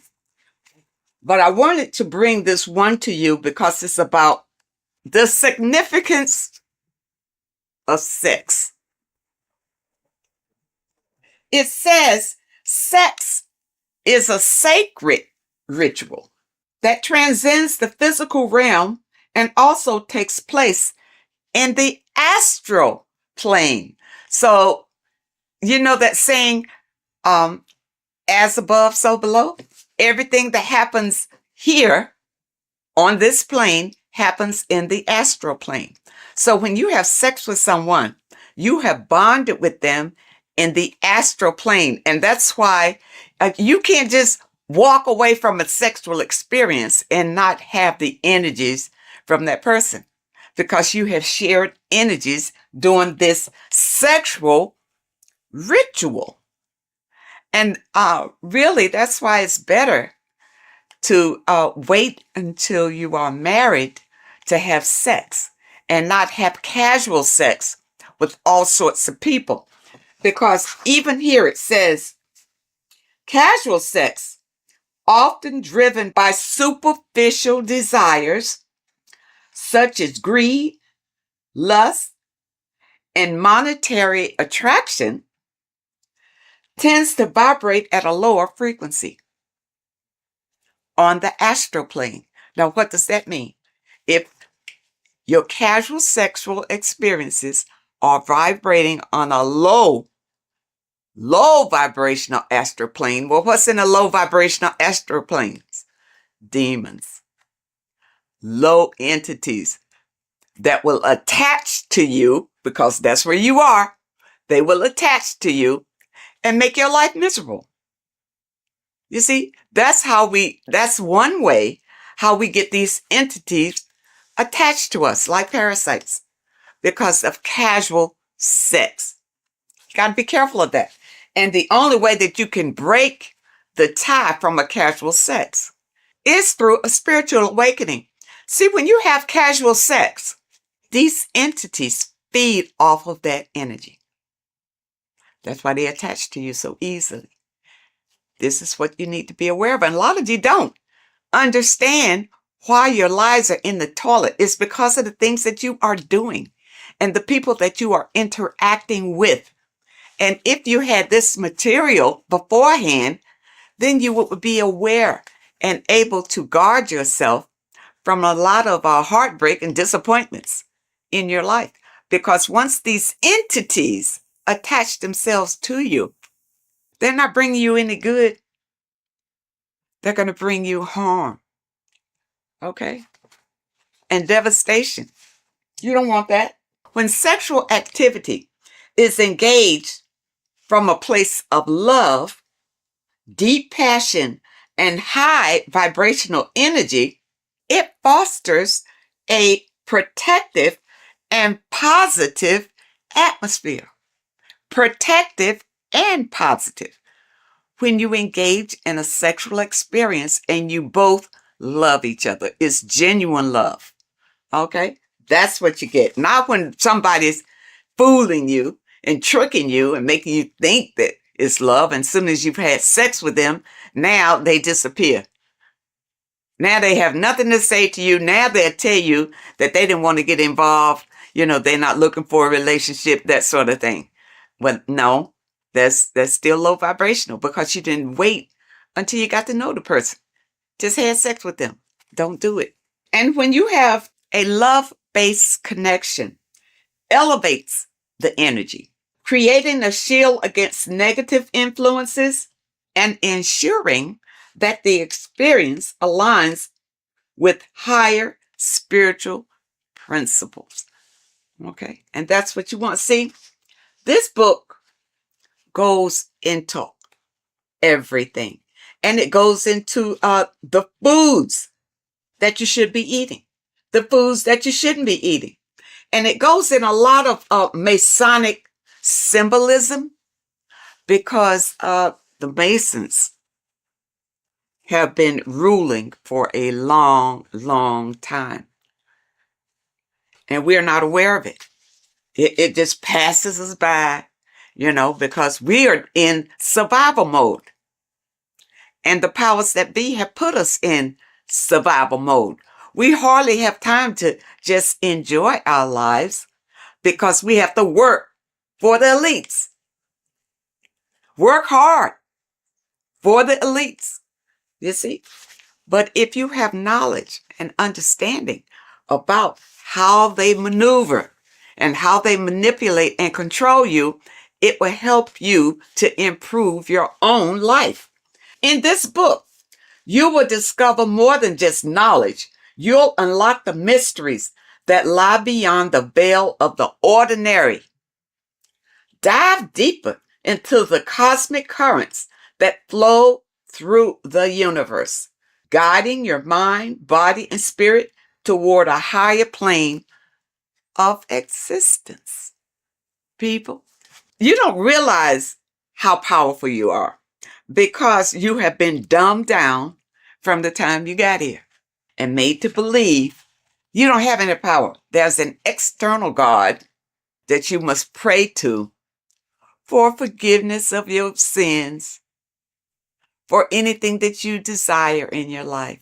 You pray to that God, and that God will deliver it to you. Now, has it happened? Have you received all that you desire from the God that you have been worshiping? If not, maybe you need to know the truth about things. Maybe you need to look deeper into things. Now, it also talks about symbolism, and symbolism is everywhere. But many times we don't understand what the symbolism is. And we see people doing these mantras, and we think, it's evil what they're doing. What they're doing is calling in power from the entities that are around them, because they understand that we are all energy. And they do these mantras to bring in energy, whether it's for confidence, whether it's for strength, endurance, or whatever. That's why you see a lot of celebrities doing these mantras that you think is evil, because you don't know, because your mind is closed and you're living in fear of everything. You don't understand, but you see them progressing and doing better and better and better and doing all these evil signs. These signs are not evil, number one. They're not evil. They have learned how to manipulate energy to their benefit. And you don't know how to do it. That's why you need the information. You need the information to learn how to manipulate the energy that's already here to better your life. The first book will open your eyes to it. When I first got this, I tell you, when I first got this book, I was so impressed by it.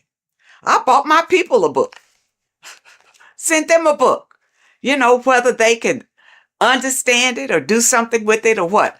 But I think it's so important just to have it in your home, because somebody is going to pick it up, and this information will resonate with them and put them on a path of enlightenment. And those of you who have your book, spend a little time every day reading and understanding, because there's so much information, even in the first book, that it will take you a while to go through, where you can understand what it's saying in every page. The advertisement on social media talks about this book. You know, he goes through some key points, but don't think that he's covering all of this information. It's too much information to cover in a 1 or 2 minute stint, but it's information that can change your life. This is the thing, people. It's worth every penny, even if you don't have much. If you don't have much, you need to save enough to get these books. Get both of them. You see, I got both of them. Start with this one. If you never dug into this kind of information before, start with this one. This tells about the black cube. These things are in the world today that you don't know what it means. You don't know anything other than what your leaders have told you about it. But who's to say they're telling you the truth about what it is? Okay? It's all here. Okay? All here. It talks about the scam. It talks about scams in here. And what this one is, you see NASA right there? You remember the moon landing? All of this is to deceive you. And this information brings out the truth, the absolute truth. And volume 2, you see volume 2 is thicker than volume 1 because it goes deeper. It goes deeper. And even if they come out with a volume 3, I'll be ready for that one too. This one opened my eyes to so many things that I had questions about, you know, as far as heaven, hell, the gospel, the Bible. You know, for a long time, I just rejected the Bible totally. I rejected it because the stories in the Bible didn't really make sense to me. It really wasn't logical. Going through this material, I realized that the Bible is written in parables. All right. It's like morals to a story. It's like lessons that you learn from the stories that they tell. Okay.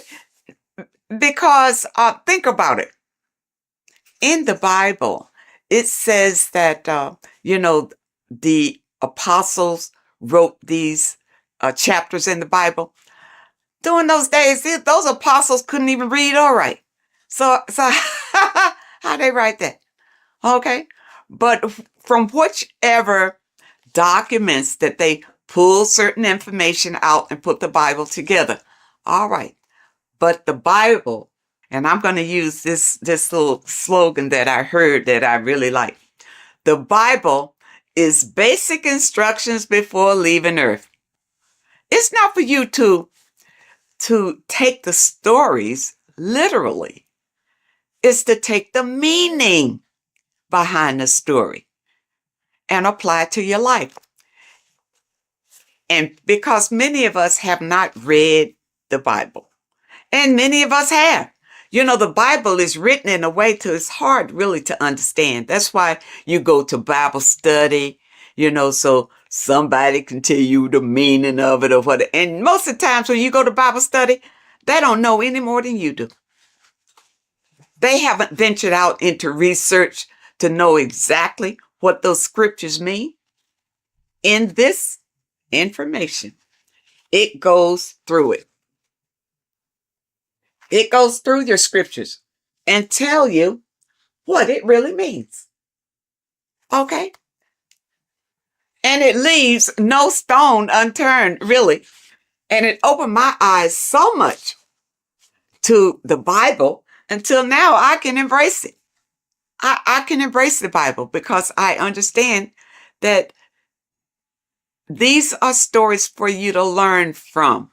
But you got to understand the meaning and what it means. For instance, water is emotions. Okay, it's not just water. It stands for something. It stands for your emotions. The light is the Christ energy. The Christ energy is light. And we all want to embrace the light. All right, so people who follow the Bible understand the Bible, understand what the Bible really is. Don't be deceived by the interpretation of the stories. Many of the interpretations that you are given is to put you in a subjective role, a slave than a master. Puts you more in a slave role if you take those stories literally. And that's why you're not encouraged to go out and look for other information, especially in your religious institutions. They don't encourage you to venture out for other information because they'll tell you the information. Just keep coming here. We'll tell you all you need to know. You see, but I understand about religion because I was raised Christian. And the thing about it, even when I broke away, it took some strength because your mind, you have a mindset about it. Being raised as an infant in the church, that's all you know. Every Sunday, you go to church. Yeah, you go to church. Your body is used to going to church. But then when you decide, well, no, it's not working for me. I'm not, my life is not changing. My life is the same. You know, I just come here on Sunday maybe to be entertained and maybe not, but it's really not worth it. And then you listen to your pastor or whoever is delivering the message. And what he's doing is giving you the spiel that was given to him in theology school. That he's doing. He's giving you the interpretations that he was given. That's all he's got because he hadn't done any research on his own.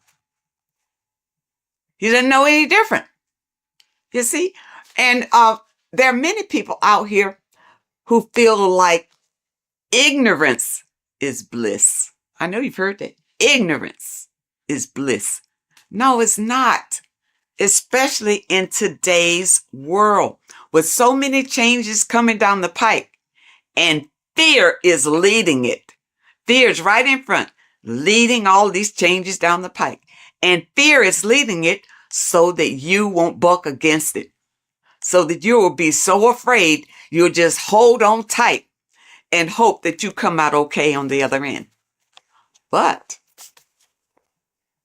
if you get this material under your belt, it will give you strength and a way to grab the power that you have inside of you so that you won't feel desperate and you won't feel afraid. You'll feel empowered. And that's what we all want. That's why I feel like everybody should have this material in their home. Everybody. And your kids should grow up reading this before they go to school and their little minds be manipulated to believe whatever the system wants them to believe. Because really, they're just grooming them to be little worker bees, to be worker bees. You see? People, you have the right. You have the right to be the master of your own reality. But if you don't know the information, you don't know where your power comes from and how to use the power that you have, doesn't mean anything. All you got to do is open yourself up to new information. That's all it takes. And your life could change drastically by just the information that is revealed in these pages. And I tell you, it's funny because years ago, I mean, I guess I was, oh, geez. I was in the Christian faith when I ran across information from one of the folks who contributed to this material. And when I heard him talking about it, it resonated. Something he said resonated in me, and I never forgot it. And then when I found this material again and I saw his name, I think his name was Santos Benucci or something. I don't want to destroy anybody's name, but I know he is referenced in some of this material. This is it. When he talked years and years ago about it, and now here it is in printed form. People, do not let this pass you by. This is your life right here. You think your Bible is? The Bible is great, but it's in parables. You can't understand it the way it should be understood. Okay? But with this being your companion, it will open your eyes like they've never been opened before. And I know a number of you out there have purchased the book.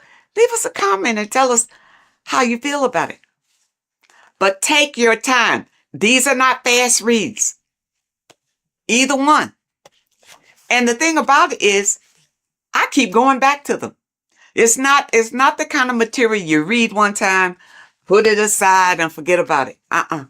You put this on the coffee table and read a little bit all the time because it reinforces your soul and helps you to manifest the life that you desire.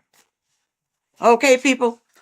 I hope that you understand, and I hope that it helps. And of course, I will leave a link in the description where you click on the link and you can get either one. You can get book, this volume 1, or you can get volume 2. And the volume 2 is in hardback.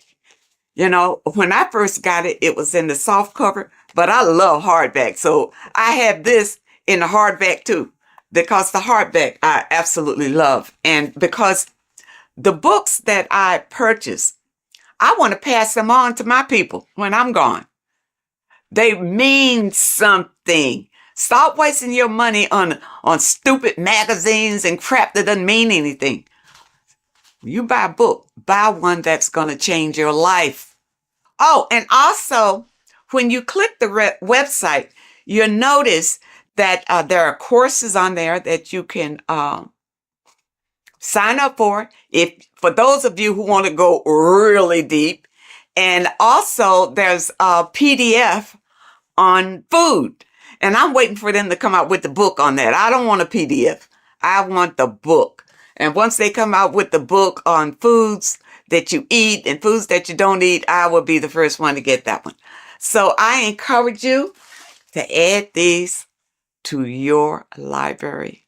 This is the best material that I have found to date that opens your eyes to what life is really all about, and also opens your eyes to who you are and the power that you have to create your own reality. I thank you so much for joining me today, and I really hope to see you next time.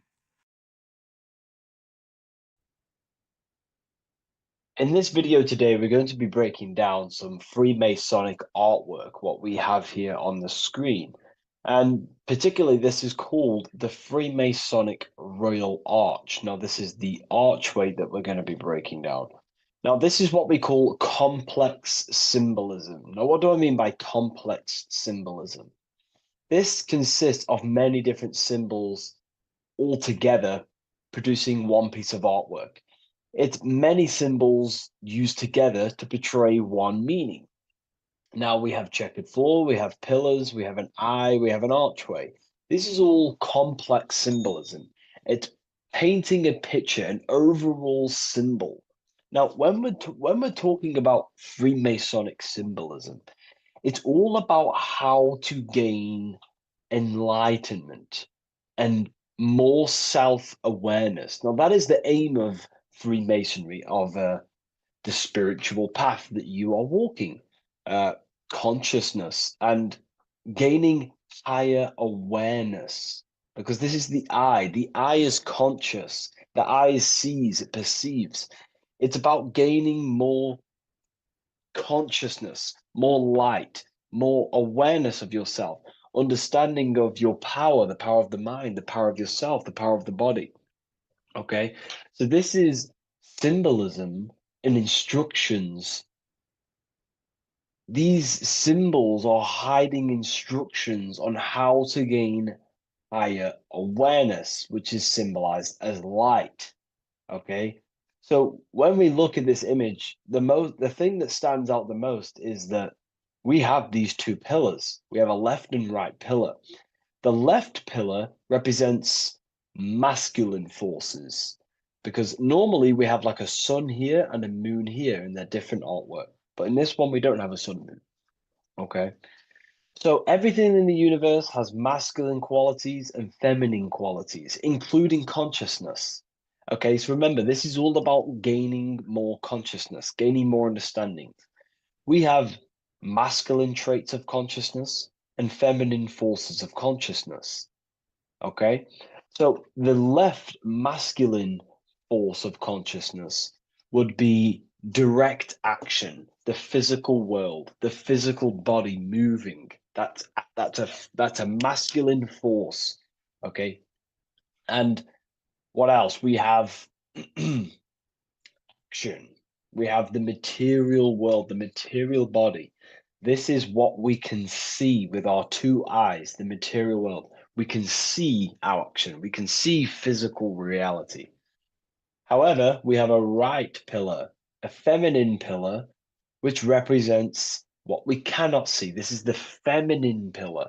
This is more of things that we can't see, the forces of consciousness that we can't see, such as thoughts, emotions, visualizations.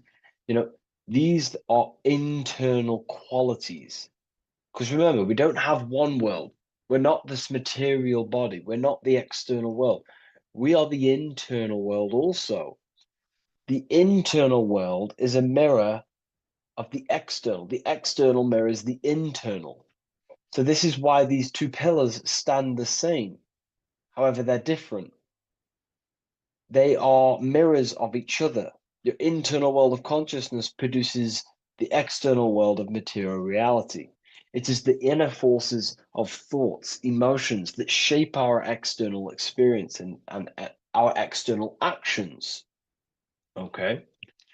So essentially, what this is showing you here is these two masculine and feminine forces within us.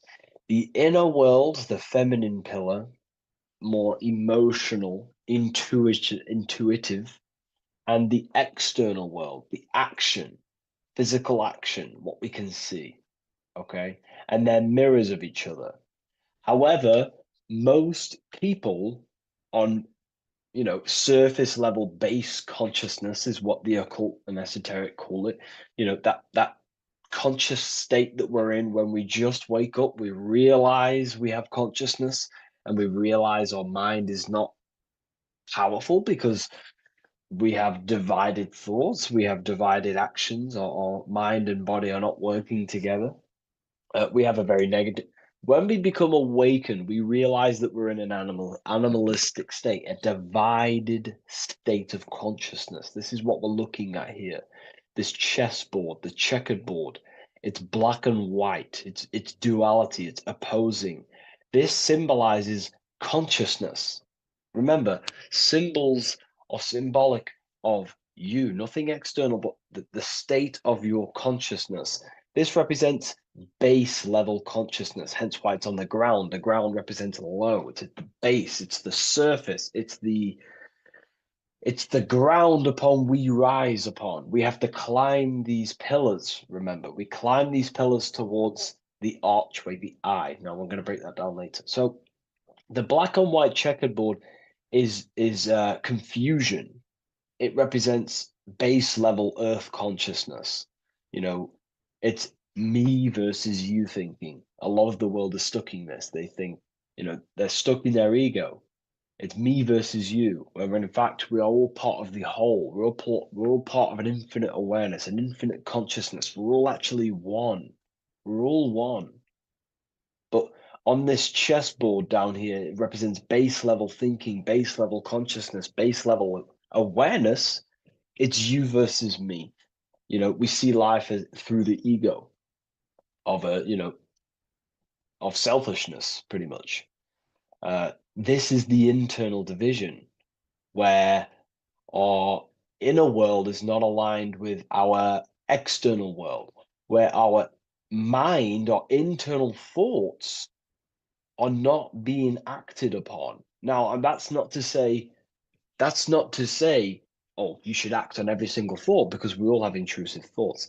However, if you say you're going to do something in your internal thought and in your mind, the body needs to be a follow-up of that. You need to have honor within you that your body acts out the mind's will, the mind's desire.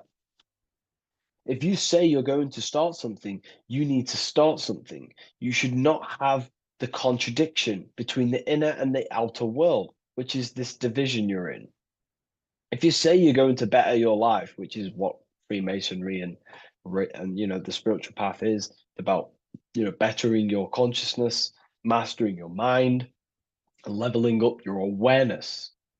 Okay, you have to do what your internal world is saying. You have to act out left pillar action, your internal world. You need to build a connection between the mind and the body. The mind is the monarch. It is the command center. It is it's above all forces. The mind is the force. The body needs to obey. If you want to get out of this division, you have to align your mind's will and desire with your body's actions. You have to act according to rise above this base level consciousness. Okay? So what we're looking at here is how to achieve wholeness, singularity, unity consciousness is what they call it in the occult. Unity consciousness, where there is no external physical body and internal mental body contradiction. There is no contradiction between the feeling of doing good and the action, because we all have a feeling in our soul. Our soul communicates to us the right thing to do at all times. We all know the right thing to do at all times, and that is a feminine force of consciousness. That's the right pillar. We must act on what we know and feel is good at all times in order to climb these pillars towards unity consciousness. Okay? We must, upon the feeling of doing good. When we're in an environment, we feel inside whether we should be here or not. Whether on your phone, you know intuitively whether you should be on your phone or doing something else, studying, reading, whatever it is. Your higher mind tells you what is right and what to do at all times. You know you shouldn't be on your phone wasting time, subconsciously and on an emotional, intuitive state, which is a feminine internal quality, a right pillar quality. And the body's not acting out this. It's not acting it out. The body's on TikTok. The intuition is telling you to reach the higher mind. That's the division. That's base level consciousness. Okay. And in order to climb these pillars, we have to act according to our internal intuition to build these bridges between left and right. The inner world and the outer world need to be synced, not divided down here. This is the division. That's base level consciousness. If you want to gain higher awareness, you want to gain personal power, mental power, you have to become a strong force. You have to gain a strong connection between the inner and outer, the intuition and action, the mind, the higher mind, with the physical body. Most people live in this war, and we've all been there. I was in it too. You know, we all begin here in this internal war. It's the same war between Jesus, Satan, Horus, Set, day, night, good, evil. That's the war between the mind, the body, the higher mind and the body, the intuition and the body. There needs to be bridges built between the two so that you align the left pillar with the right pillar to gain higher wisdom, higher awareness, higher powers. Because when the mind is contradicted, when your mind says it wants to do something, and you want to build the business, you want to study the occult, you want to reach your higher mind, the best version of yourself, but you don't act upon that, that is internal contradiction. The mind is not powerful in that state. The mind cannot direct its creative power, its forces, if it can't direct these forces into manifestation to create things in your life. You know, as you are aware, if you've watched my videos, you are a creator, you are a co-creator, a spark of the mind of God, and you are here to create and expand. In order to use the power of your consciousness, the power of your mind, the forces of your mind correctly, and to direct it with force, direct it efficiently, you have to align the inner and outer world, building the bridges to gain higher awareness, to gain higher power, to find out more about yourself and why you are here. Because remember, we're all being guided by our intuition. That is the true spirit guide. I don't like saying spirit guide. Spirit guides are not real. There's no force outside of you guiding you. It's your own soul guiding you through intuition, through emotional communication, the feeling of goodness, the feeling of what is right. Down here in division, you don't understand right from wrong, light or dark. But when you awaken, you start to understand right from wrong. You gain higher awareness. And this is what you need to act upon to climb these pillars, to align the left with the right, the inner and the outer, the masculine with the feminine, the action with the emotion. Okay? And this is why we have this symbol here. Because remember, let me draw this for you. Upward triangle represents fire, which is masculine, left pillar. The downward triangle is water, which is feminine. And together they combine to create this symbol, which is, again, symbol of unity consciousness. And when you gain unity of the inner and outer world, and you climb the pillar, which takes time, you don't just take one action and you end up all the way here. It takes time. You have to go up and up and up. Then you build the bridge between the left and the right, the inner and the outer, and you gain power. This is the unification. This is why these two angels are holding hands here. They're unifying, they're holding hands, they're working together. This is symbolic of the collective consciousness also. Our life is shaped by the collective consciousness. We need to work together. The elites are using this symbol as chaos. It's a symbol of chaos, internal division, chaos. And they keep us divided. They keep us on the chessboard. Why? Because we're weak on the chessboard. When you have chessboard-based consciousness, you're manipulated by the people who have higher awareness of the mind. You see, life is a mental game. Life's a mental game. We live in a mental universe. Life is mental. Okay? And the ones who use the mind more, the ones who know about the mind more, win the game. It's throughout history. You know, you can moan about this, you can whine about this, and it's okay. But this is life at the end of the day. The ones who know the forces of consciousness, the ones who know the mind, always rule over the ones who do not. You know, we can moan about it. I used to moan about it. However, it gets you nowhere. This is the game we're in. This is the situation we are in. We have to learn how the mind functions. And if we do not, you will be moved by the chess master, by the people with higher awareness, and you will be stuck in division, you versus me, light versus dark, racism, division, all just division tactics for us to be manipulated. Because we're not working together, that's when we're easy to be manipulated. So in this state down here, you're easily manipulated because you don't know how your mind functions. You have a base level awareness. You live to survive. In fact, you're not living. You're just experiencing. Okay. You don't question whether you have consciousness or not. You take consciousness and life for granted. Okay. And you don't realize the power of consciousness and the forces of consciousness and the forces that are shaping your life, such as thoughts and emotions and visualizations. Okay. So I was there too. Everyone begins at this point. It's okay. If you're at this point, that is completely fine. I'm not, saying anything bad. We all start at this base level and we rise up.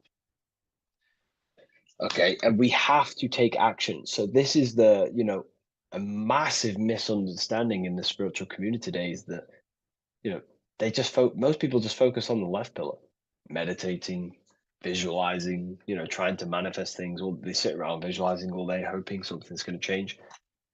Action is just as important as visualizing and meditation. It's just as important. They come hand in hand.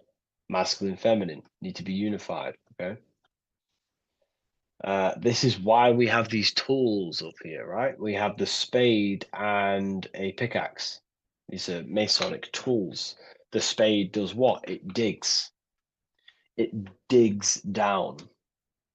Because these are tools to lift ourselves out of this base level consciousness. We have to dig ourselves. We have to actively, masculine force, action, dig ourselves out of our lower mind. We have to shovel we have to destroy our old self. We use the pickaxe to destroy action, our old mind, our old thinking habits, our old actions, our old, emotional chaos. We have to actively destroy our old self. Okay. And the spade represents shoveling. Why is the spade on the right side? This is the feminine pillar. This represents our subconscious mind. We have to actively seek into our subconscious mind, dig deep into ourselves, and question, why am I taking certain actions? Why am I posting on social media? Am I seeking validation? Where are these actions coming from? Am I actively seeking a relationship with someone to actually love them? Or am I actually secretly, subconsciously fulfilling a childhood trauma of being alone?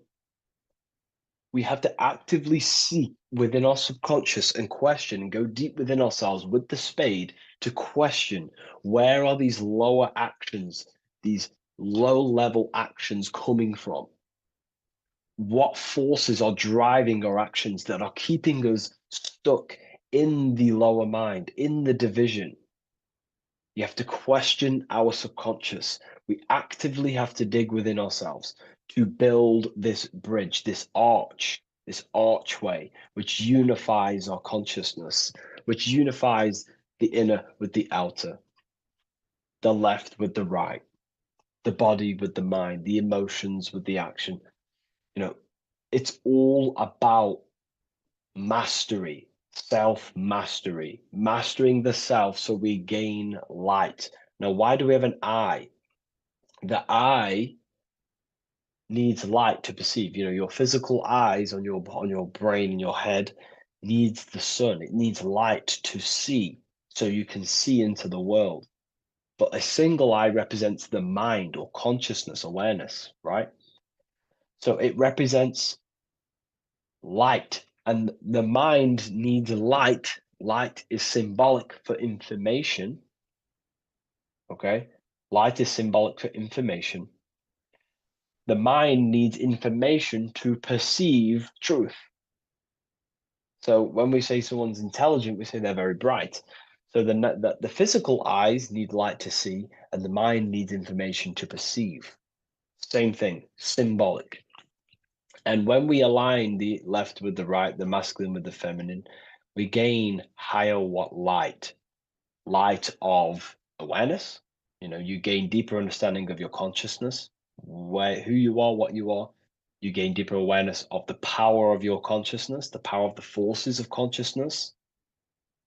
You gain more light, more power, personal power. Now, it's up to you how you use that power. Do you use that power to manipulate others because of the others that are not aware of your, forces of consciousness? Or do you use that power to create goodness in life? That's completely up to you. Okay? And how you use that power. This is why secret knowledge is hidden, because you gain a lot of power, personal power, when you can direct the forces of consciousness properly. They're very powerful.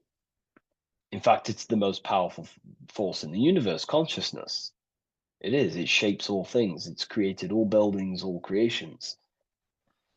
Okay, so I hope this has gained you a better understanding. Please leave a like, comment, and a subscribe to the channel. And I'll see you all in the next one.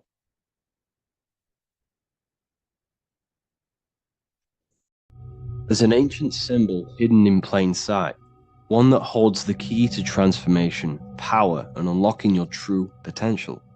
It's been used for centuries by mystics, rulers, and even modern science, but almost no one understands its true meaning. Once you do, it will change the way you see yourself and the world forever. Stay with me, because this could be the key to your own awakening. The symbol of the snake, or the serpent, is a very powerful symbol that refers to something within you, that we all are on this journey. So first of all, we see this symbol in ancient Egypt on the top of the pharaoh's head. We also see this with Buddha, with the snake on top of the Buddha's head and below. We also see this in Rome, with the Roman god Mercury holding the staff with the snake. We see this in Adam and Eve story with the snake tempting Eve. We even see this today on the medical facility. What does this mean? Why is this symbol being used for thousands and thousands and thousands of years? It has a very deep esoteric meaning. We see this in the Caduceus staff, and we even see the snake representing the Kundalini. What does the snake actually mean? A lot of people think it represents the Kundalini, which it does. However, there's a deeper interpretation of this symbol, and it goes very far beneath the surface of what the snake actually represents. Okay? So first of all, when looking at symbols, we need to observe what the snake does in nature. The serpent sheds its skin. The serpent shedding its skin is a sacred symbol of an inner transformation. It transforms from its old self to a new self. It sheds layers of itself. As the snake discards its old exterior, it mirrors our own journey of realizing outdated beliefs and patterns, paving the way for a renewed, authentic self on the esoteric path of awakening. Essentially, it represents transformation, but not transformation of our physical bodies, transformation of our inner world. Now, this is where things get a little bit tricky and you may become a little bit confused, but I'm going to make this very clear for you. The snake symbol, or any symbol, can be used for different context. For example, the Kundalini. We see the snake representing the Kundalini. We all know that energy can't be destroyed, only transferred. Like I said, this is a transferring of energy. It's a changing, a transforming, shedding its skin. It represents transformation. Sexual energy is energy, and we can transform the sexual energy into a Kundalini awakening to activate dormant brain cells in our brain and to activate the human light body, which is the spirit. We can cultivate, save, and retain our sexual energy, transmute it up the spine to activate the brain. This is a symbol of transformation, of energy in this context. However, when we go to the emergency services, this does not mean the same thing as the Kundalini.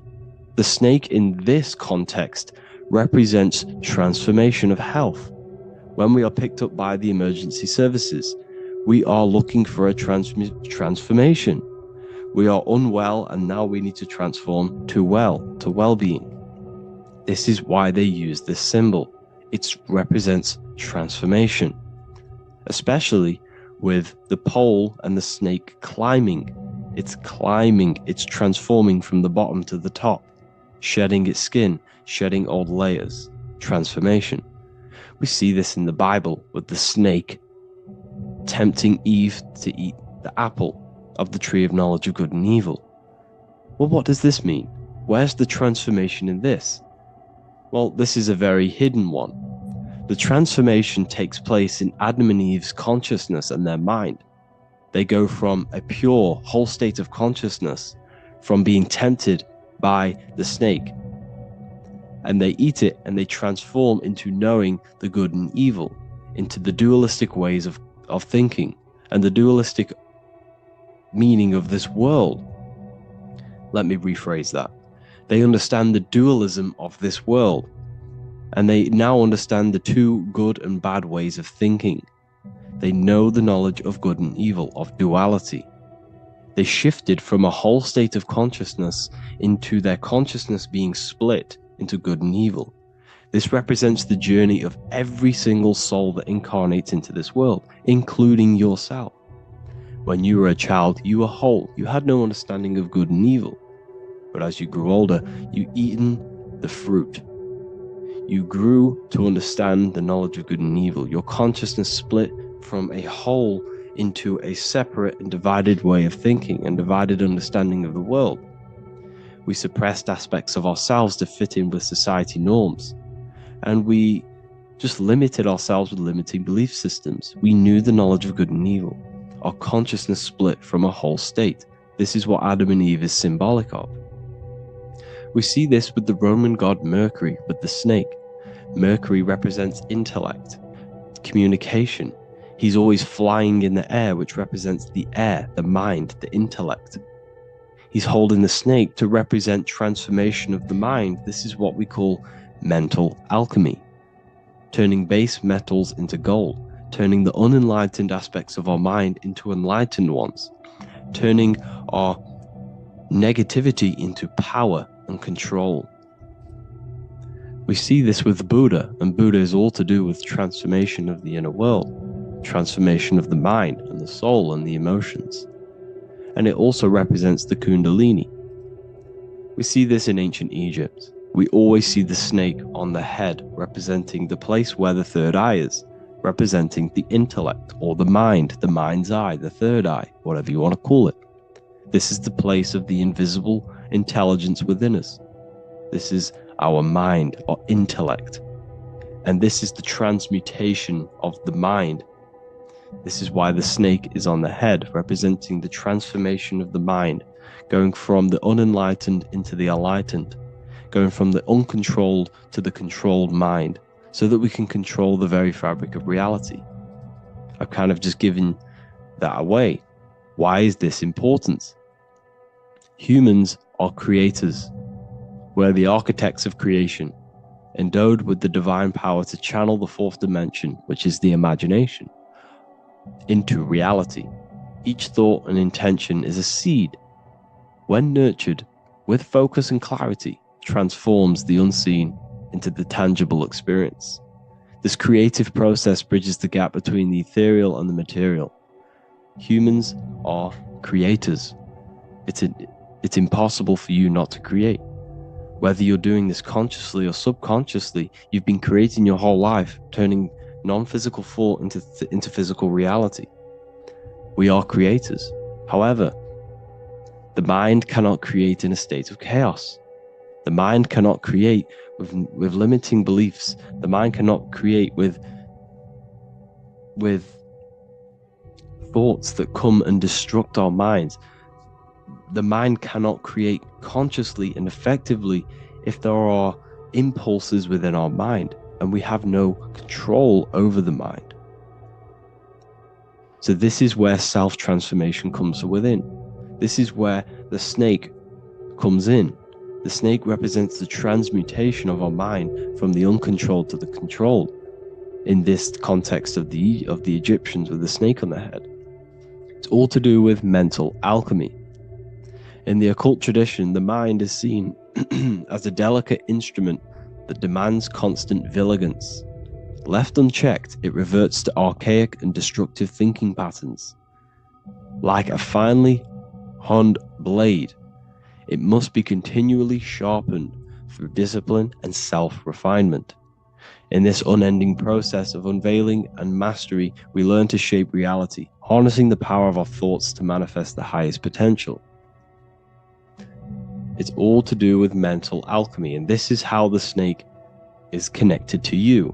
And what the snake represents to you, it represents the transmutation, the changing of ourselves, of our consciousness, so we can gain control in this 3D world. If we lack control, then we'll constantly be manifesting chaos. Now, there are 3 ways that we can transform our world, and we can slowly transform our mind. Now, this is not an overnight process. It takes periods of time of purification. And number 1 is affirmation. Let's say we have this dirty cup of water, and we have a tap of water. And in this tap, it's pouring in more water, clear water. Over time, if I keep pouring clear water into this cup, it's going to slowly purify this cup. And then in the end, it will look like the cup on the right. It's the same with your mind.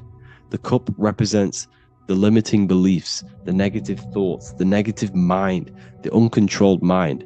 But if we keep repeating affirmations over and over and over again, such as I am disciplined, I am powerful, I am limitless. Over time, this can purify our subconscious, and we can gain control over the mind, and we will become conscious of the thoughts that we are giving attention to. The second way is meditation.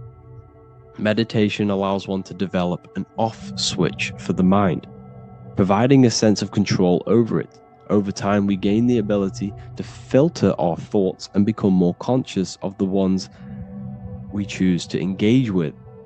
Meditation, over a period of time, will give you this button that allows you to filter out negative thoughts. If you have a negative thought in your mind, you'll be able to become conscious of this and redirect your mind's attention. This is all about self-control, because remember, we become what we think about. The snake represents the transmutation of the self. And another way is visualization. Visualization allows your subconscious mind to experience the reality you desire, accepting it as truth. As the subconscious becomes more immersed in this imagined reality, it works to manifest it into your conscious experience. Your visual eye, visual eye. You're using the mind's eye to see and mold your future. That's what imagination is for, to create in your future. You can become your future now in your imagination. And this can slowly purify your consciousness, slowly purify your mind, which will then, if you do all 3 of these over periods of time, you will see great transformation from the inside out. And your outer world will start to mirror your inner transformation, because it's as within, so without. You change your inner world of consciousness, of thought and emotion, you'll change your external reality and your circumstances. So I hope this lesson has gave you a great understanding of what the snake actually represents.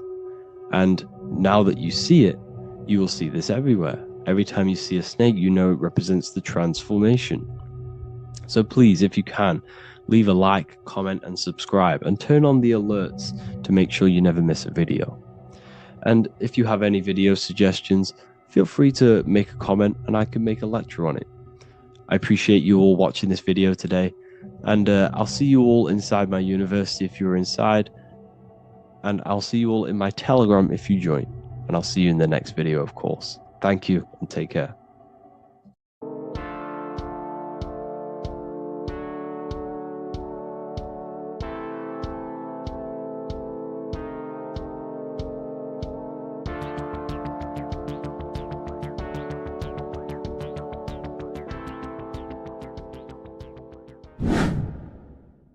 Welcome back, people, to another occult lecture by Revival of Wisdom.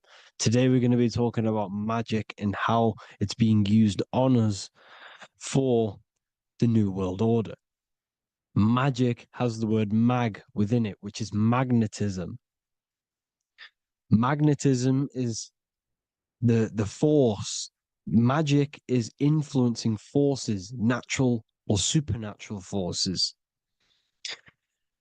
and using it for a certain agenda to gain something out of it. Now, magic is not what everyone's being thought. It's not some sort of fantasy thing. It's actually very common, and we all do it, whether you believe it or not. Magic is all to do with the mind. As I said, always say in my lectures, your mind is what creates matter. Your mind is what creates your external world.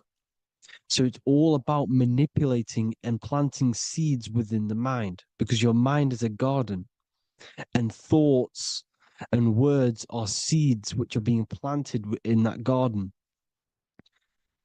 Your life, your physical life, the people you have in your life, your friends, your car you own, the job you have, is all a reflection of the thoughts that you've been thinking in the past. You are where you are in life because of the thoughts that you've been thinking. Therefore, your life is a direct reflection and manifestation of your mind, the Garden of Eden. Okay? The mind is what they are targeting. What you see, say, and hear has a direct effect on your mind. Me talking to you is influencing you. The words I'm saying is planting seeds within your mind. Now, it's up to you to consciously act on these thoughts or these words, or to maintain these words. As above, so below. As within, so without. What's inside of me is outside of me. What comes into the storehouse comes out of the storehouse. You have the left, you have the right, you have the up, and you have the down. As above, so below. Whatever is in your mind will be expressed in some sort of way, consciously or subconsciously, spiritually or physically.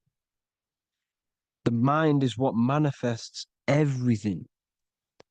And this is what we need to understand. We need to understand is that the mind is not physical. All things spiritual manifest physical. All things seen come from the unseen. The words you're thinking, that everything you have is coming from the unseen. The actions that you do come from the unseen mind.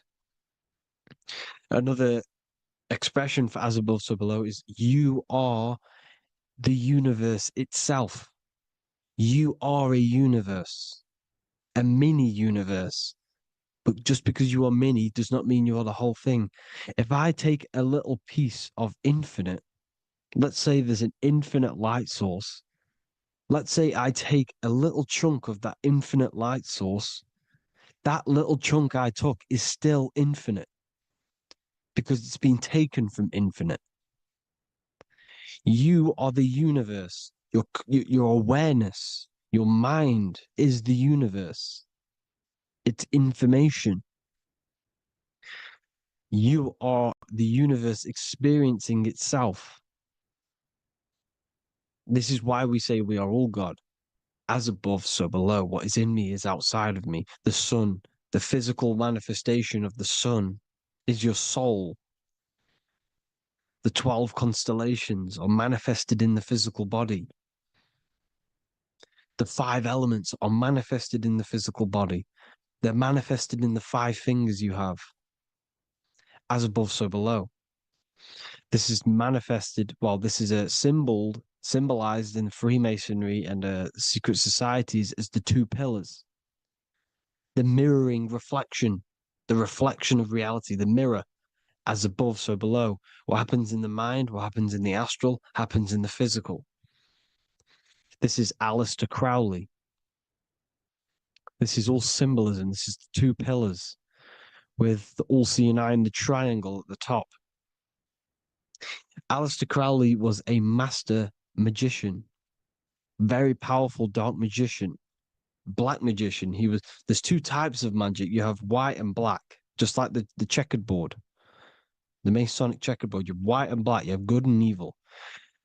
White magic is influencing natural forces to gain something that will help the collective consciousness, help the collective, help the earth, help other people. Black magic is something you manipulate something so you can get something personal out of it. Doesn't matter if it's good or bad. It's still considered as black magic because you're being selfish. Everything you do should be contributing towards the collective consciousness and helping others. And this is why the ancients lived in a system where everything was in unity. We understood that I am you and you are me. What I do to you happens to me because I am you and you are me. We are the same mind substance on the inside. We're all the same mind substance being expressed in different bodies. So what I do to your mind will have a ripple effect on my mind because all of our minds are connected within the mental plane. So this is why they know all this knowledge. They know all this knowledge. So yeah, this is the mirroring effect of reality, the two pillars, or symbolizes the number 11. The number 11. We'll go deeper into that. The technology we're using is magic. It's a form of magic. Television is tell-a-vision. They're telling a vision into your subconscious mind, into your memory. And when you turn on the television, you get a program because they're telling a vision to create a program within your subconscious mind. You see, the conscious mind is only 10% of your mind, which is to do with your, what you're aware of, your five senses. What are you consciously aware of? Well, I'm aware I'm here, I'm talking. I'm aware of what I'm wearing, the five senses, what I can hear, taste, smell, hear. What I'm wearing, I'm aware of what I think of. But the subconscious mind is the 90% of your mind. It's the hidden part of the mind, which is telling your heart to beat, telling your body to breathe. It's storing all of your emotions. It's storing everything you see, storing all the belief systems that you have.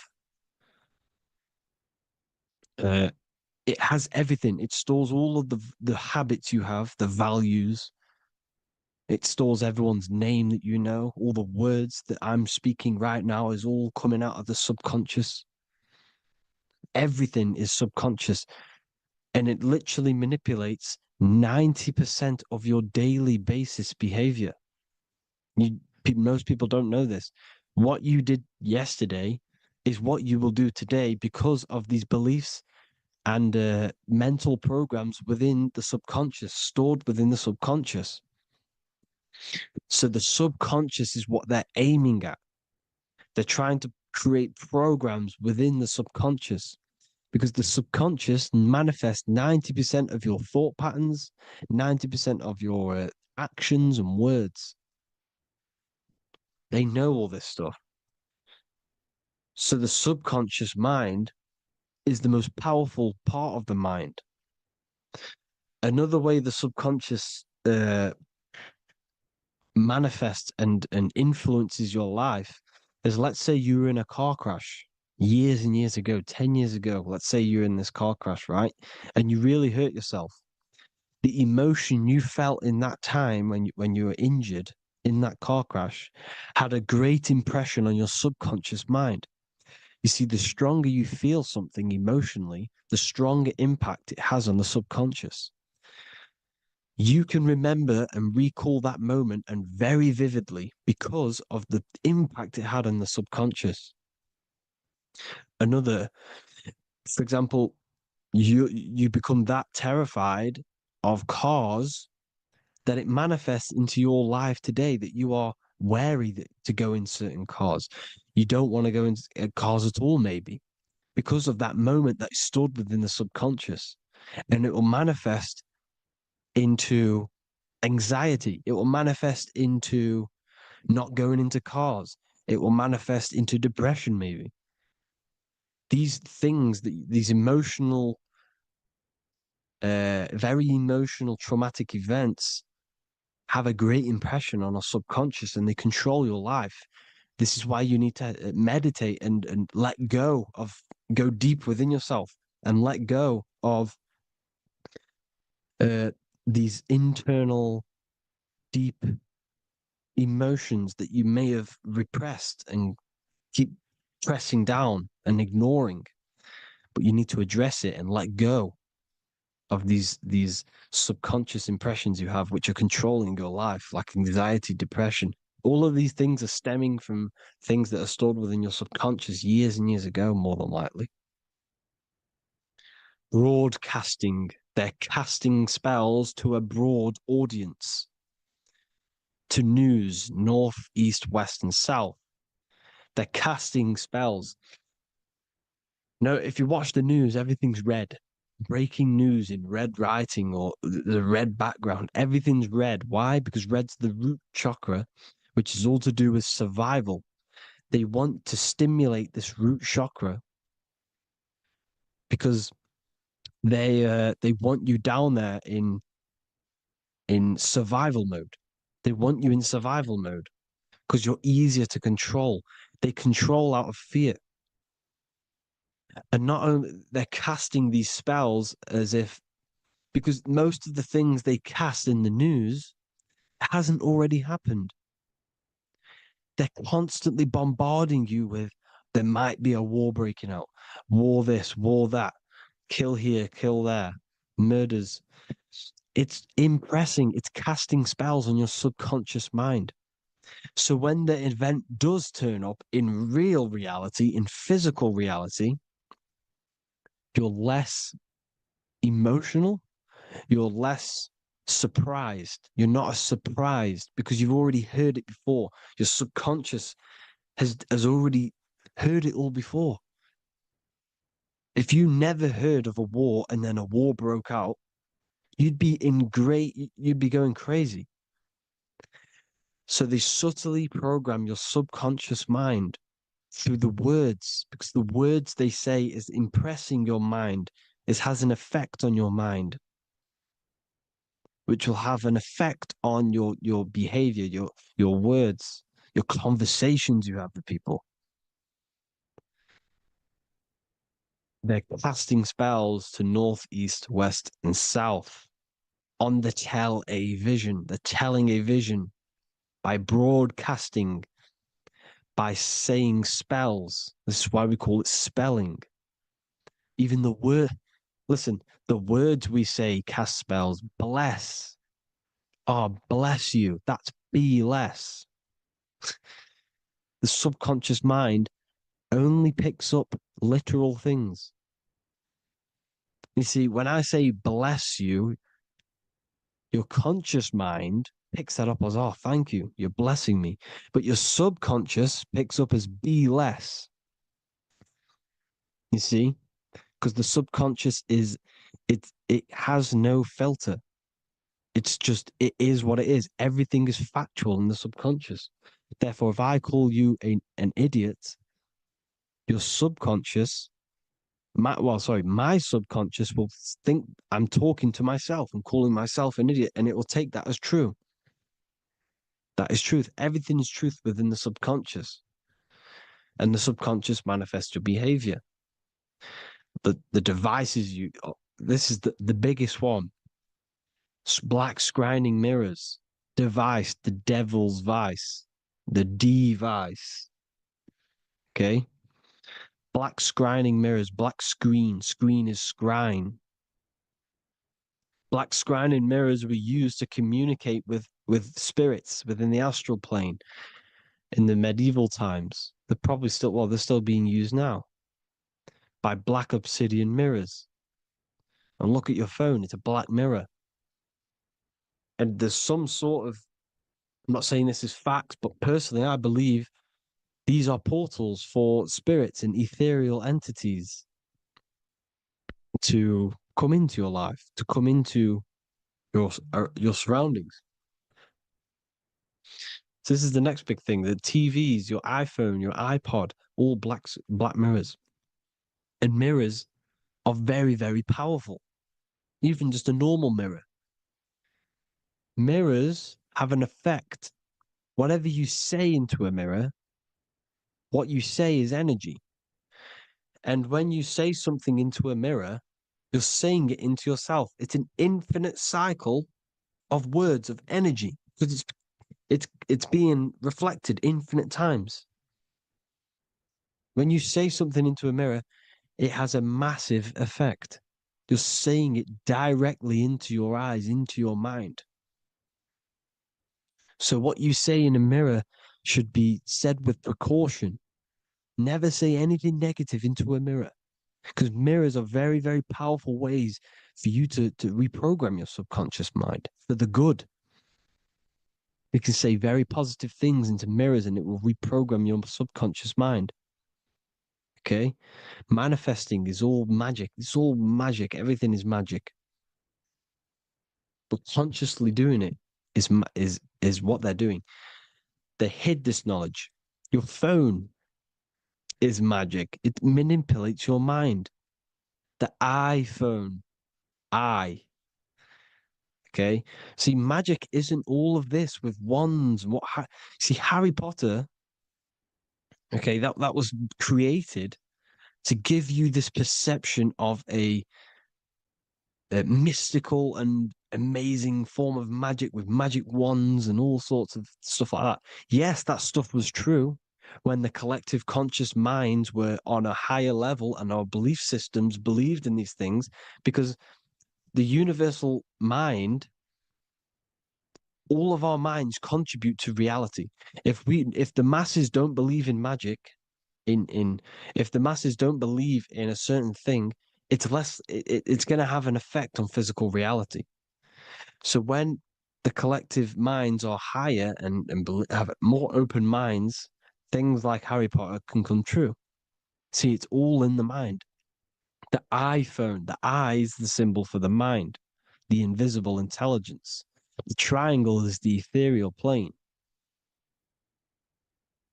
Okay, so the eye in the triangle is the eye that sees into the beyond the ethereal planes. The square is the physical plane. So the iPhone, your phone, is a black box, just like the Saturn black cube. It's a black mirror. It's taking photos of you every 2 seconds, and it's your mind. Your mind is in that phone. Everything you like, everything you text, everything you type in Google, everything you say to someone, every conversation is all recorded on the phone. Therefore, it is a direct reflection of your mind.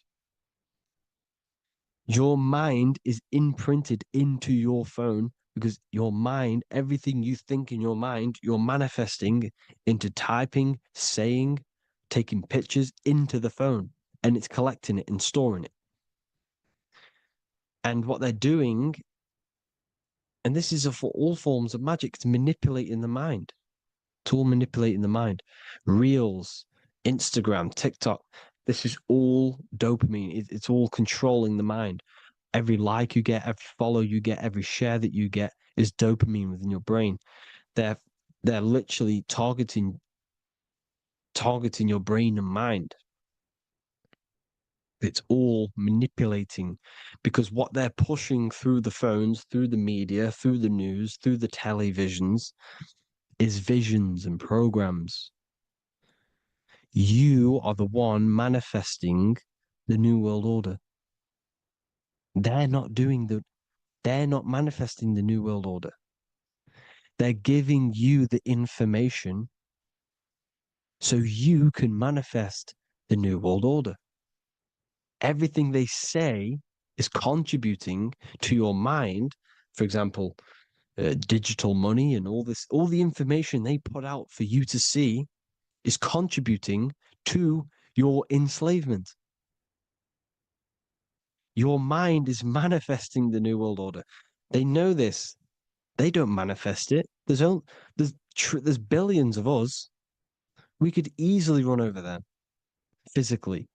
But on a mental level, these people have the knowledge and they hide it from us and they let us manifest reality because we are the collective. They give us the information which manifests their agenda.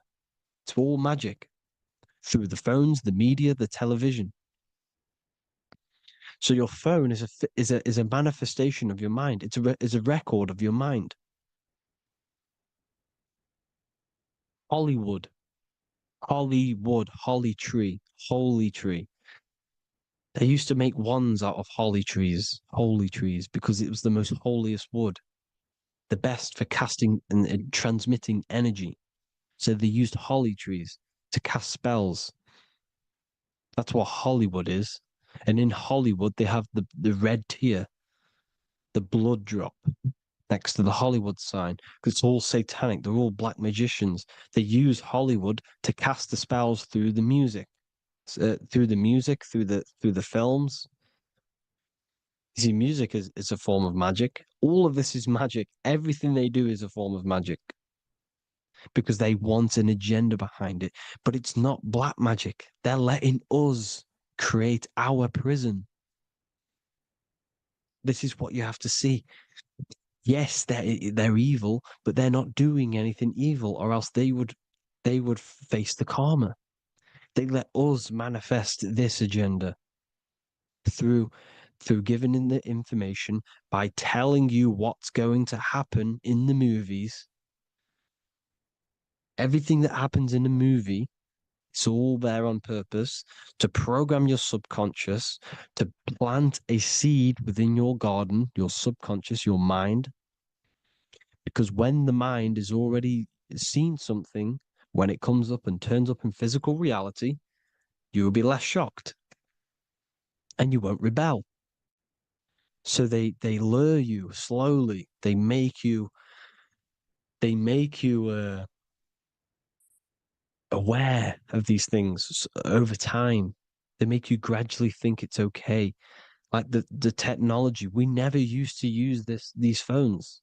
How did we become so addicted and reliant on them?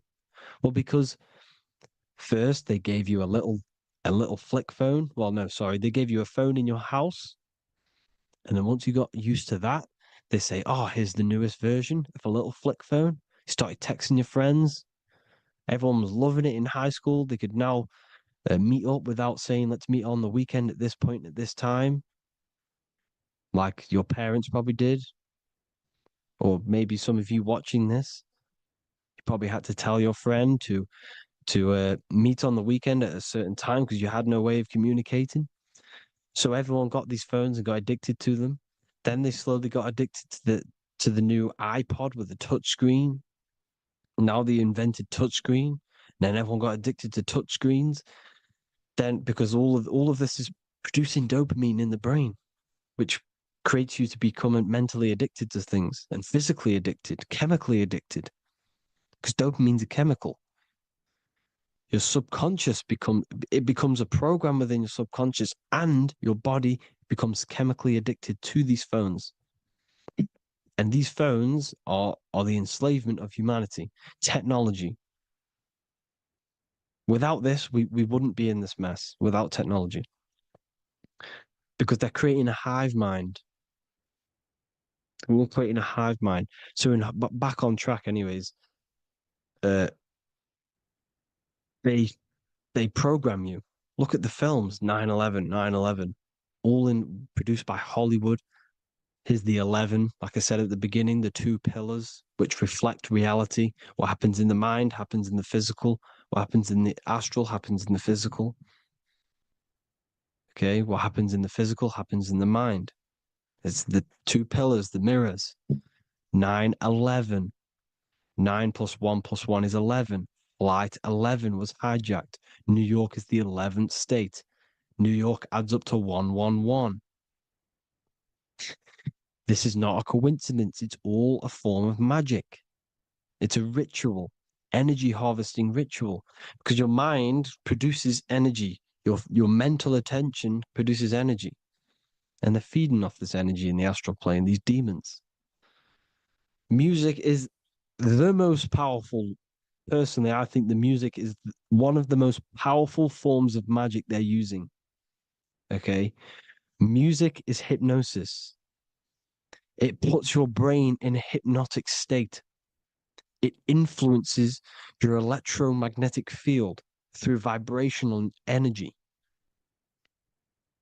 It reprograms your subconscious mind. Why do you think you remember the lyrics? You see, your subconscious stores all of the memories. Remember, the subconscious manifests 90% of your behavior.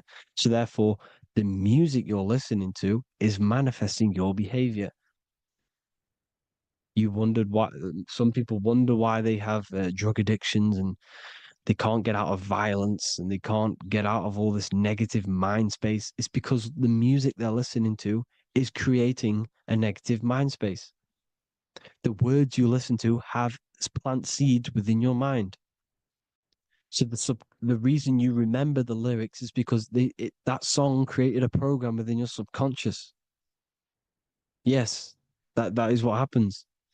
You can use magic to reprogram your mind, but you can use music to reprogram your mind because it's all forms of magic. It's using natural mental energy forces to manipulate the physical reality. You manipulate your mind, you manipulate reality, physical reality. Okay? So the music, another very, very big one. When you turn on the radio, it's just all talks about alcohol, drugs, and sex because they want you down in the lower three chakras. They want your mind attached to matter when it's mind over matter. Your mind's not physical. You see, the word spirituality is the new trend. It's not about your spirit. It's not about your spirit. It's about your mind. It's not about, you know, uh, spirituality and looking after your spirit. And they've got you focused on your spirit. Why? Because they hide your mind from you. You see, a lot of people think their mind is their brain, but the mind is everything. There is no physical reality without mind. You can have a brain. Imagine if you had no mind but a brain. It wouldn't work. The mind is everything. The mind controls your avatar. It begins in the mind before it happens in the brain. Then the brain manifests through the body. The brain's just an electrical computer. So that, they've got people scared, or do I have a soul or not, and all this stuff. Listen, if you have a mind, you have a soul, because you are not the mind. This is why everything is sort of an illusion, because beyond the mind is your soul. But what is the soul without a mind? You can't have a soul without the mind. But if the mind didn't exist, the soul doesn't exist. You are the person listening to your mind. I shouldn't say person because you're not the body. You're the entity behind the mind. But if you didn't have that mind, you couldn't understand what you even were. You would just be an observer who couldn't think. So yes, we all have a soul. If you have a mind, you have a soul. Everything is mind. Everything has mind. Mind creates everything. God is mind. And they're manipulating your mind through TV, your phone, every little thing. The school, it's all about the mind, people. Control your mind, you control your reality. Just the last thing, here you go. Aleister Crowley, the dark magician, Kanye West doing the exact same thing because they're implementing magic in the music. Here's the Beatles with Aleister Crowley in the background. Bet you never noticed that. Aleister Crowley was influencing music and placing magic within the music to influence the subconscious. This is what Baal worship was. This is why they kill children. They sacrifice these children. Why? Well, because in order to ascend, in order to raise your consciousness internally, godly, by being good, God, or being in order to be good and raise your consciousness and to get something in the physical world, you have to sacrifice yourself. And what do I mean by that? In order to raise your consciousness and ascend, you have to sacrifice the lower nature of yourself. You know, you've got to abstain from having sex to retain your sexual energy, to transmute it, or staying away from negative, some poisonous foods like meat. So, staying away from blood. We shouldn't be consuming other animals' blood. We should be keeping our blood pure. We are humans. We shouldn't consume chicken blood, chicken germs. We are the most divine creatures on this creation. We are the most intellectual creatures in this creation. Therefore, we should keep our temples pure. We are not animals. If you want to associate yourself with an animal, go out in the wild, go and find a wild boar and go and try rip its guts out with your bare teeth, because you can't do it. You're not a carnivore. Okay? So in order to ascend, you have to kill and sacrifice your lower part of yourself to ascend up to your spirit self, your mind self, the highest version. And the elites don't want to do this. So they sacrifice other things like babies to kill them, to exchange their life over to the astral plane, so these demigods in the astral plane can give them something in return in physical. They don't want to sacrifice their lower self, so they sacrifice other things for exchange, for physical pleasure. But the godly person sacrifices their lower self for their higher self to do good and ascend. So this is what all the Baal worship is, people, and this is why they're doing it. Hope you all had an amazing lecture. If you haven't already, go and get the Book of Wisdom for more information. You know, I don't go into dark stuff in this book, because all I do is enlighten people in this book. You can get it in Spanish, English, German, Italian, and French. Worldwide shipping. You can get the PDF or paperback. Or there is also a new one called the Human Health Guide 2.0. It gives you a list of all the foods, grains, oils, and nuts, you know, everything that's alkaline and positive for the body and not man-made and hybrid. It tells you all the products to stay away from, how to fast, how to improve vision, how to improve everything, literally. So the Human Health Guide has been released. If you want that, I'll put all the links in the bottom in the description.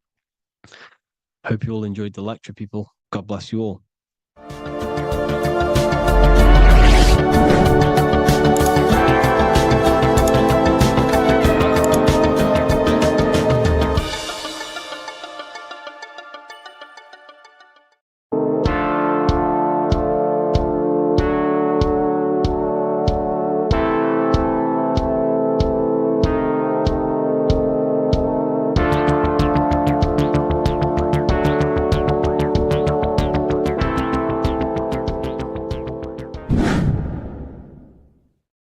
What is good, people? We're back with another video, and today we're talking about the chakras. Let's jump straight into this, because I know there's been a lot of requests for this video. So let's jump straight into this. So you have 7 chakras, right? 7 chakras. And these chakras are feeding off your electromagnetic field, known as your aura. This is both positive and a negative pole, male and female, right? This electromagnetic field is made out of electric and magnetism, and together they come as electromagnetic.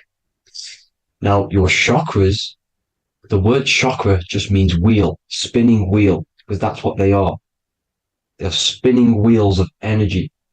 They do not exist on this physical plane. They exist on the etheric plane. Okay. Now, these energy centers are known to regulate your emotions, and each energy center controls the organs and cells in that particular area of the body.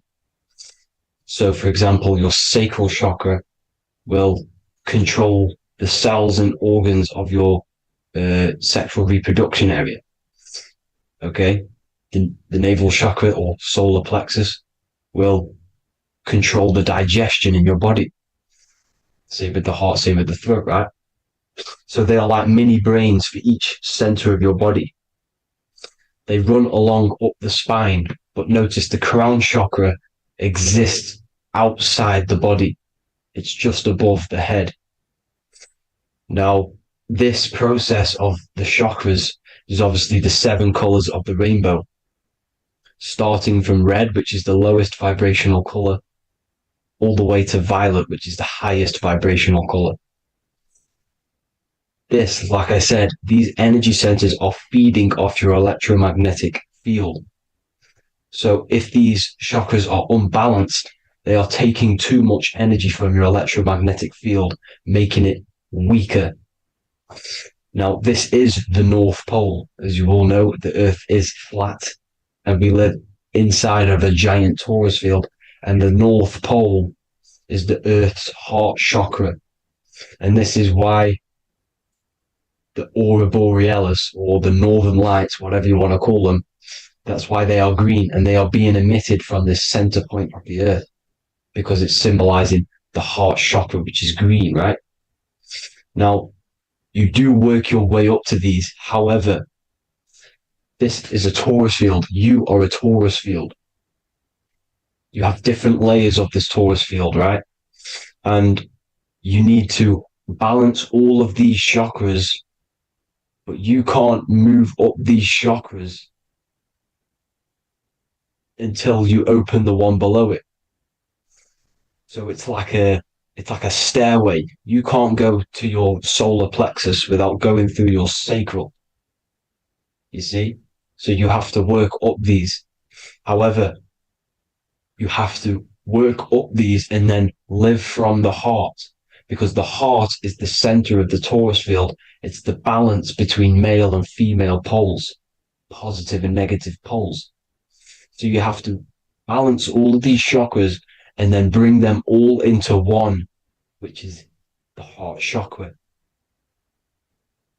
Now, they exist on the etheric plane. They exist on the etheric plane, and the etheric plane is a layer of the material plane. It's the one higher than the material plane.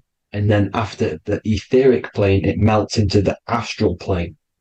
So they exist just between the physical and the astral aspect. Now, this is the yin and yang matter, which is the lowest root chakra, physical matter, and then to spirit, because high vibrational matter turns into spirit, low vibrational spirit turns into matter. So they're interchangeable. This is the yin and yang. Now, when you see ancient paintings with the halos, you see this is like a toroidal field coming out the top of his head, you see, with a halo. This was symbolizing in the old days, in the ancient days, that they've aligned their chakra, they've reached Christ consciousness, which is God consciousness, right? Now, this electromagnetic field is the apple that we bit out of in the Bible, because you see that apple is a torus field. So they were metaphorically or personifying the torus field.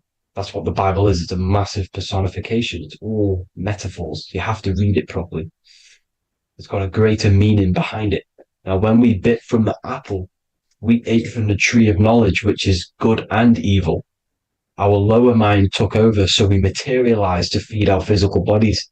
We materialized through Saturn. That's what Saturn does. Now, if you don't understand that, go and watch the video previous to this one called Occult Secrets of Saturn. And that will show you how Saturn is the materializer. Now, This is one of the secrets behind the Masonic compass: electric and magnetic, male and female, duality, positive and negative.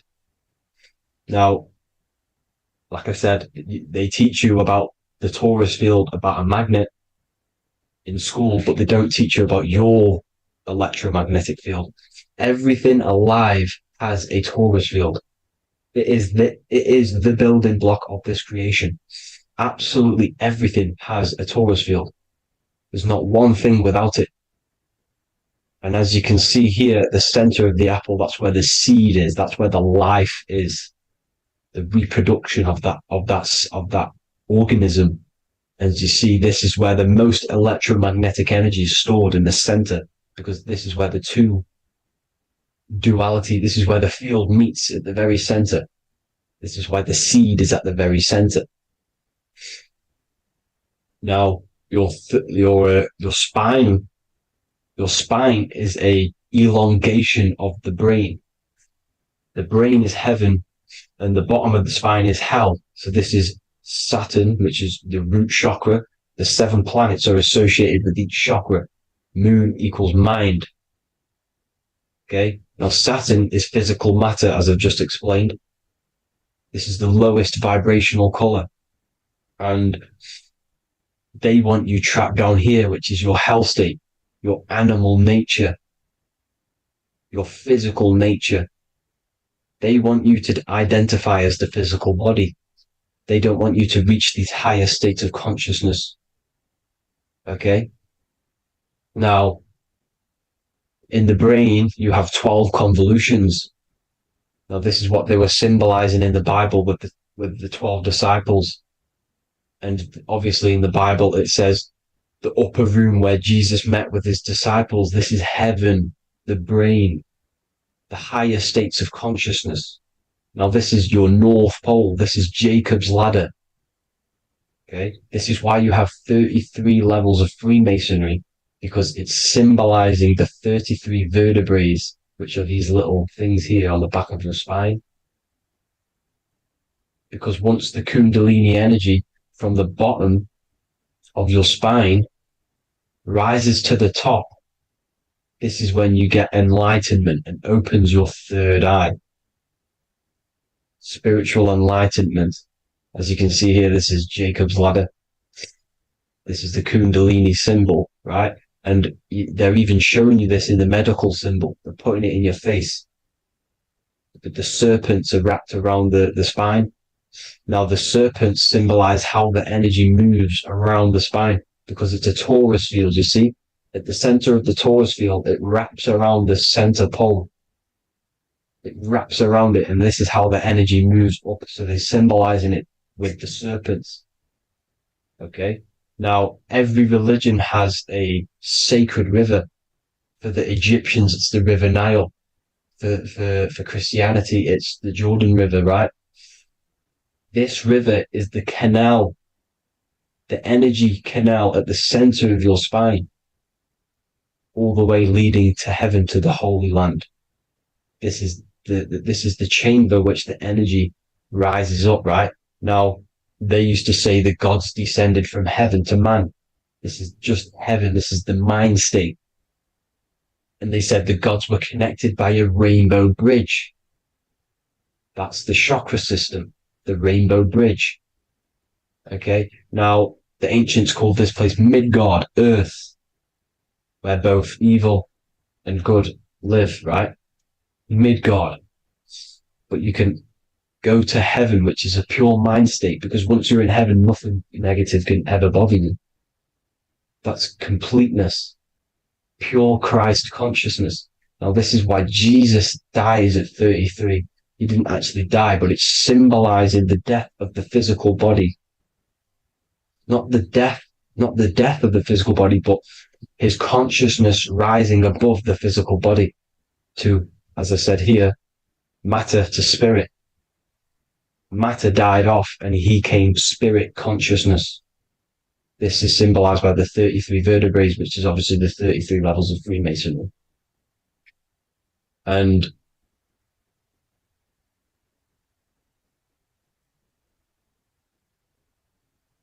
now the pineal gland. which is at the very top of this Jacob's ladder, or the River Jordan, the canal, your 33 vertebrae on your spine. This is where the pineal gland sits, right? At the very top, at the center of your brain. Now, there's multiple ways this was symbolized. The Eye of Ra, which is used by the Egyptians. Now, this pineal gland is the seat of consciousness. This is where your consciousness is stored, right? And the ancient Sumerians used the pine cone, hence why it's got the word pineal gland, the seat of the soul consciousness. It produces DMT, dimethyltryptamine, which is known as the spirit molecule. And the pineal gland is wrapped in microcrystals, and we all know crystals transfer frequency and energy. Now, radios use crystals. A radio is a frequency transmitter, turning a frequency into a frequency that we can hear with our ears, right? Because all the radios are actually playing right now in your ears. However, our ears can't pick it up, so the radio transmits it into a frequency that we can hear using crystals. So this is the power of crystals, and this is what our third eye is wrapped in, crystals. Now, this third eye is not actually your third eye, it's your first eye. When you're being materialized in your mother's womb, this is the first gland that is produced, and everything's built around it, because it is the consciousness. It is your consciousness. Your consciousness never dies, ever. It's an eternal essence. It lives forever. You never actually die. Only the mortal body dies. Now that's what we call life. Life is abided by time, and time is change. And change is what we call life, because everything's constantly moving and transforming into different things, right? Now let's not get off track. The pine cone is obviously, this is in the Vatican here. The pine cone is symbolized as the pineal gland, pine. And this is the opened pine cone. The opened pine cone means, or symbolizes, the awakened man, the awakened third eye. But the ones here, which the Sumerian gods are holding, these are shut pine cones, symbolizing the unawakened man. But let's not get confused, people. These gods were not gods. They are human beings just like you. They reached Christ consciousness. They are nothing more special than you. They just had the ability to reach Christ consciousness. And obviously their knowledge was far more intelligent than ours, far more advanced than ours. They knew the truth about this reality to the depths. Now, the ancient Hindus had a goddess called Kundalini, which is said that she descended by the means of a ladder or a cord from heaven, which is symbolizing the spinal cord. Now, this is what Hickory Hickory Dock, the mouse went up the clock and came back down. This is all these stories, like Santa as well. Santa comes up and then down the chimney. This is symbolizing the Christ oil. There's an oil which is produced in your pineal gland, right? And this oil travels down the spine. And once it's down on the spine, you must have to raise your consciousness, just like I said with the chakras. You have to raise your consciousness, raise your vibration to heat up this oil and turn it into a gas. And it travels back up the spine through like the serpents up the spine, and this awakens the third eye once it's coming back up the spine and hits the pineal gland. This is the secret behind Santa and Hickory Hickory Dock, because Santa comes down and feeds the presents and goes back up the chimney, and he lives in the North Pole, the positive pole. This is the North Pole, people, and the presence is your sacred oil. This oil, your physical body is the furnace. It's the spiritual furnace, which you have to heat up this oil by raising your frequency and turning it into a gas to rise up this chamber, the River Jordan, to your third eye. right? Now, this is an alchemical process. Your body is the alchemical furnace. It says in the Bible, if therefore thine eye be single, thy whole body shall be filled with light. I shouldn't have cut that out, but that's what it says. The light of the body is thine eye. If therefore thine eye be single, thy eye shall be filled, their body shall be filled with light. This is symbolizing the pineal gland enlightening the body, the spiritual body, filled with light. Now, as I said, they want you kept down here, which is the root chakra, which is your animal nature, which is obviously mind, matter over mind. This is the symbol of Saturn, right? As you say, we're built of body, mind, and spirit, the Holy Trinity. That is the sun, moon, and earth. The sun's your soul, solar. Moon is your mind. Earth, which is the cross, which is your physical body, the 5 elements, right? So body, mind, and spirit. So the Saturn symbol is actually made out of the cross on top, which is the earth, and the moon on the bottom, which is symbolizing matter over mind, because earth is physical matter. You don't want to be matter over mind. You need to be mind over matter. See, they want you identifying as your physical body. They don't want you to realize you're an eternal consciousness. You're an eternal essence of consciousness which never dies. They want you trapped in your animal nature. And this is why the Baphomet has a goat head, because it's symbolizing your animal nature, which is evil.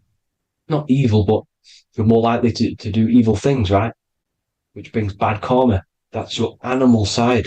This is why the Baphomet has an animal goat head. As you can see here, he's got the Kundalini energy here. So when you see the inverted cross, the cross is your body, as you can see here. The inverted cross means your chakras downwards, down here. Your head's down here. Your mind is down here. But your mind needs to be up here, which is the upwards cross, which is Christ consciousness. And as we all know, 7 colors of the rainbow, 7 planets, 7 chakras. Red light is low frequency and long range. This is why Saturn is the slowest moving celestial body. And it's the lowest chakra, because it's low frequency, long range. The moon being the crown chakra, which is high frequency. This is why the moon moves around the quickest. The moon is your crown chakra, which moon in mind. See, so there are multiple ways of your chakras becoming blocked. Now, each chakra has a specific intelligence. It has a specific thing that it's doing for the body, right? Now, this can be overused. It can be abused. For example, masturbation. That keeps you down here in your sacral chakra, because you're abusing that energy center. You're abusing your sexual energy, which is then becoming unbalanced. So this is how energy, this is why these centers are pulling more energy out your electromagnetic field, because these centers are wheels. The chakras just mean spinning wheel of energy. So when you're abusing these certain centers, you're pulling energy out of your electromagnetic field, which is making your field weaker, which is making your frequency lower, which makes you prone to diseases, prone to lower negative energy, right? So you need to align these chakras. You need to unbalance them. And as you can see here, you can screenshot these to see how they're blocked. I'm not going to go over each one because it'll take me forever, but have a little read yourself. This is why they're blocked. Now, the ancients used to say Aum when they meditated. Now, these are the 7 vowels. There's not 5 vowels, there's actually 7.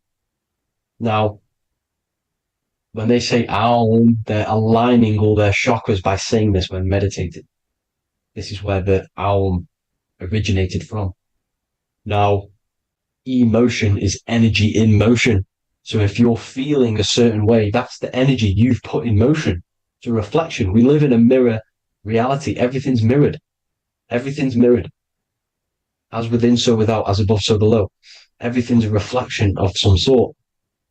So whatever you're feeling, you're doing something wrong. It's telling you you're doing something wrong from the root cause. because your energies are the effect. You're feeling the effect of something you've caused. The law of cause and effect. Nothing escapes it. Now, the Jehovah's Witness believe that exactly 144,000 faithful Christians go to heaven or be resurrected, right? This is not true. This is symbolic. 144,000 go to heaven. Now, the petals on the chakras, this is the root chakra, this is the crown chakra. Now, if you add up the first 5 chakras, the petals, add up the petals on the first 5 chakras, you get 48. And then you get to the third eye, which has 2 petals. 48 times 2 equals 96. 96 plus 48, which you got from here, equals 144. The last chakra has 1,000 petals. Times 144 times 1,000, you get 144,000. This is a frequency. This frequency is the frequency of the ascension up your chakras. This frequency is a high frequency which turns that oil into gas, which rises up the spine, activating your third eye. Right? So this is all the religions are all symbolic for this sacred secret of Christ consciousness. As it says in the Bible, the kingdom of God is within. It's not out there, people. You must look within yourself. You are God. You are a spark of his consciousness, infinite consciousness, right? So 144,000 is a frequency, and you must achieve this. Like I said, these people in the past, they're not gods, people. These were just humans. Nothing special. They just reach Christ consciousness. Now, they keep you in these lower vibrational states with the food, right? And as you can see here, all of these fast food restaurants are mainly are red and yellow, which are these lower states, these lower 2 chakras, lower vibrational colors, because they want you trapped down here in matter. And these foods are so low vibrational, they will keep you down here, because your gut produces, I think it's like 80% of melatonin. Melatonin is your feel-good hormone. These foods will not make you feel good. This is very low vibrational. Meat. It's not meat, it's raw flesh. These animals are stripped from their family, put on a conveyor belt, watch their friends be tortured, and then get slaughtered in a slaughterhouse. Think of all the fear that's running through their blood, all the hormones, all the fear, and you're going to go and eat that very low vibrational energy. As you can see here, this is the light photons within fruit. You can see the life force in this fruit. You must think, feel, and do positive to raise your vibration. As you can see, earth equals heart. If you rearrange it, everything in nature is green, right? The aurora borealis is green. You must align all these chakras and then live from the heart, because the heart's the center of the Taurus field. You must become the consciousness in the center. So that's it for this video, people. Thank you all. God bless.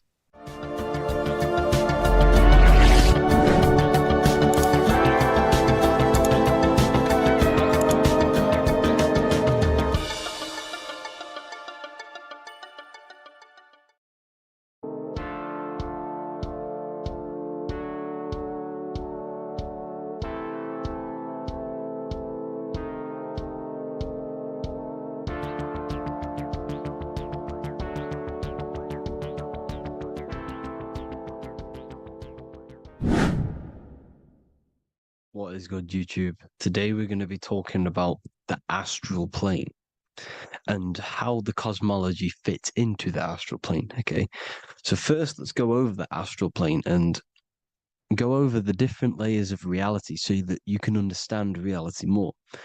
You are a multi-dimensional being. You are not in these, you are in all of these realities at the same time. They all interweave into one big reality.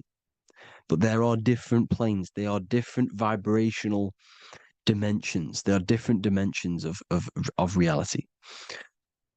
The mind is the root cause of reality. We're living in the mind of God. Everything is being thought into existence from the root cause, from the universal mind.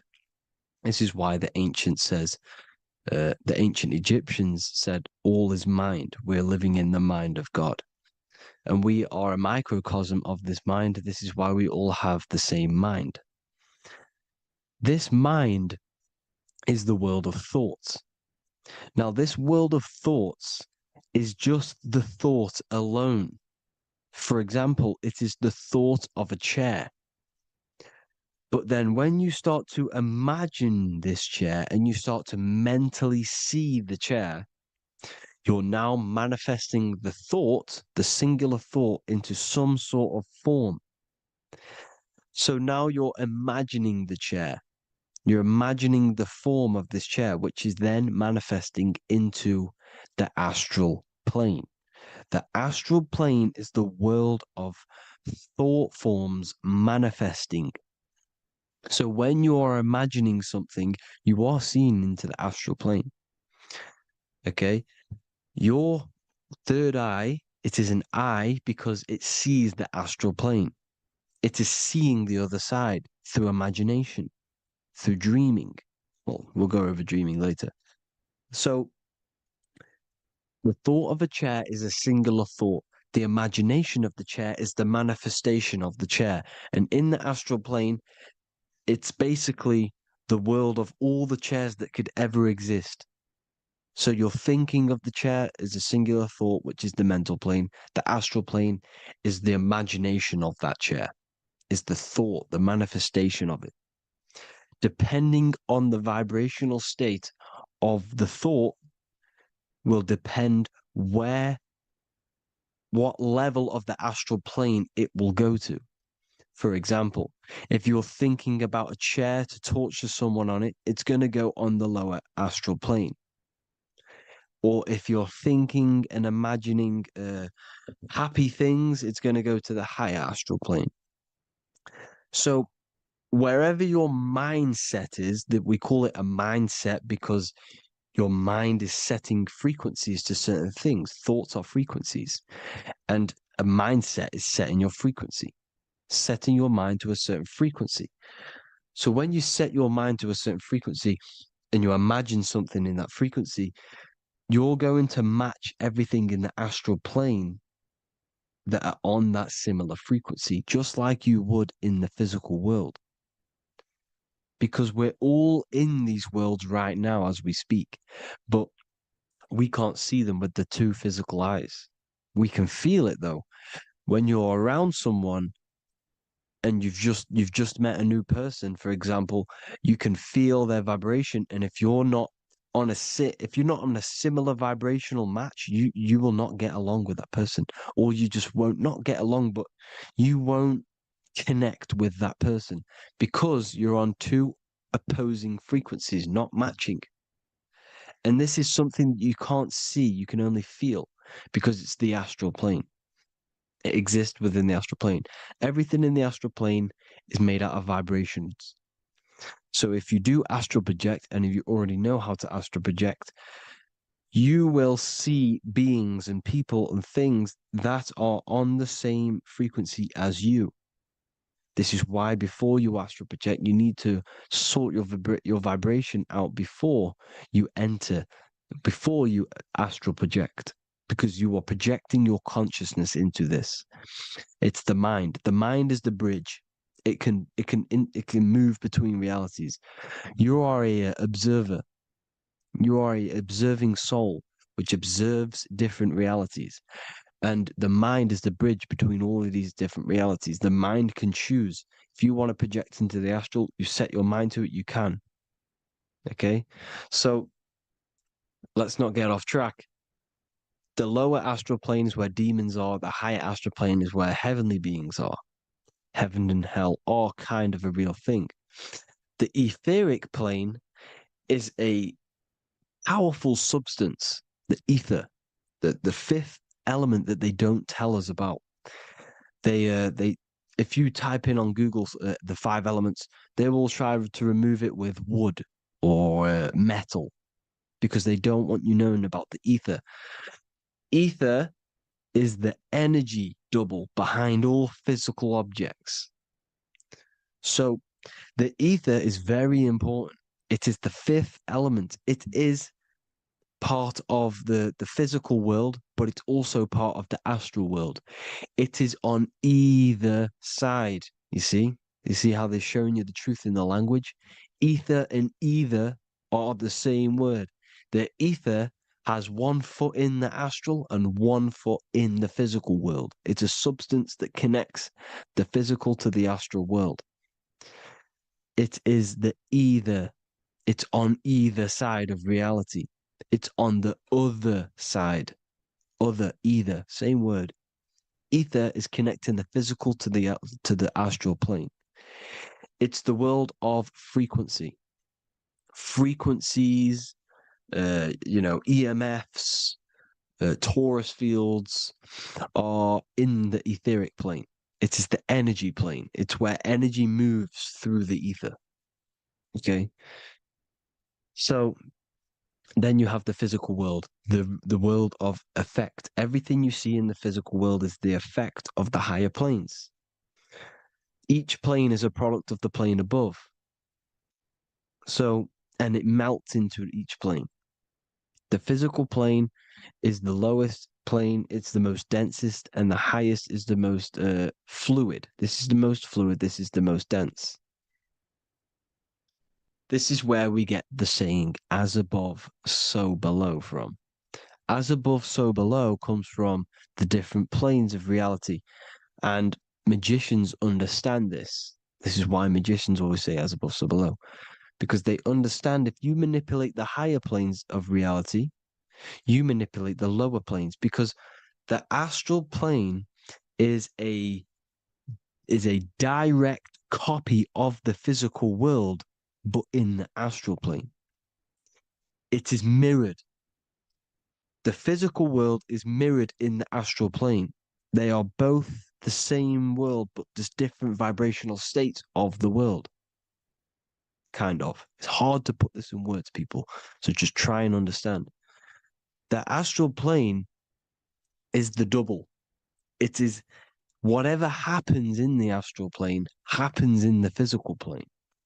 This is why magic works. This is why demons work. This is why spirit communication works. Because if you manipulate the higher planes, you manipulate the lower planes. As above in the astral, so below. Leonardo da Vinci showing you to look up, pointing up. You got to look up. He's telling you to change the mind, you change the physical world. You change your emotions, you're on the astral plane, you change the physical world. You change your reality by changing the higher planes. This is the Masonic 11, the 2 pillars. This is the 11 also symbolizing the 2 hemispheres of the brain here. But the 11 symbolizes the 2 mirrors. 11, 9, 11. 9, 11 adds to 11. 9 plus 1 plus 1 equals 11. The Twin Towers were in 11. Flight 11 was hijacked. Because it's a mass ritual within the astral plane. Now, we're going to go deep into that later, and I'll show you these rituals they do in order to manipulate the astral plane. So, this is what the 11 is. It's the mirroring of reality. If you contact spirits and conjure spirits, you can either summon or attract demons and spirits.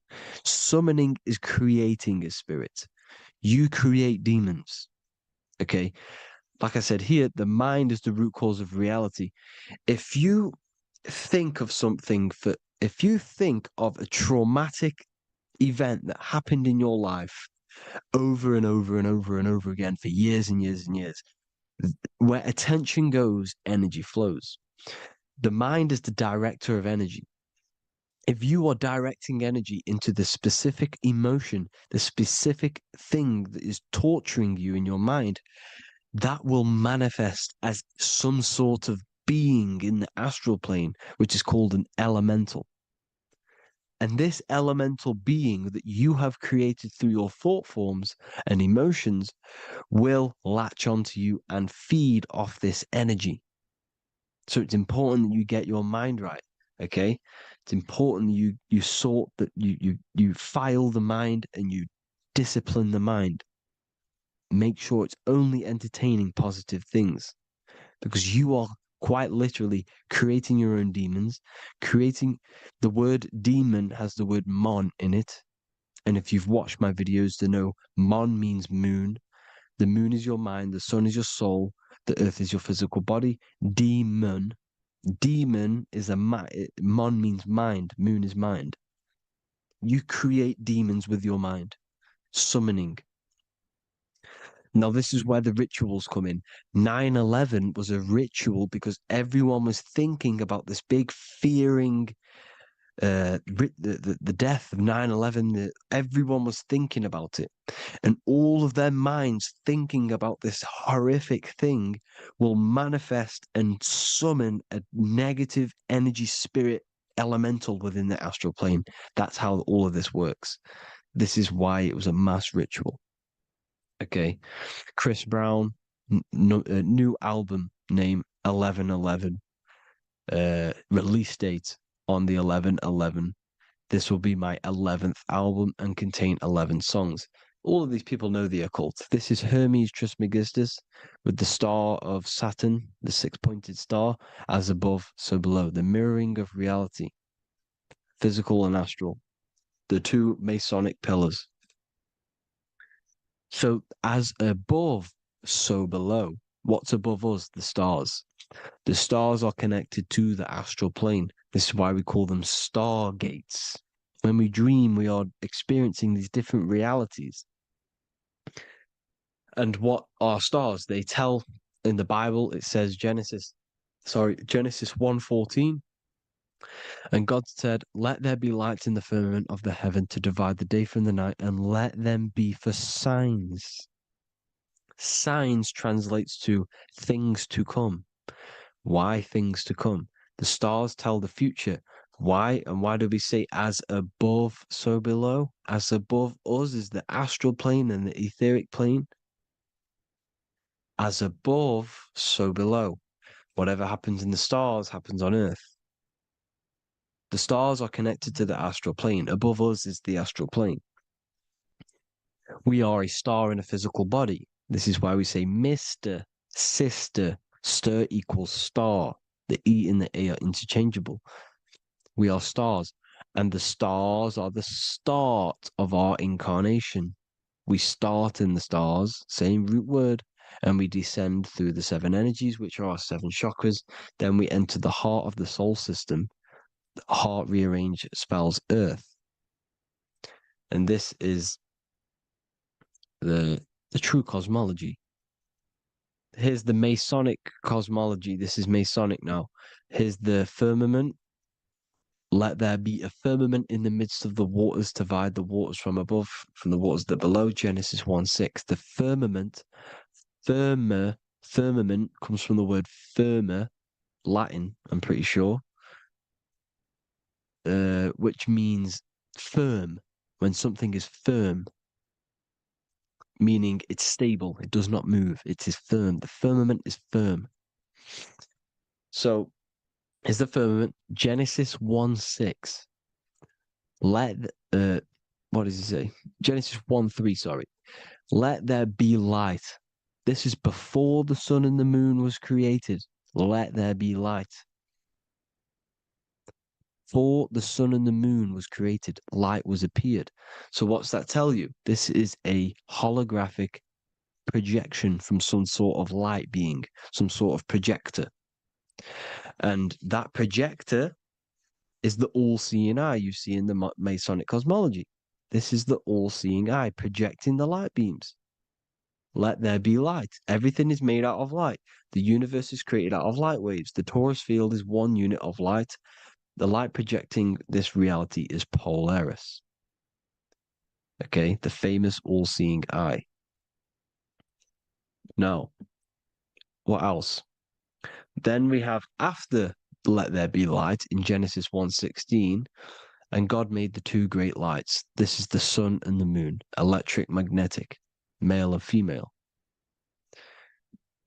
Then we have the Masonic checkerboard, the black and white symbolizing dualities within the dualistic reality we're in, spirit and matter, light and matter, rest and motion, positive and negative, good and evil. Everything's dualistic here. Okay?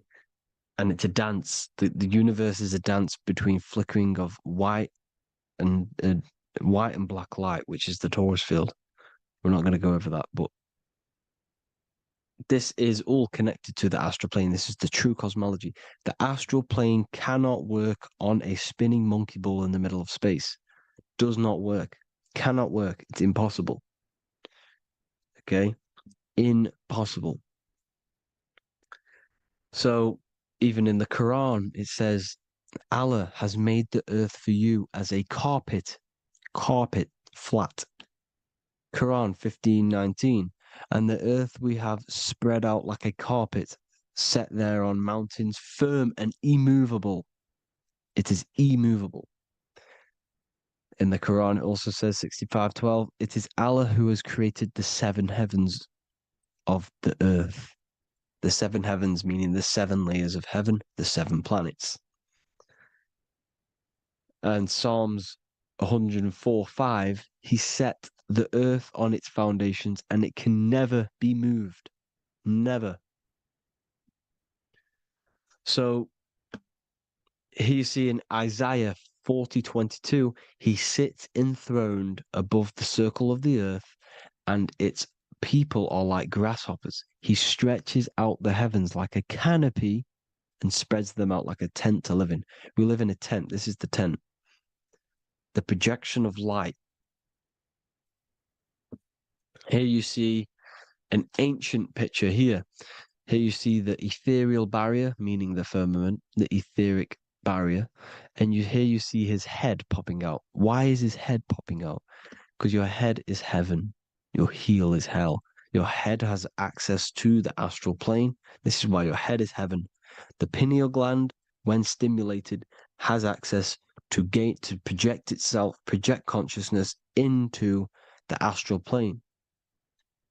Here you see another ancient picture here with the Masonic Royal Arch, with the zodiac here, the zodiac on the top, arching, because there's a firmament above us. Here's God in the brain. Consciousness is God. Here you see the Masonic Royal Arch, symbolizing the firmament. George Washington above the Masonic Royal Arch. These are the stars. This is Polaris projecting reality. Here's ancient churches with the dome. Polaris projecting reality with Jesus. Disney World is under the dome. The seven layers of heaven, ancient paintings, all depict if you go and look at the ancient paintings, they'll all depict the firmament, the arch above us. This is where we get interesting. The Masonic Royal Arch has the 6-9, which is Cancer. The constellation Cancer, which is 6-9 is associated with portals because CERN is the 6-9. Okay, CERN is opening portals. They're trying to create a portal to the other side. Cancer has the word CERN within it, so there's a link between Cancer and the opening, the firmament opening above us to Ascension. Here you see the Masonic art with the Royal Arch and the light and the opening. Here you see the light and the opening. This is the opening of the firmament. Here's the Hebrew cosmology with Sheol, the underworld, and the opening. So Cancer is definitely some sort of portal in and out of this reality. I'm just connecting dots here. Now, we're going to go change a bit now. These celebrities that you are seeing they have not sold their soul to Satan, okay? They have not sold their soul to Satan. Satan is a demonic, low vibrational energy that has been summoned over the thousands and thousands and thousands of years of evil occult arts. So since Babylon was summoning this demonic energy, and this demonic energy in the astral plane will grow and grow and grow. It has no form. It has no physical form. Okay? But you can see it in the rappers. If your third eye is open, you can see clearly that these people are demonic. You can sense the energy that they're manifesting.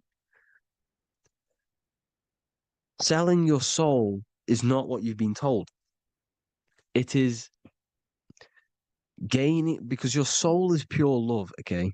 Your soul does not want to do anything bad.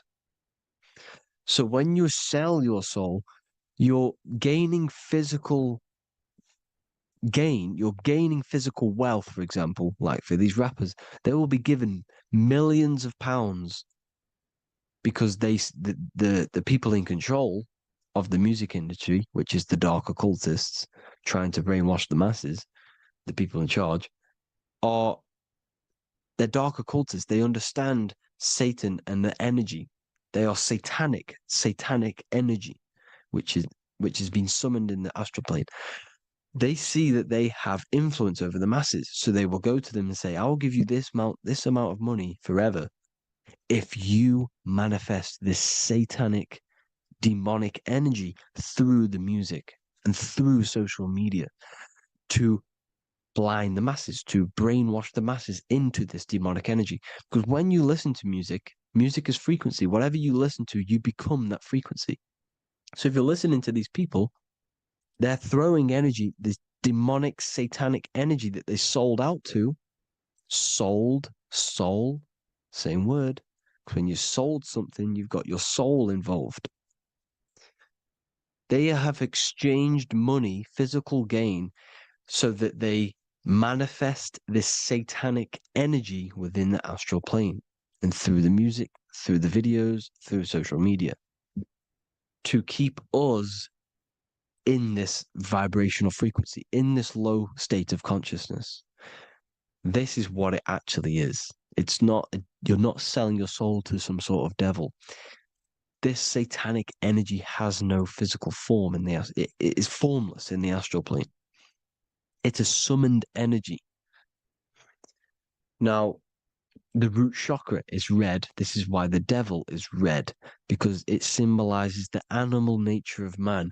When you are operating off your root chakra, you will kill, you will fight, you will do anything to survive, because it's all about survival mode in the root chakra.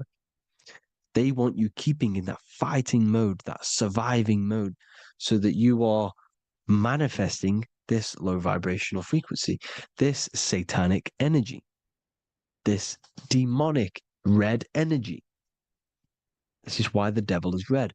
And the devil has a tail with the red arrow pointing down, because it symbolizes your light body. This is your Merkaba. Your Merkaba is your light body. Mer equals light, Ka equals spirit, Ba equals body. Merkaba, this is the devil's tail pointing down, the descension, your heel, up to your heel, hell. Ascension, to heaven, head. You see, this is the all-seeing eye with the illumination coming off it, your head, when you're illuminated. The Merkaba is your celestial sphere to portray different planes of reality. It is the vehicle of ascension. It's your light body. It's in the word Kabbalah, Kabbalah, Ka, spirit, Ba, body, La, light. Same thing, Kabbalah, Merkaba. Same thing. It's all about the light body. This light body sees different realities. So when you see the goat in the music industry, it's this satanic summoned energy that's been summoning for thousands of years within the astral plane. When it becomes to the physical plane, it will manifest through different things. A goat, an owl, Satan, Moloch, Baal, same deity, same demonic energy that's been summoning in the astral plane. And this is why the Baphomet has a goat head. Drake's new album is the goat. The Polo G, the Masonic G, with the goat.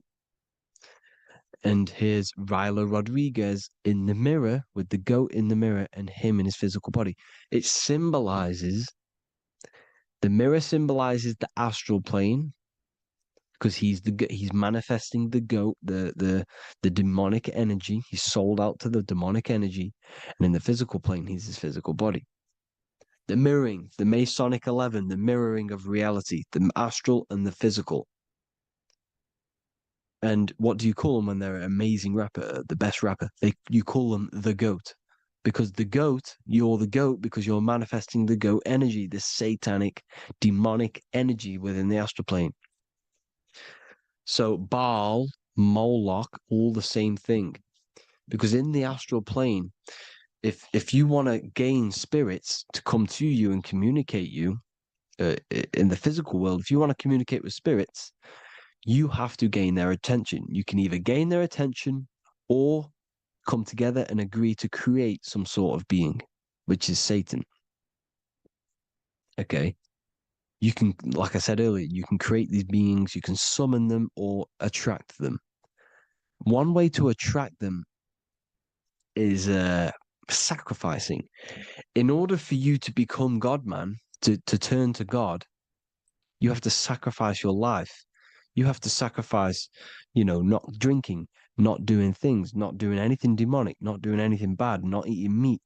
You have to sacrifice yourself to become the light. However, if you want quick, instant gains in the physical world, you can sacrifice something else to communicate with these spirits, because these demonic energies feed off demonic energy, your demonic energy. So these dark occultists will give away babies, they'll sacrifice, torture babies so that they gain, so that they can communicate with these spirits for physical exchange. Yes, you can do this. These powerful spirits, these powerful demons can give you powers. They can give you certain things. And this is what they are doing. They're summoning and attracting these demonic energy. This is why, trafficking is one of the most, Balenciaga. Baal is the demonic energy in the astral plane, which requires child sacrifice for his presence. Balenciaga, and they were trafficking children. They were trafficking, killing them, and offering them to the spirits. This is what they are doing. Balenciaga. It's in the name. Here you see, you can see here a stick man with two horns. The goat, obviously, it's all the same deity. Baal, the goat. Moloch, is Moloch the owl, the Egyptian owl, because it comes from the owl of Moloch, which is Baal, which is Satan, all the same demonic energy. And it's on the dollar bill, a tiny dollar bill, tiny, on the $1 bill. All the same thing. Bohemian Grove, they worship the big owl, Moloch. It's all the same thing. It's all one big demonic energy which has been summoning in the astral plane. And it's trying to take over Earth, the physical plane. That's what it's doing. So I hope you all gained a deeper understanding of the astral plane and what's actually going on in the world. Please leave a comment if you can to help the algorithm. Drop a like if you like this content. And hope you all learned something today. And God bless you all. Thank you all.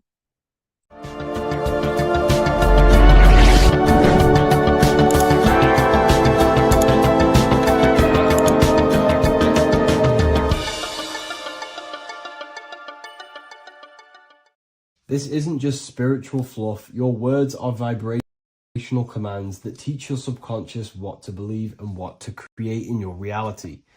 Now, I'm not going to sit here and tell you how words are these vibrational things that create reality. In fact, they are. However, the power of words does not hold in the vibration of the word. Yes, it has a little effect on plants. Yes, every word is a vibration that speaks to every cell in your body. However, this is not the main power of words. The main power of words is restructuring your consciousness. and invoking energy inside of your own consciousness. I'm going to go over these two in detail for you. Your life is an externalization of your consciousness. Your belief system, your internal world, are building blocks to create your external world. What you believe in is how you see reality. It is the filter that you see to see reality. If you want to change reality, you have to change your consciousness first. There's no point trying to create a change, a manipulation in the external world, because it won't last very long. You have to restructure your inner temple, your inside world of thought and emotion. For example, your external reality is an externalization of every thought you thought in the past. Your life circumstances are just a result of every thought you thought in the past. You become what you think about. So if we can control what we think about, we will control who we become. Words are a powerful way to restructure your subconscious mind, which will then restructure what you think about. For example, if I said the word chicken all day long, I'm going to be thinking about chicken all day long. The words we repeat enter our subconscious mind, and our subconscious mind molds our conscious mind of what we are consciously giving attention to and thinking about. And that becomes our emotion. Our emotion becomes the energy, the charge behind our action. And all of this creates who you are and your reality. If you want to create a change in your external world, you need to repeat the end result as in an affirmation. I am abundant. I am disciplined. For example, if you're trying to stop a certain addiction, don't say, I am going to stop smoking. Say, I am disciplined. By saying discipline, the subconscious mind accepts the word discipline and not the word smoking. If you repeat smoking, I am not smoking, your subconscious mind will just pick up smoking and then do more smoking. So if you are trying to create discipline in your life and trying to stop something, say, I am disciplined. The reason for this is powerful because you're conditioning your consciousness. You're conditioning your subconscious mind and filling it with the word discipline. And I'm not going to say, do this a certain amount of times a day or do this in the mornings. I want you to do this as much as possible. I did this as much as possible. Whenever I had free time, whenever I had a free minute, I would say these words either physically or mentally, just to condition your consciousness. Words are the most powerful way to restructure your belief system and restructure your inner world, which will then mirror in your outer world. Words are also a powerful way to invoke energy. This is why when you see these magic occult rituals, you see people chanting and doing these things. It's because if you slowly chant a word, you can actually invoke the emotion. There are three aspects of creation: thought, emotion, action. Emotion is energy in motion. By repeating a word over and over again, you can actually begin to invoke that energy, that emotion inside your heart. And you can start to feel the reality as if you are already living it. And this is just another powerful way to condition your consciousness to become a certain thing before you have it. This is what magic is. Magic is all to do with reprogramming the subconscious mind, aligning the subconscious with a certain belief or reality, which will then produce an effect in our thoughts, our emotions, and our actions, which will then create that reality. So if you want to create something in your life, literally just repeat, I am something. I am is referring to your consciousness. I am is the highest aspect of you. It is the true self. Whatever you condition your consciousness will be mirrored in your external reality. I am abundant will condition your consciousness to feel and believe you are abundant, which will then seep into your thinking. And then you will start to act more on this because you are thinking about it, which will then change your external reality. Words are vibration, and vibration is powerful. However, if you truly want to change your reality, you have to change your inner world of consciousness. And words are the best way to invoke feelings to become the reality you want.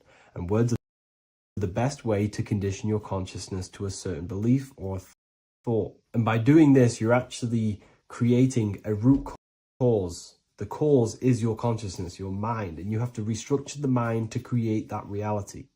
Words are a great way to restructure your consciousness and create reality. If you are struggling with the internal chaos, if you are struggling with emotional chaos, if you are struggling mastering your mind, or if you are isolated from your high intelligence, because intelligent people are not welcomed in our population today.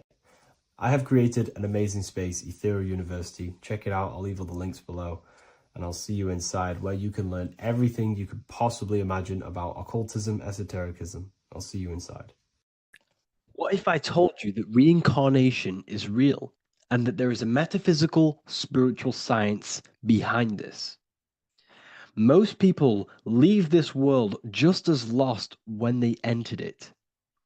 That they carry their fears, attachments, and addictions with them, only to be born again, trapped in the same cycle, repeating the patterns of lifetime after lifetime. This lecture is not just about preparing for death. It's about mastering yourself before death, so you don't take them burdens with you. Because the truth is, whatever addictions, fears, and unresolved emotions you cling to in this life, you carry with you into the next. Unless you break free now. You must master yourself before death. Death is not the end. It is the great passage. But how we transition depends on our mastery of the self. This was symbolized by the Ouroboros, the snake biting its tail. Every ending is a new beginning. It's an infinite cycle of consciousness. Now, your human body is basically an antenna tapped in to a stream of consciousness. Just like a radio is tapped into a specific frequency to play that radio. Your body is basically an antenna, a crystal picking up the consciousness of God. You are on an ever-ending journey, a journey of learning and expansion of the mind into new fields of thought. This was symbolized as the Ouroboros. When you die, it is a new beginning. It's a transitioning, not an ending. Everything is eternal in this universe, as consciousness is formless and constantly transforms into new forms of life. Let's break down the word death. Death contains the word ether. Now, the ether can be found in the word heart or earth. Ether. Everything in this plane comes from the etheric plane. The etheric plane is the barrier between the physical plane and the spiritual plane, the astral plane. The astral plane is the screen that you have in your mind that allows you to imagine a red apple, for example. This is the imaginative plane where thought forms start to take form. Everything begins as a thought, then the thought form becomes an imagination, then energy, then physical. Everything in the physical plane is a shadow of thought, all objects manifested as thought. You came from the astral, you came from the stars. This is why we say reach for the stars, or this is why you say you are a star. Cis star, miss star, fraud star, stir is star. And when you become famous, you become a superstar, and you gain a star on the Hollywood floor.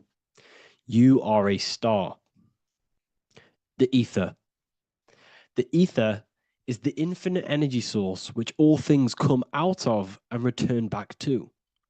This is the cycle of life and death, summer and winter, day and night, sleep and awake. The ether is the infinite energy source which all things come from and will return back to. Okay, sorry about that little error. The ether is the boundless source of energy from which all things emerge, to which all things return to. We can see this in the cycle of the sun. The sun does this wave of creation. It rises and it falls. We have the day and the night. The daytime represents our conscious mind when we are alert. The nighttime represents our subconscious mind when we are inside the spiritual realms. The nighttime is spirit, the daytime is matter, spirit and matter. Awake and asleep, conscious and subconscious. We see this in the yearly cycle.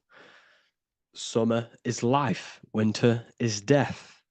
Spring is the morning, summer is midday, autumn is evening, winter is the night. Everything is a macro and a micro cycle of being born out of the ether and returning back from life and death. Life and death is manifested within the cycles of the sun and everything outside of you, as within, so without. This is why we say sleep is the cousin of death. The macrocosm is death. The microcosm is sleep. Every time you go to sleep, you are essentially it's a miniature death. You're entering into spirit and then returning back into matter in the morning when the sun rises. Everything is a reflection of the macrocosm cycles. Preparation for death. The first thing we must do in order to prepare for death, for life after death, in order to stop being reincarnated in this cycle of materialism, in order to progress as a soul, because remember, you are a soul in a body. Just like the sun gives power and life to the earth, your soul gives power and life to your body. When you say I, you're referring to the soul. And your soul can be stuck underneath layers of false identifications. Who you believe yourself to be is merely a collection of subconscious programs running within your mind. Now that's very deep. That is very, very deep. Who you think you are is a part of your thinking mind. Your name, your job, your reputation, your family, your friends. These things are not you. They're all aspects of the thinking mind. What happens if you meditate and you turn off the mind? Then all these things do not exist. You're left with the pure soul, the pure awareness, the pure observation. If you turn off the thinking mind, you're no longer your body. You're no longer your reputation. You're no longer your friends. You're no longer your job and your labels. You are the soul. That's the true you, the observation of the mind, not the thinking mind. The ego is the echo. It's an echo of your true self. The ego is your mind's perception of itself, shaped by experiences, trauma, emotions, and beliefs. It is merely an echo of your true soul self. The ego is not you. Your mind is not you. You are the soul. And this is the true self that we must express within our life and we must connect with before we die. Because when we die under the echo, under these false layers of the emotions, the traumas, the experiences, the addictions, the emotional attachments, when we die underneath all of this, when we don't know our true self, the soul is still hidden. The true you is hidden underneath these layers of false identification. We must remove these layers of false identifications. We must remove them. We must destroy the echo. Remember the ego, you never had an ego when you were a child. When you were a child, you were pure. You didn't, you didn't show off things. When you were a child, you were pure. You expressed yourself freely with you didn't hide anything. You didn't hide any aspect of yourself. You didn't suppress any aspect of yourself to fit in as a child, as a baby.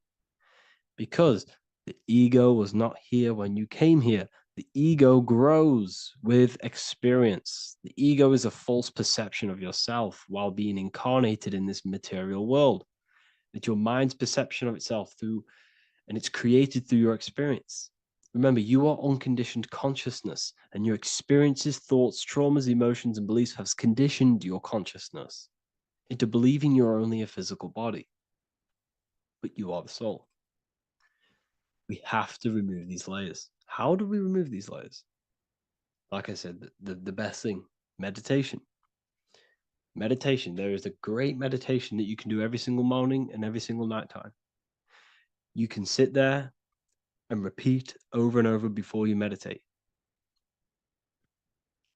You can repeat that you are not this, you are not that, you are not this. You can label them one by one. Start with, I am not my body, I am not my job, I am not my name, and then detach from absolutely everything until you are left with nothingness. And when you start to meditate, Detach from everything. Nothing matters. I am here right now. And what will be left? The only thing that will be left is the language that your mind is using. Now, this is very deep. Not many people will tell you this, but I've lingered in meditation many times. And I can tell you from experience that the only thing left once you detach from everything is the language that your mind is attached to. So whether that's English, Italian, French. Once you detach the language of the mind that that little voice in your head's using, you're left with the soul. Once the mind is switched off, you're left with the soul, and you have detached from all of these external things. You're left with the soul. That's you. That's the power. That's the source of all creation, where everything you've ever done has come from. Every thought, every idea has come from your soul. Number two, that's meant to say number two. Sorry about that. Mental addictions and emotional addictions. Okay. These two are very important. Mental addictions, this could be thought patterns. This could be the labels that we've just been talking about. Then you have emotional attachments, which is maybe you're too attached to an external thing. Maybe you're too attached to your phone. Maybe you're too attached to family. Maybe you're too attached to loved ones. Yes, I'm not saying don't love them, but what I'm saying is do not rely on anything in this world to make you happy, to fulfill your emotional needs. Everything is found within you. You must look within, and if you're looking without, if you're trying to find yourself in the outer world, you'll never find yourself. You'll constantly be looking around in loops. Because nothing, you cannot find yourself in the outer world. Nothing will long-term give you long-term validation. Seeking validation in the outer world will leave you soulless, leave you feeling empty inside and sad and depressed. You have to find yourself within. You have to detach from everything you are relying on to give you emotional stableness. You have to detach from all. Yes, love your children. Yes, love these people, but do not rely on them. Because everything in this world is temporary. Do not conform to this world. The Bible tells you this. Everything in modern society nurtures the body, but neglects the soul.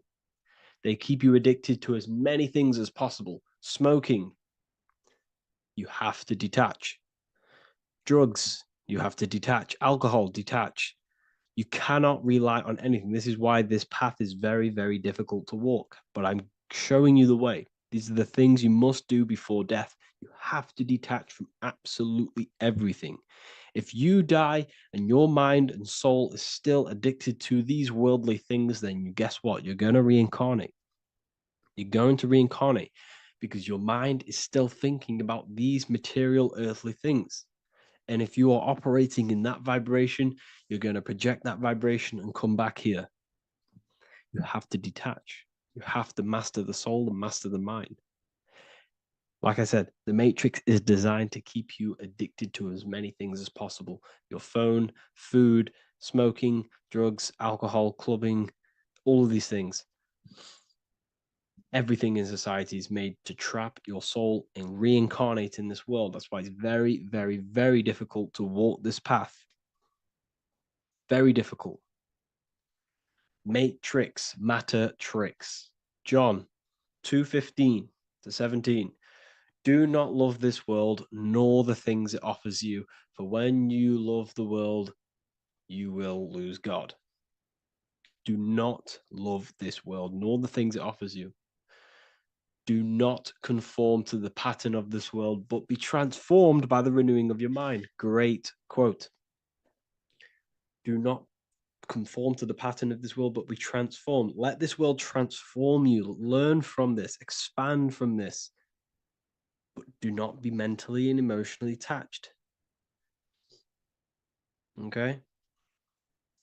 What good will it be for someone to gain the whole world yet forfeit their soul? Like I said, everything in the Bible is telling you the truth. You just got to read it correctly. This is spirituality. This is spirituality. The Bible is spiritual. It's a spiritual text.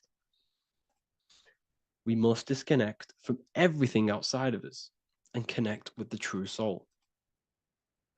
Here we have the Egyptians showing you the soul leaving the body. Here we have the soul here. Here we have the Masons showing you the soul coming out. The soul is real. You are the soul. And when you leave this physical plane, you will go into the astral plane. That's where you came from. You came from the astral. You came from the stars. You incarnated into this physical body. Your consciousness fell into this material form to experience limitation, to experience a 3D world. So in order to ascend properly before we die, we have to let go of all the attachments. Every addiction you have, write them down. And one by one, tackle them. Before you die, you have to, or else you will reincarnate. This is the teachings of Egyptians. This is the teachings of Masonry. All of these addictions contribute towards life after death. Everything must be controlled. And we must be attached to the soul. I'm not saying I'm perfect. I'm not saying I'm perfect, people. We're all not perfect. We're all under psychological operation by the government. We're all in a very difficult situation with this awakening. I'm simply pointing out what I know from my journey and what I've been learning through occultism and research and reading lots of books and many different things. I'm on this journey just as you are. Maybe I'm further. Maybe you're ahead of me. We don't know. But this is what I'm sharing with the world. This is what I'm sharing with my research. And this is what makes sense. It's common sense. Look at everything around you. Everything's made to feed the body, not the soul. So my beautiful watchers and fans and supporters, I appreciate every single one of you, and I hope this video has supported your journey. If you're feeling lost in life, if you're searching for deeper answers, whether you're seeking clarity, looking to expand your studies, or ready for personalized mentoring, this is your chance to connect with me live and receive insights tailored just for you. Start your path to self-mastery and enlightenment inside the world's best esoteric school. Your journey starts now. Tap the link in the description if you want to join Ethereal University, or feel free to check out my books. I thank you all, and I really appreciate for 100,000 subscribers on YouTube. I love every single one of you. Make sure to drop a like, a comment, and subscribe to the channel if you're new. Let me know some ideas for, lectures, anything that you want to know. I can make lectures on them. Just drop it in the comments. I appreciate every single one of you. Take care.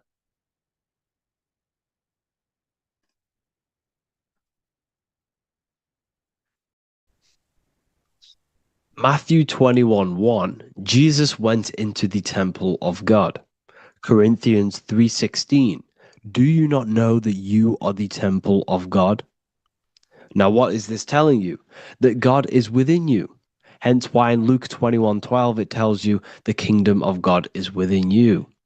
And the side of your head region is called a temple for a reason. Because the brain encapsulates the mind. The brain is a physical manifestation of the mind. The heart is a physical manifestation of emotion.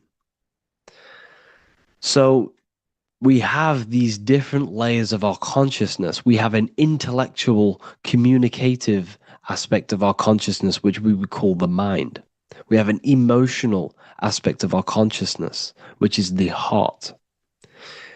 And to communicate with the divine, it's all to do with the mind. Hence why the ancients always symbolize the mind being God. This is why Michelangelo always placed God inside of the brain on top of Sistine Chapel in the middle of the Vatican. He understood that God is in the brain. God is within you, not outside of you. The church tells you that God is in the sky because they are creating a externalization of the truth to create a business and a distraction so that you don't find the divinity within you, so that you don't find your power. Now you have Adam, the physical man, the physical body, the ego, the lower self. And he is resting. He's not trying to reach to God, but God is reaching, because the higher consciousness within you is always trying to communicate with you. It's always trying to wake you up to your divinity. But the lower mind, the lower self, Adam, the physical self, is always in ignorance of truth, always in ignorance, and stays in a materialistic way of thinking, which is the lower animal self. And this is what we call a sleep, or an NPC. This is the lower mind of man. But all you have to do is to move your finger to touch God. You have to look within yourself, within the brain, meditate, and you can find God. This is why in the Bible we see many references to the human body and anatomy to truly connect with God. Kings 6:8, the door to the middle chamber was in the right side of the house, which is the right hemisphere of the brain. The middle chamber is the pineal gland, where the seat of your consciousness is, where the seat of your higher consciousness is, the mind. And they went up the winding stairs, which is your spinal column, into the middle chamber, and out of the middle chamber into the third. So they went up the winding stairs. This represents raising your consciousness up the winding stairs. Your spinal column acts as a stairway of consciousness. Depending on what sort of consciousness you are operating in, depends on what part of the spinal column you are using. Because the spinal column ascends and descends consciousness. What do I mean? If you are in a reproductive way of thinking and you're always thinking about sex, you're jerking off all the time and you're always eating, all of your brain's power and your mind's power is being descended into the lower aspects of the spinal column, which represents hell, the physical state of man, Adam, the ignorant state. We're basically living off low-level pleasures like an animal. And the stairway to heaven is your spinal column. They went up the winding stairs into the middle chamber, which is your mind, your pineal gland, and out of the middle into the third stage of consciousness, physical, etheric, astral. When you meditate and you start to raise your consciousness during meditation, you enter the astral plane when you turn off thought. But this is the middle chamber inside of the brain. Here we see another painting inside of Sistine's chapel of God inside of the brain. This is the brainstem. This is the brain. This is the frontal lobe. This is the back lobe. This is the back lobe. This is the cerebellum. Here's the reptilian brainstem. Here's the claustrum. This is what we are seeing here. Anatomy. Here is another one in Sistine's chapel in the middle of the Vatican. This is depicting the brainstem. God's neck looks exactly like the brainstem. Here we see a real brain compared to God's neck, because the neck is just below the brainstem. And this is what they are symbolizing, because they knew that God is within you. God is a part of the human body. God is inside of the body, because the body is a vessel for consciousness, for universal consciousness. Inside of you, inside of me, is the same spark of consciousness. And this same consciousness is spread out into every living essence, because everything comes from the one source, the one God, the one consciousness. Matthew 6:22-23. The light of the body is the eye. If therefore thine eye be single, thy whole body shall be full of light. Practicing the single eye. What is this? This is meditation. This is entering within yourself. So the Bible's telling you to practice the single eye. But if thine eye be evil, thy whole body shall be full of darkness. What does this mean? If your consciousness is in an evil way of thinking, if your mind is filled with an evil, negative mind space, then your body shall be filled with darkness, with evil, with negativity. Because negative thoughts destruct the body. Positive thoughts heal and regenerate the body. So he tells you to be, the light of the body is the eye, your consciousness, the inner eye of consciousness, the eye that lets you see. And what do I mean? You look with your two physical eyes, but you see with the inner eye. What you see is perception. You look with the two eyes, and what you see is perception. You are seeing, you are understanding, and that's what consciousness, the mind, gives you.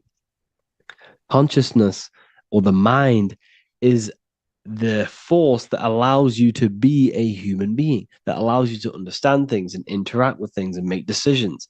It's an infinite intelligence. See, the mind is not the brain. This is a big confusion with people. Hence why the eye on top of the pyramid is separate from the bottom half of the pyramid, because the consciousness is separate from the body, the eye, the all-seeing eye. It represents the observer, the eye that sees into this body, into this world, into this. You are the perceiver. You are the invisible spirit within the body. Theologians 4:17. After that, we are still alive, and our left will be caught up together with them in the clouds to meet the Lord in the air. You don't meet the Lord in the physical air. Okay? This symbolism of the ancient Christian artwork is showing you this is symbolic. These things never happened. There's no man in the sky. Moses didn't go on a mountain to meet with God. The air represents the mind. This is why you say you're an airhead when someone's very stupid. Earth is your body. Water is your emotions. Fire is your spirit. Air is your mind, the invisible mind. So Anton Mengs, an ancient Christian art worker, is showing you anatomy of God in the clouds. But this is the anatomy of the human body, raising yourself to the mind and turning the mind inwards on itself during meditation. And that's how you meet the Lord in the air. You meet the Lord in an elevated state of consciousness. The air represents an elevated state of consciousness because the air is up. You have to raise your consciousness to meet the Lord in the air. This is why Moses went on a mountain to meet with God. The mountain represents elevation of consciousness, raising the mind up the spinal column, taking all of the mind's attention away from the reproduction and the physical aspects of self and raising it to the brain and turning off the brain and going inward into the air. It's talking about raising consciousness. It's allegorical. It's a spiritual, metaphorical text. The side of your head's called a temple because inside that where that temple is, right in the middle of where you call the temple, is the inner chamber, the open room, the holies of holies in the Bible, or the land flowing with milk and honey, or Mount Zion. There's so many different names for the brain, or the upper room where Jesus meets his 12 disciples, the 12 cranial nerves in your brain. This is the temple of God. Your body is a temple of consciousness. It encapsulates the consciousness. It encapsulates the mind and soul. John 10:30, Jesus states, I and the Father are one. Psalms 46:10, be still and know that I am God. He's talking about the I am within you, not within Jesus. Everyone refers to ourselves as I. I am God. When you say I, you're referring to the highest aspect of yourself.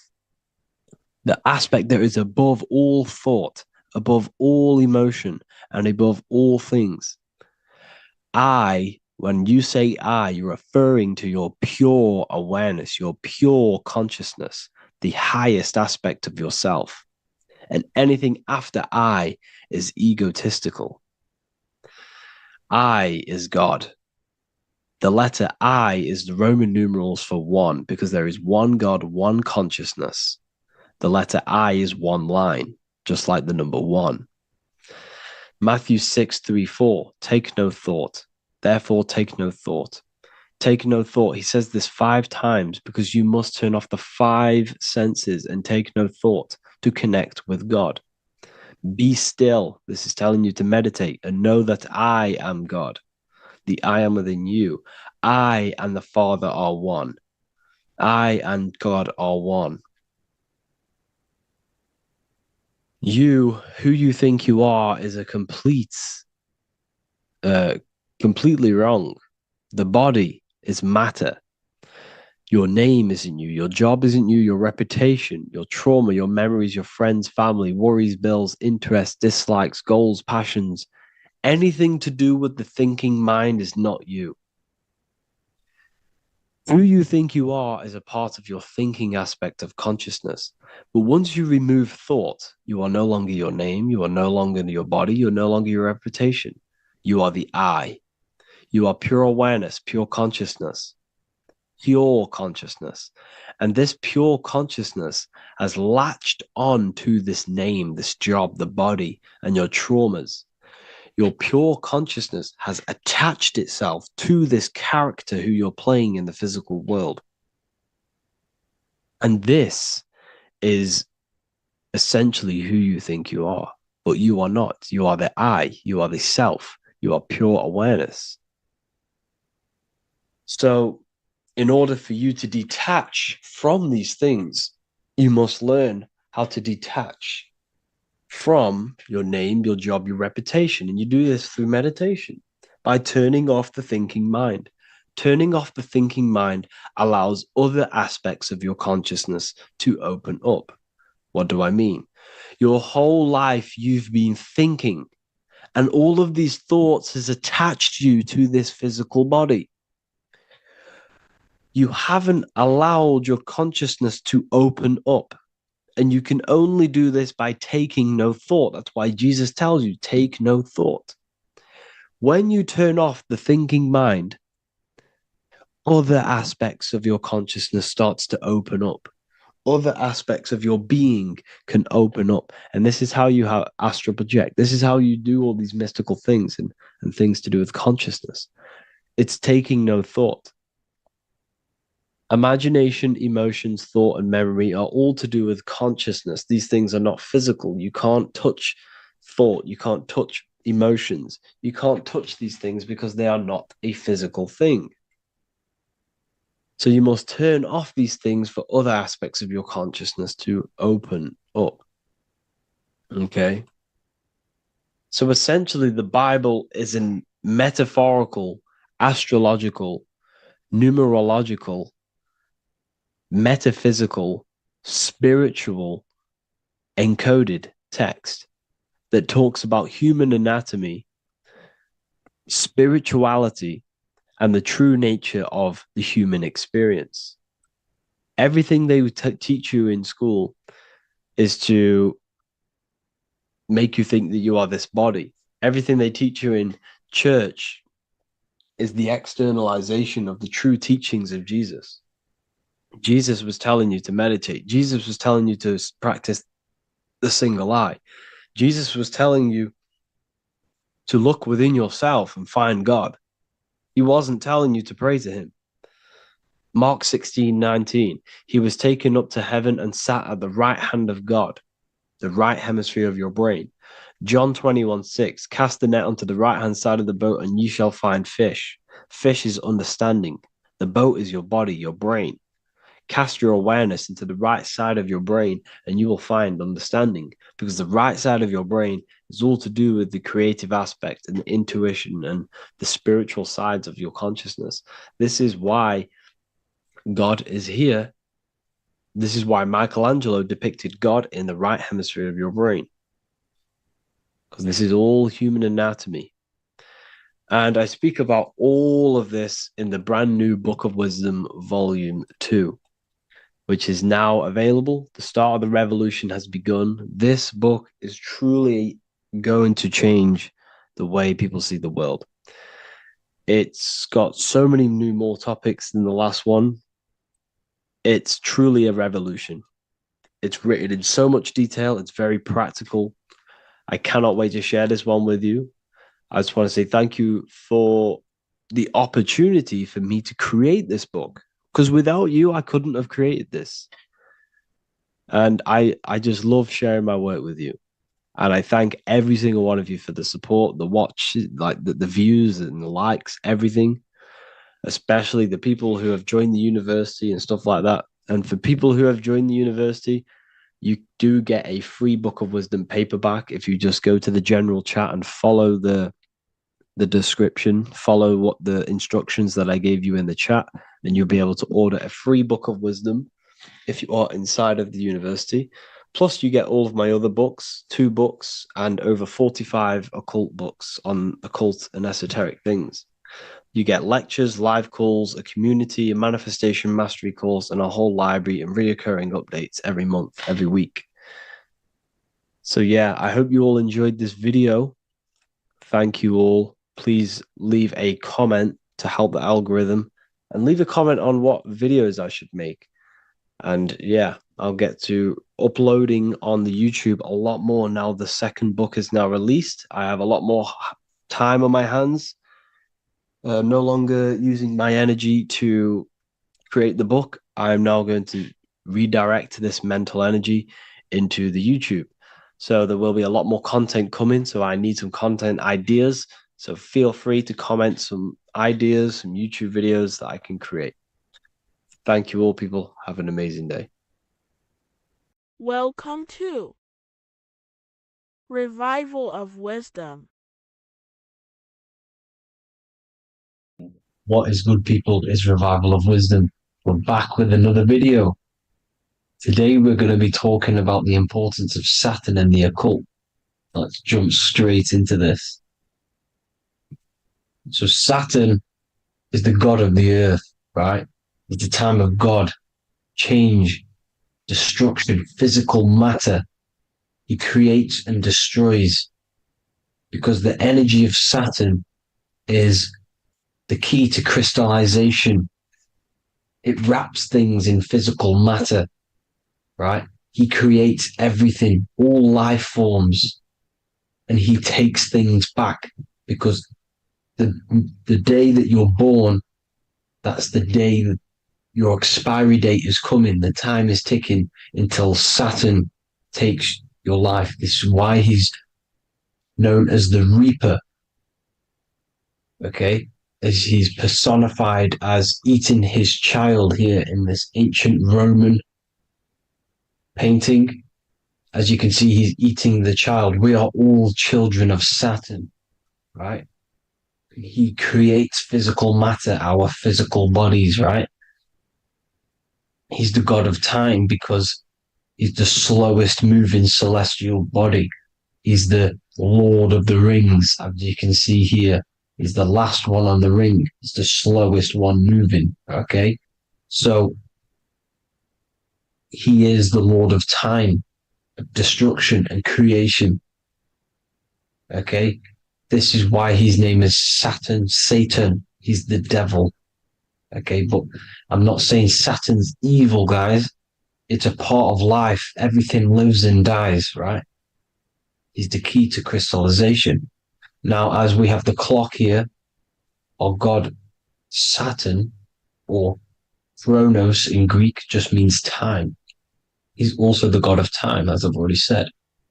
60 seconds in a minute, 60 minutes in an hour, 24 hours in a day. Add 2 plus 4 equals 6. 60 seconds, 60 minutes, 2 plus 4 equals 6. That's 666. Okay?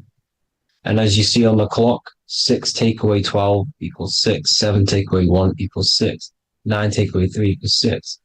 6 is the number of Saturn. It's associated with Saturn, right? He's the god of time, of justice. Everything goes back to the Reaper in the end. Everything lives and dies.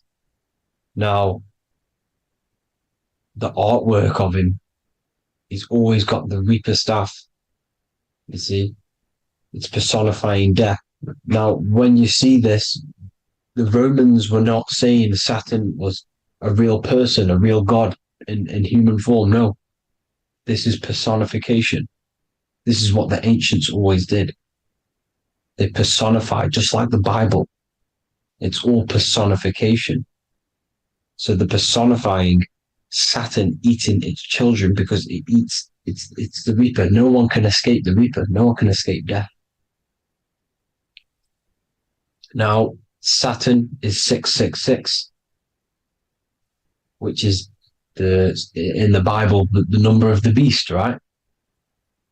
The number of the beast, Satan, 666, right? So on the North Pole of Saturn, you have a hexagon, which makes a cube, right? Now this hexagon, when you join up all the corners, creates the six-pointed star known as the Star of David, right? In the Jewish religion. Now, as you can see, the six-pointed star has 6 points, 6 mini triangles, and a six-sided hexagon. That makes 666. And also, you have Saturday is named after Saturn, the sixth planet, the sixth day of the week, and has a six-sided polygon on its north pole. That's also 666. Now, this Star of David, this symbol goes back thousands of years, and it originates from Saturn. It's not the Star of David, right? It originates from Saturn. It symbolizes the physical and spiritual aspect combined into one, which makes us humans, right? Also symbolizes the male and female combined into one. These two sacred energies create the human. We consist of both male and female energy, also known as the Seal of Solomon. And we all know if Solomon was a real person, he talks about communicating with 72 demons. He could apparently, in the text, he could communicate with 72 demons, and this is sorcery. This is black magic. Now, this symbol is associated with hexing people. When you place a hex on someone, that is a form of witchcraft, which a hex is just a curse. When you're cursing someone, this is black magic. Now, the black magician would stand in the middle of the symbol and cast his spells onto other people.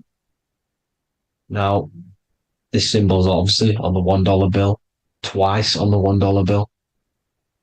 And it's very, very ancient symbol. And it originates from Saturn. And let's keep going. So the cube. So I've just said how you see the cube on the North Pole of Saturn, right? The cube is limited. It's a 3D shape.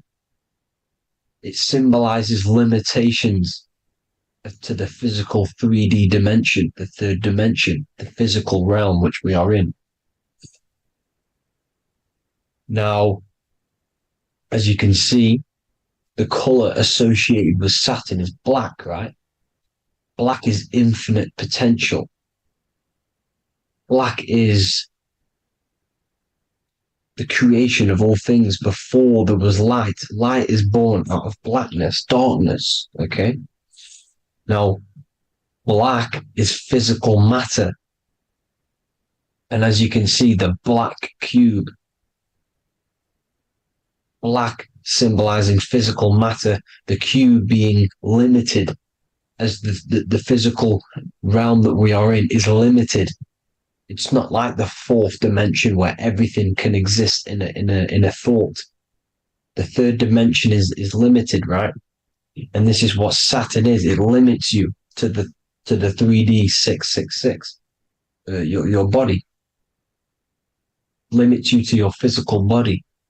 Now, these black cubes are placed everywhere. As you can see, Australia, Denmark, Manhattan. There's one in New York. As you can see, the Apple have a cube. The Nintendo GameCube. Trump Tower is a black cube. This is worshipping the energy of Saturn, the god Saturn. Okay, it's not a god, it's a celestial energy. However, it rules over Earth because it pretty much created the physical realm. Now, as you see, when you go to a funeral, you wear black, a black suit symbolizing Saturn, which is the color associated black. And as you see in Mecca, they walk around the black cube in rings. As you can see here, they're stood around in rings, like the Saturn, the rings of Saturn. The Mercedes symbol. You probably wouldn't notice that, but yes, it's Saturn. And when you graduate from university, you wear a black cube on your head. This is all symbolizing Saturn. Okay? Now, as you can see, the Jews here have a black cube on their third eye whilst they pray. Notice how he's shutting his eyes into blackness, darkness, and he's wrapped around a black strap around his arm. This is symbolizing the wrapping of physical matter, of how physical matter wraps things into existence. And as we all know, the Star of David is a Jewish symbol. So he has the black cube and the Star of David, right? So all of these religions are secretly worshipping Saturn. Okay, this is all Saturn worship, Kronos, the god of time and destruction, the physical reality. Now, as you can see, it's symbolized everywhere in all major corporations. Pepsi, internet, that's obvious. NASA, of course, NASA. NASA means to deceive in Hebrew. Universal, Walkers, that one's so obvious. Nike, Toyota.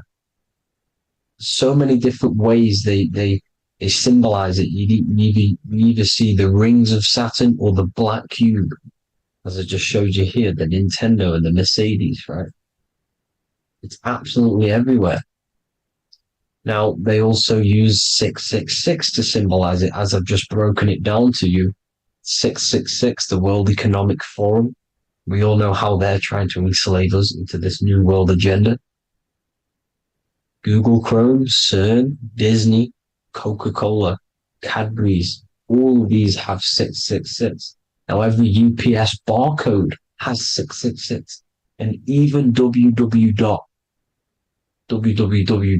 Is Hebrew for 666, as you can see here. Monster. It's the same Hebrew letter that means 666.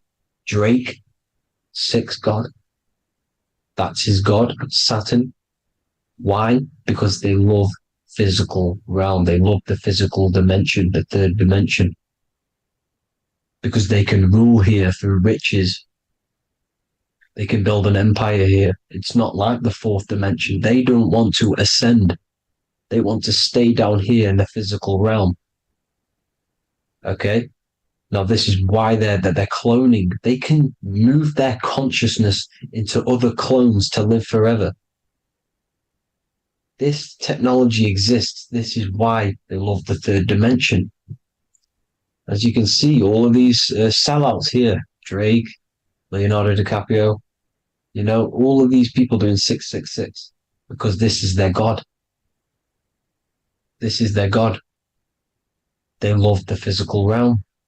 They sold their souls for wealth and fame in this physical realm. So why would they leave? You see? Now, this isn't all just evil, okay? So you have 7 chakras, right?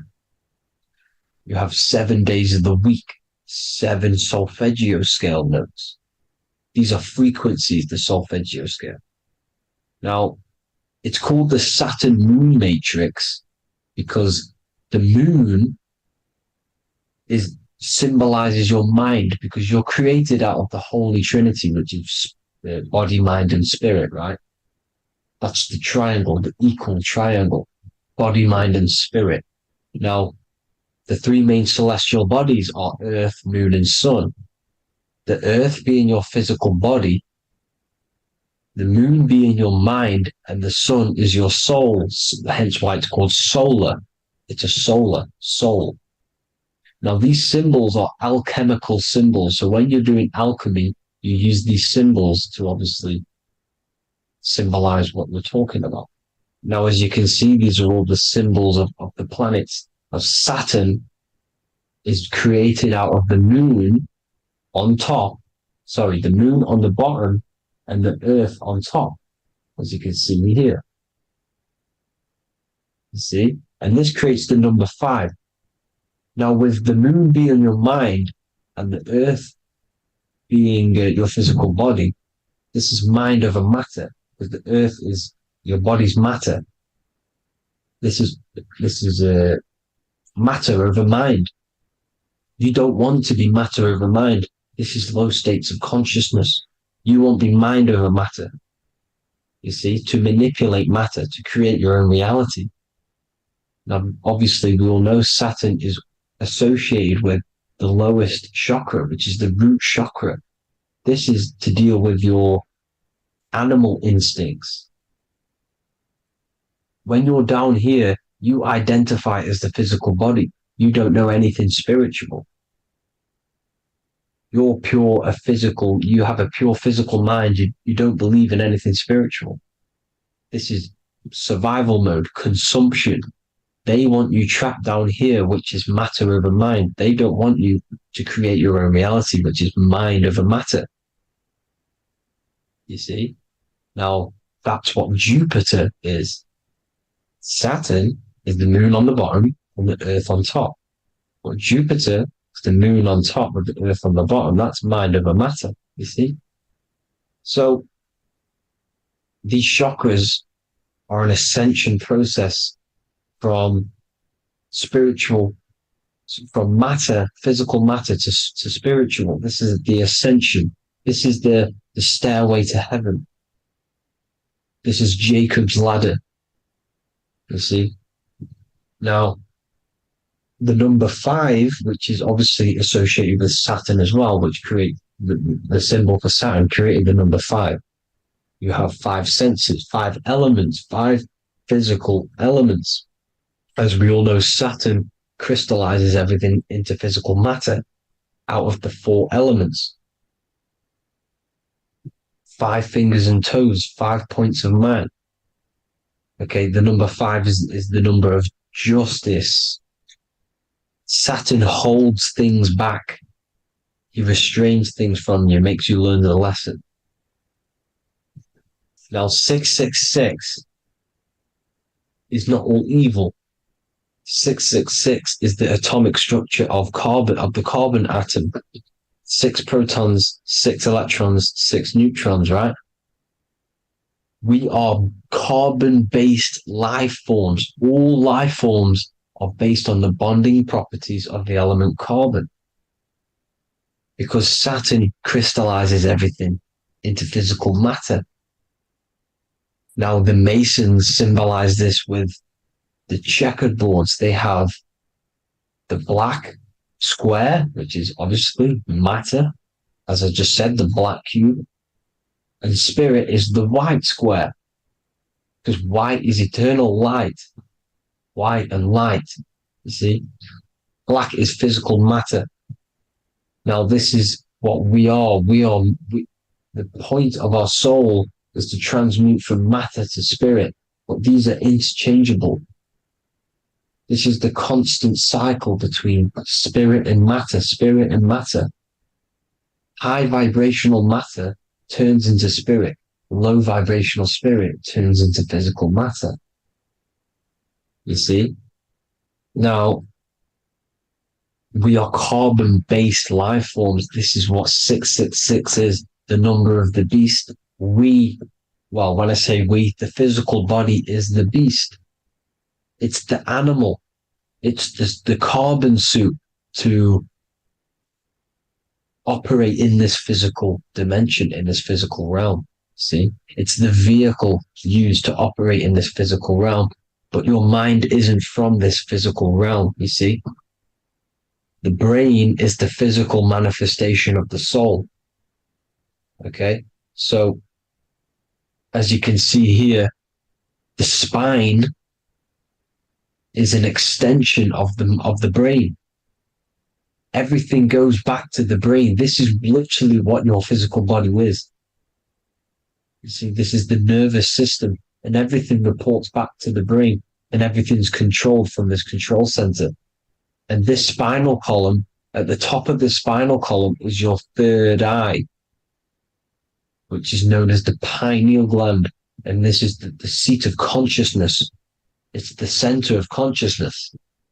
That is your true self, pure consciousness. This body is just a physical body. This body is mortal.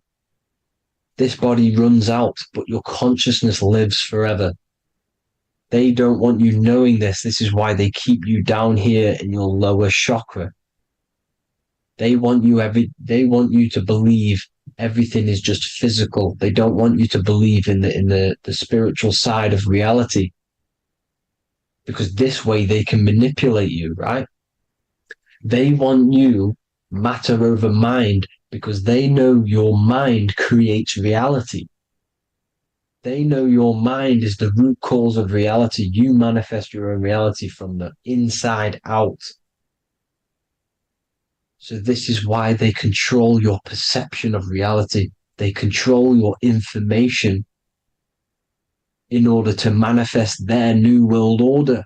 You, who are ignorant to knowledge and wisdom, you who are ignorant are manifesting their agenda because you accept their information and their perception of this reality. Now, this is why they tell you the globe model, the heliocentric model, to trap you into physical matter. Now, if you understood about this true form of this realm, you'd understand that there's a spiritual side behind everything. The spiritual side, something has to exist. The root cause of reality is higher planes of existence. It happens in the mind before it happens on the physical plane. You see? They don't want you knowing this. They want you matter over mind, which is the symbol for Saturn. Moon over Earth. The Holy Trinity.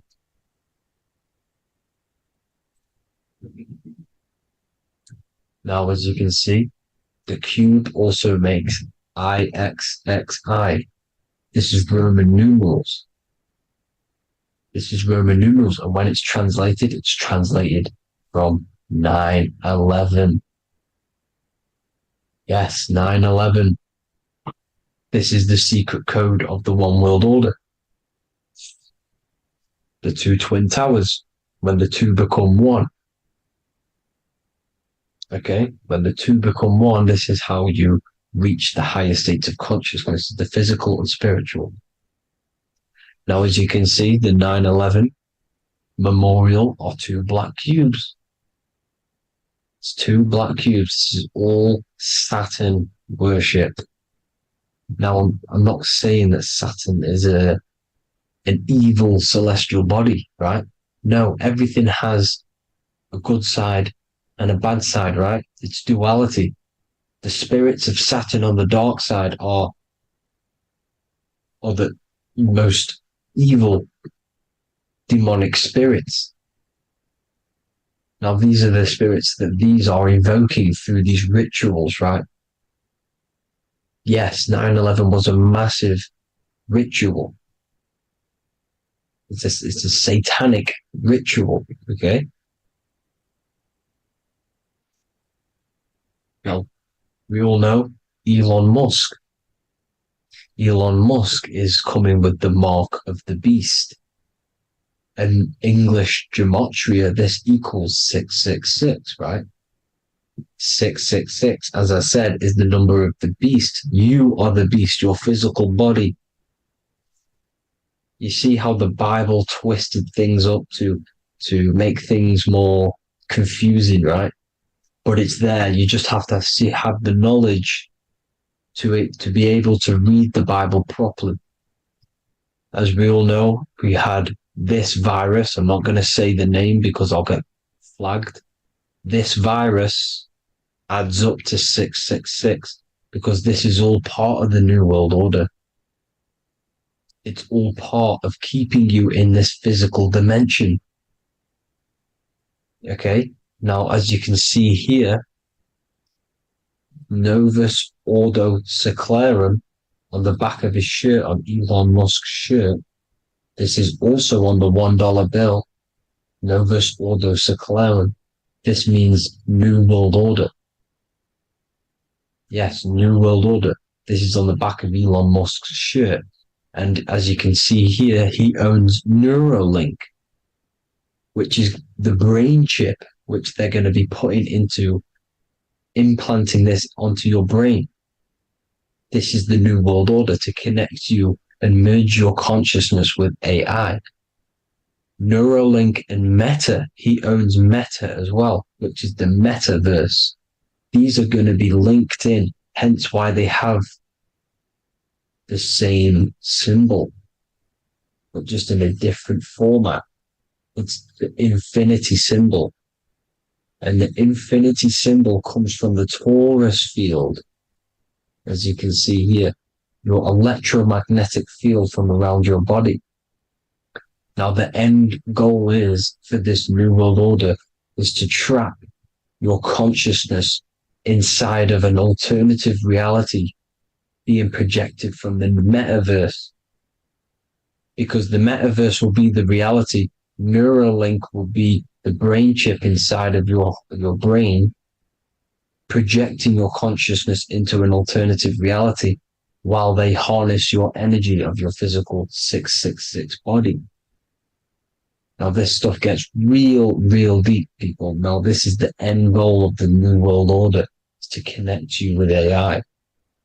This is why they're trapping you and keeping you in these lower states of consciousness in the Saturn-associated root chakra, so you don't find out about the spiritual side of reality. Because if you knew the truth of this reality, you wouldn't connect to AI. You see, you have the power within you to travel to other worlds, the astral plane, for example. You travel to different worlds when you are sleeping. Okay? They want you to know it's just a dream.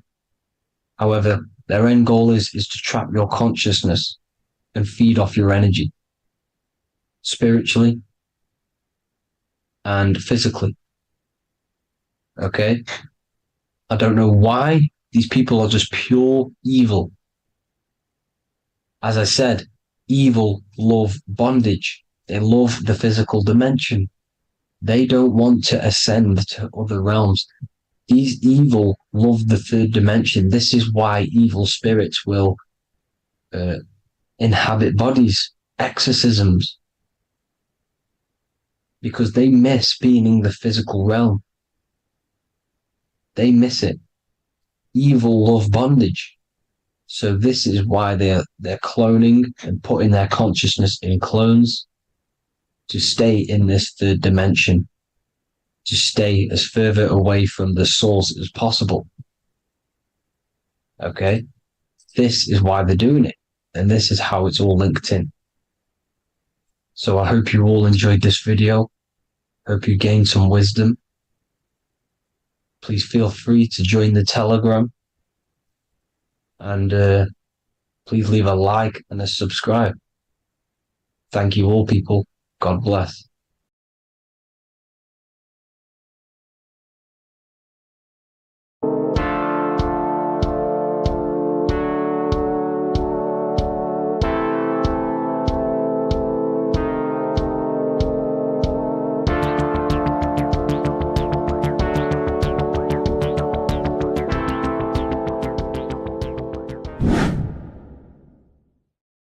What is good, people? We're back with another video.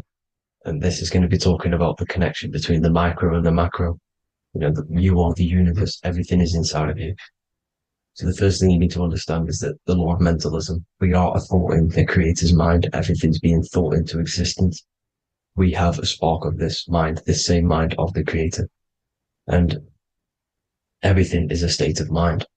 Particles or atoms, whatever you want to call them, are a mental thing. They're a product of the mind. Everything's thought into existence. Thoughts influence everything. Thoughts are energetic effects which send out waves into the quantum field around you. And your consciousness is actually the universe experiencing itself, expressing itself, and viewing itself. So we are the creator, but viewing itself in separate bodies. And this is why they call the material world the world of illusions, because everything's separate here, but we all forget that we are all one. We've all been brainwashed to think we're all separate, but we're all one. We're all the same mind, the same consciousness, everything. So everything's created out of toroidal fields. God created the toroidal field. That's the only thing that exists because the atoms are toroidal fields. And it's the basis behind all creation. As you can see it in the owl's eyes, it creates the infinity symbol. And this was the apple. The apple is a toroidal field. And the toroidal field is made out of dielectricity, which is ether. Ether is black light, and this is counter space. This is another realm. This is what creates God to be omnipresent, to be everywhere at one place at all times. He is everywhere because ether is everywhere. And ether is infinite potential. It connects everything together, and that's what energy moves through. It moves through the ether, and that's black light. Everything is light, as it says in John 4:2. God is light. Everything's a vibrational state of light. So the torus field is made out of dielectricity, ether, black light, magnetism, which is white light, which is the center of the toroidal field. And magnetism radiates, it has no vibration. And then when white light splits, it turns into electricity, which is physical material, and that has a vibration. This is the Holy Trinity, the sun, the moon, and Saturn. Saturn, the god of materialism. If you've watched my videos on Saturn, you know that Saturn is crystallizing everything into physical matter. And that's why his old name was El. The ancients called him El. And this is why we get El electricity. This is where El electricity comes from. Because El electricity is only a product of the physical world, which is redshift, blueshift, Adam and Eve. And this is what creates the redshift, blueshift is a product of magnetism. When magnetism, white light splits, and this gives us vibration. And this what creates the toroidal field, which is the basis of all physical creation. The sine wave is created out of the magnetic wave and the electric wave. The electric wave is the blue wave, and the magnetic wave is the straight wave, which is radiation. This is vibration frequency. So the magnetic wave is straight, and then you have longitude and amplitude, which is depth, which is dimension. You see how the electric wave has depth and a dimension. This is why you get the cross. This is the cross of Earth. This is the symbol of Earth, of bondage, of physical matter, because it consists of magnetic wave and depth, which is electric wave. And this is where you get the sun cross or the Earth cross, whatever you want to call it. It's the cross of physical matter, and the ancients knew this. This is why they used that symbol. Redshift, blueshift, which is the toroidal field, is the basis of all creation, physical creation. And this is why you have the police siren is red and blue. The Matrix movie, red pill, blue pill. You have red blood and blue blood in your body. The Democrat and Republic, the two parties, red and blue. Like your taps on your taps, you have a red and blue tap. One's generative, one's destruction. Fire, destruction, water, generative. So this is the basis of all things. And electric wave has dimension, like I've already said, depth, material, and it's measured in hertz. It's measured in hertz because it hurts you. It decays because the electric wave has a vibration, and vibration always has to go back to a standstill point. This wave cannot go forever, but the magnetic wave will go forever. It's radiation. Magnetic is radiation. It radiates forever. It pulses.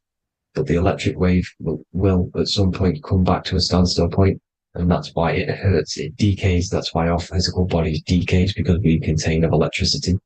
This body is an electric body, and it will return back to stillness like a guitar string. If you vibrate a guitar string, you pull it, it will vibrate, make a sound, and then go back to a standstill point. It's the exact same with every single toroidal field within the body. It will decay, and this is why our bodies decay, and everything in creation decays. So we're born into sin, the sin of Eve. The sin of Eve is us biting into the tree of knowledge of good and evil, which is the systems in the body. And the sin of Eve is biting into the sine wave. We bit into the sine wave. The sun moves in a sine wave. Our DNA is a sine wave. Time is a sine wave. Everything in this creation is a sine wave. This is why the dollar bill is a sine wave. Magnetism and electric waves in one. and this is the sun doing its sine wave, which creates, when you go bowling, it kind of creates that pin that you hit over. That's the pin of the sun. The zodiac sign is a sine wave because the zodiac sign is an expression of the toroidal field, because magnetism unfolds into 12ness. And that's why you have 12 zodiac signs, 12 systems in your body, 12 cranial nerves in your head, in your brain. So if you can imagine this, see where my pointer is, always starts with Aries. Aries is the head. It's the first thing that's created in the womb. And this is Aries, the ram. And this is why it's called a cerebrum in your brain, which is the first thing that creates when you're in the womb. And what's the element of Aries is fire. Fire is the first element. Fire, first, because it's the first thing on the wheel, the first expression of energy. As you can see here, my pointer, this is the center of the toroidal field. It would go Aries, Virgo, Capricorn, Pisces, Scorpio, Cancer. Then we go back to Libra. Libra would be center.